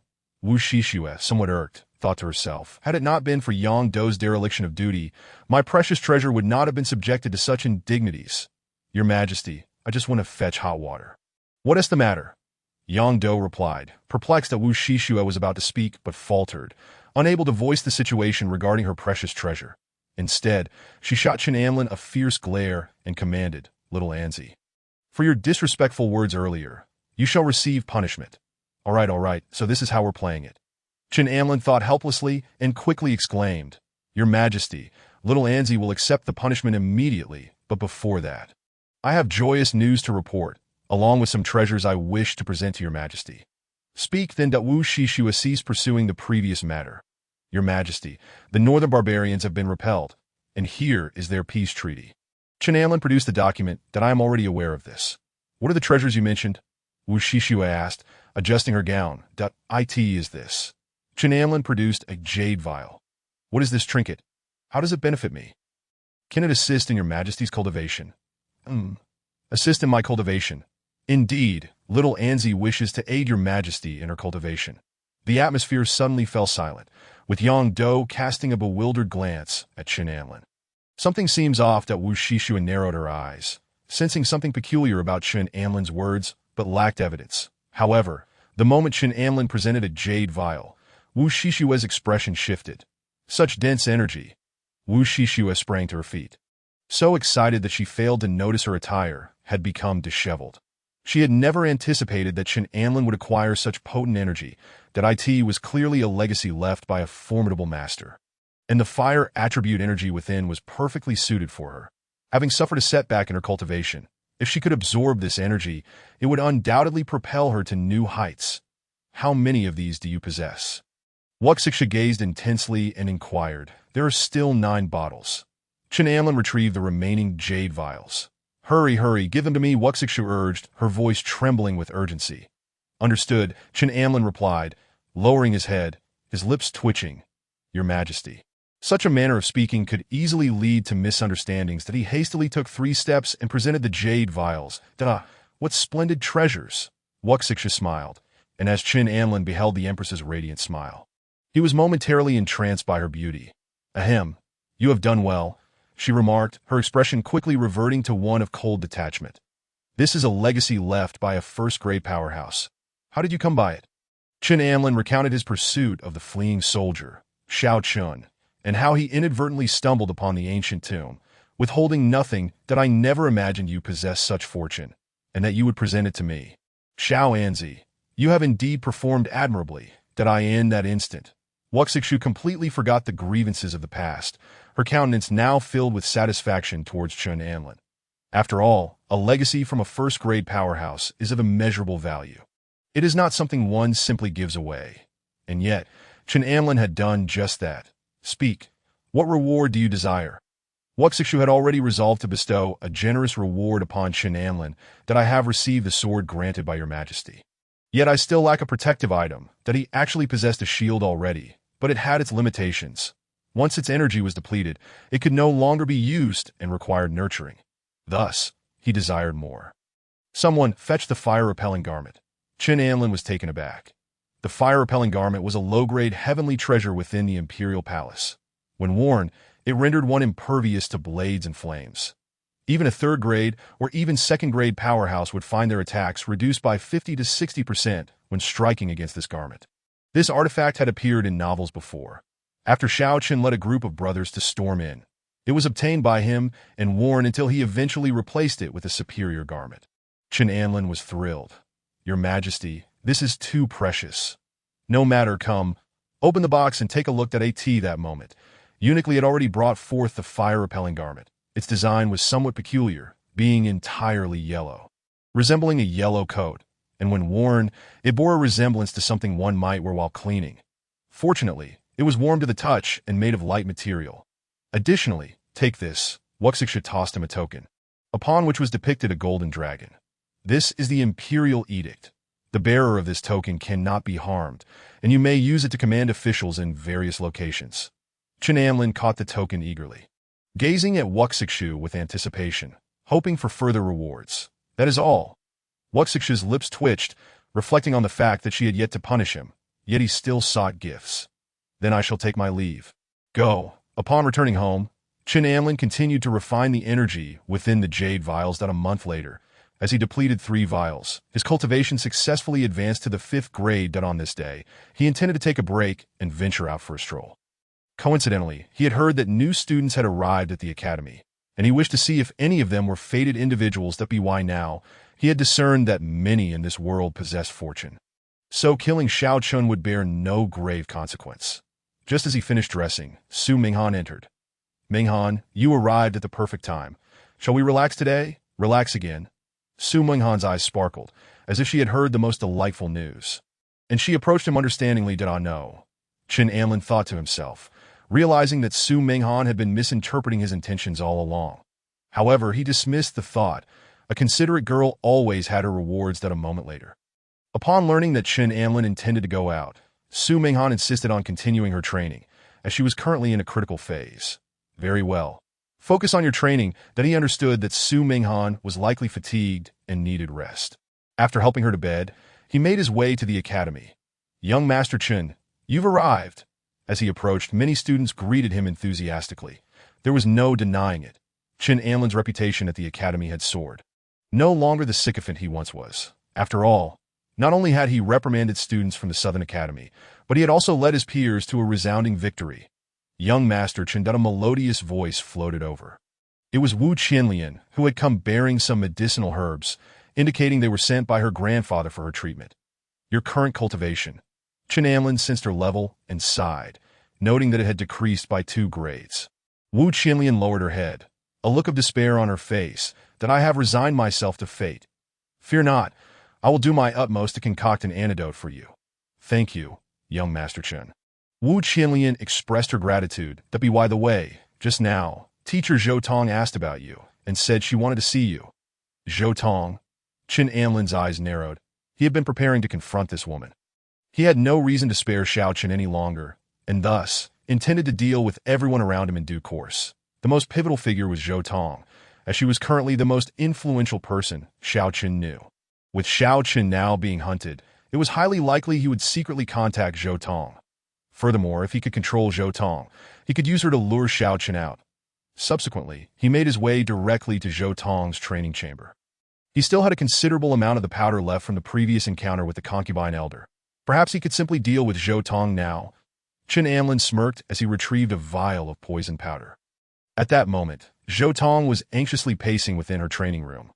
Naturally, she was the first to learn of Xiao Chun being labeled a fugitive, and she expressed her skepticism.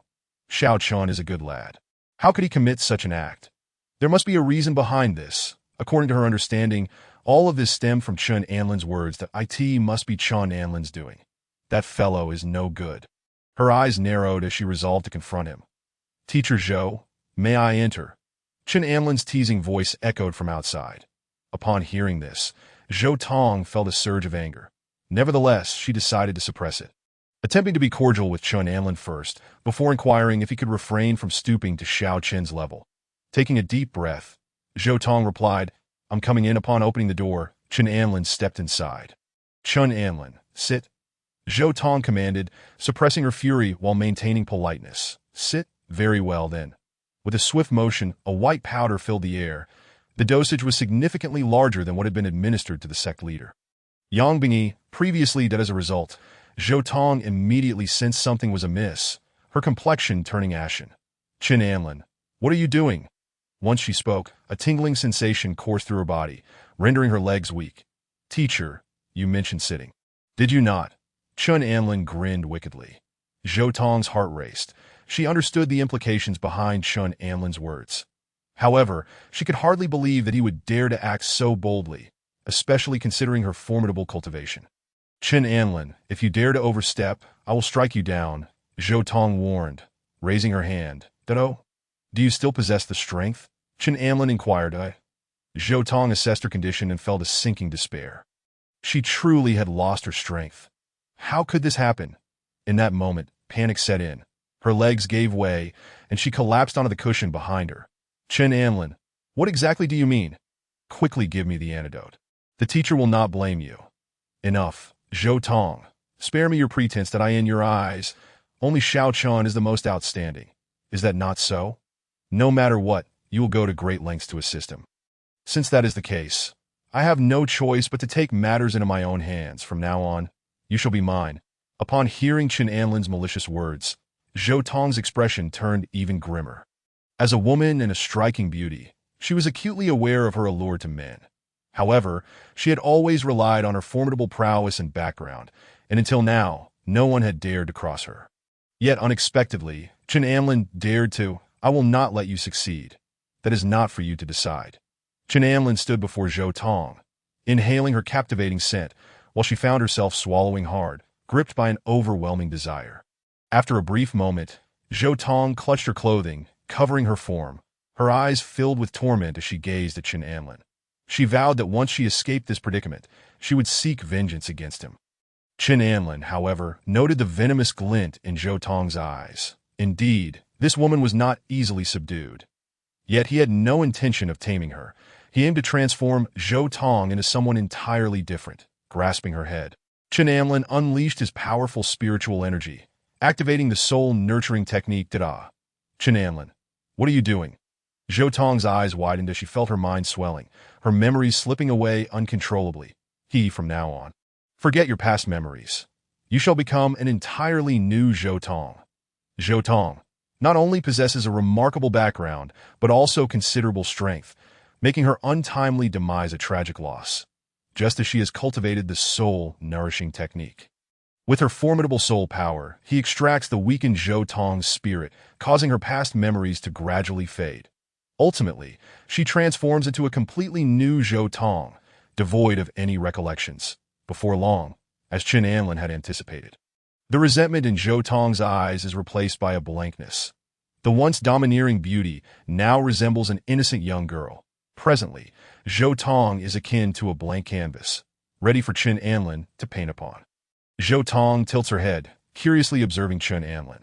For reasons unknown, she feels a sense of familiarity towards him. This is due to Chen Amlin having infused his soul power into Zhou Tong, thus forming a new spirit within her. Consequently, she experiences this peculiar sense of closeness. Simultaneously, the effects of the potion on Zhou Tong have yet to dissipate, and she suddenly leaps into Chen Amlin's embrace, inhaling his scent with a sense of longing. How delightful! You are Chen Amlin. A few memories still linger in Zhou Tong's mind. Indeed, you are mine. Do you understand? I adore Chen Amlin. Due to the merging of Chen Amlin's soul power, Zhou Tong is overwhelmed by an irresistible emotion. However, she adds, but Chen Amlin, it seems I have forgotten many things. Then allow me to enlighten you. Not now. Let's talk later. Amlin, that I feel a bit unwell. Her large, watery eyes gaze intently at Chen Amlin, her delicate form writhing against him, leaving him feeling quite helpless that he had not anticipated that he would transform Zhou Tong into such a woman, so eager for affection. Very well. For her future usefulness, I shall indulge her. Thus, for an entire day. Zhou Tong and Chen Amlin remained sequestered within the training chamber, diligently honing their skills. Even through the night, Chen Amlin did not return home. After their session, he shared his identity and the nature of their adversaries with Zhou Tong. Oh, Amlin, you must deal with someone named Xiao Chun that I believe I recall having a discreet means of contact with him. Zhou Tong recollected though. Pray tell. Not long ago, Xiao Chun returned to the city and contacted me, expressing his desire to seek out some medicinal herbs to restore spirits, that I happen to know that in a place called Lu Chung, a monstrous python has appeared. The python's gallbladder possesses restorative properties for soul power. So I recommended he go there. Chen Amlin instinctively clenched his fist and sneered, Lu Chung.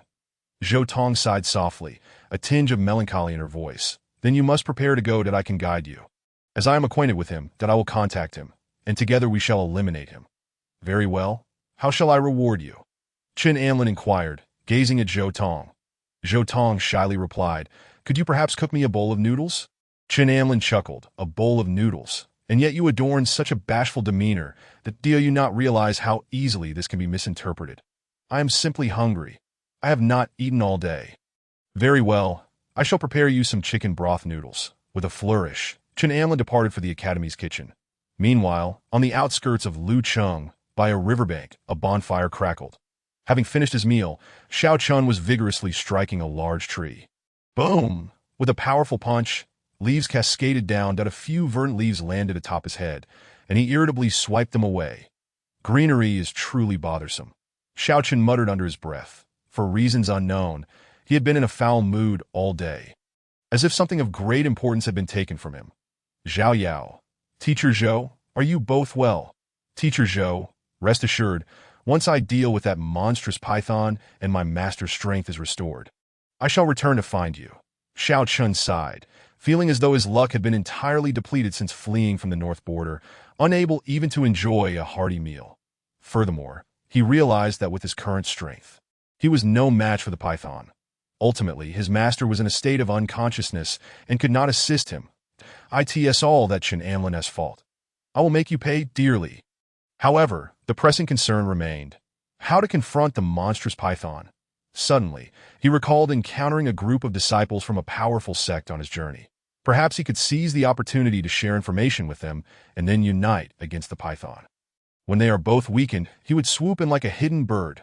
With this thought, Xiao Chun smirked, convinced of his brilliance in devising such a cunning plan. Delicious noodles are ready, Chin Amlin announced. Cheerfully approaching Zhou Tong. Zhou Tong rose from her meditative position, exclaiming in delight, I believe I am on the verge of a breakthrough. Amlin, the joyous technique you taught me is incredibly effective. Then you ought to express your gratitude.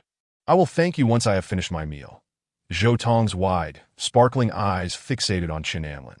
Just as she reached for the noodles in his hand, he unexpectedly withdrew them, stating, Are you not aware that a sincere expression of thanks requires a display of sincerity?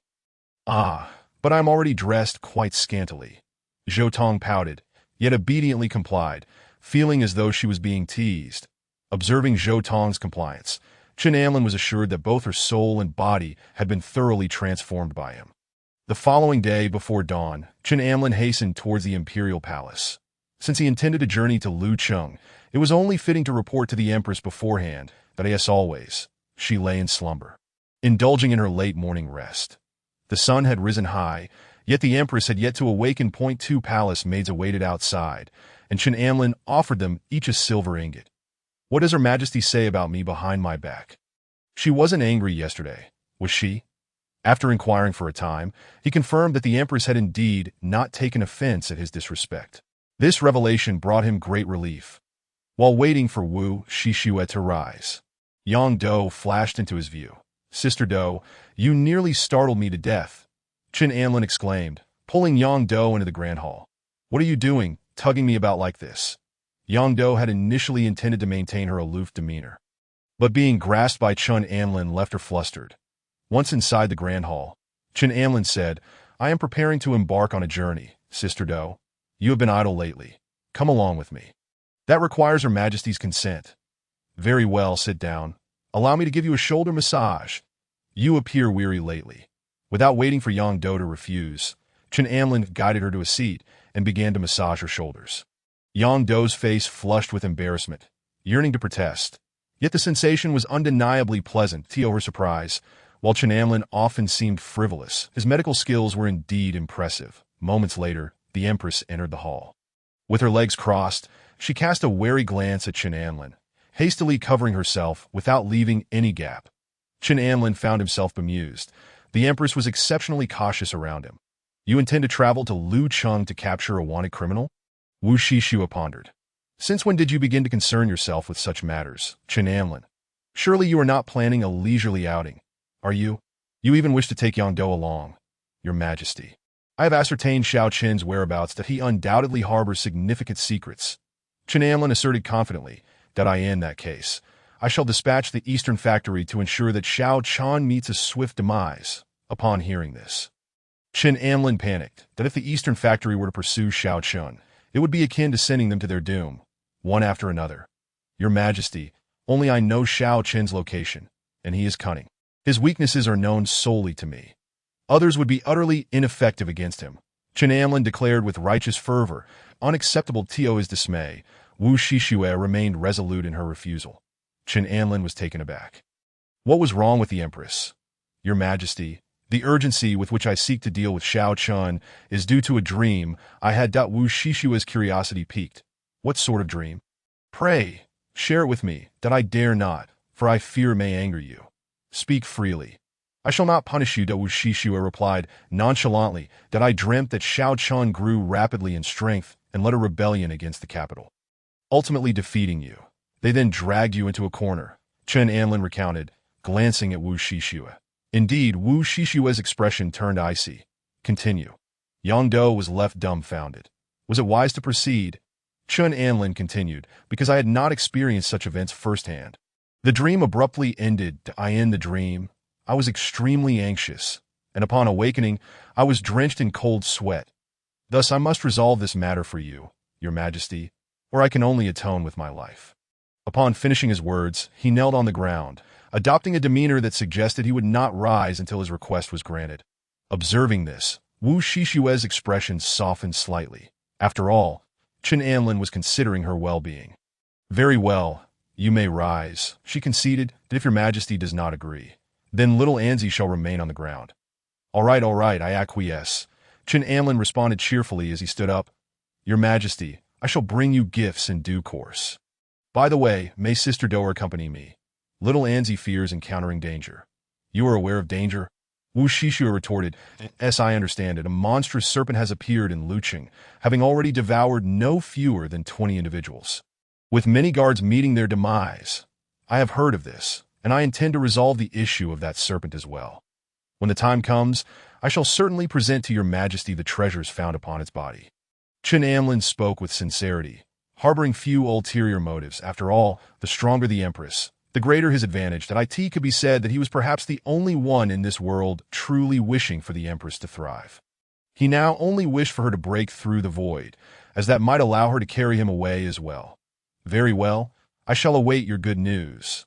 The materials from the serpent were, in truth, of little consequence to Wu Shishue, yet the serpent scales would serve as excellent materials for crafting. Your Majesty, Luqing is rather distant. Might you have any suitable means of transport? Chen Anlin inquired eagerly. Unable to withstand the earnestness in his gaze, Wu Shishue reluctantly produced a palm-sized treasure ship. This is a heavenly-grade treasure, the Spirit Dragon treasure ship, which I acquired during my time in an ancient tomb. It is the only one of its kind in the entire dojo.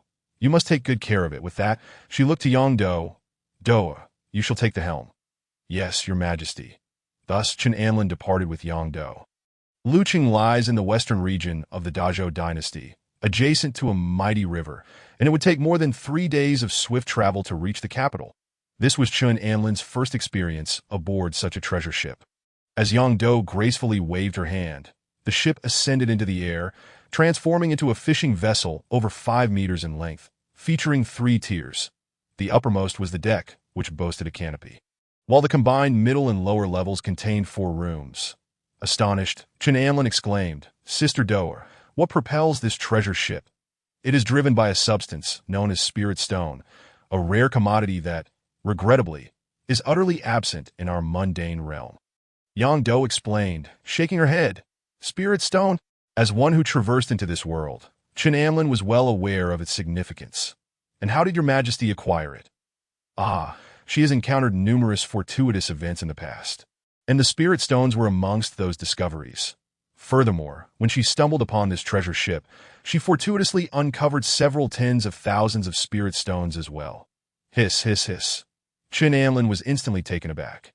It was no wonder that the Empress's cultivation had surged so swiftly within a short span that it appeared that she had once been the favored daughter of destiny, only to be suppressed by someone like Xiao Chun, a child of fortune. However, that would soon change. Once Xiao Chun was dealt with, the fortune would undoubtedly return to her, and he too would surely achieve remarkable success. That on this journey, Chen Anlin also brought Su Minghan and Zhou Tong along. Initially reluctant to include Su Minghan, he felt compelled to do so upon witnessing Zhou Tong's unwavering compliance with him, which instilled a sense of competitive pressure in Su Minghan. She had previously believed herself unbeatable in that regard. Yet Zhou Tong's presence left her astounded that on the deck, Chen Anlin reveled in the breathtaking scenery above, while Su Minghan engaged Zhou Tong in conversation, subtly probing to discern if Zhou Tong had changed. Through their discussion, she realized that Zhou Tong's temperament remained largely unchanged. Yet her attitude toward Chen Anlin had undergone a dramatic transformation. It appeared that she held a deep affection for him, whereas her demeanor towards Su Minghan conveyed a hint of rivalry, as if vying for his favor. Several times did Zhou Tong earnestly advise her, reminding her that she was still young and should focus on her studies. For early romantic entanglements were ill-advised. This directly infuriated Su Minghan. You, as a teacher, are pursuing Chen Anlin, yet you lecture me. After admiring the clouds for a while, Chen Anlin suddenly recalled something and sensed the situation. No wonder Sister Doer was absent. She was hiding in the cabin. Judging by her appearance, clutching her abdomen, she seemed to be in considerable discomfort. Chen Anlin furrowed his brow and hurried into the cabin. Sister Doer, what ails you? Yang Do glanced at Chen Anlin, hesitated for a moment, and merely covered her mouth, gritting her teeth without revealing anything, only insisting that she was fine. It cannot be nothing. Are you experiencing your monthly discomfort? Chen Anlin guessed. Previously, when he had taken her pulse, he had noted her symptoms of dysmenorrhea. Back in the palace, she typically rested during such times. Realizing she had been discovered, Yang Do felt somewhat embarrassed. It's nothing. I can endure it. Sister Doer, enduring it is hardly a solution, Chen Anlin urged, taking her hand and gently massaging it, his mind racing for a remedy. To his surprise, a solution did indeed present itself. Sister Doer, would you like to seek treatment? Of course I would. Is there a way? Yang Do's eyes sparkled with hope. There are two methods, Chen Anlin replied earnestly. The first method is to have a child. Once you have a baby, the discomfort will cease, and you need not fear the monthly pains thereafter. Yang Do, speechless, she fidgeted with her legs. Then I shall opt for method 2. In truth, the first option was worth considering. He could assist her, ensuring she would not be neglected. Observing Yang Do's bashful demeanor, he continued to tease, Sister Do, you might want to think about the first option. I would certainly not let you down. Yang Do, unfamiliar with such matters, found herself at a loss for words. Anlin, please stop joking. Just tell me the second method. Sister Do, the second method is simply to drink more hot water. However, this method does not address the root cause. I strongly recommend you reconsider the first option. Despite his words, Chen Anlin still served her the hot water he had prepared earlier, but he had infused it with herbs to invigorate her energy. While it might not cure the root issue, it would provide considerable relief. After drinking, Yang Do's eyes indeed brightened. Deep within, she pondered Chen Anlin's suggestion. Would having a child truly help? Meanwhile, in a secluded grove within the tributary of the Yangtze River, Xiao Chen led a group of several dozen individuals. These individuals were outstanding disciples from the nearby sects and families, with the highest possessing a 4th grade cultivation and the lowest a 6th grade.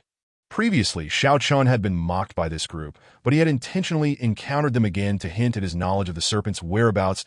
As anticipated, they pressed him for information. Indeed, the serpent appears to have suffered a setback and is currently injured. Xiao Chen feigned alarm, inwardly smirking. Let them search. Once they truly locate the serpent, they will undoubtedly suffer mutual destruction, and I shall reap the benefits. Is that true? I don't believe you. A young woman frowned, gazing at the lake's surface, shaking her head. Regardless of its authenticity, we shall use specialized substances to lure the serpent, but if we fail to attract it, Xiao Chen, you shall face the consequences. A young nobleman sneered as he spoke, subsequently producing a jade vial. Seeing this, Xiao Chen's eyes lit up. The vial contained a particularly pungent substance capable of attracting nearby magical beasts that if the serpent were truly present, it would undoubtedly be drawn to the scent. As the young nobleman poured the contents onto the ground, within a mere incense stick's time, a massive shadow surged beneath the river, rushing toward them. It truly is that serpent. This serpent is laden with treasures. We are about to strike it rich. The young disciples erupted in excitement, while only Xiao Chen, hiding among the crowd, wore a mocking smile. A group of fools, unaware they are being used. Once he obtained the serpent's gallbladder to replenish his master's soul power, his master would awaken. It is just ahead, that on the deck of the Spirit Dragon treasure ship, Yang Do remarked while sipping her hot water and maneuvering the ship. Beside her, Zhou Tong, responsible for guiding the way, had not heard from Chun Anlin for quite some time and decided to call out to him from the cabin.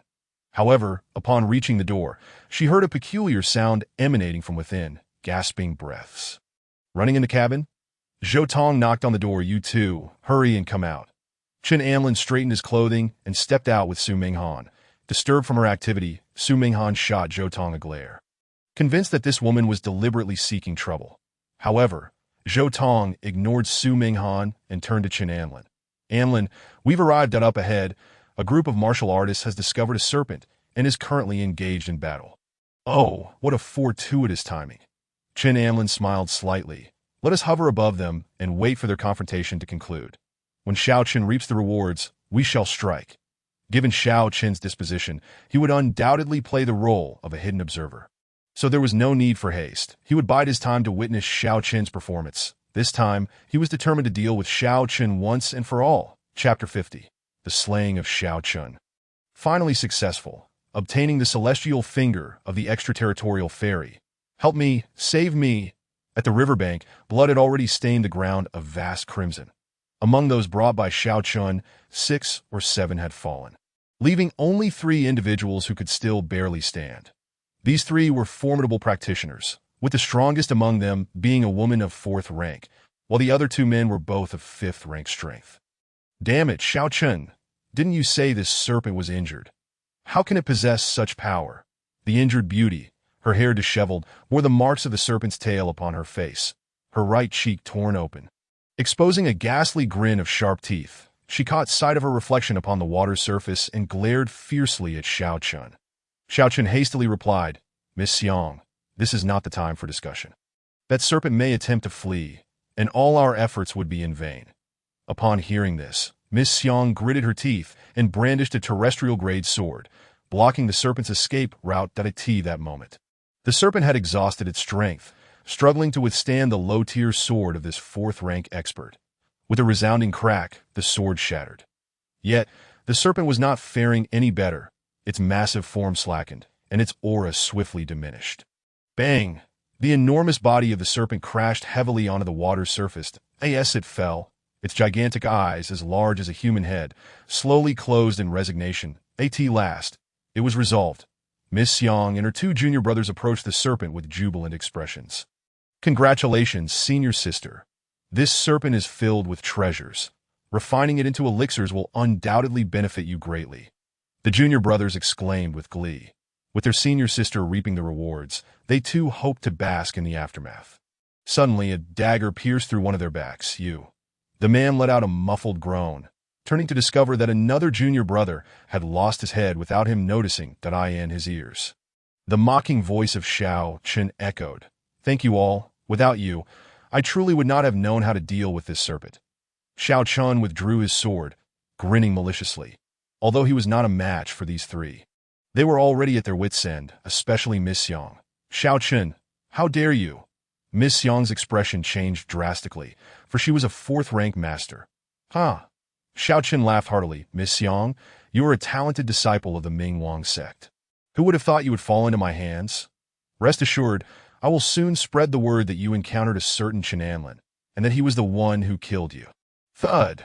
Just as Xiao Chen reveled in his triumph, a figure suddenly appeared ahead of him, who Xiao Chen shouted warily. Ever since his master had fallen into a coma, his senses had significantly dulled. "Xiao Chen, your little scheme of mantis stalking the cicada while the oriole waits is quite impressive." Chun Anlin strode forth. Boom! Xiao Chen's head nearly exploded with rage. "Chun Anlin, it's you." With that, he turned and fled, his heart racing in terror, abandoning the corpse of the serpent. "Xiao Chen, why do you always run away? Being a coward does not suit you." Chun Anlin's voice taunted from behind. "Chun Anlin, just wait. The humiliation I suffered today, suddenly." The figure of Zhou Tong appeared before Xiao Chen as he fled. Xiao Chen's expression brightened. "Teacher Zhou, you have arrived just in time. Chun Anlin is also here. You must deal with him." In his mind, Teacher Zhou was stronger and would easily handle Chun Anlin. "Xiao Chen, you are injured?" Zhou Tong looked at him with sorrow and, in a flurry, produced a healing pill. This pill was yellowish and the size of a green bean, resembling the healing pills he typically consumed. "Xiao Chen, you must take it quickly. Xiao Chen nodded repeatedly. Thank you, teacher. Overwhelmed with gratitude, he did not hesitate to swallow the pill that had slid down his throat. He suddenly felt as if something were clawing at his insides, causing a burning discomfort. Looking at Zhou Tong's face, he noticed an inexplicable smile spreading across her features. Teacher, I think I've been poisoned. A sense of unease began to rise in Xiao Chen's heart. Zhou Tong's excitement grew. Being poisoned is precisely what you need. With that, she unsheathed a dagger and plunged it into him without hesitation. Teacher, what are you doing? Xiao Chen's eyes widened in despair as he gazed at Zhou Tong.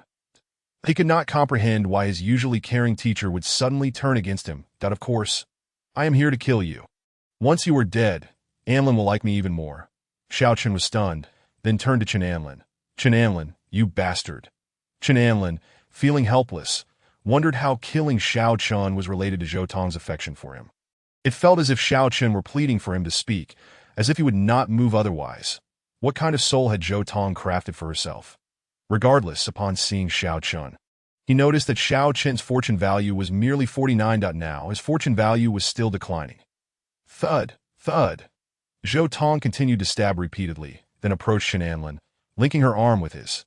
Anlin, you must reward me well later. Of course, I will reward you generously. Before Xiao Chen, Chen Anlin embraced Zhou Tong. Xiao Chen spat out a mouthful of blood, ultimately collapsing in defeat that he had finally fallen. Ding, slaying Xiao Chen successful, plundering 30,000 fortune values. Ding, discovered Xiao Chen's golden finger, containing a spatial ring of the extraterritorial fairy. Through the fortune immortal bottle, Chen Anlin soon discovered Xiao Chen's golden finger, which hung at the position of his chest.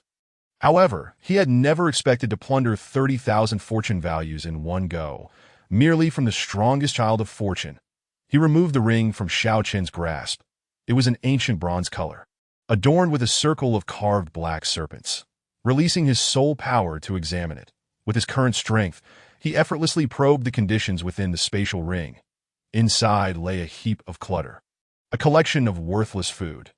Yet upon a soft blanket lay an exquisite woman with closed eyes.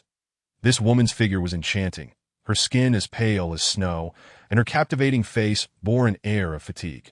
She wore a pure white strapless garment, accentuating her ample bosom, drawing one's gaze irresistibly. Goodness, how impressive.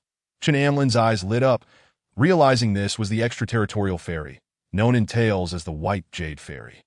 Her form truly resembled a piece of white jade, evoking a sense of reverence. Following that, Chen Anlin stored the serpent's corpse within the spatial ring.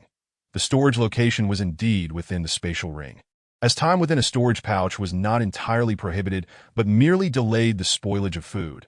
Akin to a refrigerator's preservation function, that for elixirs, they primarily relied on jade vials, with the quality of the vial determining the efficacy of the stored medicine.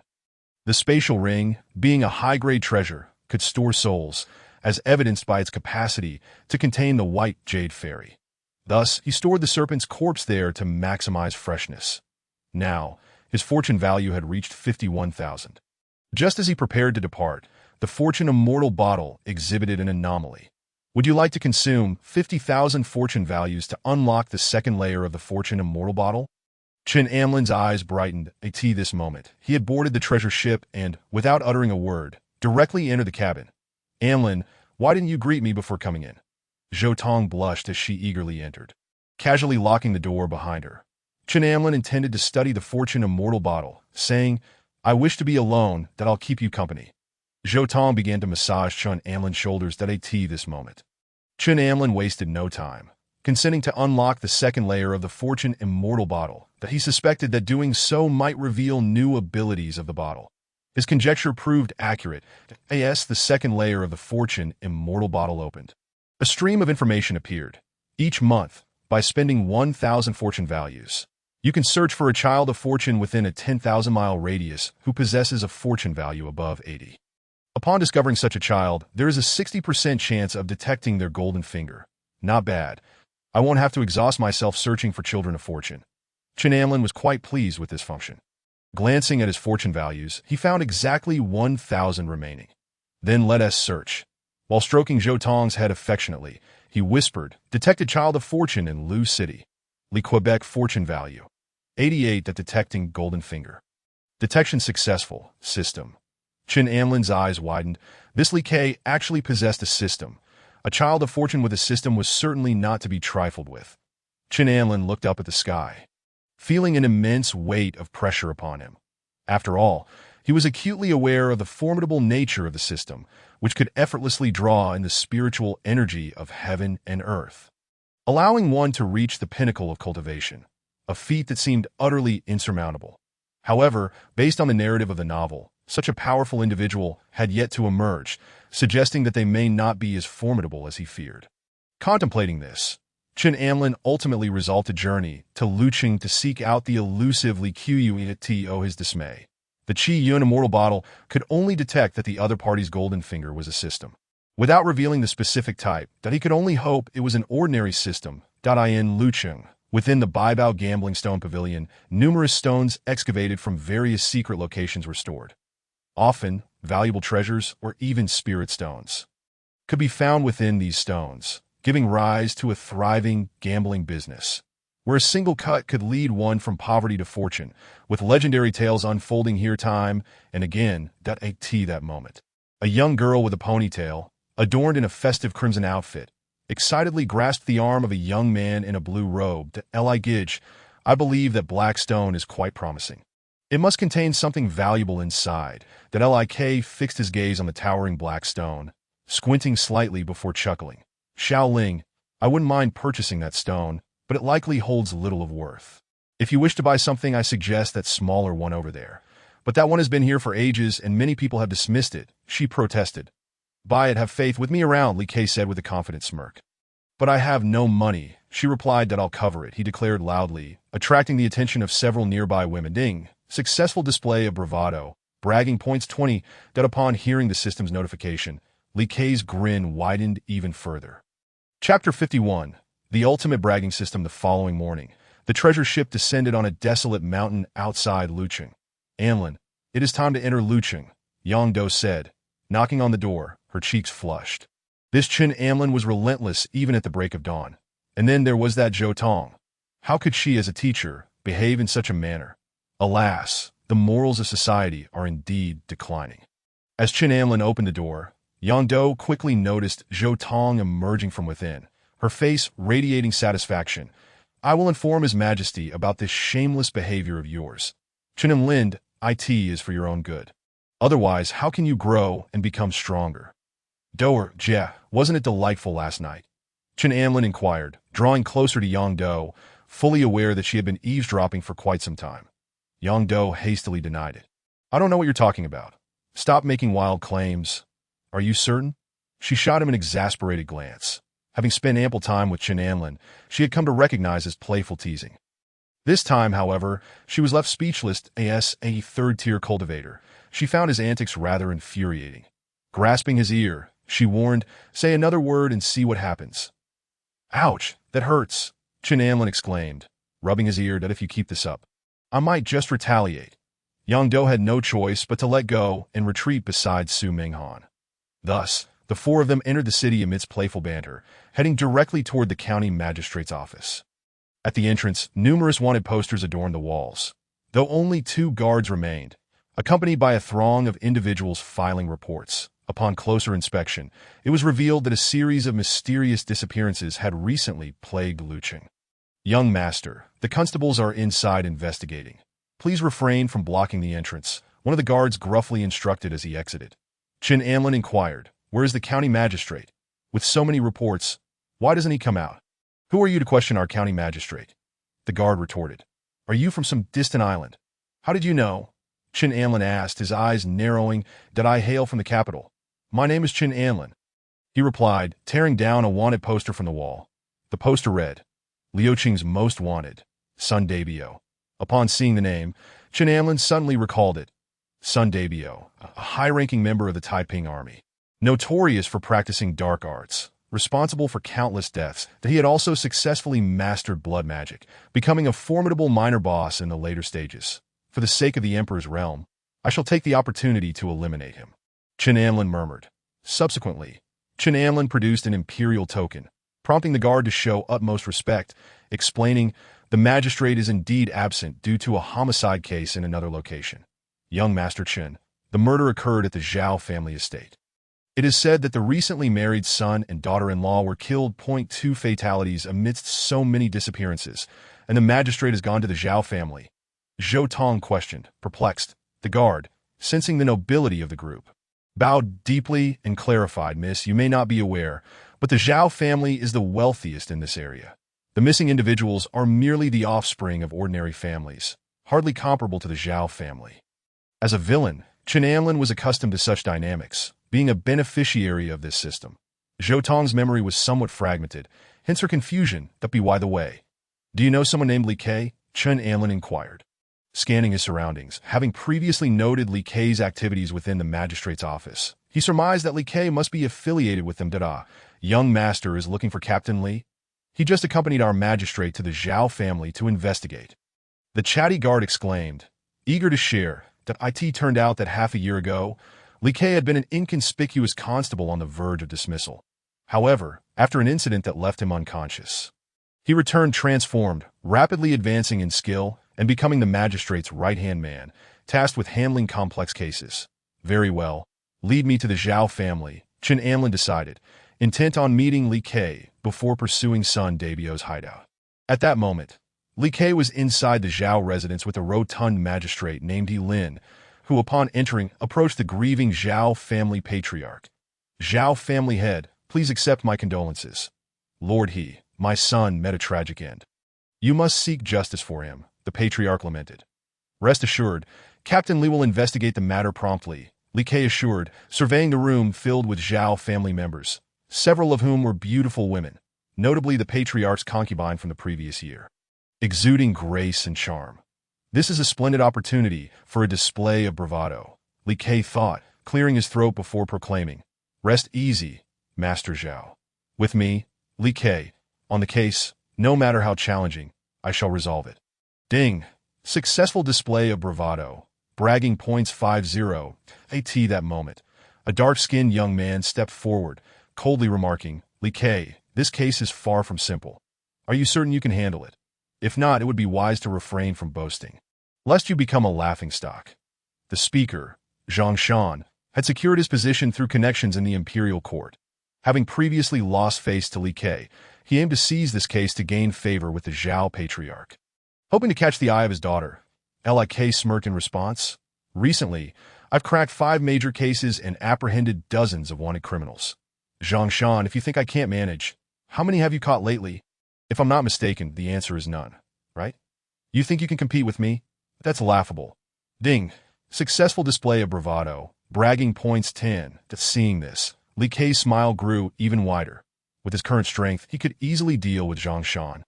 But he refrained, knowing that Zhang Shan often provided him with opportunities to show off that as the saying goes, to shine, one must step on others.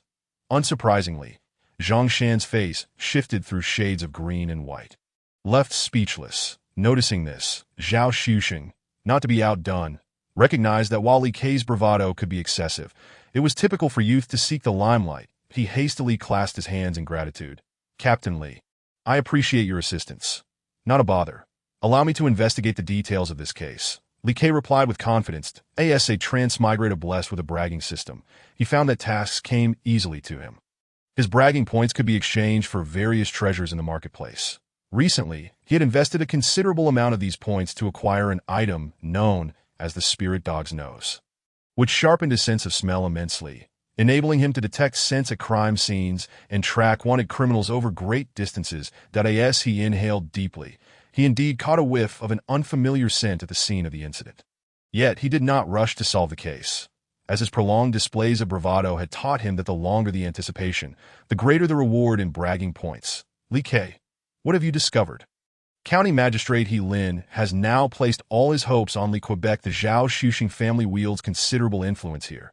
If the case remains unresolved for an extended period, He Lin's position as an official may become precarious. We are currently investigating and have made some progress, Li Ke stated calmly. Upon hearing this, everyone present felt a surge of excitement that at this moment, a sizable crowd had gathered at the entrance of the Zhao family estate, drawn by rumors of a death within the family. Some were munching on sunflower seeds, others enjoying baked pastries, while those who couldn't afford such luxuries engaged in casual conversation. Every face radiated joy, except for the Zhao family members who were in mourning. "Make way, make way! The constables are conducting an investigation," a voice called out, and a few individuals were pushed aside from their prime spots, causing them to fume in frustration. However, upon realizing that the one who had shoved them was a constable, they fell silent. The one who had pushed them was a constable with a distinct accent, and after entering, Chen Amlin, accompanied by 3 women, followed suit. He held a handkerchief to his nose, unable to ignore the stench of blood that assaulted him upon entry. "Ergo, what brings you here?" He Lin inquired, his annoyance apparent as he recognized the constable's accent. "Sir, behind me is a high-ranking official from the capital." Ergo stepped forward, leaning in to whisper a few words. Upon hearing this, He Lin's expression shifted, and he hurried to stand before Chen Amlin. Bowing respectfully, "It is an honor to have you here. Master Chen, I apologize for not welcoming you properly." The name of Chen Amlin was well known among local officials, as he was a close associate of the Empress and favored by her. Such a person was not one they could afford to offend. Yet He Lin felt a twinge of confusion. Wasn't he, this Chen Amlin, reputed to be inept and sycophantic? How had he come to be here? Given the transportation difficulties of the era, news of Chen Amlin's recent exploits had not reached those outside the capital. Chen Amlin surveyed the room and soon spotted Li Lik instinctively frowned. Yet another wealthy heir from the capital? Suddenly, he broke into a smile. How amusing! Just when he was struggling to find an opportunity to show off, a fool had presented himself, and judging by the 3 exquisite women accompanying this heir, he was in for a treat. "This gentleman from the capital, we are currently conducting an investigation. Although you hail from the capital, I kindly ask that you do not disturb the scene," Li Ke said nonchalantly, adopting a moral high ground in his tone, attempting to project an air of superiority. Unfortunately, the system did not provide a prompt, indicating that his attempt at bravado had failed. Chen Amlin found this amusing. He sought trouble with Li Ke, yet here the latter was courting it himself. However, Zhang Shan, standing nearby, urgently interjected, "Li Ke, this is Master Chen. You should refrain from posturing in his presence." He then bowed deeply towards Chen Amlin. "Master Chen, I am Zhang Luo, my second uncle Dado, Old Luo." Chen Amlin nodded, recalling him as a minor official in the court, not particularly familiar, but always exceedingly polite upon their encounters. "Indeed, Master Chen, this Li Ke has a penchant for showing off. Please do not take offense." "Not at all." Chen Amlin shrugged, smiling at Li Ke. "Li Ke, I've heard that you are quite adept at solving cases." "Of course," Li Ke replied, puffing out his chest confidently. He believed that his display of bravado would surely attract the attention of the young women present, especially those accompanying Chen Amlin. Regrettably, his expectations were soon dashed, as Su Menghan and Zhou Tong regarded him with expressions of bemusement, while Yang Do pointedly ignored him, opting instead to approach the crime scene. Chapter 52. The killer is actually... Why is my attempt at impressing them falling flat? Li Ke thought, feeling a surge of irritation at being overlooked. Nevertheless, he suppressed his displeasure and blocked Yang Do's path, saying the crime scene must not be tampered with. We need to investigate. Just you? Yang Do replied flatly, that I am the head constable here. Li Ke beamed internally, relishing the opportunity to boast once more. Ding, bravado successful. Bravado points 5. Ik felt slightly exasperated. How could he have earned such a paltry sum? Was he being underestimated? Enough, Li Qu in front of Master Chen. You're still quite inexperienced. Best not to inflate your ego further. He Lin's expression darkened, contemplating whether Li Ke had lost his mind. While showing off might be tolerable at times, daring to act presumptuously in front of Chen Amlin was simply foolish. He Lin then turned to Chen Amlin, offering an apology. Master Chen, I beg your pardon. Li Ke is still young and lacks discretion. May I inquire about your purpose for being here? I have come to investigate a few cases. I heard there was an incident here, so I thought I might offer my assistance. Chen Amlin replied. You can investigate. Li Ke scoffed, unconvinced, though he was unfamiliar with this wealthy heir from the capital. He held the impression that such individuals were typically inept and lacking in skills that if they could investigate, then pigs could surely climb trees. Do you doubt my investigative abilities, Li Ke? Chen Amlin chuckled. How about we bet on it, to see who can solve the case first? Li Ke proposed eagerly. What would the wager be?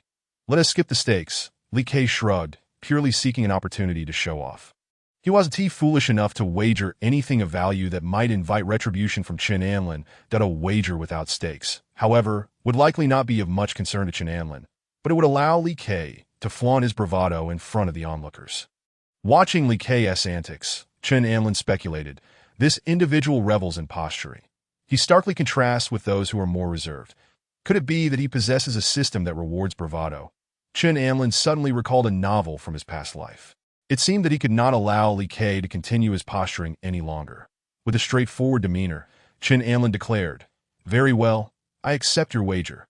But may I ask if you have already uncovered the identity of the murderer?" "I am still investigating, but I am close." Li Ke replied confidently that he had indeed come to suspect the culprit, but as always, he intended to delay revealing his findings to accumulate more bravado points. Seeing this, Chen Anlin did not indulge him further and stated directly, "I have already discerned some clues." "Impossible. Absolutely impossible. Master Chen, one must have tangible evidence to solve a case that if you claim to have insights." "Then tell me, how did young Master Zhao meet his demise?" Li Ke sneered. With a cold laugh, he continued, "This case is rather peculiar. Young Master Zhao suffered a tragic death from a potent poison. However, last night, everyone dined together, and his family members were unharmed, indicating that the food was not poisoned. Young Master Zhao remained indoors all night and consumed nothing, yet he was poisoned nonetheless. That it is crucial to note that young Master Zhao was a 5th-grade expert. Under normal circumstances, he would not easily succumb to poison. There were no signs of a struggle at the scene, nor were there any indications of an intruder, as the door was locked from the inside. A classic locked-room murder. As for his wife, she too had been poisoned on the spot, showing no signs of a struggle. This only added to the mystery that in such a bizarre case, Li Ke was confident that no one else could unravel the truth. Upon arriving, Chen Anlin began utilizing his spiritual energy and the eye of heaven to observe the two corpses. With such meticulous scrutiny, he had already uncovered the truth, which is why he dared to engage in the wager. "Allow me to elaborate. The person who killed young Master Zhao has already been executed," Chen Anlin stated. "Executed?" Zhao Xuxing, He Lin, and the Zhao family members exchanged bewildered glances. "May I ask, Master Chen, who is this executed individual?" Zhao Xuxing inquired, perplexed. Meanwhile, Zhao Xuxing's wife lamented, "My son is always cautious. He knows there are enemies lurking outside and never eats anything indiscriminately." Chen Anlin replied, "I did not say he ate recklessly, but he indeed succumbed to poison." He then crouched down and requested a poison-testing silver needle to be placed against young Master Zhao's lips. Sure enough, the needle quickly turned black. Was young Master Zhao's relationship with his newlywed wife strained? Chen Anlin glanced at the deceased woman beside him. Zhao Xuxing was momentarily speechless. Noticing this, Chen Anlin surmised, it appears the relationship was indeed troubled, suggesting that the new wife may have intended to poison young Master Zhao. "That is true," Zhao Xuxing exclaimed, dropping the facade. "However, it is impossible for her to have poisoned my son. He has always been on guard against her and would never consume anything she offered." It turned out that the Zhao family's daughter-in-law had been taken from another family, and when she refused to comply, she had been confined here. Chen Anlin regarded him, shaking his head, while the woman did not provide him with food. When a couple is intimate, especially during passionate moments, certain areas may come into contact, such as kissing. Zhao Xuxing retorted, "We have already investigated. Her mouth is certainly untainted. Besides, if there were any issues, she would have been the first to succumb to the poison herself." "Indeed, we have verified that," He Lin interjected hurriedly. "Cough, cough, I haven't finished speaking yet. Why are you all so eager?" Chen Anlin continued to examine the female corpse. Kissing is one aspect. There are also other areas that may be involved, such as some individuals enjoying seafood. Seafood? Upon hearing this, Zhou Tong behind her was momentarily taken aback, and then, as if recalling something, her face flushed crimson. That Su Menghan, on the other hand, gazed at Chen Anlin with unbridled excitement, her mind racing with calculations. That as for Yang Do, he wore an expression of utter bewilderment, utterly oblivious to the concept of seafood. That is seafood, something that comes from a human body, while everyone was astonished by Chen Anlin's deductions. Li Ke wore a look of incredulity, for he knew that Chen Anlin was entirely correct. Utilizing his spirit dog's keen sense of smell, he had already detected the poison on the bride's private garments and had surmised that she was indeed the true culprit.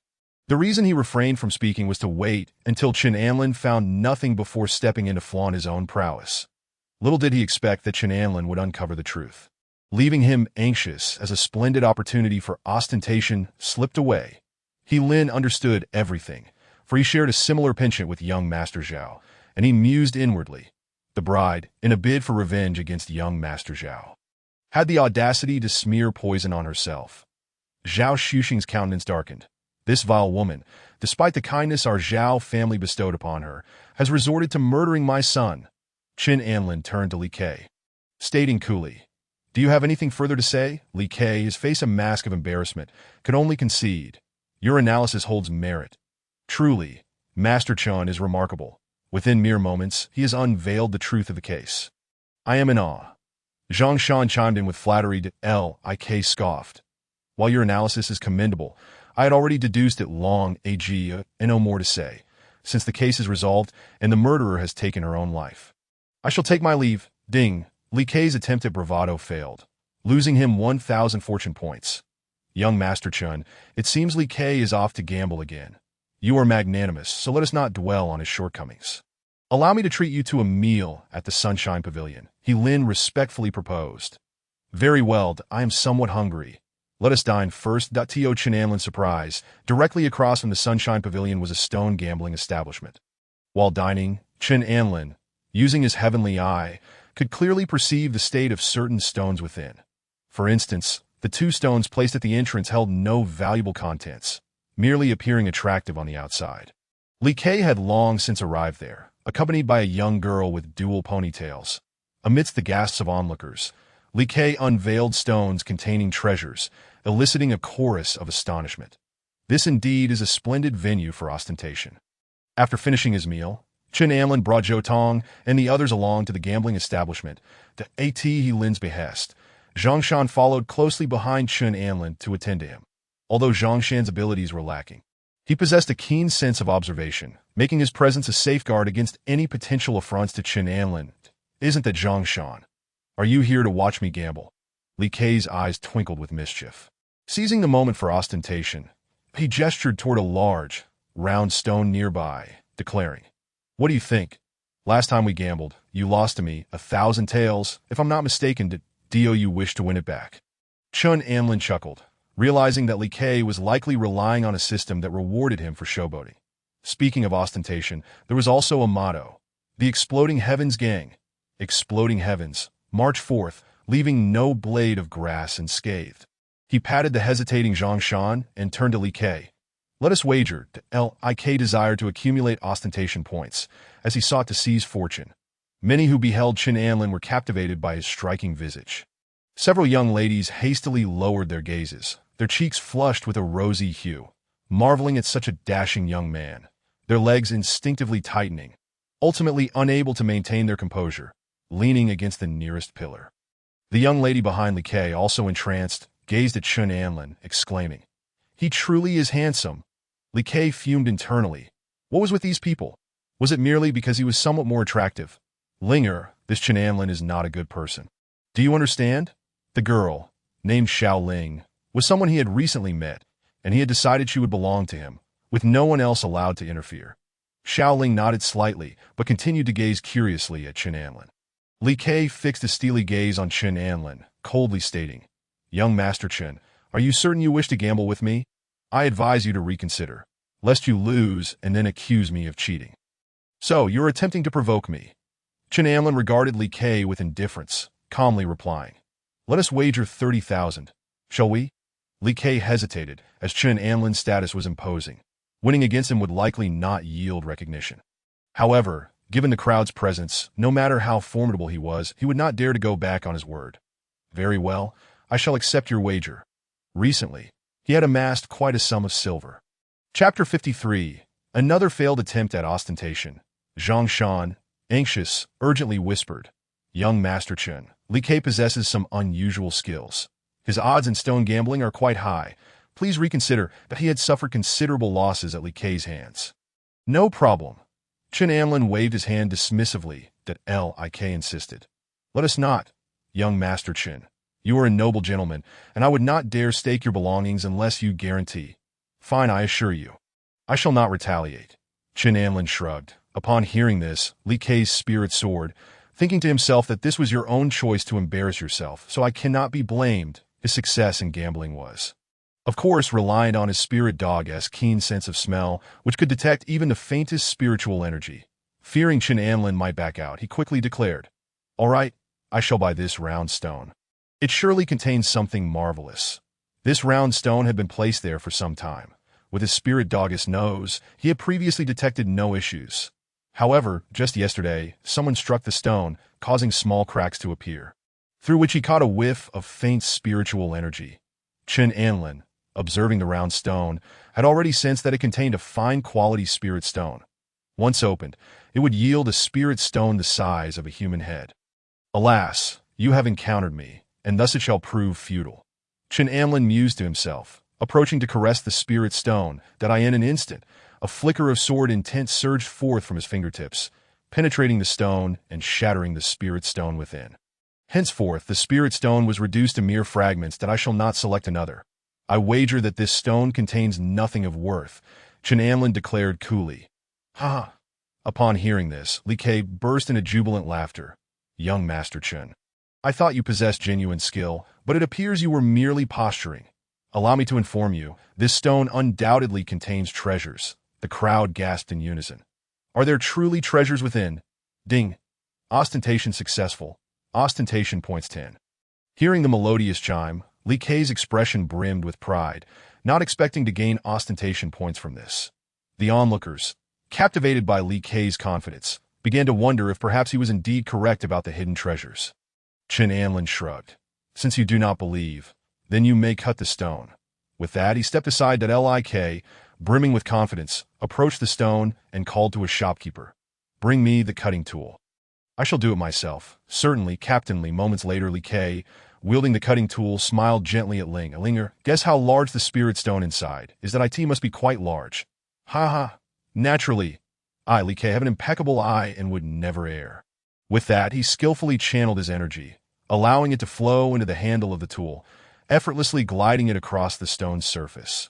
Pooh! The stone split open, releasing a faint wisp of spiritual energy. However, the energy was exceedingly weak. The next moment, the crowd erupted in astonishment, for indeed, there was nothing inside the stone, merely a pile of powder.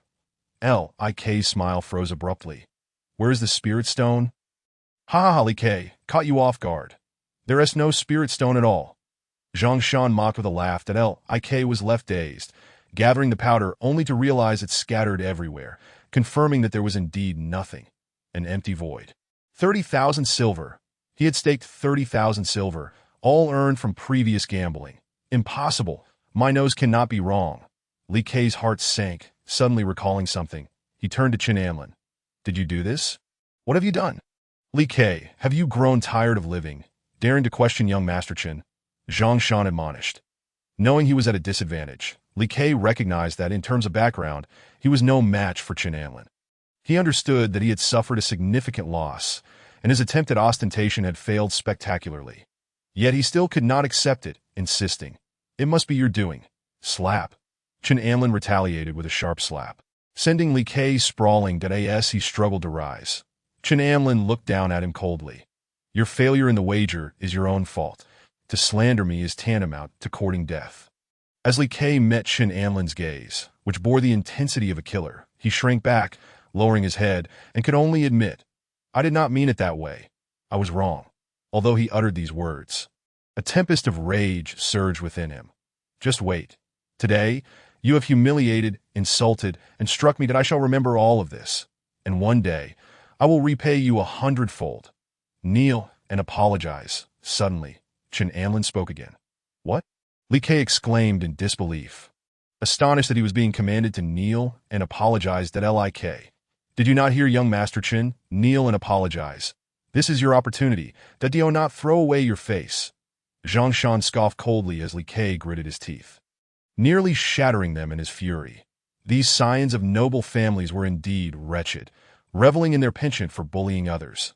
After taking a deep breath, Li Kei lowered his head and genuinely knelt down, exclaiming, Young Master Chen, I beg your pardon. Li Kei's attempt at bravado had failed, resulting in the loss of 2,000 fortune points. Ding. He was publicly humiliated, losing an additional 500 fortune points. Given your humble position, I shall not hold this against you, Chen Anlin remarked, contemplating whether to eliminate Li Kei outright. Although killing in such a public setting could tarnish his reputation as a villain, he was not particularly concerned about repercussions. However, Li Kei's next utterance made him reconsider his lethal intentions. Young Master Chen, might it be that you have come upon the news of the Taiping sect's quest for treasures, celestial artifacts? Chen Anlin's interest was piqued. Pray, elaborate. Li Kei continued. We recently captured several high-ranking members of the Taiping sect, from whom we learned that they had discovered traces of treasures within a mountain range inhabited by demonic beasts. The Taiping sect intends to venture into that region. Chen Anlin nodded, surprised to learn of such developments upon arriving here. Where is this place? We have compelled the Taiping sect's criminals to draw a map, dispatching 2 scouts to verify its authenticity. Should everything prove accurate, we intend to proceed there in 3 days. If young Master Chen is interested, I would be honored to accompany you. Lik spoke with his head bowed. Clearly, Li Kei had learned to be astute. He understood that opposing Chen Anlin would yield no benefits. Thus, it was wiser to cultivate a favorable relationship with him. With Chen Anlin's approval, he could further indulge in his pretentious displays without fear of retribution. He resolved that once he grew stronger, he would ensure that Chen Anlin would regret underestimating him. You wish to accompany me? Chen Anlin chuckled, his eyes glinting with intrigue, a radiant smile gracing his face as he speculated on Li Kei's intentions. A person so keen on posturing would undoubtedly not submit without ulterior motives. What could he possibly mean? Does he wish for me to lower my guard? After a moment's contemplation, Chen Anlin nodded. Very well, lead me there when the time comes. Yes, young Master Chen. Now, tell me about the situation of the place the Taiping sect intends to visit. Chen Anlin commanded. Of course, young Master Chen, please follow me. Stepping aside, Li Kei began to recount the details. This was no secret that in the southwestern region of Lu City, there was an expansive mountain range teeming with countless demonic beasts, making it perilous for most to enter. However, not long ago, Li Kei had captured a group of Taiping sect members, who revealed that within the depths of that mountain range, they had discovered a place rich in spiritual energy. Even the smallest blade of grass, there was an exceedingly rare medicinal herb. With spiritual fruits, spiritual wood, and many unknown demonic beasts, they had even stumbled upon some magical artifacts. Consequently, they conspired to join forces with several scions of noble families to venture into the depths. Could this be a scheme by the Taiping sect? Chen Anlin inquired. Unlikely, for we have indeed discovered many valuable items on these Taiping sect individuals, and from other channels, I have learned that other members of the Taiping sect also plan to delve deep into the interior to seize resources. Li Kei kept his head down, a subtle smirk playing on his lips as he thought. Once they were embroiled in conflict, I shall exploit my unique ability of concealment to reap the benefits. Young Master Chen, I am also aware of this matter and have a map at home. Since you have just arrived and have nowhere to stay, why not come and reside at my house? Zhang Shan interjected hastily. Not wishing for Li Kei to become Chen Anlin's subordinate, Lik became flustered. He had hoped to take Chen Anlin for a stroll, thereby enhancing his own image. Young Master Chen. My home is quite spacious as well. Li Kei quickly added. Zhang Shan, lead the way. Chen Anlin nodded. Yes. Zhang Shan exclaimed joyfully, taking the lead. Once more, Li Kei's attempts at posturing fell flat, leaving him seething with frustration as he could only curse under his breath while departing with Ling air.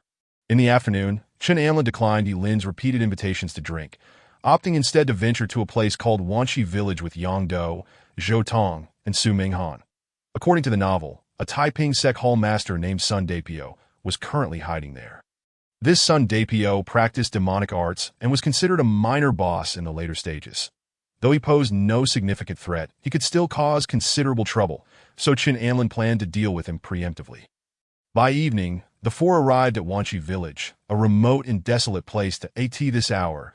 Not a single plume of smoke rose from the village. However, in the center, a flicker of firelight was visible. Chen Anlin.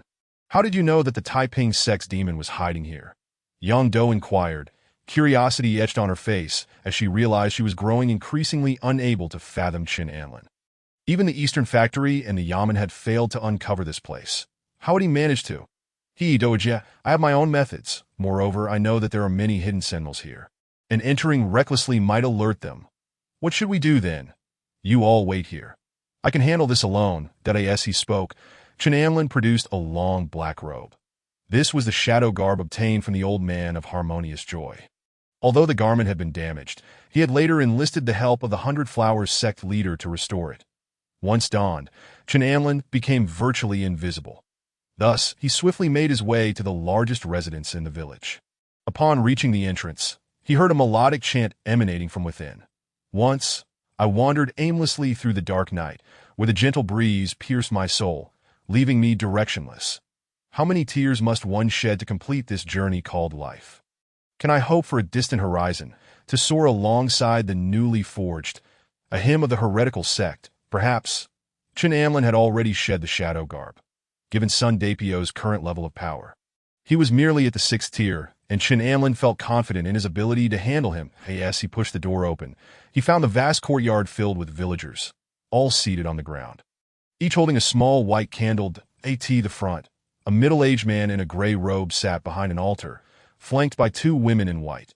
This middle-aged man had long flowing hair, a robust build, and prominent brow bones, clearly a master of hard qigong. This man was none other than Sun Dapio. According to records, he had begun his life of crime at a young age, engaging in murder and robbery. After training in martial arts, his bloodlust only intensified, earning him the moniker Poison Hard Hand. He specialized in a form of shadow claw technique, capable of easily tearing open a person's chest and crushing their heart. Because of his ruthless methods, he was known as the Poison Hard Hand. The 2 women behind him, both at the 6th tier of power, served as his deputies, responsible for managing affairs and ensuring his safety. One was named Wang Hong, and the other Zhou Zilian. Aside from their roles as deputies, they were also Sun Dapio's lovers. Who are you? Sun Dapio, relishing the villagers' veneration, straightened abruptly upon seeing Chenamlin enter. One of the burly men by his side leaped up, roaring in fury as he charged at Chenamlin. Yeah. With a swift movement, Chenamlin remained still as a blade of sword energy surged forth, piercing through the man's chest. The burly man let out a muffled groan, collapsing to the ground 5 meters away from Chenamlin. Lifeless. What? The surrounding cult members' expressions shifted dramatically as they scrambled to their feet. Fear etched across their faces as they gazed at Chenamlin. Chenamlin maintained his impassive demeanor, his gaze wandering over the crowd before finally resting upon Sun Dapio. Who are you? Do you know where you are? Sun Dapio demanded, rising to his feet and questioning him sternly. Chenamlin did not respond, but instead began to speak. Sun Dapio, known as Poison Hard Hand, has a history of robbery and murder. After mastering martial arts, you slaughtered an entire family of 18 deaths subsequently. You joined the Taiping sect, attaining the rank of Hall Master due to your strength. Yet, your ambitions have not waned. Here, you deceive and exploit, eliminating those who defy you. You secretly practice demonic arts. Am I correct? Sun Dapio's lips twitched as he replied. This young master. I am now the Hall Master of the Taiping sect. The doctrine of the Taiping sect is to establish a truly peaceful nation, where people can live and work in peace, and the common folk have enough to eat. I admit to the killings, but they were for their own good, to spare them from suffering. As for my past, I know not of whom you speak. Chenamlin chuckled coldly. Even now, you persist in your denial. Sun Dapio, you are indeed deserving of death. Sun Dapio's eyes flickered as he cautiously surveyed the outside. Noticing the absence of onlookers, he questioned, What do you intend to do, young master? Do not forget, you are but one person. One person is sufficient. Ah, Sun Dapio laughed. You may possess some strength, but here, you are outnumbered. We are many, and none fear death. As he spoke, a throng of cult members rose, glaring at Chenamlin with hostility. These cult members, not only brainwashed but also long-term users of poison pills, possessed considerable strength and were unyielding in the face of death. Swish! Chenamlin drew forth his gleaming yellow sword, addressing the throng. When I arrived, I sought the permission of His Majesty to eliminate all cult members. His Majesty decreed that anyone who willingly withdraws from the Taiping sect may be spared.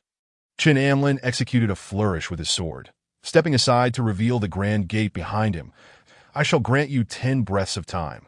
Those who remain shall perish. Dispatch him, roared Sun Dapio. Young man, we are under the protection of the divine. We shall not meet our end. An elderly woman snarled at Chen Anlin, baring her teeth. With a swift motion, the sword's energy shot toward her throat, and blood gushed forth from the wound. Cough, cough, you. The old woman's eyes widened in shock as she collapsed to the ground, her legs twitching momentarily before she drew her last breath. 10, 9, 8, 7, 6, 5. Chen Anlin paused, a smile gracing his lips. Time is nearly up. Chapter 54. The little fairy pretends to be dead for the peace of the divine. We shall fight to the end.